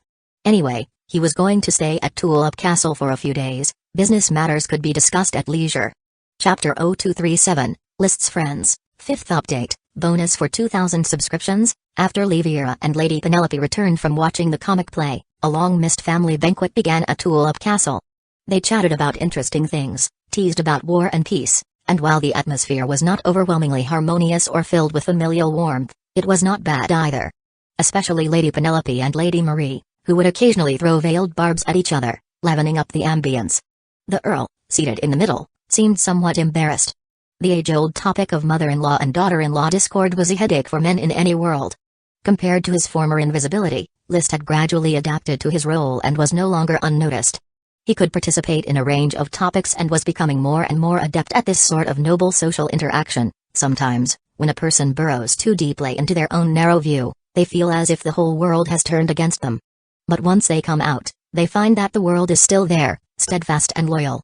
"Is this a specialty from Fresh Flower Town?" asked the Earl as he munched on crispy peanuts paired with juniper wine, enjoying the combination more and more. "Peanuts prepared this way are quite delicious." "These are crispy peanuts," List explained while eating. "I've brought many flavored peanut snacks, though most are more suitable as a light snack. I didn't think there were other ways to eat peanuts besides boiling them." "Does Tulip Castle purchase this kind of food?" the Earl asked Lady Marie. "If you like them, we can buy some." "It seems that List's Fresh Flower Caravan sells these peanut snacks in Coral City?" "Yes, basically wherever there's a Fresh Flower Caravan, these products are available." The Earl nodded. "Then let's buy more.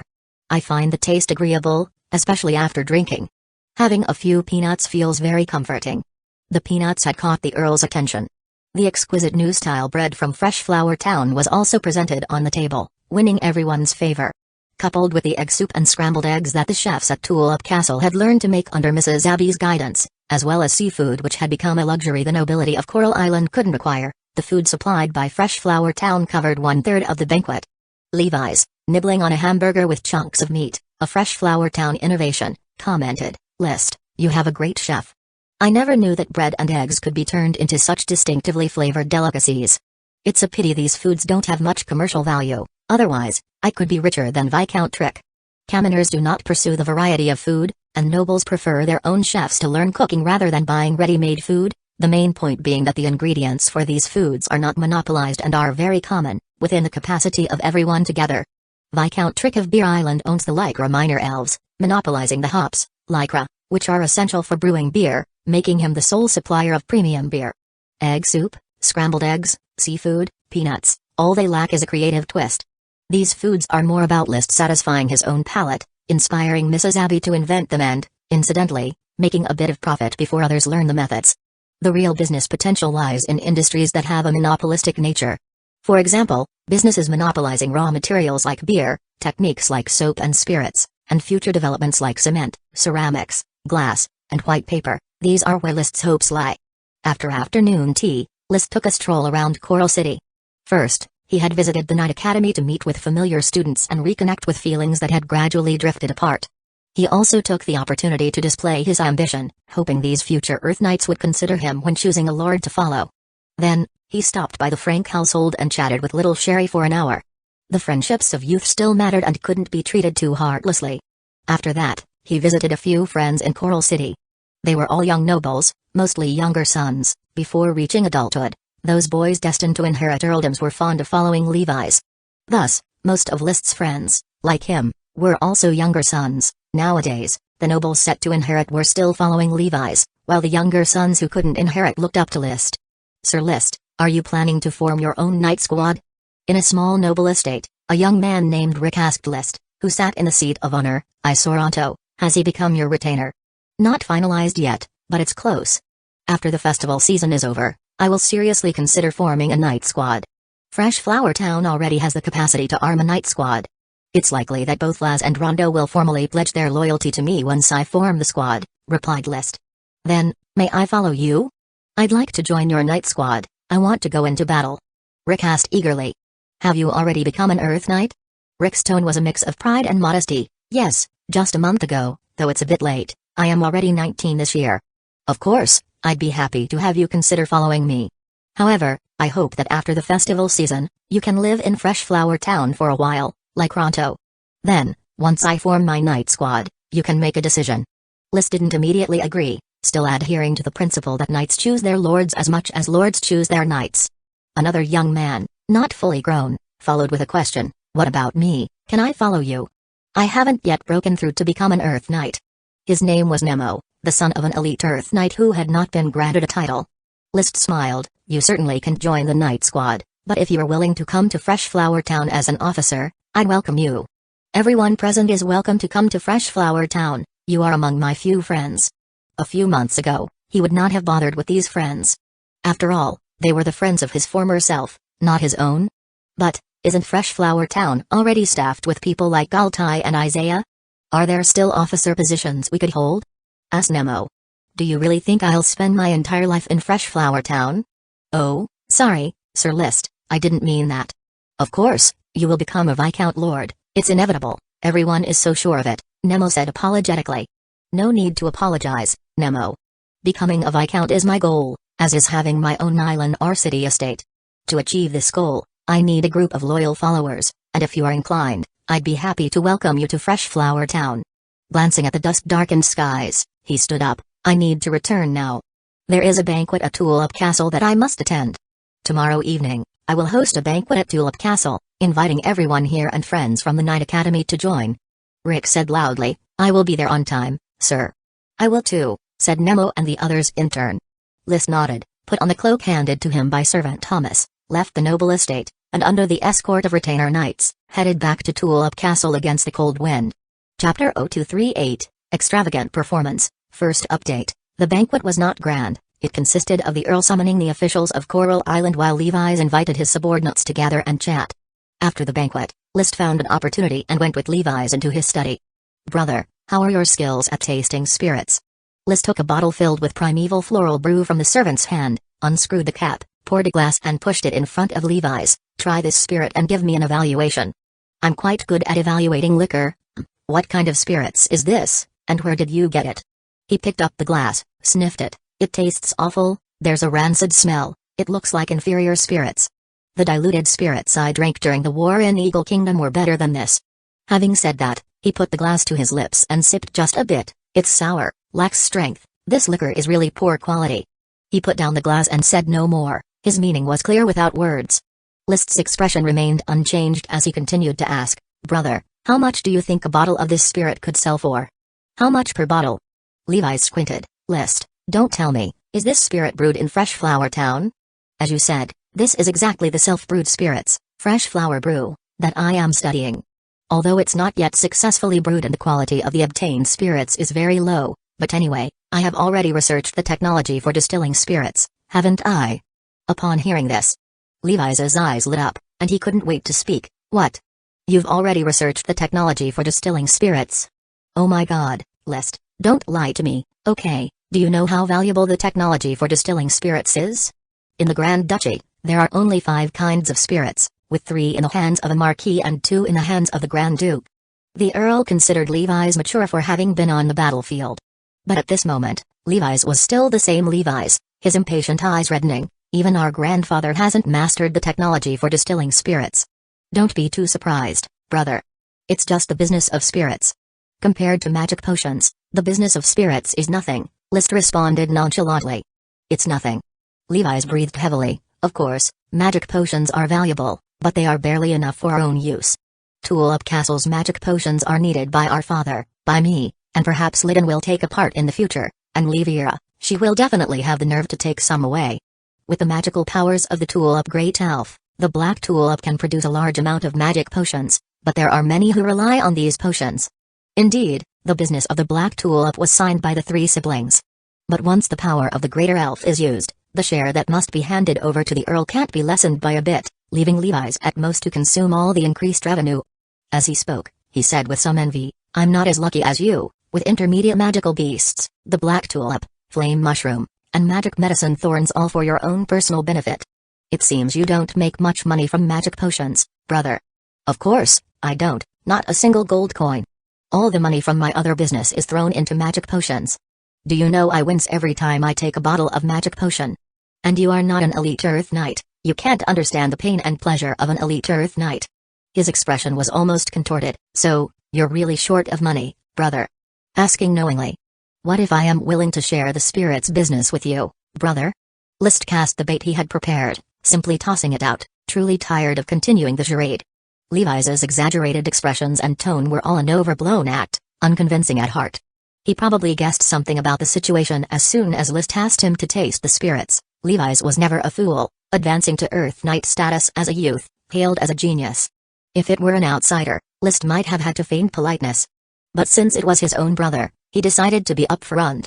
Indeed, upon hearing List's words, Levi's immediately dropped his exaggerated act and adopted an eager tone. "What, List, are you saying you want to share the white liquor brewing technology with your brother?"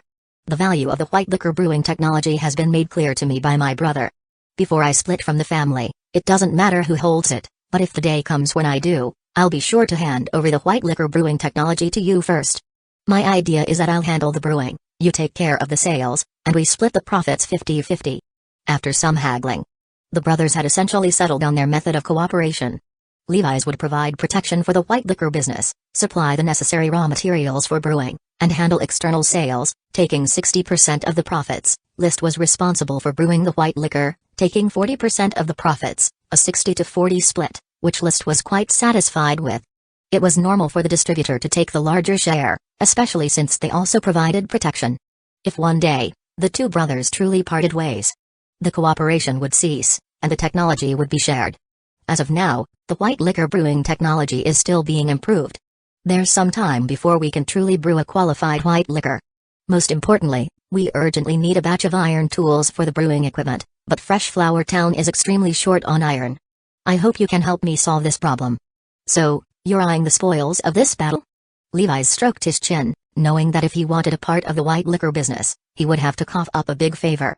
Iron has always been one of the most coveted spoils of war, and we didn't bring back much or this time. I don't have much to allocate.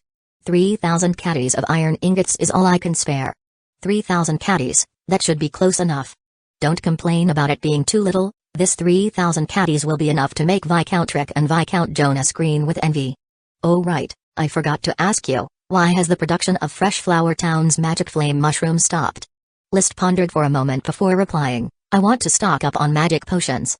"Ah. Don't be surprised, brother. Although I'm not as gifted as you, with Jayla, I yearn to reach further. Even if I might fail, I still want to try my hand at it, then I'll be content," List said, half in earnest, half in jest, but no one knew he was already an elite Earth Knight. "What about the black tulip and magic medicine thorns?" "The black tulip will continue as usual, I'll supply it to you. I plan on stockpiling the magic medicine thorns." "That's a real shame. I find it difficult to dissuade you from trying, just as with Livira, I can't stop her willfulness. However, I still hope you will consider it more. If you change your mind, come back to me for a partnership. As your brother, you must trust that I may take advantage of anyone else but not of you." "Of course, I have unwavering faith in this." Then, the two turned to the topic of surf trading. With the white liquor business as a foundation, neither was too nitpicky, and they quickly struck a deal to purchase 2,500 serfs for 500 gold coins. "I'll give you the gold coins later. Just make sure to deliver them before the fleet departs." Levi's didn't ask where List had got so many gold coins from. He was finding his own brother more and more incomprehensible. Gone were the naivety and timidity, replaced by shrewdness and generosity. As List took leave, Levi's couldn't help but think, List has come of age, and Fresh Flower Town can no longer contain his ambition. From the way he speaks, he's even considered splitting from the family. Is he confident he can reach our father's stature? Chapter 0239, The Earl's New Toy, Second Update, Gold Coins. List didn't have many of these, his current liquid assets amounted to just about 100 or so gold coins. Indeed, Fresh Flower Town had been making a decent profit from the fresh flower caravan trade and the taxes were increasing day by day. However, the expenditures for the domain were also growing daily. Just List's own food and drink expenses were such that a month would hardly pass without spending several tens of gold coins. The various exotic foods were cheap, the cost of ingredients and labor were very affordable. What was expensive was the magical beast meat. He had become a carnivore who could not do without magical beast meat at every meal. If it weren't for the domain being able to produce magic potions on its own, his personal consumption would be even more terrifying. Domain development was even more expensive. If Black Horse Island were to be fully developed, it would inevitably become a huge money sink, and it would be difficult to see any returns within at least a year or two. The development of Fresh Flower Town was basically on the right track, but the investment in it was by no means small. It might seem bustling with nearly 9 months of development, but List had poured at least 1,000 gold coins in it before and after. If it weren't for the smoke mission, he didn't dare to imagine how little he could achieve. Therefore, This time, List would have to rely on the rewards from the smoke mission again to cover the shortfall of 500 gold coins. After thinking it over, he decided to visit the Earl tomorrow and exchange some mithril for a batch of gold coins. The next day dawned. The sun failed to rise promptly, so it seemed a bit gloomy. The Earl was already up, feverishly writing at his desk in his study. These past few days he had been very busy, needing to sort out the distribution of the spoils of war. List, you're up early, the Earl indicated for List to find a chair to sit. Levi's didn't keep you up, talking about war stories all night? Actually, Brother's eloquence still needs work. He's far from being able to talk non-stop for a whole day and night. Alright, he indeed doesn't have the talent of a diplomatic. Would you like something to drink? Wine or coffee? Speaking with his son felt stiff without something to drink. A father-son relationship could never reach the level of heartfelt communication that existed between mother and daughter. Do you have milk? I don't want to drink wine or coffee this early in the morning. List could not do without milk. With dragon breed cow's milk temporarily unavailable, he could only drink regular milk. When a servant brought over freshly brewed milk, List could clearly sense that the quality of the milk from Tulip Castle's cows was far inferior to that from the cows in Fresh Flower Town. Even if the cows from the dairy farm weren't turned into dragon breed cows, they had definitely undergone some mutation. These last few days, I've been bathing with fresh flower soap, and it truly is very nice to use. This industry should bring you quite a profit, the Earl said. 1 or 2 gold coins a day, about the same as the initial seafood business, but now the seafood trade is almost halted. The profits are not as good as before. Fresh flower soap, hindered by limited production, can't expand to other islands for the time being, which keeps my funds in a very tight state. The development of Fresh Flower Town has surprised many, including me, so don't put too much pressure on yourself. Pressure. There was no such thing as pressure. List felt that his daily life really did not have any pressure, indulging in eating and drinking, practicing martial arts and riding, horseback riding, walking dogs, playing with little minor elves, and overseeing the domain. Occasionally, if he had an inspiration, he would have the serfs implement it, otherwise, he would follow up on the smoke mission. Apart from enjoying himself, he was still enjoying himself. Of course, a life of such decadence needed to be kept low-key. So he joked, there's still pressure. To achieve my desire to ride a dragon before the age of 30, I need to work tirelessly at all times. The Earl momentarily failed to adjust to the humor. Don't aim too high and miss. List nodded. Actually, I wish to become a Sky Knight soon. Hearing from my brother about your battle with Count Figo, I am greatly yearning for it.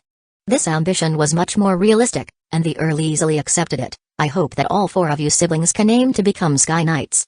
The Tulip family strives for progress in every generation. The knight's spirit of enterprise can never come to a halt. Use pressure as a driving force for effort. I understand. Now that I am of age, things that were once unclear to me are now fully understood, said List, suddenly remembering something. That's right, Father Lord, apart from bringing some specialties and delicacies from Fresh Flower Town to Tulip Castle, I also prepared a special gift for you and my brother. Oh, what gift? A telescope. List took out a beautifully crafted retractable monocular telescope from his pocket and handed it to the Earl, showing him how to use it. This is a retractable monocular telescope. Place this small eyepiece before your eye, yes, just like that, then point a larger objective lens towards the window. After the Earl did as instructed, he was startled at the first glance. Oh my, the tulip flower sea appears to be right before my eyes. You can pull the telescope's objective lens tube further out, yes, like that, it can extend even longer. They're getting closer. Do they move, or is this magic? The Earl, holding the telescope, excitedly watched the distant scenes. I can see Silva, he's got a cigarette in his hand, and is looking for a place to smoke, a hand-rolled cigarette using firegrass, not a flame striker. With the telescope in hand, the Earl began spying, while outside the castle, Deputy Butler Silva had no idea that his minor act of smoking had been caught by the Earl. The excited Earl couldn't stop for quite some time. List was very satisfied with the effect of the telescope, but Silva's smoking habit suddenly sparked a thought, should he invent matches? The fire-making tools in this world consisted of firegrass, which could be rubbed together to create fire, and flame strikers, made from firegrass material, neither as convenient as matches. Lighters are more advanced, more convenient. But List didn't think he could invent a lighter, it was too technologically advanced. As for matches, there was no technical challenge, the only problem being that match heads are made with phosphorus as the igniter. If he remembered correctly, they used red phosphorus, coating it on both the match head and the striking surface of the matchbox separately. Strike them together when needed, keep them apart when not, dubbed safety matches. Phosphorus. I do have quite an understanding of it, List thought silently.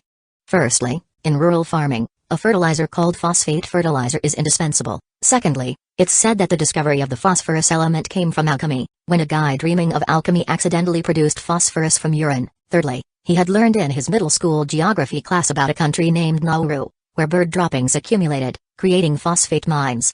Lastly, the legendary will-o'-the-wisp is said to be bone phosphorus burning in the air. So, to get phosphorus, I have to deal with excrement? List was rather helpless. He did not want to be like boys. It'd be best to find bird droppings, perhaps on an island with many seabirds. There might be a phosphate mine. Even if I can't extract phosphorus, I can use it as fertilizer, phosphate fertilizer. After carefully recalling his knowledge about phosphorus twice, the Earl finally put down a telescope, still in awe, and said, List, where did you get such a telescope? Chapter 0240, yet the Earl had seen through it all. Third update, bonus for 2,200 subscriptions. This was my invention, List declared. Your invention? Yes, after a shipwreck was discovered off the coast of Freshflower Town, some treasure was salvaged, including a few crystals. I invited a crystal craftsman and a magician to carve crystal lamps for me. Then I discovered, when crystal is ground into lenses and two are stacked together, they can actually magnify the view. Of course, List had fabricated the story, but the Earl didn't probe into the veracity of his tale. For him, how the telescope was invented wasn't important. What mattered was why it could see at a distance and what else it could do. No wonder many say that you have been favored by knighthood's glory this past year, the Earl commented as he caressed the wooden tube of the telescope. Do you recognize its value? I believe it can be used in warfare. If we can observe the enemy's movements from afar, it should be of great assistance. With the charge of the knights, if coordinated with a telescope, we could capture the movements of enemy knight orders more swiftly, seizing the most opportune moment to strike. Its value can be trivial, even negligible. A head-on charge of a large-scale knight order is straightforward. But it can also be immense. As someone with years of experience in leading charges, the Earl had his own insights. For small knight squads engaging in combat, maneuverability is crucial. With a telescope, whether for ambushes or counter-ambushes, we could gain the upper hand. In yesterday's battle simulation game, if I had had a telescope, your various ambush tactics would have been completely ineffective. List nodded and then added, if I had used a telescope, I could have achieved even more brilliant tactical results. That's also not wrong to say. Therefore, the value of the telescope can be substantial. I believe it's most fitting to present it to you as a gift. You've grown up, the Earl remarked wistfully, his eyes filled with satisfaction, which he quickly concealed. The significance of the telescope is immense. We must keep its secret safe from outsiders. As of now, I'm probably the only one who knows the secret of the telescope's interior. List recalled something suddenly. Oh yes. The crystal craftsman, Brad, if he were so inclined, could likely understand the principle of the telescope since he ground the lenses himself. In that case, we cannot leave this crystal craftsman to his own devices.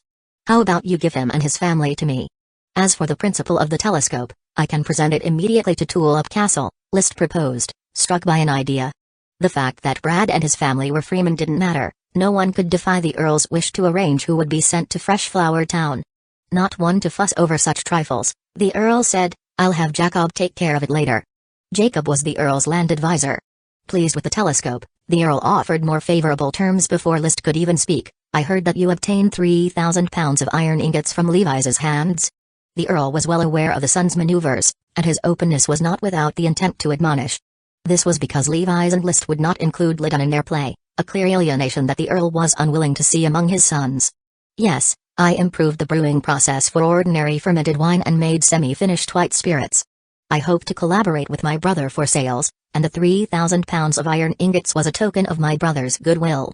That you're willing to share the technology for white spirits shows that you are not only favored by knighthood's glory but also have a big picture perspective and long-term plans. I am filled with expectations for your future.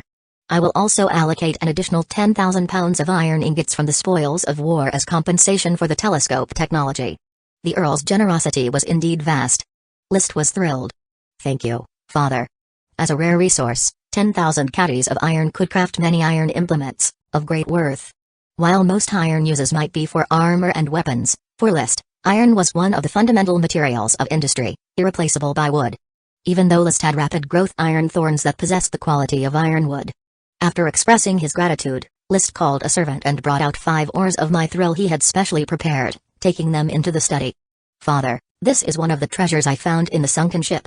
I wish to exchange them for some gold coins. The financial situation in the territory is quite strained, he said. Mithril? The Earl, of course, was familiar with this ore and immediately identified it. He in fact armored an elite knight squad with mithril armor. These 5 pieces of mithril, mixed into iron ingots, can nearly forge 10 suits of mithril armor, with considerable value. He gave List a meaningful look. List met his gaze openly. He understood the Earl's implication. Fresh Flower Town had many fine goods to offer. The benefits retrieved from the sunken ship were likely not limited to these pieces of mithril and some crystals he had mentioned earlier, but he knew the Earl would hardly rob his own son of his little private property. 1 piece of mithril for 100 gold coins, how about that? Of course, I am grateful for your generosity, father. 500 gold coins could buy 2,500 serfs. That's almost more than the population of Fresh Flower Town. Are you sure Fresh Flower Town can support them? Asked the Earl with a smile. A chill went down List's spine. He had a feeling that this smile bore a deeper meaning than the look before, almost as if the Earl had already seen through everything. Under that smile, List felt as though all his secrets were exposed. He had reason to guess so. With the Earl's grasp over Coral Island, wanting to know something wasn't difficult. Could he already know about the existence of Black Horse Island? The thought crossed his mind, then List suppressed it. Whether he knew or not, he would play ignorant. Developing a deserted island was not a heinous act, and as long as the Earl was unaware of the Black Blood treasured horse's existence, even if Black Horse Island was discovered, it wouldn't matter. At least for now, the Earl seemed oblivious to the Black Blood treasured horse. Otherwise, no matter that List was his son, he would unceremoniously seize them. In the face of immense profit, noble ties were inconsequential. Moreover, how could seizing the herd and then compensating List with some gold coins possibly shake the father-son relationship, especially when the Earl wouldn't even need to seize them himself? If he deployed a bit of family propaganda, the spit from Lady Penelope, Lady Marie, Levira, and Levi's alone could drown List. In fact, considering benefits, contributing the Black Blood treasured horse to the Earl might not be such a bad idea. But List was reluctant. Once the herd reached the hands of the Tulip family, who knew how many years it would take before he could get a share to arm his knight squad. As a future dragon knight with grand aspirations, what was his. He didn't want to give it to anyone, nor let anyone take it. And the family resources should rightfully support him in achieving his grand ideals and revitalizing the family. Pushing aside his wild thoughts, List acted as if he hadn't noticed the Earl's hidden meaning. The development route for Fresh Flower Town is slightly different from the traditional agricultural route. I need a large population. Chapter 0241, The Deceased and the Ennobled. First update. That evening, List hosted a feast for his friends at Tulip Castle, a total of 15 people. They were all descendants of knights who could not acquire an earldom or apprentice knights currently studying at the Knight Academy. Among them, the ones List valued most were 2 Earth Knights, Rick Trace, who had previously said he would follow him on the noble estate, and Griffin Haystack, an orphan. Griffin's chi attribute was lightning, and he had just turned 20. His combat ability was decent, but his only flaw was a stutter. Nobles pay attention to their appearance and also to their bearing. One can be ugly but not disabled. A stutter is categorized as a disability. Therefore, Griffin was never selected for the Knight Order of Coral City and was deeply saddened by this for a long time. List's predecessor even mocked Griffin for it. But later, when he found Griffin to be a good, honest person, he gradually felt a sense of camaraderie. Of course, maybe he hoped to have a disabled person by his side to set himself off. Now, List was very satisfied with Griffin. Being honest and hardworking, and seeing himself as a kindred spirit, Griffin could be said to be a most suitable candidate for a follower, with assured loyalty. Besides Rick and Griffin, the rest were apprentice knights. They might suffice as officials, but fell far short of the requirements for a knight squad. By my count, with Marcus, Lass, Ronto, Rick, and Griffin, I already have 5 members for the knight squad. If I can gather 7 more, I can form a team, List considered quietly in his room, where he had lived for over a decade, after sending off his drunken friends. Knight squads work as units, able to practice combined strike techniques, mixing chi into a single force. Having a knight squad is what grants the right to enter the battlefield. As for List himself, he could entrust his safety to Dowson and they hired Paris, believing that the explosive power of 1 man and 1 dog could save him from disaster, even if he were chased by a sword saint. Besides, I am the Earl's son, logistics work is my duty. If Levi's could engage in logistical work on the battlefield, there's no way he could lose to Levi's. He must seize the logistics work for himself. The next day was the celebration banquet. All the nobles from near and far of Coral Island rushed to Tulip Castle, and together with their servants, the place was as noisy as a marketplace. The members of the Knight Order who participated in the battle and had no noble rank, certain they would not be receiving one this time, collected their gold coin rewards and promptly returned home to their families. 7 knights without titles were left behind. These 7 had distinguished themselves greatly in the battle and could be knighted as honored knights. They were all immersed in immense joy, eager for the knighting ceremony to begin immediately. In fact, there were another 3 knights eligible for knighthood, but they were followers of 2 viscounts and thus could not attend the celebration banquet hosted by the Earl. At that moment in Tulip Castle, there were 3 viscounts, Treckweed, Jonas Shattered Stone, Levi's Tulip. 16 barons, including List Tulip, 76 honored knights, and with the newly promoted 7, there were 83. If I remember correctly, the Earl had 82 honored knights before. It seems we lost 6 honored knights on the battlefield this time, he noted. The sacrifice of knights was quite normal, and the loss of honored knights was not rare. The death rate for barons and higher-ranking nobles decreased. The role of a landlord is to command his following of knights. It is the followers who are supposed to fight to the death in dangerous charges. The landlord certainly wouldn't lead the charge himself. Just like List, when forming his knight squad, he never intended to count himself as part of it. He had his own reasons for not participating in battle. Mounted on Dowson, he was a rearguard presence. With me here, no need for panic. Charge, he would say. It's said that there are 2 types of charismatic leadership, follow me and go for me.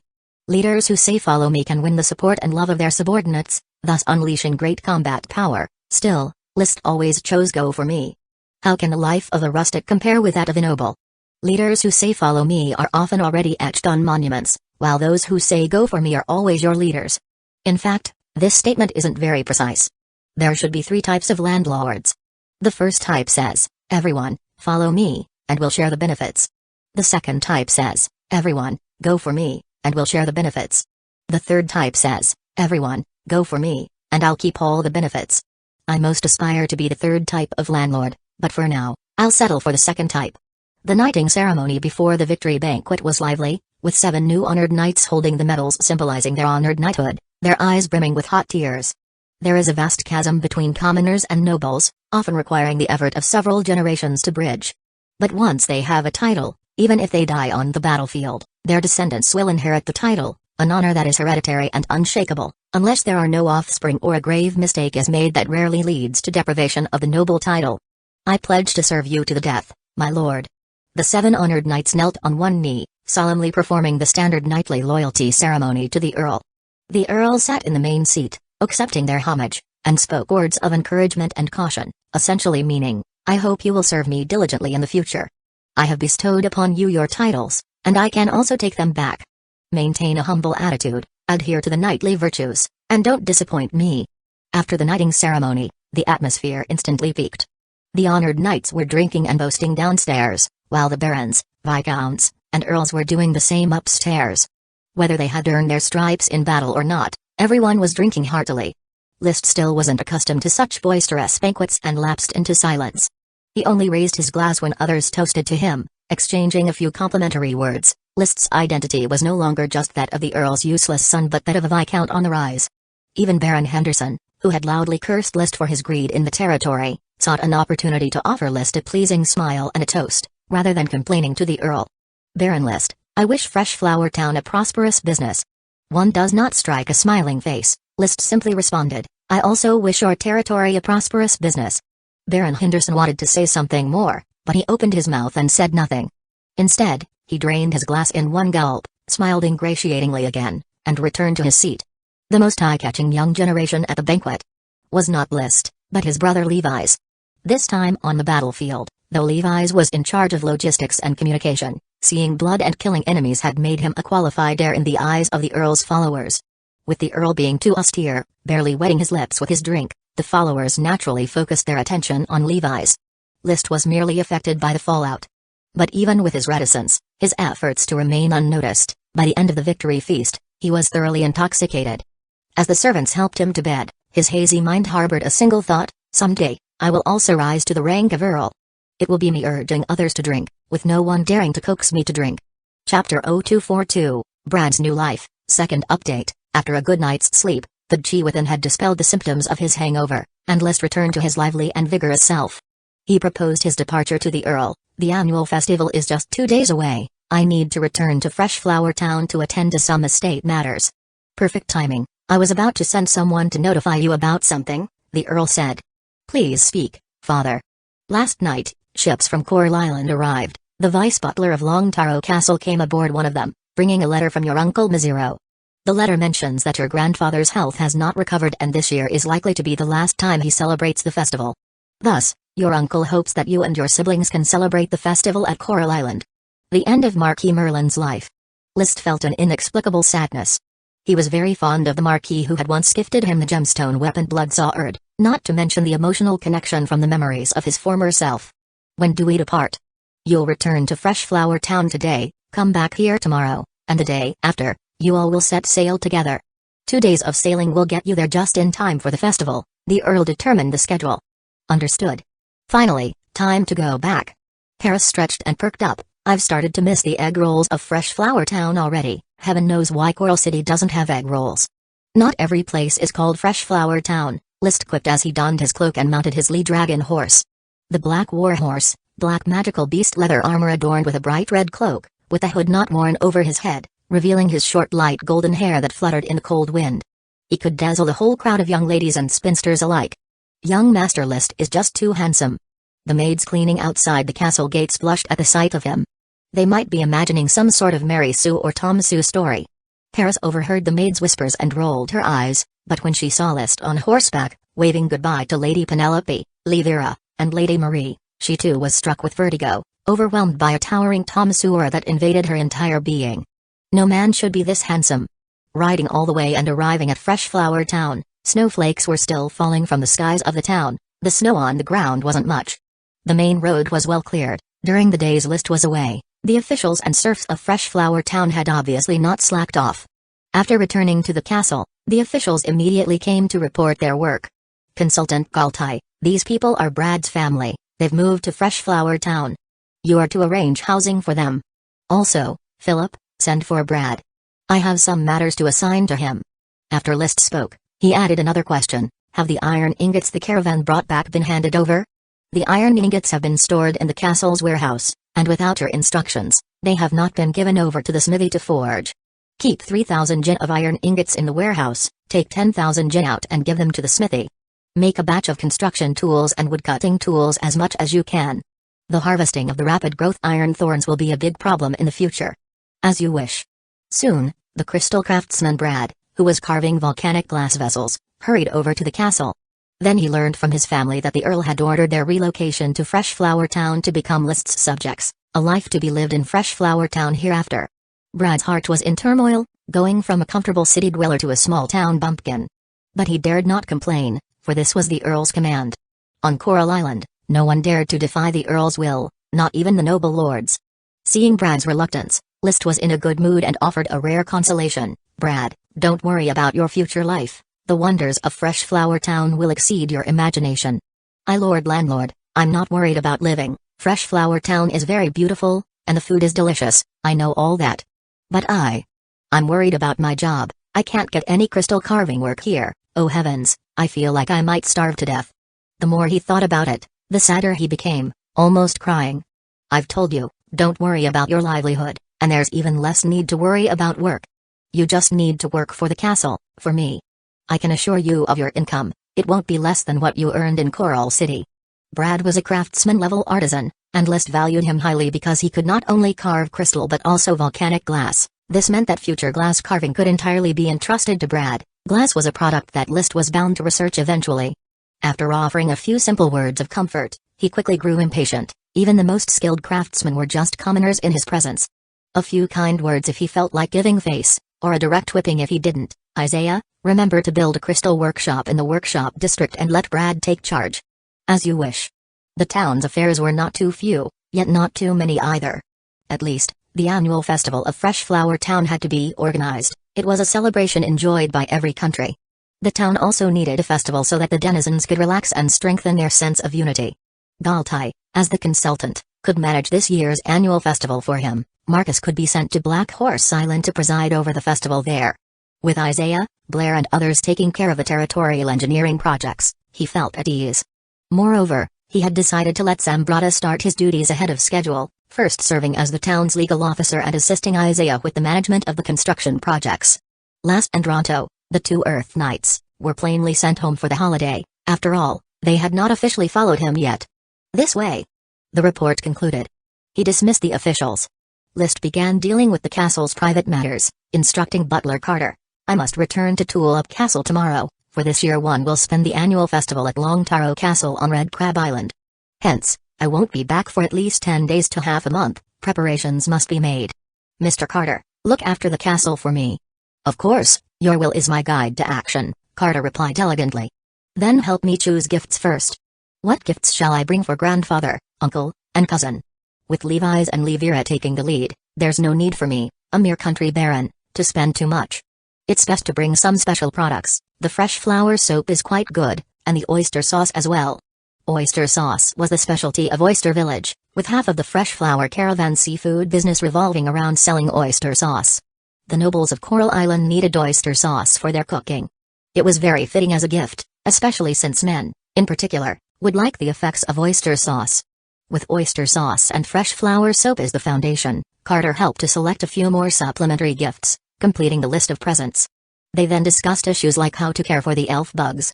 Suddenly, Carter remembered something. My lord, there's a matter I'm unsure how you wish to arrange. What is it? When old Difo from the dog kennel came to check on the Earth Matron, he said she might give birth within the next half a month. I wonder how you plan to handle it. Did he give an exact time? He can only estimate broadly. Should I have old Difo called over? Liz nodded. The fierce Earth dog whelps in the Earth Matron's belly were magical beasts he held in high regard, essential for the future fierce Earth dog army. Chapter 0243, Goose Feathers sent 1,000 miles, third update, bonus for 2,400 subscriptions. The Earth Matron's status in Freshflower Town could be described as pitiful. Ever since she was captured, she had not only been used as Dowson's breeding machine but had also been confined to a secret room. Her ferocity had long been worn away, leaving only subservience. This was the destruction of life, the erasure of nature.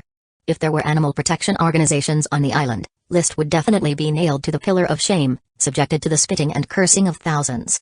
Unfortunately, there were none on the island, and humans had no sympathy for magical beasts. Weren't magical beasts born to be killed for their meat and to earn humans gold coins? The snow was thick in Dog Prison these days, no one had come to clean it. Although it was true that the Earth Matron no longer released magic, having almost forgotten the existence of Rock Spike, to ordinary people, she was still a huge threat. Lord Landlord, it really won't kill me? Old Difo followed List shakily into Dog Prison. I think I'll just look at it from outside the dog prison. Don't be nervous, old Difo, with me here, what are you afraid of? List said gently. This time I want you to observe from up close, to have a clear idea of the approximate time of delivery for the Earth Matron. Don't be nervous, look, I'm already standing here. Has the Earth Matron made any dangerous moves?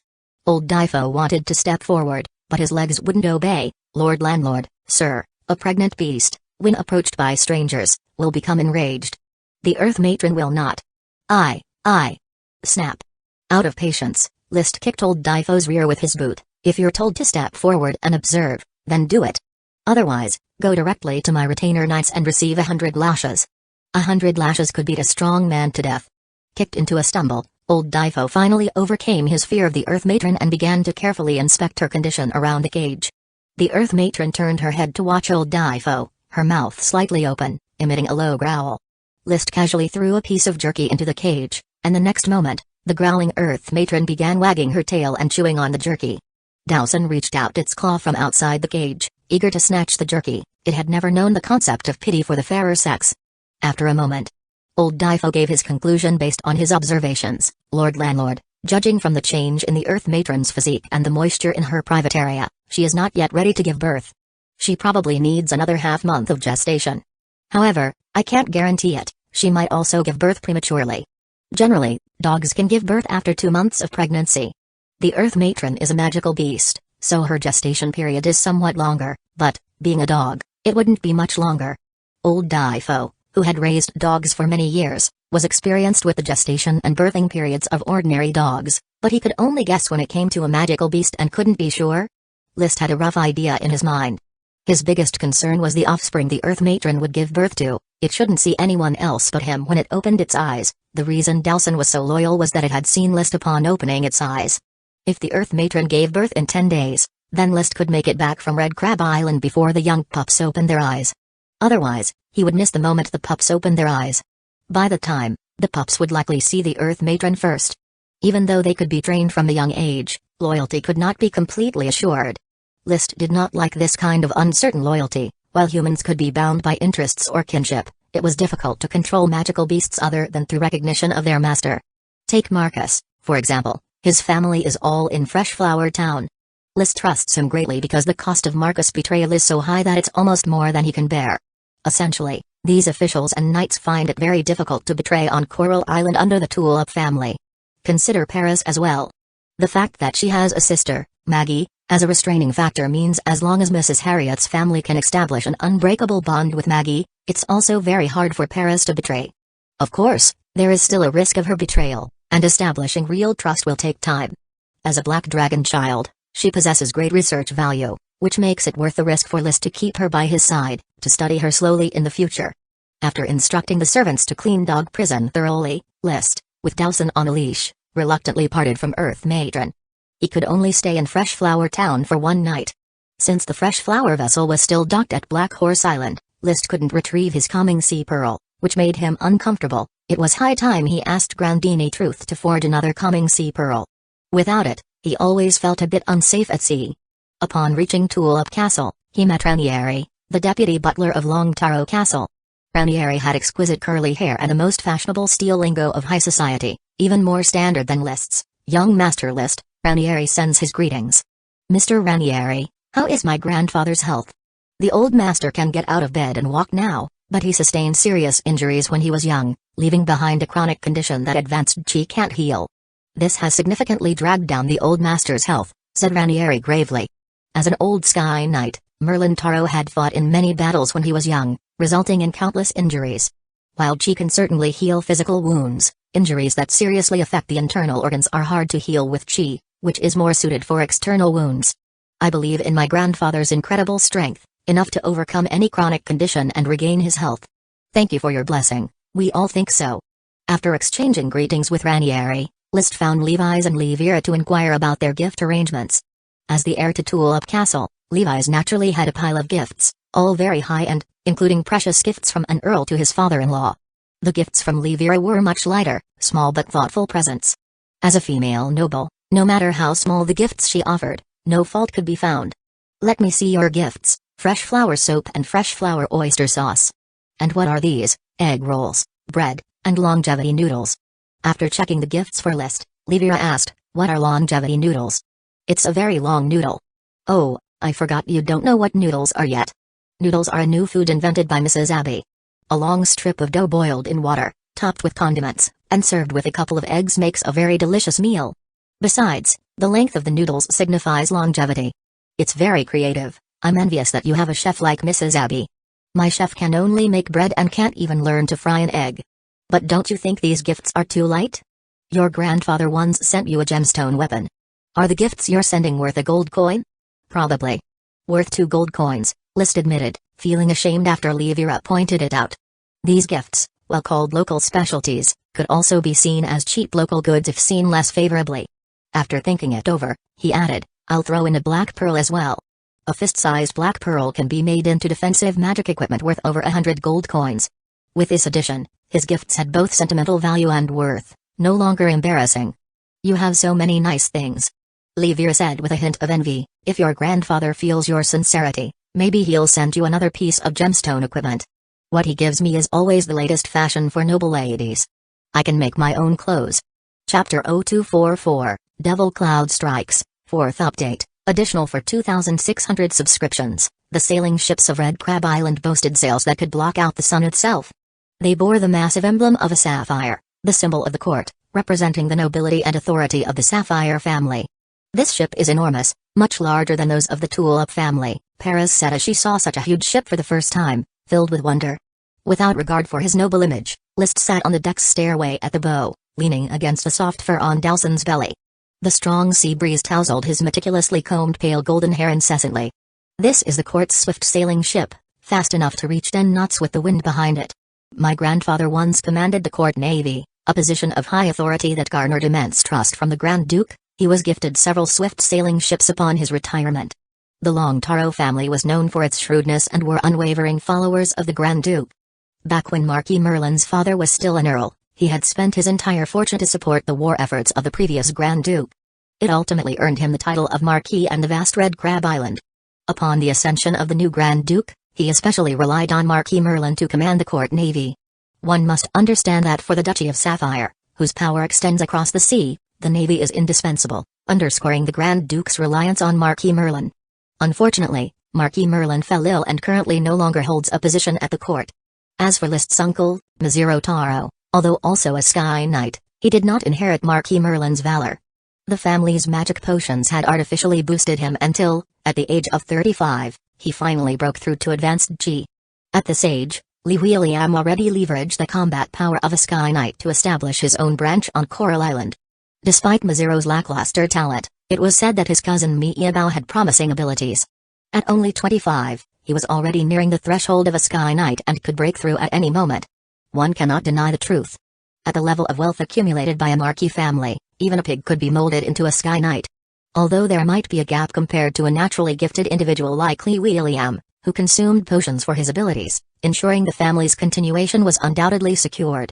With extra effort in nurturing the next generation, the family could always maintain its everlasting prosperity. "You're called Paris?" Livira, who had appeared on the deck at some point, greeted List with a smile, and then struck up a conversation with Paris. "Yes, Baroness Livira. You're not a local of Coral Island? Your accent is very different from those here." "I'm from the Eagle Kingdom." "A serf?" "No, I'm a mercenary." "There are many mercenaries on the mainland. How did you came to Coral Island and end up in the employ of my brother?" "I came by ship. My sister was sold to Fresh Flower Town, and I tracked her here, then accepted the employment of Baron Lee." "How are your combat skills?" Livira suddenly felt an urge to test Paris. List watched quietly from the side as Livira attempted to win over Paris, offering no comment, just a faint smile as he idly scratched Dowson's itch. He actually wanted to see if Livira could coax Paris to switch sides, viewing it as a perfect opportunity to test Paris's loyalty. After glancing at List, who was focused on grooming Dowson's fur, Paris turned back to Livira and said, "I am an elite Earth Knight, Baroness Livira. Do you wish to challenge me? I haven't reached the elite level yet. It would be great to learn some combat skills from you." "As you wish." Thereupon, the two drew their long swords and began to duel. A noisy clash of metal ensued until Livira's longsword was knocked out of her hand, marking the end of the encounter. It was clear that Paris had held back. She hadn't even used a maneuver light and shadow tug, defeating Livira, who possessed G, simply through superior physical prowess. After the competition, Baroness Livira openly praised Paris, chatted idly with List for a while, and then left the boat to return to her cabin without directly expressing her intention to recruit Paris. Baroness Livira had indeed become more restrained than before and no longer tried to snatch the good things in front of List's face. "Your sister is far inferior to you in strength," Paris suddenly said. "She was promoted to an Earth Knight before she came of age and is considered a very talented genius among female knights." List smiled calmly and said, "But my talent is even more exceptional." Paris turned away, not picking up on List's words. After the female mercenary left, aside from a few sailors working on deck, only List and Dowson remained. Dowson was too large and did not like to stay in the cabin, so List did not return to his either, continuing to accompany Dowson on deck to enjoy the breeze. Sailing at sea was an extremely boring affair. List dozed off, his mind wandering aimlessly. He thought about his journey to Long Taro Castle and whether he would see Azina Salmon again, the beautiful girl who had left a deep impression on him. But he was too shy to inquire about Azina's recent situation with the deputy butler Ranieri. Considering Azina's age, it would be hard for her to remain single. After all, she wasn't someone as picky as Livira. It wouldn't be right to say that Azina isn't picky either. Choosing me out of the crowd at the ball shows that she has very high standards when it comes to selecting a partner, he mused. He was fantasizing about Azina seeing him again and expressing her love anew. Suddenly, he heard the startled cry from the lookout at the top of the mast, "It's the Devil Cloud." Immediately following, the lookout blew the horn. The low, penetrating sound of the horn instantly awakened everyone on the ship from their slumber, sending them scurrying out of their cabins. List, of course, understood the meaning of the horn. It signified that the ship was in danger. He quickly stood up, grabbing Dowson, and nervously scanned his surroundings. Upon looking, he saw dark clouds rolling in on the horizon of the ship's forward course. It was the tumult of dark clouds, interspersed with flashes of lightning, bearing down in a crushing line towards them. The Devil Cloud. It's the Devil Cloud. The sailors cried out in alarm until they were silenced by the captain's voice. Don't panic. Take down the sails. Drop the bow anchor immediately, and get the stern anchor ready. The voice was not particularly loud, but the well-trained sailors immediately calmed their agitation and began expertly lowering the sails. A group of strong sailors operated the winch, casting the wooden bow anchor. Driven by the anchor, the huge wooden chain emitted a screeching friction noise as it rapidly sank to the seabed. Lacking iron, the anchors were made of wood. Though they were wooden anchors, they were made of ironwood, which sinks as soon as it touches water. The weight of a single wooden anchor could be as heavy as half a ton. Once submerged, the massive dragging force immediately caused the sailing ship to halt and anchored it in place on the sea surface. List's heart was somewhat panicked. As he hadn't brought the calming sea pearl, he was already feeling uneasy, and now they truly encountered danger at sea. It would be all too easy for the vast sea to swallow a few people. Seeing Levi's rushing towards the captain's quarters, he followed, just in time to hear Levi's bellowing, "What is the devil cloud?" The captain took out a flask, took a swig of liquor. Steadying himself, he said, "Gentlemen nobles, there is no need for alarm, it is just a sea storm. In my life I have encountered more storms than white bread I've eaten." The giant crab was once a court sailboat, with a massive tonnage capable of withstanding a storm. It can definitely hold its own against the devil cloud. Hearing his nonchalant explanation, everyone settled down a bit. But List, with his acute observation, noticed that the captain didn't seem as relaxed as he portrayed, and pressed, "Captain, tell us, what exactly is the devil cloud?" Chapter 0245, Marquis Cohen's Ghost Ship, 5th release, bonus for 2,800 subscriptions. Out on the vast sea, sea monsters are a topic that seafarers cannot avoid, but beyond the sea monsters, various storms and disasters are also an eternal topic of discussion. In addition to these, ghost ships, sirens, and so on, are also frequently mentioned by sailors. The devil cloud belongs to a tale that combines both storms and ghost ships, the origins of which List is not unfamiliar with. The captain pointed at the rolling black clouds on the distant horizon and the lightning within them, and spoke with undeniable fear, "The devil cloud. It is transformed from the resentful spirit of Marquis Cohen." Marquis Cohen? List quickly recalled that in his gemstone space, there was a dragon bone stabilizer. According to Captain Coster of the Fresh Flower vessel, the dragon bone stabilizer technique originated from the magician of the Cohen Marquis family. However, with Marquis Cohen's involvement in a court coup, the family was ruined, and the technique was lost. The ghost ship captain Marquis Cohen, once the unrivaled king of the Sea of Azure Waves, legend has it that he ventured into the Devil's Sea and acquired the Devil's power. As the dark clouds and lightning drew closer, the captain trembled while saying so. In this world, there are no legends of gods, but there are legends of devils. The sea beyond the Sea of Azure Waves is known as the Devil's Sea because, according to legend, it is where devils roam, and even dragon knights dare not traverse the Devil's Sea. However, Levi's, growing impatient, scolded, "What nonsense! Marquis Cohen was just a marquis from 100 years ago who committed heinous crimes and was executed in a prison on Blue Dragon Island." The captain let out a hollow laugh, which felt foreboding, but there truly have been sailors who've seen a ghost ship within the devil cloud, flying the goat head flag of Marquis Cohen. That goat head burns with green flames and can transform into a skull that sucks out all of a person's blood. Molodo. Ranieri, the deputy butler who had just arrived, immediately intervened upon hearing his words. "Stop your absurd tales. These noble guests have infinitely more knowledge than you. Keep your ghost stories to scare yourself. Hurry up and find a way to get through this storm." After finishing, Ranieri turned to the three siblings and said, "My apologies, young Master Son, Ms. Son. Captain Molodo has a penchant for making up wild stories. He surely has a way to get through this storm. Let him stay in the captain's quarters to command the sailors against the storm. You all go ahead and rest in the cabin." List had no desire to rest, for he wanted to understand more about the devil cloud as mentioned by Captain Molodo. But Levi's, who was persuaded that Molodo was spouting nonsense, had already left first. List thought for a moment and felt it wasn't appropriate to disturb Molodo during his command, so he reluctantly followed out of the captain's quarters. Once in the cabin, Ranieri had the servants bring some coffee and explained, "Young Master Son, Ms. Son, please forgive Captain Molodo's ramblings. He was once the finest captain on Red Crab Island, commanding a sailboat and escaping from what was believed to be a deadly whirlpool. However, he later suffered a setback when his son died in a storm accident." A melodramatic story came from Ranieri's lips. 5 years ago, the Ranieri family was harmonious and happy, with a handsome and charismatic only son whose dream was to command a sea vessel across the Sea of Azure Waves just like his father did. Pursuing this dream, the young man started as a sailor, worked his way up to first mate, and finally got the chance to command a vessel on his own. However, 3 months later, the sea vessel did not return, and only 2 sailors from the ship managed to escape back. They claimed the ship encountered a devil hiding within a storm cloud, a ghost ship that flew the flag of the Cohen Marquis family, and swallowed their sea vessel. Ranieri's son was devoured by the devil, and they, unconscious on a plank, were rescued by a passing merchant ship.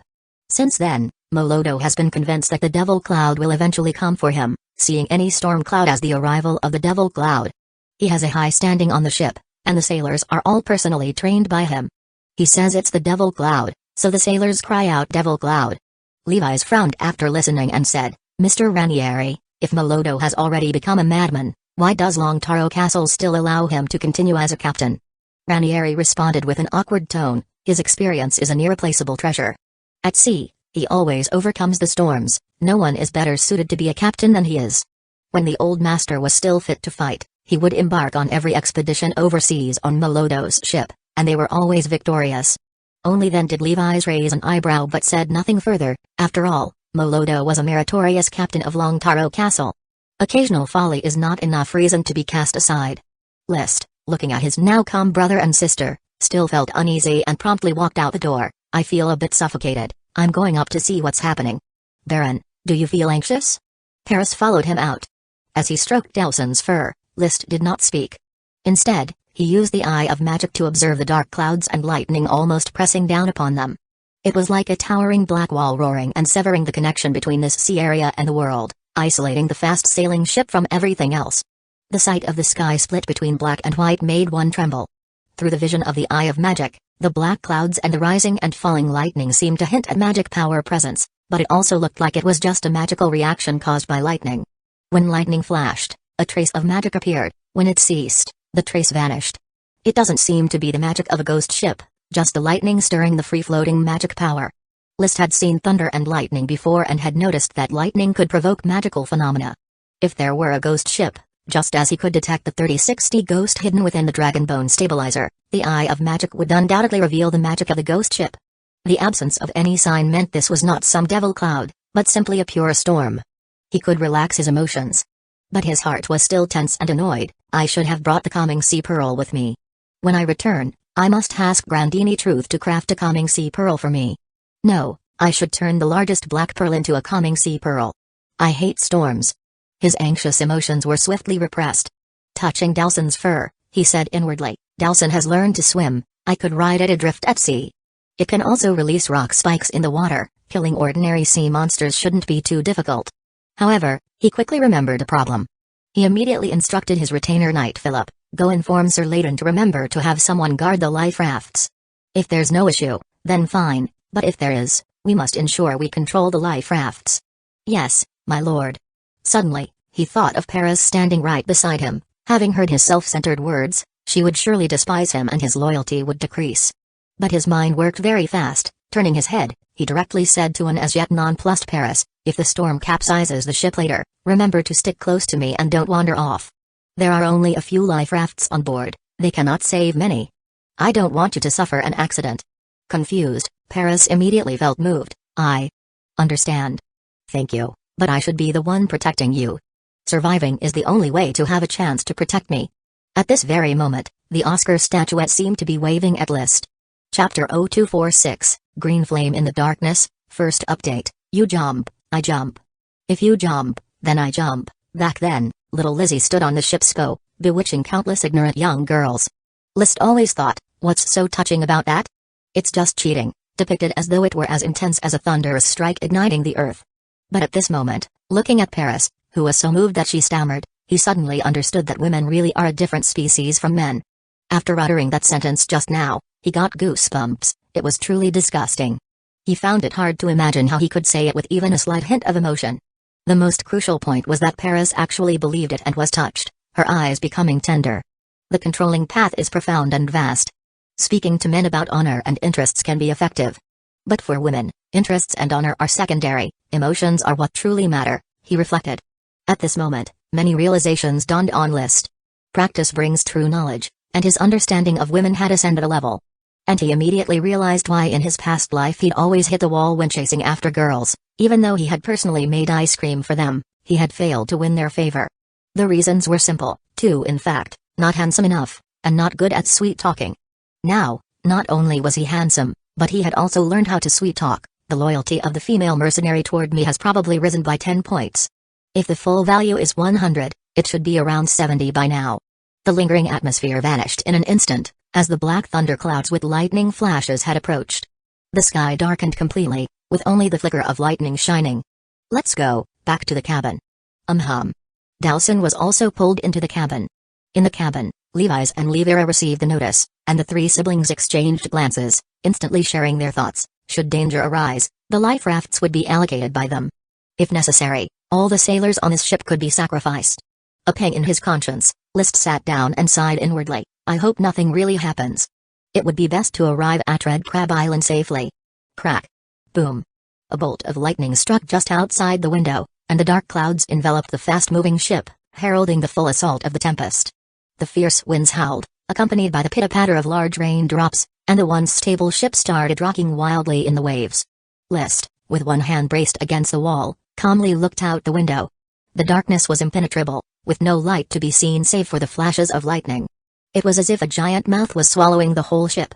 Faint shouts from the sailors could be heard on deck as they struggled to control the ship, preventing it from capsizing in the fierce wind. At sea, wind and waves are the main causes of accidents, and experienced captains know how to navigate through them. At this time, the waves weren't that high, but the wind was very strong, and together with the rain, it slapped the fast-moving ship around like a toy. The sister and brothers, who rarely experienced storms, grew tense for a while. Then, realizing that though the ship rocked and its bow and stern rose and fell, there was no sign of it capsizing, they began to relax. Looking out the window, they saw no sign of any ghost ship. Molodo was indeed talking nonsense. There's no ghost ship of Marquis Cohen. Levi said with disdain. Did Marquis Cohen really die in the prison on Blue Dragon Island? Yes, that's no secret. After Marquis Cohen's involvement in the failed coup, he was immediately imprisoned by the Grand Duke. Once all of his family members had been captured, he was secretly executed in prison. The Sapphire family didn't create their present glory by being kind and merciful. Levi spoke with a tone of admiration. He held the Sapphire family in high esteem. It seemed just as Levi's had said, this was only a common storm. Half an hour later, the clouds still enveloped the sky, but the lightning had ceased, and both the heavy rain and fierce winds had gradually settled, as the swift sailboat regained its stability. The storm has finally passed, Livira stretched her back. But before she could finish her sigh of relief, the lookout who had climbed to the top of the mast blew the horn once again, its deep sound spreading through the gloomy environment, giving off a sinister feeling. What's happening? No excessive words were needed, the continuous sound of the horn made everyone's heart sink sharply, all understanding the gravity of the situation. The storm had stopped, but the danger had not passed. There must be a new threat approaching. Normally, they might think of a sea monster, but having been haunted by the Devil Cloud, everyone felt a sense of foreboding as though they had encountered the Devil Cloud itself. That feeling became reality. Suddenly a sailor cried out, "Ah, light! Light! Light! It's the green light of the ghost ship." List and the others quickly climbed from the cabin to the foredeck, then towards the darkness in the distance where a green glow was moving, heading in this direction, flickering as if truly a wraith of flames. Others could only see a wraith of flames. Using the eye of magic, List saw signs of magic power, faint green magic outlining the vague shape of a tattered sailboat. It's really a ghost ship. He shuddered violently. To say he was surprised was not quite right. He had seen specters before, and had even a black dragon child with ties to wraiths by his side. Specters were not a legend but a very real existence. Nonetheless, he was very tense, as encountering a ghost ship on the vast sea spelled unmistakable danger. The spectral vessel of Marquis Cohen, could it actually be real? Levi's, swallowing his saliva, was equally tense beside him. No one keeps their composure when facing the implausible sight of a ghost ship. Even Dawson, the intermediate magical beast, sensed the unease in the air, his fur standing on end as he growled softly. At that moment, Levi's guard, honored Knight Captain Layden stepped forward. "Do not panic, Sir Levi's, Baroness Livira, Baron List, we knights possess chi, even devils can be beheaded by our blades. Gather all knights, prepare for battle against the ghost ship. Philip, Xavier, you lead the retainer knights and follow Captain Layden into battle." List made a swift decision. Soon, a fighting team composed of knights and retainer knights was assembled. Under Sir Layden's command, everyone drew their weapons, prepared to face the ghost ship drawing closer, whose decaying, damaged, and spotty hull could now be seen clearly along with the ramhead flag hanging from the mast, engulfed in green flames. As Captain Molodo had said, this was the ghost ship of Marquis Cohen. "Baron, Be careful. Paris drew her great sword, guarding in front of List, her tone grave, sensing the threat of the ghost ship. Her inner turmoil was intense, her hand clenching white as she held on to Dawson's leash. But on the surface, List still maintained his composure, forcibly appearing calm. It's just a ghost ship, it might not have been strong while alive, let alone in death. My crimson blood sword has yet to taste fresh blood, it seems it couldn't wait for the battlefield, so let's use phantoms to whet its blade instead. Clang. The crimson blood sword was drawn, and the chi within him stirred, ready for combat. Creak, sizzle, creak. The ghost ship, drawing ever closer, stirred not a single wave on the sea surface, yet it made a grating noise of decay as it bore directly towards the swift sailboat's bow, without any intention to evade, just charging straight ahead. Chapter 0247, Overlapping Worlds, Second Update. The sky was still shrouded in dark clouds, with not a single ray of light. Only the ghost ship flickered with dots of greenish ghost fire, and the goat head flag was ablaze with flames, illuminating parts of the sea. Hard to port. Turn. Turn. Marquis Melodo's voice pierced the quiet, followed by the ratcheting sound of the ship's wheel turning. But despite this noise lasting for a while, it was still impossible to feel the fast sailboat turning around. We've been hexed by the devil, Captain, we can't turn the ship. There's no wind, no waves, even rowing won't get us anywhere. It's over, it's truly the devil cloud, it's Marquis Cohen's ghost ship, coming to take vengeance on us. I shouldn't have peeked at Lady Gaia bathing in the tavern, truly, I knew I'd face retribution. The sailors were already petrified. Marquis Melodo was also out of options, the fast sailboat was as if under a freezing spell, motionless, waiting for the collision with the ghost ship. Dawson, multiple stone spikes. List, seeing the captain was out of options, suddenly decided to strike first, pointing at the ghost ship and giving Dawson the command. Dawson, very nervous due largely to the atmosphere, had no idea what the ghost ship opposite was, and upon hearing List's command, immediately spewed magic from his mouth. PFFT. PFFT. PFFT. Several rock spikes protruded from the ghost ship's deck one after another, but unexpectedly, these rock spikes did no damage to the ghost ship. Instead, they fell directly off the deck, and you could even hear them plunging into the sea with a splash, splash. List wanted to say this was unscientific. But after seeing dragons, elves, specters, and black dragon wraiths, what else could be scientific? Perhaps, in this fantastical different world, the existence of such things was scientific, merely inexplicable by science. In a daze. Some sailors had begun to scream, clutching their heads, some even wetting themselves from fear. The captain slumped in the cabin, his bottle of wine wobbling, wanting to drink but unable to lift it to his lips. Even the normally brave Leivira gripped her long sword, shouting shakily, "Don't!" Unable to resist. Everyone watched helplessly as the ghost ship, with an unavoidable posture, collided head-to-head with the fast sailboat, bit by bit. Hold tight. Prepare for boarding combat. Captain Layden raised his knight's longsword and bellowed, "Knights, summon your courage and charge with me." His display was worthy of a knight's stature, fearless and valiant. However, the atmosphere wasn't as he imagined, the collision never came. The decaying ghost ship simply passed through the fast sailboat, like a mist, without any physical presence. With his knight's sword raised, Captain Layden was somewhat dumbfounded. At that moment, the previously tense Levi's suddenly burst with courage. "List, Leivira, gather around me. Captain Leo, organize the knights to hold the deck. We'll stay right here and collide with these damn phantoms. Knights with chi are invincible in battle."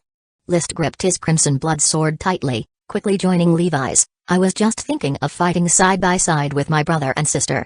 As he spoke, he deployed the eye of magic in his eyes. He could see the ghost ship burning with green ghost fire, its structure outlined by magic, slowly engulfing the fast sailboat. Or perhaps not engulfing, but passing through like a phantom. In the blink of an eye, the decayed hull was already rushing towards him. The decayed wooden hull was tattered, and one could even smell the stench of rot. It looked very real, but this ghost ship had already swallowed several sailors who failed to dodge in time. Their cries for help could still be heard as they sat on the deck calling out for salvation. Creak.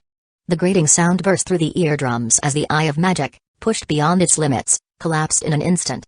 List and the others were also swallowed by the ghost ship, and everything in front of them seemed to change in an instant. He was no longer standing on the deck of the once fast-sailing ship, but on the crumbling deck of the ghost ship.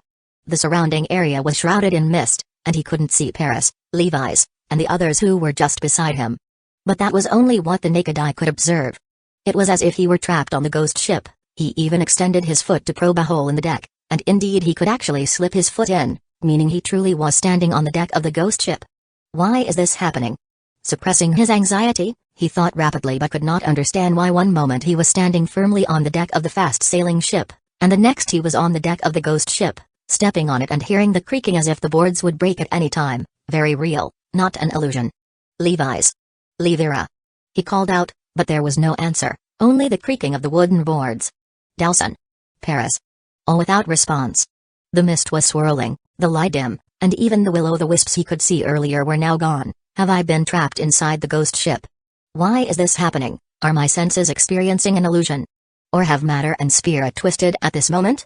The triangular theory believed by magicians surfaced in his mind. He remembered what Granny had said about the theory, the constant transformation of matter, magic power, and spirit. But the crimson blood sword was still in his hands. He refused to believe that so many people and the vast fast-sailing ship could be transformed so swiftly.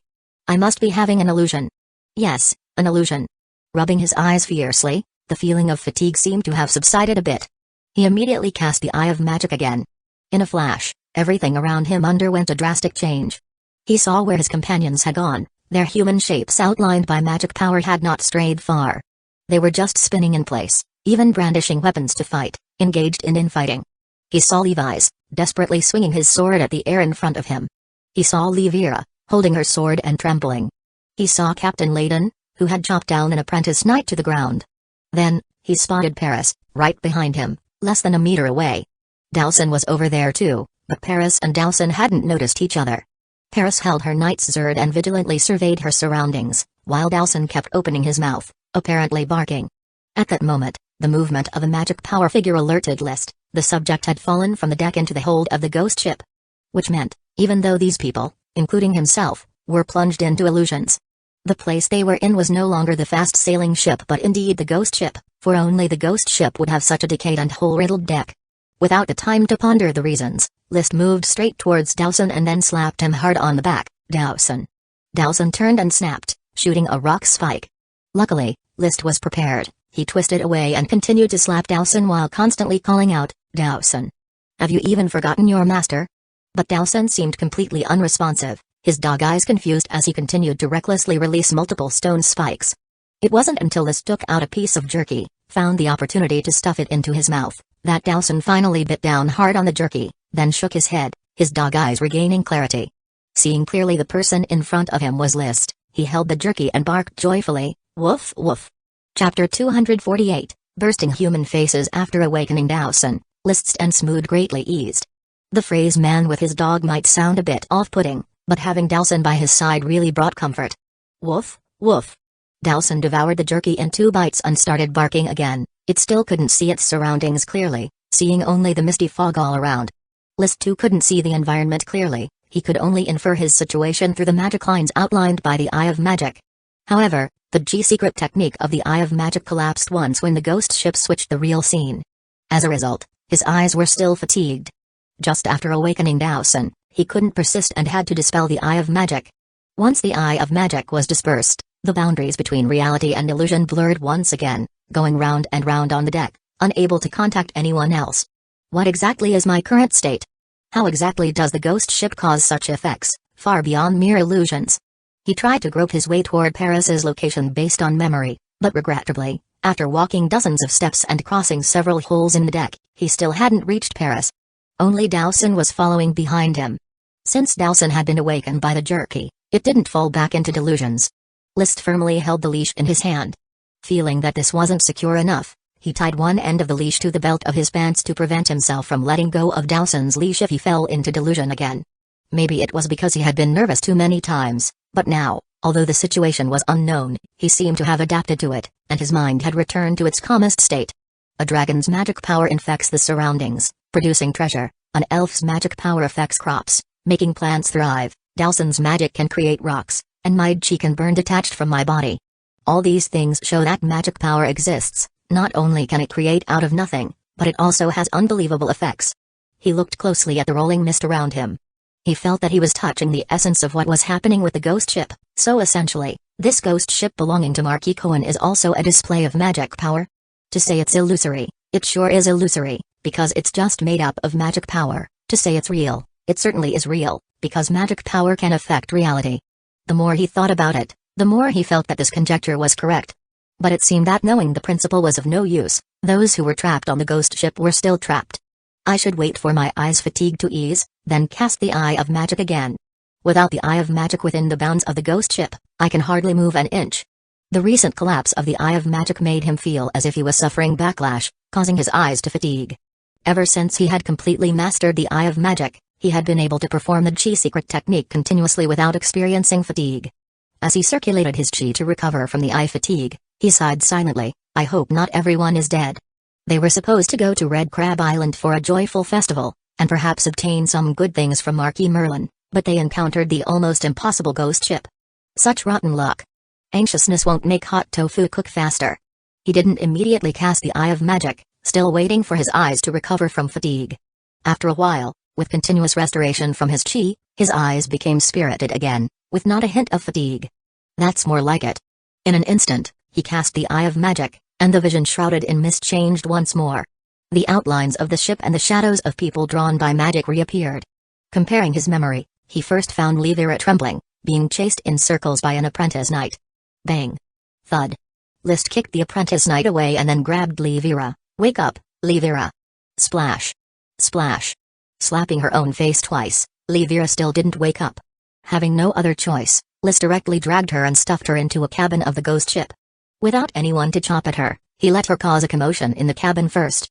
After rescuing Livira, List didn't stop for a moment and, with quite an effort alongside Dowson, captured Levi's, dragging him into a cabin as well. The groggy Levi's couldn't muster the combat strength of an elite Earth Knight. With his brother and sister rescued, he planned to drag Paris into a cabin next. But Paris was far more skillful than the others, and despite List and Dowson throwing punches at her, they still couldn't restrain her, and she even showed signs of transforming. Seeing this, List simply left her be. With her combat strength, she probably had no equal on this ship. To wake these people, we'll probably have to deal with the ghost ship.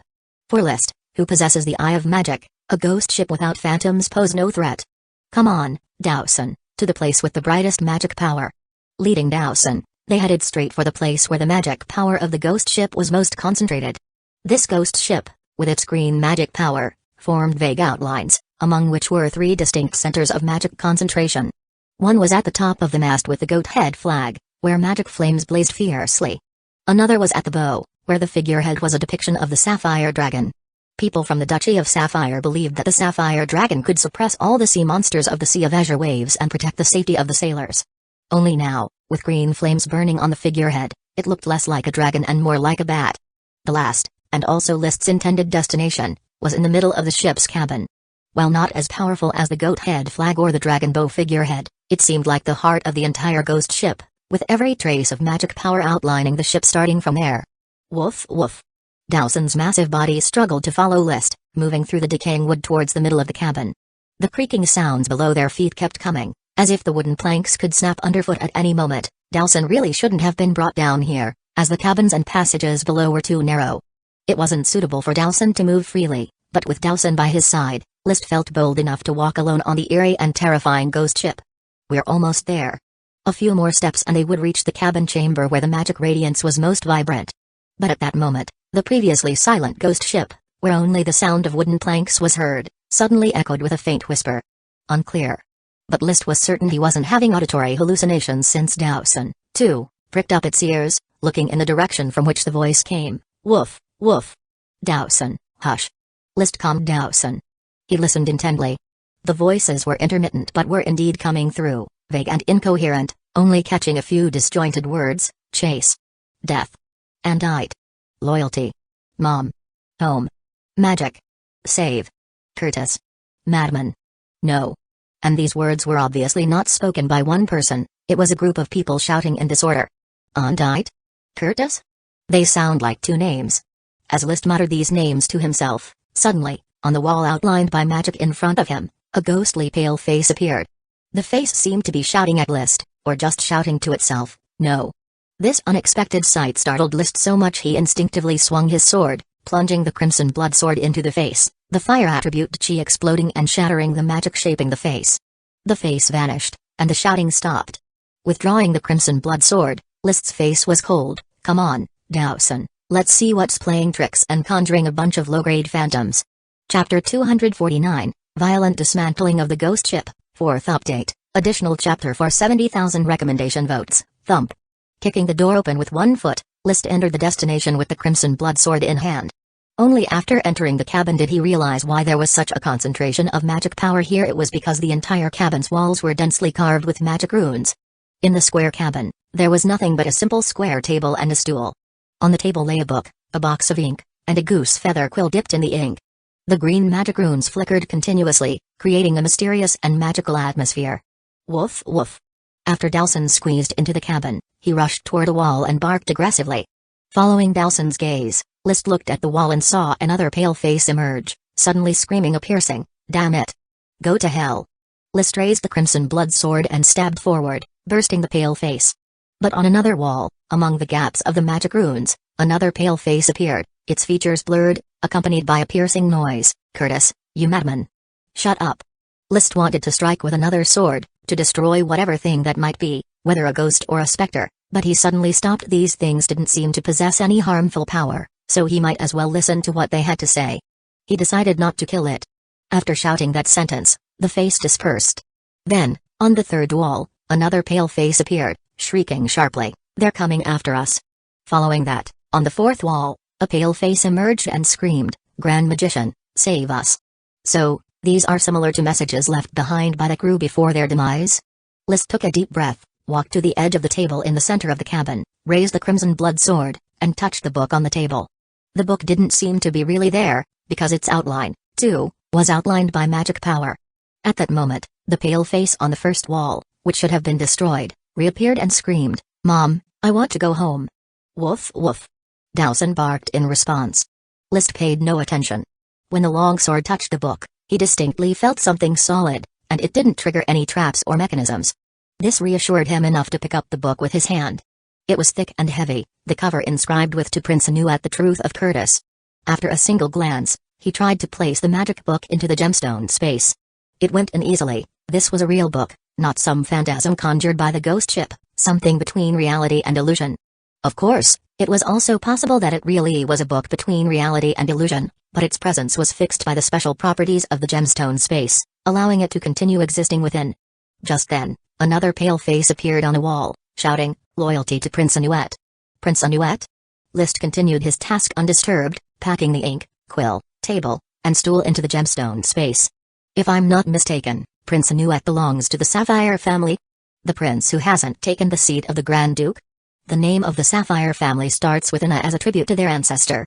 The first-generation Grand Duke was Dragon Knight Anderson Sapphire, the second was Ambrose Sapphire, the third was Andite Sapphire, the fourth was Anchek Sapphire, and the current, fifth-generation Grand Duke Andrew Sapphire. This was common knowledge among the nobles. If a noble doesn't even know the recent Grand Dukes, that noble is definitely unqualified. There is no Grand Duke named Anuet. As he pondered, another pale face appeared, shrieking, "We're done for, it's Andite's fleet."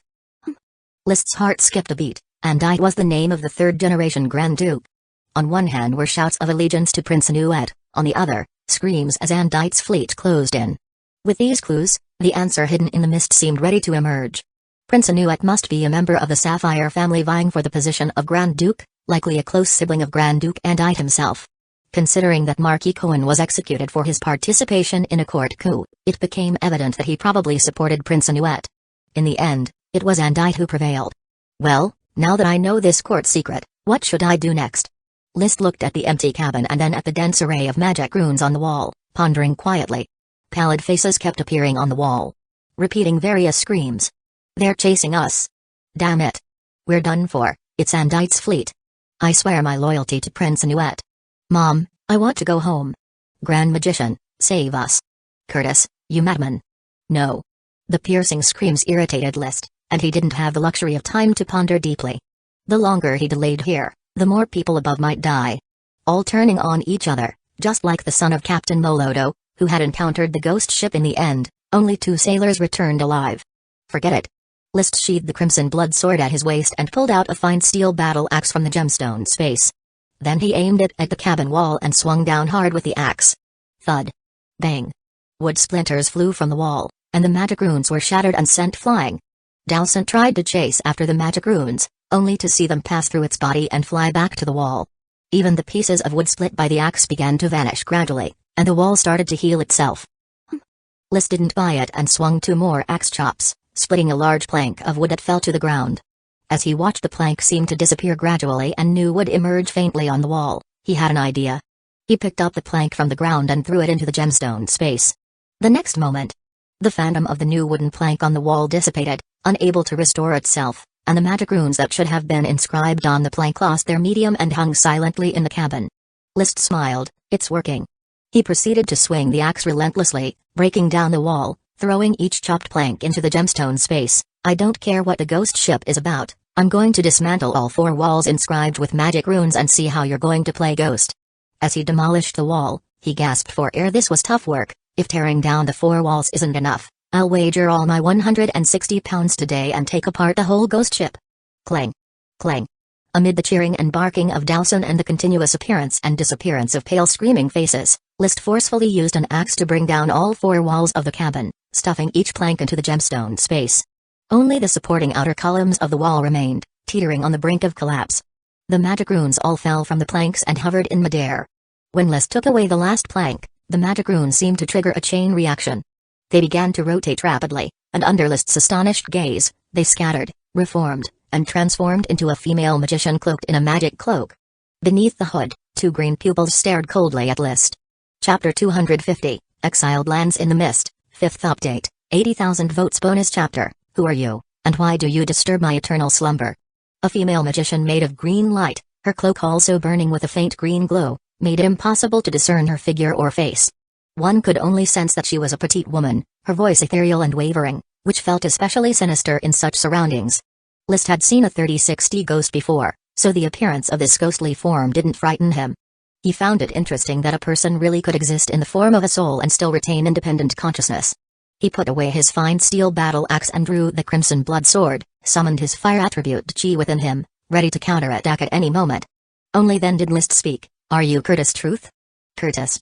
The specter of the female magician lowered her head as if recalling something, and after a while, she looked up, the green ghostly light in her eyes twinkling. That was my name before I exiled myself. Night, why do you disturb my eternal slumber? Self-exile? List was a bit confused. He hadn't opened the To Prince Anew at the Truth of Curtis magic book. Thinking about it now, it might be a sort of suicide note written as a book. It was not I who wished to disturb your eternal slumber. In truth, you disrupted my travels. My ship encountered a storm at sea and then your ghost ship came alongside, pulling me onto this inexplicable phantom vessel. Ghost ship. The spectral female magician fell into thought again. Probably her mind wasn't very sharp after such a long slumber. Judging from the time Dukan died ascended to power, it must have been over 100 years. Goat number has become a ghost ship, a Nuet. Uncle Cohen. The green light flickered as the specter of the female magician submerged into memories of the past, her voice growing even more distant. List, however, didn't care for the mood, rudely interrupting. Stop, just wait a second, my friend has been enchanted by the ghost ship and is still on deck, fighting amongst themselves. Can you first lift the ghost ship's enchantment? I have exiled myself. Goat number becoming a ghost ship is not within my control. Huh? The previously ethereal voice of the spectral female magician suddenly became sharp. My resting place, damn you, you actually destroyed my resting place. The resting place you're talking about, is it that wall with the magic runes carved on all 4 sides? Damn it, those were set up as a cursed magic array using the souls of the entire ship's crew as casting materials for my self-exile and slumber. The spectral female magician trembled with rage, her whole body illuminating in green light, causing the entire ghost ship to rock and shake with her trembling.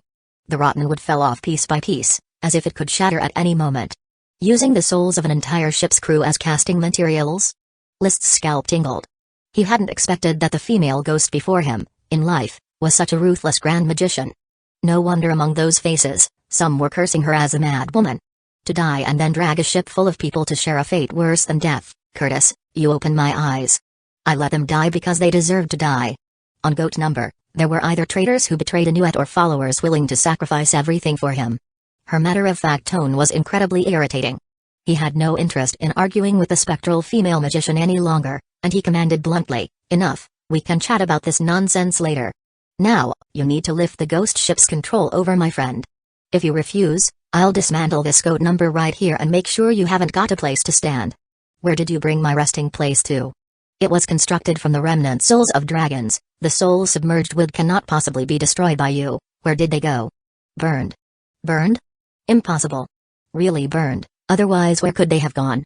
List, while holding the crimson blood sword, thought of extracting useful information. Only by knowing the purpose of the so-called soul-submerged wood could he blackmail the spectral female magician. Burned.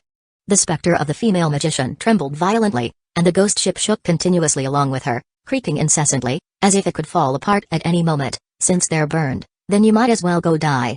She suddenly transformed into a streak of green light, lunging at Li Citi. Li Citi quickly unleashed the fire attribute chi within his body, raised the crimson blood sword, and swung a great fire wave. The chi burned with flames and exploded instantly as the ghost female magician pounced. Boom. The ghost female magician was instantly blasted into pieces, reformed into magic runes one by one, spinning in the air, and then condensed back into the image of Curtis Truth. With a resentful glow, she glared at Li Citi without pouncing again. You haven't burned the soul-submerged wood. You can't burn the soul-submerged wood. Since my soul willingly exiled itself, it has fused with the soul-submerged wood. If you burn the soul-submerged wood, I'll also vanish, instead of continuing to exist. It seems you have regained your sanity. Li Citi still held the crimson blood sword, highly alert. Indeed, the soul-submerged wood wasn't burned, and it's in my hands. If you want it back, then first lift the curse from the ghost ship and let my companions regain consciousness. Li Citi's eye of magic had already seen that the people on the deck were still walking in circles, occasionally attacking each other. Quite a few had already fallen. Return the soul-submerged wood to me, or all your companions will die. The ghost female magician's voice returned to its previous chilling tone. If that's the case, I only have to dismantle this ghost ship and find a way to rescue them myself, Li Citi ordered Dowson directly. Dowson, multiple stone spikes. PFFT. PFFT. Dowson's rock spikes fired wildly. Thick rock spikes impaled the ghost ship, leaving wood chips everywhere. It could then be seen that the rock spikes dropped into the sea one by one, as if the wood of the ship was just an illusion that didn't exist. But in fact, many planks were broken by the rock spikes, and those broken planks could not be restored. Woof woof. For quite some time, Dowson had been eager to act but had no orders. Now that he had them, he couldn't contain himself. His rock spikes pierced wildly as if they cost him nothing. The extent of the violence far exceeded Li Citi's. Under its violent piercing, the ghost ship soon began to make unbearable cracking sounds, as if its dragon bone structure was breaking. Then the ghostly outline of the ship, drawn by magic power, began to dim slowly. Watching the ghost ship being damaged little by little, the ghost female magician's chest heaved violently, and she could not restrain herself, her voice chilling again. Stop your dog, and I'll tell you how to break the ghost ship's exiled mist. Exiled mist? Between reality and illusion lies the origin of magic power, the exiled lands of the soul. The ghost ship, sailing upon the seas of the exiled lands, takes away everything it encounters, the ghost female magician said irritably. You wouldn't understand the explanation. Now, do as I say. Go on. The figurehead at the bow is the gatekeeper to reality, while the goat head flag on the mast is the marker of the exiled lands. Remove that flag and place it upon the dragon head of the figurehead. It will guide the ghost ship out of the exiled lands and back to the real world. At that time, you will also be free from the ghost ship. And what about you? Return to me my soul-submerged wood, and let me continue my self-exile. I brought disaster upon Anuet and Uncle Cohen. Only by my soul's eternal exile can I find the best destination and redemption. At this moment, the ghost female magician, the face under the hood, which was originally unclear, suddenly became visible. It couldn't be described as beautiful or ugly. After all, it was only a semblance of light, but the face of light showed a look of devotion. Chapter 251 Treacherous Heart and the Pain of Losing My Love. First update, thump thump thump. List hurriedly left the cabin and came onto the deck, kicking aside two knights who were fighting each other and rushed straight for the mast. He felt that what Curtis had said was true. After all, the soul-submerged wood was in his hands and he possessed the ability to dismantle the ship, so the other party dared not play tricks. The mast was tall, but for an elite Earth Knight, it was easy to climb. At the top of the mast was the goat head flag, which fluttered without wind. The green flame was not the flag burning, but the goat head's emblem itself ablaze. It was unclear how it was made, for the goat head looked like an actual goat head, not just a painting. Remove the goat head flag and place it atop the dragon figurehead at the bow of the ship, and thus the door to the real world shall be opened. He reached out, preparing to remove the flag. But suddenly, he felt a tightness in his heart. The caution he had always exercised reminded him, why do I so readily believe Curtis? She is an evil magician capable of using the souls of an entire crew of sailors as casting materials. Her words cannot be trusted at all. He glanced below. He quickly suppressed his urgent emotions and allowed his will to sink into the gemstone space, deciding to first open the magic book to His Highness Inuit Curtis the Truth in an attempt to find some answers within this testament. The first page. 2 lines of green luminescent serpent script, written with some unknown pigment. My eternal love Inuit, is all still well with you? Making this decision, just for a chance to meet you in the exiled lands, might be a descent into eternal damnation. How can 2 guilty souls, stained with the blood of countless living beings, bear all this sin? The words were somewhat mystical and carried a faint pretentious air of a female poet. He didn't quite understand them. The second page. It was a preface-like text. Upon hearing the terrible news of Uncle Cohen, my heart grew as cold as ashes.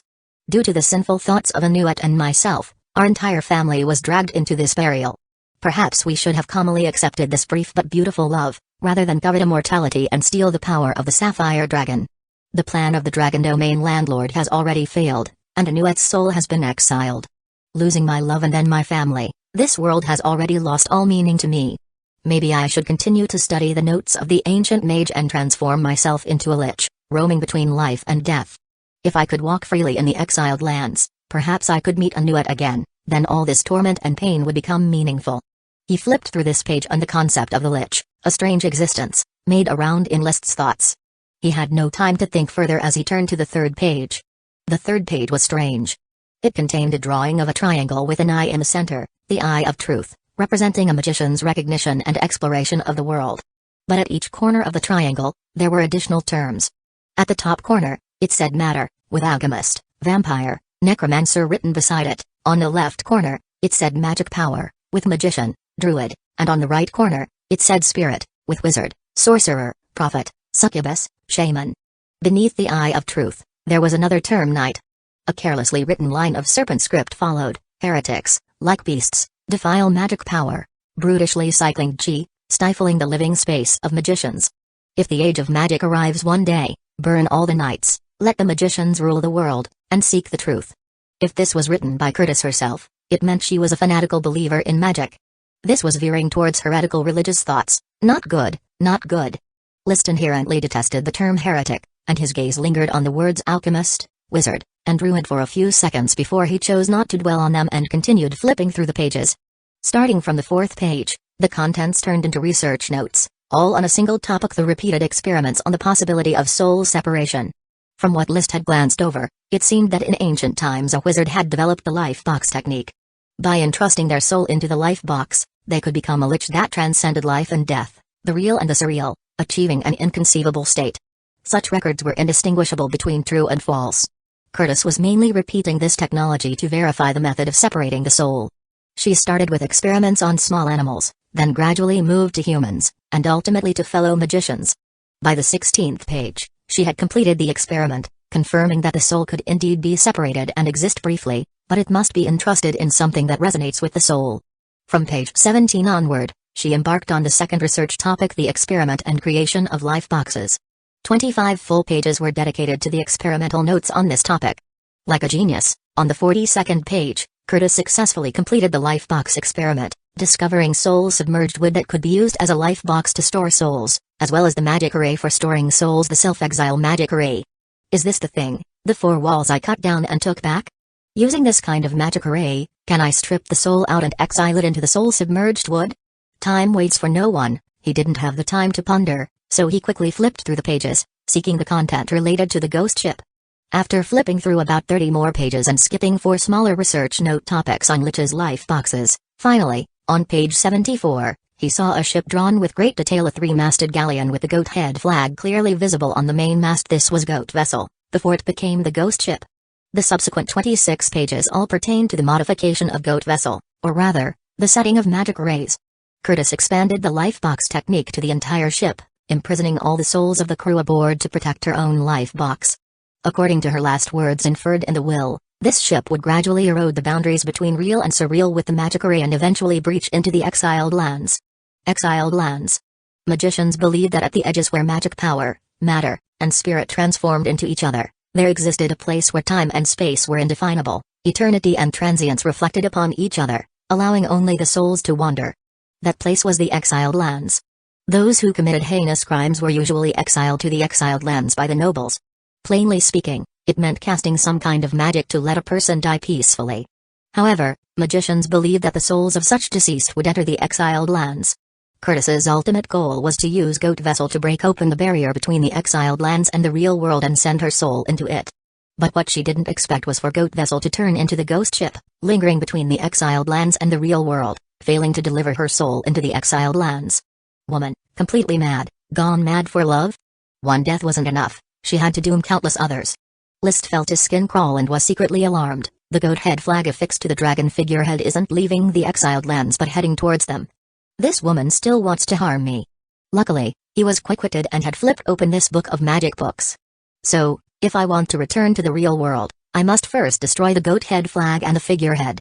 Chapter 252, The Messenger of Justice, Lee CT, Second Update, the goat head flag and the ship figurehead, both made from special materials as magic equipment, were hard for List to part with when it came time to destroy them.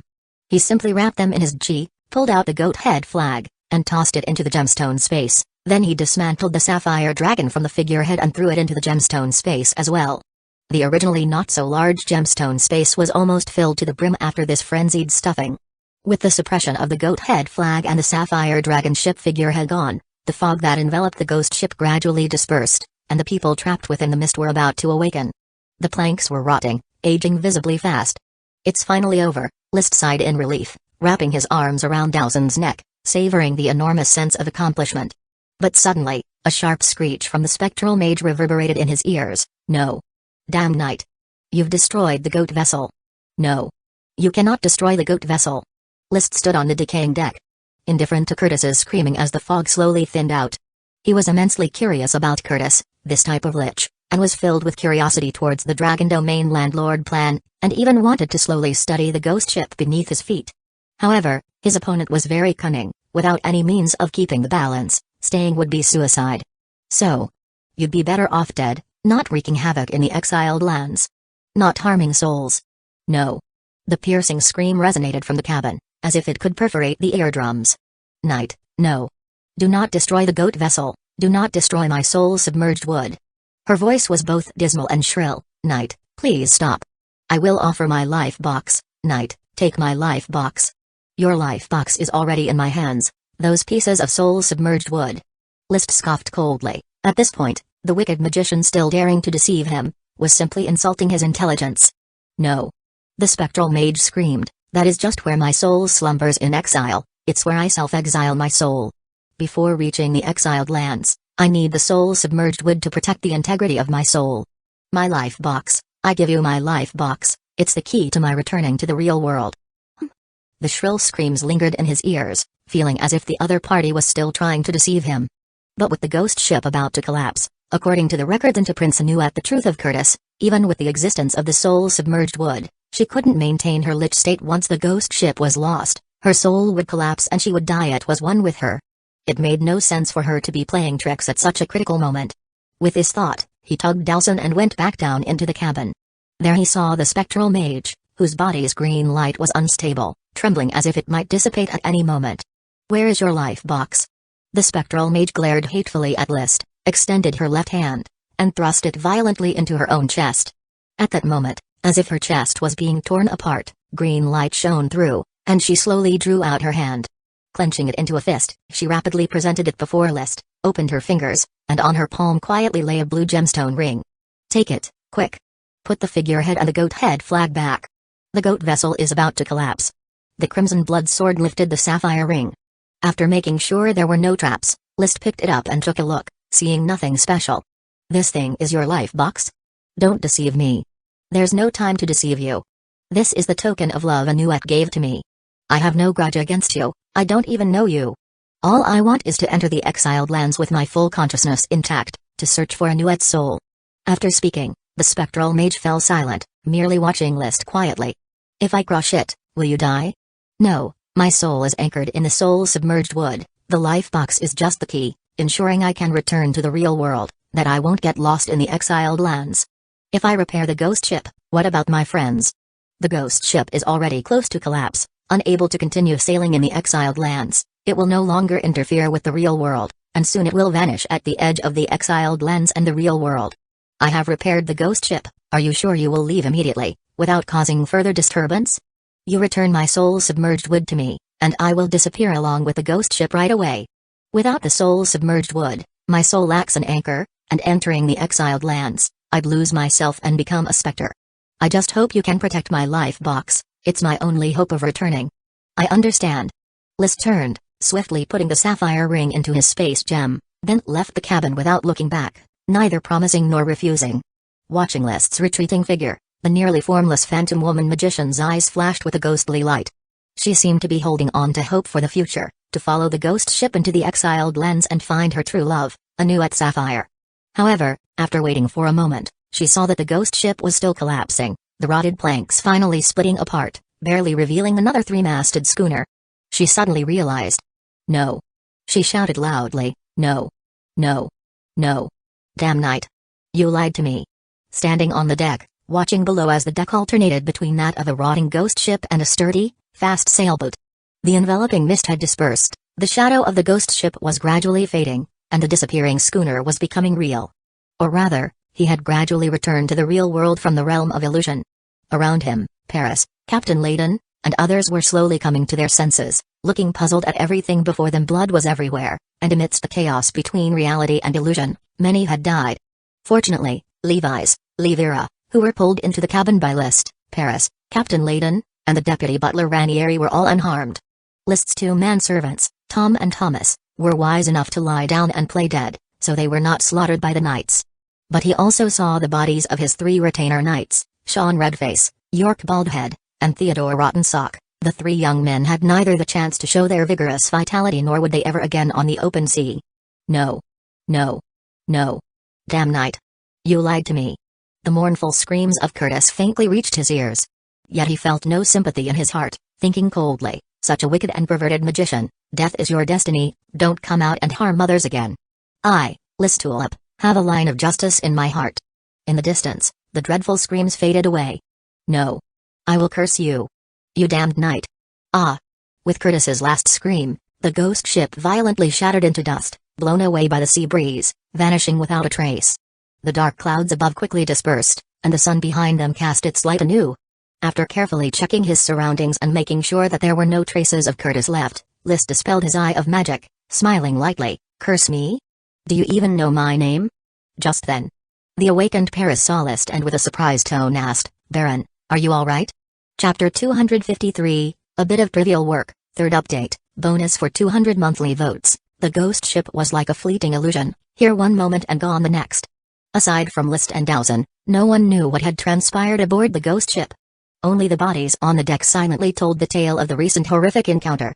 The sailors who had survived the ordeal, along with the retainer knights, began to clear away the bodies of the deceased. The sudden appearance of the ghost ship had claimed the lives of 23 people, sailors, retainers, and servants alike, with many more injured. Fortunately, none of the 4 nobles on board had been harmed. Whether Captain Layden lived or died didn't matter, but nothing could happen to the List siblings. Should an incident occur, not only would Marquis Merlin be enraged, but Lee William would be as well. And then, more than just a few people would die. List, what do you think? Levi's voice pulled List back from his trance. He was still pondering the melodramatic love between Curtis Truth and Anuet Sapphire. The woman, mad with love, had actually managed to resurrect the ancient wizardry and transformed herself into a lich, neither alive nor dead, while also creating the legendary ghost ship. Now that the ghost ship had collapsed, the goat head flag, the sapphire dragon ship figurehead, soul-submerged wood, and the sapphire rings were still in his gemstone space. Constant reminders that the ghost ship had not been an illusion. No one had anticipated encountering a ghost ship, it was far more unforeseen than sea monsters or storms. So, the somber butler Ranieri asked the siblings whether to continue to Red Crab Island or to immediately return to Coral Island. Coming to his senses, List asked indifferently, Brother, sister, what do you think? Levi's frowned, I'm leaning towards returning.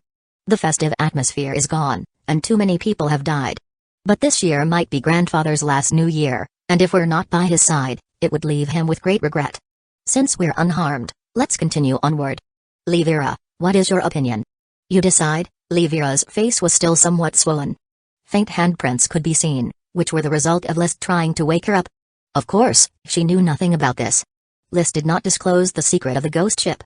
The matter involved a courtly coup from a century ago. Why attract trouble by revealing it? Besides, Revealing it might also expose his own secrets. It was easier to regard it as a bewildering, bizarre encounter like everyone else. After all, no one knew the true nature of the ghost ship. When they were shrouded in fog, they were already trapped in a delusion, unable to see or hear. Even as the ghost ship collapsed and Curtis emitted his final, harrowing scream, they took no notice. Once Levi's had made up his mind, the fast sailboat continued on towards Red Crab Island. Captain Molodo had not died, and the remaining sailors were just enough to navigate the vessel. The voyage was not greatly affected. But the atmosphere aboard the ship was no longer as cheerful as before. The previously attention-seeking Livira, perhaps having seen her own vulnerability, used illness as an excuse to hide in her cabin and lick her wounds. Levi's and Captain Layton were busy dealing with the dead on board. Ranieri was visibly worried. While the appearance of the ghost ship had nothing to do with him, the incident certainly did him no favors. List, still accompanied by Dowson, was catching the breeze on the deck. His expression, too, was somewhat distant. To others, it was merely a dreamlike experience, but he had deeply undergone the secrets of the ghost ship. Now, many questions surfaced in his mind. A world he had thought was merely about dragons, elves, knights, and magicians, was now revealed to include the ghost ship, liches, and more. And then there was that book of magic, To Prince Anuat the Truth of Curtis, which documented a variety of exotic professions such as druid, necromancer, vampire, sorcerer, and prophet, as well as something named the Exiled Lens and the Dragon Domain Landlord's Plan. It sounded far from simple. I hate these chaotic existences. Isn't it enough to just cultivate chi with peace and stability? Why bother with all these messy magics? A vacant gaze fell upon the deck, where several retainer knights were binding bodies. Paris stood guard beside List, and upon seeing his daze, followed his gaze to the bodies. Then she asked, Baron, are you upset about Sean, York, and Theodore? List returned to his senses. Sean, York, Theodore. He had only just remembered that these three were his retainer knights. Their deaths were indeed saddening, although at that moment, he was merely thinking about the ghost ship. He nodded faintly, his tone filled with desolation. They were still young, not yet adults. I thought this was going to be an easy journey, but it took their lives. No one wants to see such accidents, but you have done well enough.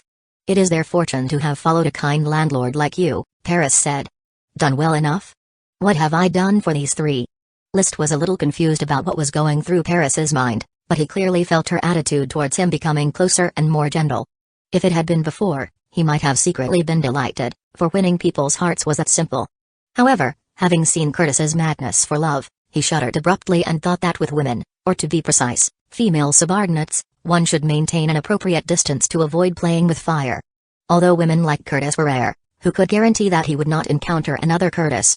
I'm ashamed, I've only done a trivial amount of work. The green flame of the goat head flag solidified, and the green flame of the sapphire dragon ship figurehead did the same. Everything was still inside the gemstone space. List really wanted to take them out and see what changes might occur, but he didn't take the risk. For the remainder of the voyage, he appeared as disinterested as everyone else. In fact, he was always flipping through the magic books in the gemstone space, especially the one written by Curtis Truth, which he had only skimmed through before. Now was the time for careful appreciation. Not being a magician and reading the experimental content written by a grand magician was like reading an arcane book. Many things were confusing, even with some illustrations for explanation. Most importantly, the book primarily recorded how to transform a magician into a lich. List had no intention to become a lich, an existence neither human nor ghost.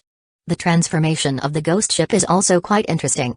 Perhaps one day, with the help of a magician, I could also create a ghost ship and see what the exiled lands look like. Unfortunately, this book doesn't record the dragon bone stabilizer technique. Maybe Curtis had mastered that technique. The dragon bone stabilizer technique belonged to Marquis Cohen. His family's magicians could embed the bones of dragons, sub-dragons, or dragon beasts into the keel of ships to ward off sea monsters. List was very envious of this technique, but unfortunately, it had been lost. The only person who might have mastered it, Curtis, had been killed by him directly. Never mind, I have the longitudinal sailboat technique. In the future, I might be able to create ships even more suitable for sailing. Chapter 254, Dowson supports Lee C.T.'s face, 4th update, 400 monthly tickets extra. On the day before the festival, the three siblings finally arrived at Long Taro Castle, escorted by the night squad from Red Crab Island. The news of the encounter with the ghost ship had also been rushed to Marquis Merlin's ears by a fast horse. Levi's, Levira, List, seeing you all safe and sound has finally put my mind at ease. You have no idea how worried I was when I heard about the ghost ship, he said. Mi'Yabao rode out from Long Taro Castle a great distance to meet the three siblings and kept saying, "Grandfather, father, and mother have all been extremely worried about you. If we had known that you would encounter something as incredible as a ghost ship, we should have sent the family's fleet to fetch you." Whether it was noble pleasantries or genuine emotion, Mi'Yabao's gestures touched the three siblings. The unpleasantness of encountering the ghost ship dissipated quite a bit. Such a disaster was not something that could be predicted or prevented by human efforts. One could only consider it bad luck, and there was no need to take anger out on others. Besides, they themselves had not suffered any damage. The atmosphere once again returned to its usual harmony. At the entrance of Long Taro Castle, List saw his uncle and aunt. His uncle Mizero was a tall and slender man, handsome and dashing, bearing some resemblance to the portrait of Melissa in Tulip Castle. His aunt, despite the crow's feet at the corners of her eyes, still had the air of a noble woman. "Young List, you have grown up, inheriting all of Melissa's good qualities. You're even more handsome than your cousin," his aunt said kindly. List bowed in thanks. He was often complimented for his looks. Mi'Yabao spread his hands and said, "Mother, please, could you refrain from praising others in front of your son? It's a blow to my confidence." Mizero, seeing that everyone had greeted each other, said, "Don't stand outside talking, come in. Your grandfather is waiting for you. He's heard about the ghost ship and is worried about you." They entered the magnificent Long Taro Castle. Naturally, the three siblings went to see the master of the castle first, Marquis Merlin, one of the 7 marquises of the Grand Duchy. Marquis Merlin, leaning on a cane, was walking along the castle's corridor. The former Sky Knight looked no different from an ordinary elderly man. "Grandfather!" the three siblings called out. Marquis Merlin pushed away the servant who was about to support him, his face as stern as ever. "You've arrived. I've heard about the ghost ship.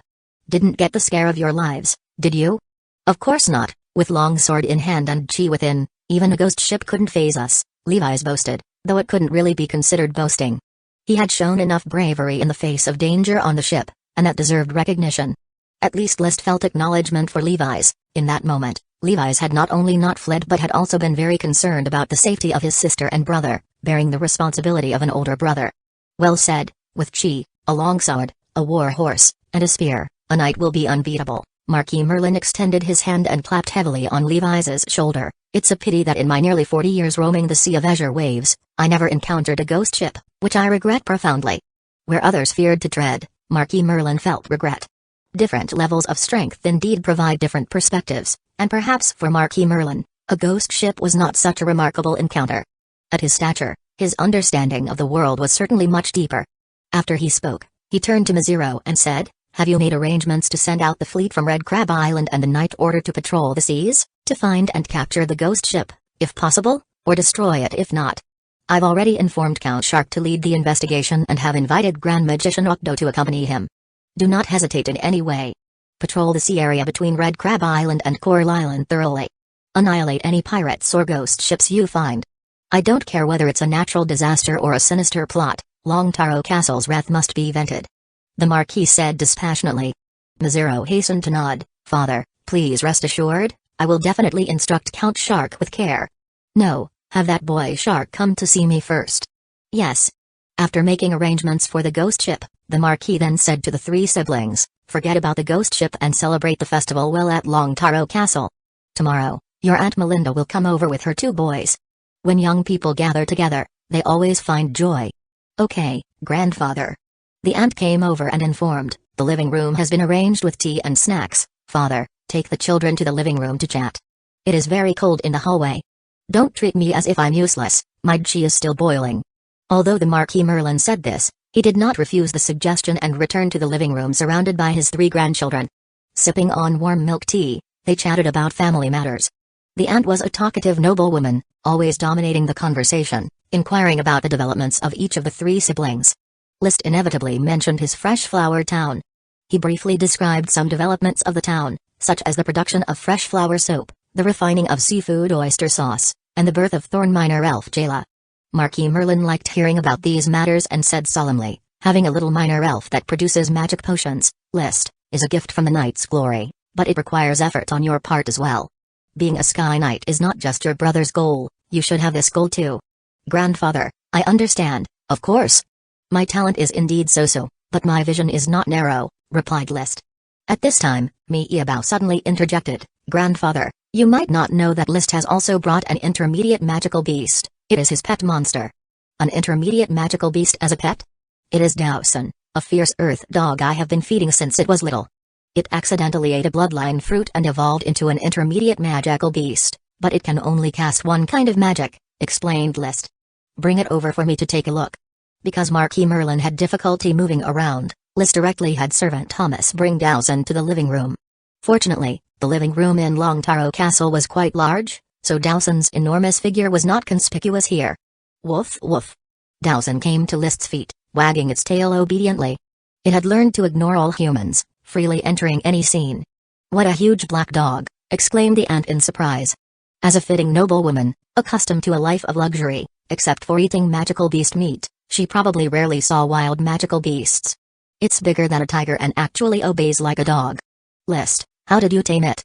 With a slight smile, List replied, I raise it like a dog.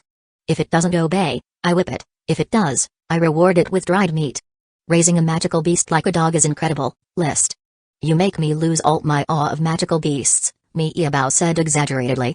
Mazero nodded in agreement. Judging from its size, it is indeed a qualified intermediate magical beast, much bigger than a regular fierce earth dog.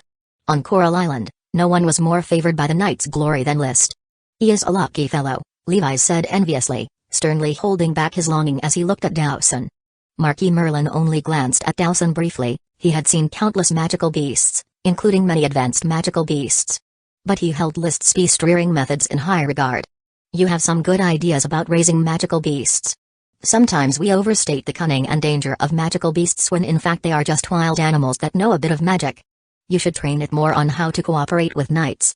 In the future on the battlefield, it can exert a power comparable to that of a Sky Knight. Chapter 255, I really want to live another 500 years, 5th update, additional chapter for 600 monthly votes. Dowson might be compared to a Sky Knight, but List had no idea. Only after Dowson learned new magic could any judgment be made. Without magic, a magical beast is just a more powerful wild beast. Dowson is still immature. After chatting about family matters, the conversation returned to the ghost ship. So, Molodo hasn't gone mad, has he? I'm familiar with him, he's an excellent sailing captain. Marquis Merlin had a good impression of Molodo. But his son was swallowed by the ghost ship, and he encountered it himself. It seems he's not suited to continue as a captain, he should retire. In his words, Marquis Merlin had already decided on Molodo's retirement. Grandfather, since the ghost ship belongs to Marquis Cohen, do you know Marquis Cohen? What kind of person is he? Miyabow asked curiously. Marquis Merlin sat in his chair, hands resting on his cane, and pondered for a moment. Marquis Cohen lived in a time before my father was even born, back when my grandfather was young. At that time, the Longtaro family was merely an earl. The family Cohen came from is known as the Magic Goat family. They value magic quite differently compared to the typical knight family. The Magic Goat family were the followers of the first Sapphire Duke, Dragon Knight Anderson Sapphire. After the founding of the country, they were ennobled as marquises. This family bred a magical beast called the rock goat on a large scale. The meat of the rock goat was in high demand both domestically and abroad, while the wool-based blankets and duvets were also a coveted product among the nobles. But aside from practicing Qi, the members of this family also studied magic. Men practiced Qi while women practiced magic. With the technique of crafting dragon bone stabilizers using magic, the Magic Goat family's ships could sail freely across the seas, assisting the Knight Order of the Duchy of Sapphire in their continental expeditions. It could be said that at the time, the Magic Goat family's authority was second only to the Sapphire family, and they shared a cordial relationship.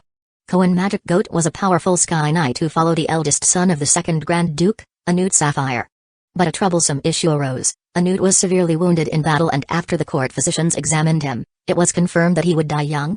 Being among family, Marquis Merlin didn't mind discussing court secrets. When nobles have nothing to do, they enjoy gossiping about court secrets, just like servants love to talk about noble gossip. To help Anute, the magicians of the Magic Goat family decided to steal the power of the Sapphire Dragon and have it coexist with Anute, allowing him to become a dragon domain landlord. Sharing half the dragon's lifespan. To my knowledge, the Emperor of the Neverfall Empire is a dragon domain landlord, and he has been on the throne for 200 years already. Dragon domain landlord. List had heard this term for the second time. The first was in Curtis Tooth's magic books, which recorded that the plan for dragon domain landlords had failed. Now, from the mouth of Marquis Merlin, List learned that a dragon domain landlord could actually share the lifespan of a dragon. This revelation made List's eyes widen. If one could pursue longevity, who would choose an early death? A mere 100 years of life is simply not enough. If one became a lich, a neither living nor dead existence, immortality would have no meaning. But it sounded like a dragon domain landlord merely stole the power of a dragon, while still being able to maintain a human youth. Marquis Merlin, sensing the rapid breathing of the young ones, couldn't help but smile. Becoming a dragon domain landlord is indeed tempting. When I was young, I even threatened the sapphire dragon that I would share its lifespan, haha. But the requirements to become a dragon domain landlord are strict, and angering a dragon can lead to a dismal end. Dragons represent the pinnacle of power in the world, and families with a dragon do their utmost to please it. No one dares to steal the power of a dragon. Moreover, a dragon can normally live for 1,000 years, sheltering a family for several hundred years. But after their lifespan is shared with the dragon domain landlord, only half of their life remains, which is clearly not worth it. There was a pause as he tapped his cane. Marquis Merlin returned to the story. Anute's plan was discovered by the third-generation Grand Duke, also his younger brother, Duke Andite. Anute's actions thus angered the second-generation Grand Duke, who immediately exiled Anute's soul and passed the title of Duke to Duke Andite before personally capturing Cohen Magic Goat. Cohen Magic Goat, after all, was powerful, assisted by 2 grand magicians from his family. He did not surrender easily. Instead, he counterattacked and severely injured the second-generation Grand Duke. If not for the powerful force of the Sapphire Dragon, which protected the second-generation Grand Duke at a critical moment, the outcome would have been unpredictable. Eventually, Cohen Magic Goat and the 2 grand magicians were suppressed, and the second-generation Grand Duke also succumbed to his severe injuries and died. The young third-generation Grand Duke Andite seized the opportunity to completely annihilate the Magic Goat family. More than 100 years have passed, and this past event, known but to a few, has been mostly forgotten. Who would have thought that Cohen Magic Goat's spirit would persist, causing trouble with the ghost ship even after being dead for over 100 years, Marquis Merlin sneered. It must be the work of those magicians, lunatics who love to delve into evil and bizarre magic. Although sometimes needing magicians to craft magic potions and magic equipment, this did not hinder the likes of knights such as Marquis Merlin from openly discriminating against the magicians. The luncheon was a lavish, just a family gathering, yet the spread was even more sumptuous than the large dinner Liszt had attended here last time. However, Liszt's living conditions had improved since then, and his tastes had become more refined, so he did not find the food particularly delicious. Instead, he felt somewhat restless. It all boiled down to the dragon domain landlord mentioned by Marquis Merlin. Initially, when he did not understand its significance, he had only skimmed over it in the magic book, but now that he did, he could not remain unaffected. It was as if, beyond being a dragon knight, a new door to an uncharted world had opened to him. He had once thought that his greatest wish since traversing to this world was to become a dragon knight, feeling that riding a dragon would make his life worthwhile. He did not have a strong desire for immortality, deeming it impossible, as even dragon knights turn to dust after a century. And, despite the existence of creatures like liches, after seeing Curtis's miserable state, he did not fancy becoming one himself. Yet the emergence of the dragon domain landlord suddenly sparked his longing for eternal life. Being alive, who would choose death over living for a few hundred years? As the song goes, I really want to live for another 500 years. Liszt had never transcended the secular world or been indifferent to life and death. He could be magnanimous when there was no chance, but now that there was an opportunity, how could he not strive for it? Eating the fine white bread, he suddenly set a new goal for himself. In this life, I not only want to ride a dragon and become a peak dragon knight of power. I also want to conquer another dragon, a young dragon, and then become a dragon domain landlord. A dragon's lifespan is 1,000 years, so I should borrow at least 400 years. 400 years of borrowed life plus 100 years of his own life, that made just 500 years. No need for more, 500 years should suffice. To explore the world, seek the truth behind fate, and if possible, unravel the reason for his own traversal would be even better. Crossing the Devil Sea. Climbing to the summit of Mount Milajouding. Landing on the moon, suddenly, my path in life is clear and bright. Chapter 256, The Inner Struggles of Mi'Iabao. First update, in the afternoon, Count Shark came to Long Taro Castle to inquire about the sea expedition to exterminate pirates and the ghost ship. Liszt and his siblings needed to provide some clues to him to facilitate the confirmation of the ghost ship's matters. I don't like Shark. Mi'Iabao, who had came to call on Liszt, whispered, in fact, I dislike both of the earls from Red Crab Island, especially Shark. Liszt, having just woken up, asked curiously, why? They lack reverence for Long Taro Castle. Liszt nodded. He understood, to put it bluntly, it was because Uncle Miziro's strength was not enough to establish sufficient prestige. As the next Marquis of Red Crab Island, he lacked the charisma to convince his followers. Mi'Iabao continued, This year, Grandfather's health has not been good, and Red Crab Island did not respond to the Grand Duke's pioneer mandate. There has been some dissent, and I know Shark is the source of that noise. A moment later, List met with Count Shark, whose full name was Shark Cauliflower, his surname derived from the cauliflower grater elf he owned. With a tall and imposing figure, his voice was also very loud when he spoke. Following Miyabao's hint, during the questioning, List particularly paid attention to Count Shark's attitude and found that he still held much awe for Marquis Merlin. However, he displayed some slight disrespect toward Mizero and Miyabao, or rather, it wasn't disrespect, he simply treated their statuses as equal. His conversation with Mizero had no lack of politeness but also did not convey the sense that Mizero would be his future landlord. He placed both of their positions on the same level. And as for Miyabao, that was purely a condescending manner typical of an elder. No wonder Miyabao was displeased. No one likes their follower assuming the posture of an elder, even though Miyabao was not yet the Marquis of Red Crab Island but merely an heir to the heir. However, in the knightly system, Miyabao was the master, and Shark was the subordinate. The master-servant relationship was clear. No wonder when I first came to Red Crab Island, Miyabao came to win me over. The island's power structure is clearly one of the weak master and strong servants. Once Grandfather Merlin passes away, Uncle Mizero will likely be unable to control the situation on Red Crab Island.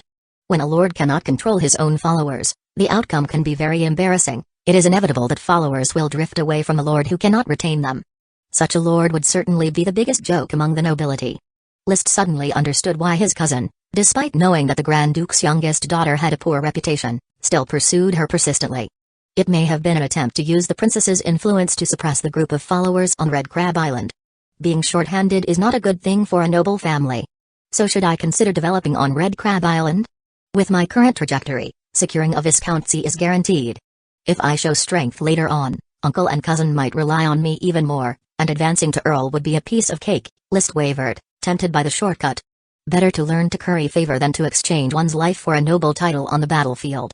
Although that was the case, he was not yet ready to give up his operations on Black Horse Island and switch to Red Crab Island.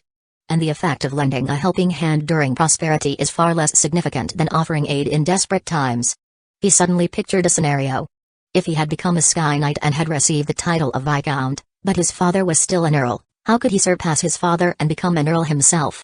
At that time, he would either become a direct and fifth Earl of the Grand Duke or follow a Marquis who could bestow an earldom. By then, his uncle's family, struggling to support Red Crab Island, would likely beg him to come by that time. The treatment as an Earl would be many times better than going to Red Crab Island now. Thinking this way felt a bit like betraying family ties. But amongst nobles, kinship always gives way to interests. List was equally aware that if he couldn't demonstrate his value, the Longtaro family would definitely not make any sacrifices for him. Of course, right now, I'm probably thinking too much. This time around, the Longtaro family hasn't started to woo me yet. In thought, Count Shark had already understood the cause and effect regarding the ghost ship, and immediately paid respect to Marquis Merlin, saying, "Please rest assured, my lord. As soon as the festive season is over, I will lead the fleet and the Night Order to sweep the seas around Red Crab Island, and shut the mouths of those who gossip about it." "Very well, I look forward to your performance." Shark gave another bow, nodded to Mizero and Miyabao, and left with big strides. The New Year's festival is the first day of each year, January 1st. On this day, everyone in all the countries chooses to put down their work and celebrate the arrival of the new year. Waking up early in the morning, while it was still dim outside. Lying in bed, List called upon the long mist smoke mission. After a year of hard work, even landlords need to relax, enjoy the upcoming New Year's festival, contemplate a path of development for the coming year, broaden social relations, or simply do nothing and wait for the festival to end. Reward, unknown reward. The reward is unknown, and the mission has still not been completed. It probably needs a day to pass. Around 10:30 in the morning. List was amusing that thick leaf grass miner Ralph who liked to spit, while Anna, the maid who once helped him wipe his face, kept making secret overtures to him. At this time, a servant from the Longtaro castle came to inform him that a new guest had arrived. The New Year's festival is a family holiday. Without the needing to ask, List knew that it was his aunt's family visiting Longtaro Castle today. Indeed, at the castle gate, List, along with his brother and sister, met his mother's sister, Melinda Taro, the second daughter of the Marquis. And her husband, Viscount Roland Pinecone of Longtail City, and their two sons, Russell Pinecone and Riley Pinecone. There was also Russell's wife, and their daughter, who had just turned 1 and was wrapped up like a cotton ball. Russell and Riley are List's first cousins. The order of age among the cousins is roughly 25-year-old Miyabout Taro, 24-year-old Levi's Tulip, 22-year-old Russell Pinecone, 20-year-old Lee Vera Tulip, 19-year-old Early Pinecone, and 17-year-old Liz Tulip. Everyone ages a year when the new year comes. Russell's daughter is the only younger relative of List. And, Uncle, List greets you, Happy New Year, List greeted them first before speaking. He didn't have a strong memory of these relatives in his former life. Since Melissa's death, Lee William's social dealings with Red Crab Island had become increasingly infrequent, so the three siblings would at most visit Marquis Merlin and seldom went to see their aunt. Happy New Year, List. You've grown so much, and you're so tall. Melinda was a plump lady of nobility, unfortunately not inheriting the good looks common in the Longtaro family. And it seemed her luck wasn't great either. Just like Melissa, she and her sister both married viscounts. But Lee William advanced to an earl early on, whereas Roland Pinecone remained a viscount. Even in his former memories, the aunt's two sons appeared to be even more useless than himself. Quietly using the eye of magic, List observed that indeed, the total chi of the two cousins was only about the same as Lee Vera's, not reaching the level of an elite Earth Knight. Chapter 257, Sky Knight's Training Journal, Second Update. Both sons were no good. Viscount Roland, who had the appearance of a middle-aged uncle, was no genius either. As a follower of Marquis Merlin and married to Marquis Merlin's daughter, one would think he had access to plenty of resources. Yet, after all these years, he remained merely an elite Earth Knight. He had no hope of being promoted to an earl. Just as one cannot be a Grand Duke without being a Dragon Knight, one cannot be an earl without being a Sky Knight. However, one could have a hereditary right for 3 generations, which means that if an earl's descendant is not a Sky Knight, they can still inherit the earldom, but if they fail to produce a Sky Knight after 3 generations, then, unfortunately, they must be demoted.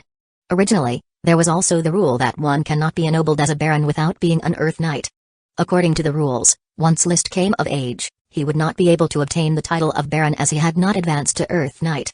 However, since Earth Knights had become dime a dozen, provided one had sufficient nutrition, it was rare for someone not to achieve Earth Knight status. This rule was not written into the enfeoffment system of the Duchy of Sapphire, and the nobles did not care about it either. When the Earl conferred the title upon List, nobody dared to utter a word of dissent. List, why didn't your father come? Viscount Roland suddenly asked. The question was rather gauche. Lee William had remarried, and Marquis Merlin was no longer his father-in-law, so how could he join the celebration? List merely smiled and responded, My father has stayed on Coral Island, and there are many matters in the territory that require his attention. He really couldn't get away. Viscount Roland was about to ask another question. Aunt Melinda interrupted directly, saying, Your two cousins often talk about you. You used to play together as children, and now that you've all grown up, you meet less often. List, how have you grown taller than Levi's? You're very robust and already an Earth Knight? That's impressive. Cousin Russell said enviously as he thumped List's chest. He was built like his aunt, somewhat short and stocky, and must be the straightforward type. His accent was not quite standard, tinged with a bit of dialect. List enjoyed dealing with straightforward people. Before he could speak, Russell went on, Come, let me introduce you. This is my wife, Cassie Broccoli. Her uncle is Count Shark. And this is our daughter, Rossi, she just turned 2 years old. Cassie Broccoli. Her uncle is Shark Broccoli. List smiled and greeted the gentle lady warmly, then enthusiastically lifted the little ball of fluff that was Rossi. Hi, Rossi, say. Happy New Year, Uncle List. Rossi obviously had no such intention and immediately pouted and started wailing. List, startled, quickly handed Rossi back to the servant who had been holding her before. Levier laughed, You need to realize that being handsome is of no use with little children. Marquis Merlin's descendants were all in attendance. During the luncheon, the elderly master of Longtaro Castle, in high spirits, drank a few extra glasses. It was unclear whether it was the alcohol that made him livelier or if he had prepared beforehand, but starting with Miyabout, he called his grandchildren one by one into the study. List, being the youngest, naturally went in last. Grandfather. Sit. The clear enunciation and the murky yet sharp gaze proved that Marquis Merlin was not drunk. The old butler brought in 2 cups of coffee and casually closed the door to the study. You've given me quite a surprise, List. The words from Marquis Merlin startled List. The last time you were here, you were just a common Earth Knight, yet now, you have become an elite Earth Knight. Such rapid progress is quite rare. Without denial, List curiously asked, Grandfather, how did you figure it out? When I was young, I defeated even the Grand Duke with my knight's sword, so seeing through your level of chi is nothing to be surprised about. Marquis Merlin's voice was not loud, but his words always carried an air of dominance, mentioning casually that he had even defeated a Grand Duke. It's strange when I talk about it. After moving to the countryside, my diet wasn't as good as it was at Tulip Castle, but I felt as if a light had suddenly turned on. I broke through to become an Earth Knight almost immediately upon arriving at Fresh Flower Town.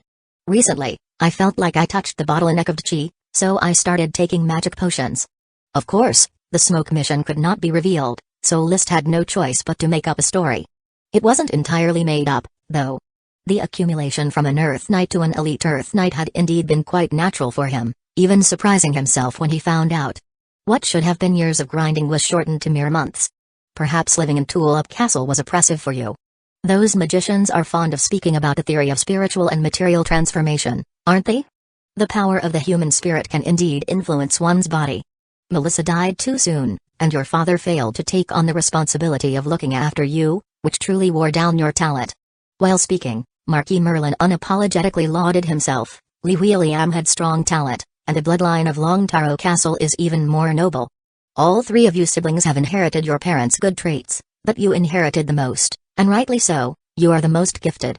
In you, I see the shadow of my youthful self. List maintained a smile. After boasting for a while, Marquis Merlin asked, is the wealth of Fresh Flower Town sufficient to support your need for magic potions? Currently, there are 3 kinds of magic potions growing in Fresh Flower Town. Although the output isn't high, I'm not at the stage where I need a large amount. With some effort, it's enough. You have a little minor elf that produces magic potions, training it will be of great help to you. You also have an intermediate magical beast. That fierce earth dog should be cultivated with effort, it will become a good companion for you. I think so too. Having advanced to an elite Earth Knight in such a short time, it's right to be cautious, but you don't have to be too modest. Strength dictates everything. Don't forget that you have the support of the Tulip family and the Longtaro family behind you. You should let everyone witness your boundless future.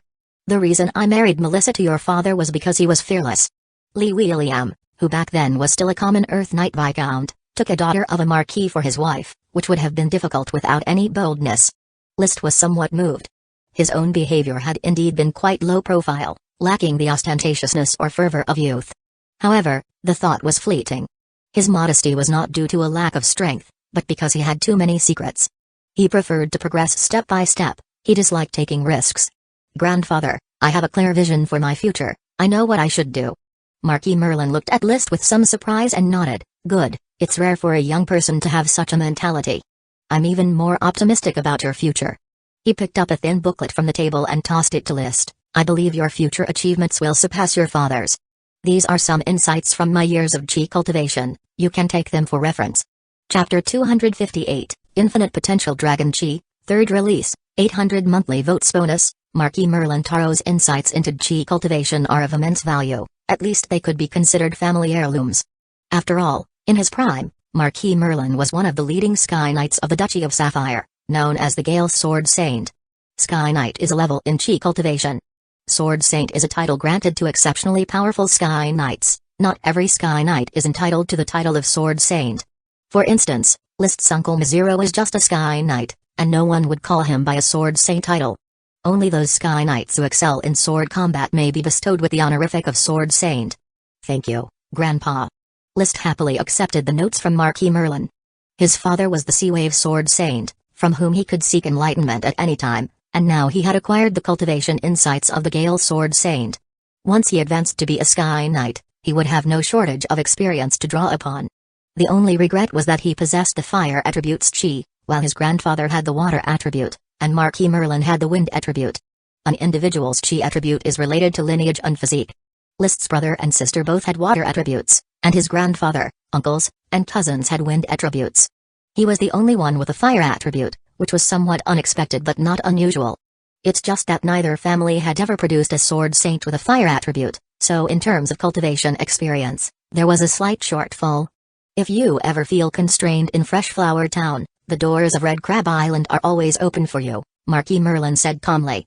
List nodded seriously. I appreciate your trust, Grandpa.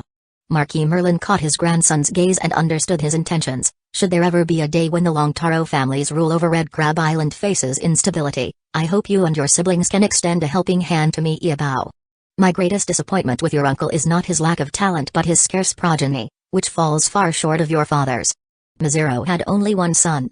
The Earl had 4 children with 2 wives, 3 sons and a daughter, and whether he had mistresses or illegitimate children, Liszt was not quite sure. But in terms of procreation, he certainly surpassed Mazero. After leaving the study, Liszt did not return to the living room to chat with relatives. Although he had came to terms with his identity, he still preferred a relatively quiet environment, not to mention the Sword Saint's notes in his hands, which he was eager to peruse. The notes were unnamed, entirely in handwritten script, with sloppy handwriting and numerous corrections. One could easily imagine that these were written by Marquis Merlin recently, after stepping down as the commander of the court fleet, probably beginning to summarize his life.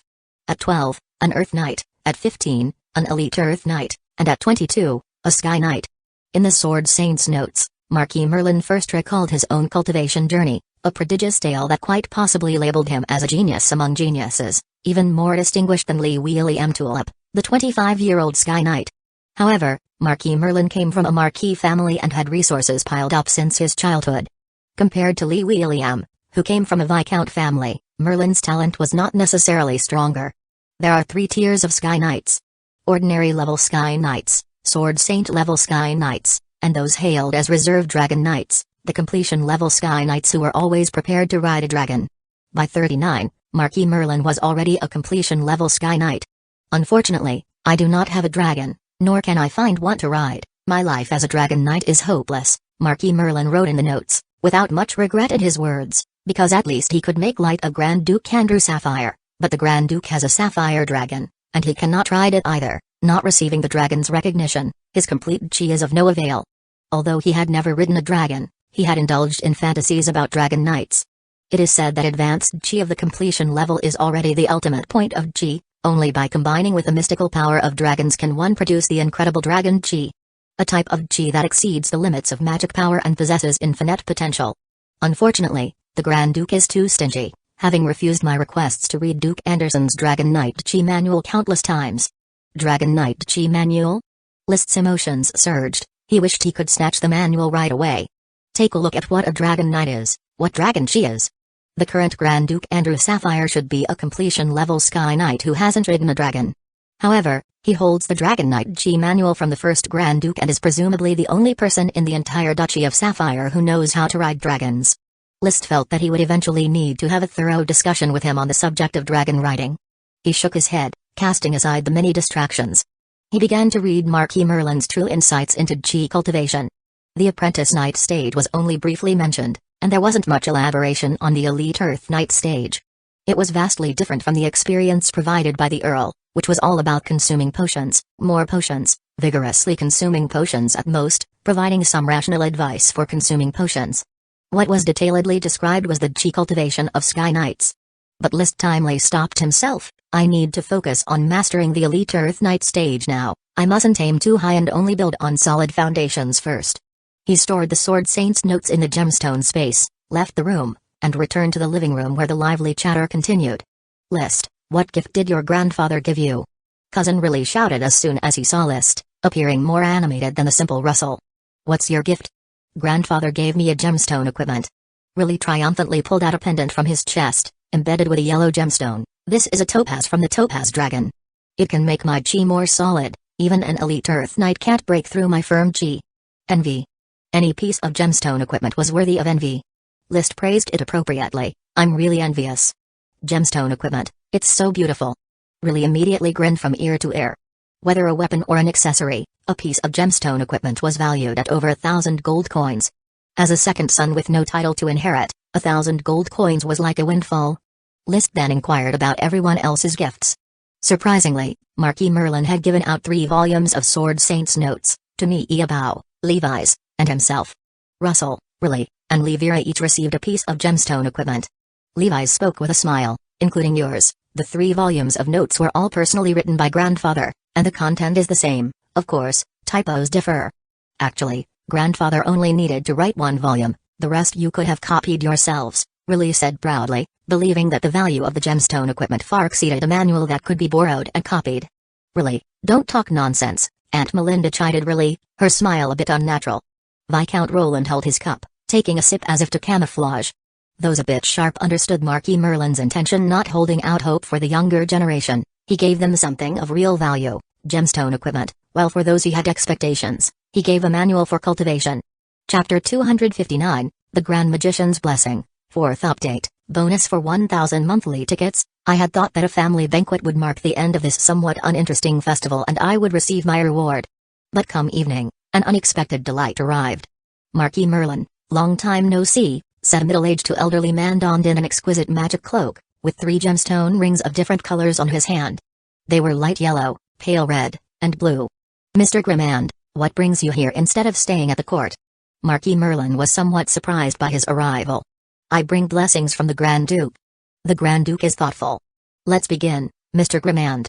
With a slight smile, Grimand raised a hand adorned with the 3 rings high into the air. The next moment, the radiance from the rings intersected with each other, shooting beams straight into the night sky which was quickly darkening. These beams were magic power, and they suddenly exploded hundreds of meters above. Boom. The red beam ignited vast swaths of flames, like clouds of fire. Boom. The blue beam whipped up masses of water, churning in the sky like ocean waves. Boom. The purple beam burst forth with streaks of lightning, zigzagging between the flames and water, emitting tremendous thunderous roars. Boom. Finally, the green beam exploded, turning into a massive windstorm, mixing up the flames, water, and lightning into shapes that constantly shifted above Longtaro Castle. This magical scene made everyone in Longtaro Castle look up at the sky in awe, admiring the magical spectacle. Even the distant cities could see the magical spectacle above Longtaro Castle and were astounded. About a quarter of an hour passed. The magical spectacle gradually dissipated, sparing a few raindrops, and everything returned to tranquility. Marquis Merlin, I have delivered the Grand Duke's blessings, said Mr. Grimand with a slight bow, calmly speaking. Marquis Merlin returned the gesture, his tone somewhat wistful, although it was but a showy display of magic with no practical use. I have received the Grand Duke's sentiment. Thank you, Mr. Grimand, for the arduous performance. Please join me for the festival's dinner. I am most honored. Accompanied by Marquis Merlin, Grimand nodded to Maziro and others before entering Longtaro Castle. By this time, List had inquired about the man's identity, and Miiabao explained in detail. Grimand Truth, a grand magician in service at the court, excels in magic of the 6 elements: wind, water, fire, earth, lightning, and ice, but his forte is designing magic equipment, especially magic rings. The 3 rings he wears on his hand? List inquired further, recalling how he had duped Curtis Truth out of the life box, which was a sapphire ring, though he had not discovered anything special about it. Its design was similar to the magic rings worn by Grimand. It could well be a magic ring. Miiabao nodded. Indeed, those are definitely 3 magic rings. They leverage the power of the dragon gem to amplify a magician's magic power. Because of the different engravings of magic runes, they're not of much use to us knights, but for magicians, they are treasures beyond value. Hearing they were of little use to knights, List couldn't help but feel a bit disappointed. It seems Curtis' life box and the magic runes on the sapphire ring were also exclusively carved for magicians. He couldn't use them, so he had no choice but to collect them as keepsakes. Suddenly, an idea flashed through his mind. Why not pry the sapphire out of the ring, scrape off those magic runes, recarve them, and have someone forge a gemstone weapon? I already have my suitable crimson blood sword, it would be best to forge another suitable for the charged gemstone lance. He even had a name in mind, the blue blood lance, to match the crimson blood sword. As for the life box function of the sapphire ring, Curtis' soul had been extinguished along with the collapse of the ghost ship, so it was needless to say unnecessary. However, if this sapphire ring is exposed now, could it lead to any associations? Besides, can a gemstone that has already been used be recycled? Unknown. He had just had the idea, and quickly he returned to the dining room for the New Year's dinner. On the dining table, rich high-end food, luxurious crystal tableware, and vintage wines from deep in the cellars, all showcased the wealth of the Longtaro family. Grand Magician Grimand and Marquis Merlin were having a lively conversation, occasionally sharing some not-too-private court secrets. The youths also toasted each other, wishing for smooth sailing in the new year. The servants were coming in and out non-stop, taking away the barely touched plates of food and bringing in new various dark dishes. 2-year-old Rossi somehow started fussing, flailing his little hands and directly knocking the crystal tableware off the table, shattering it on the floor. The servants of Longtaro Castle smiled as they cleaned up the broken tableware, and nobody at the table cared. List, even after a year, still hadn't grown to like the dark cuisine, so he ate very elegantly, and even had time to reflect to himself, the rich feast upon meat and wine while the poor freeze to death outside their gates. The luxury of Longtaro Castle permitted crystal tableware to be casually smashed. The price of one piece of crystal tableware might be enough for a commoner to subsist on dark bread for a year. Lagging productivity meant it was hard for the commoners to have enough to eat or to stay warm. Even the serfs of Long Taro Castle, who had countless elves assisting with agriculture, still had to struggle to survive. Despite their fields' high yields, it also meant burdensome taxes. After all, it was to maintain the lifestyle of Long Taro Castle. The food, the utilities, the clothes, and even the equipment of the armed knights, all production came from the peasants farming. "What are you thinking about, daydreaming?" Livira was sitting next to List, leaned over and whispered, "Are you thinking about your subordinates, like that mercenary lady attendant who wears a veil?" After arriving at Red Crab Island and recovering from the mental trauma on the ghost ship, Livira took an interest in Paris and often sought out the maid mercenary to bond. She really wanted to enlist the maid mercenary. List didn't interfere. If she could persuade her, he'd consider it a loss. Upon hearing this, he elegantly sliced his grilled magical beast meat, and replied with casual indifference, "No, I'm pondering world peace." "Haha." Livira laughed. "List, I've never realized you could be so humorous."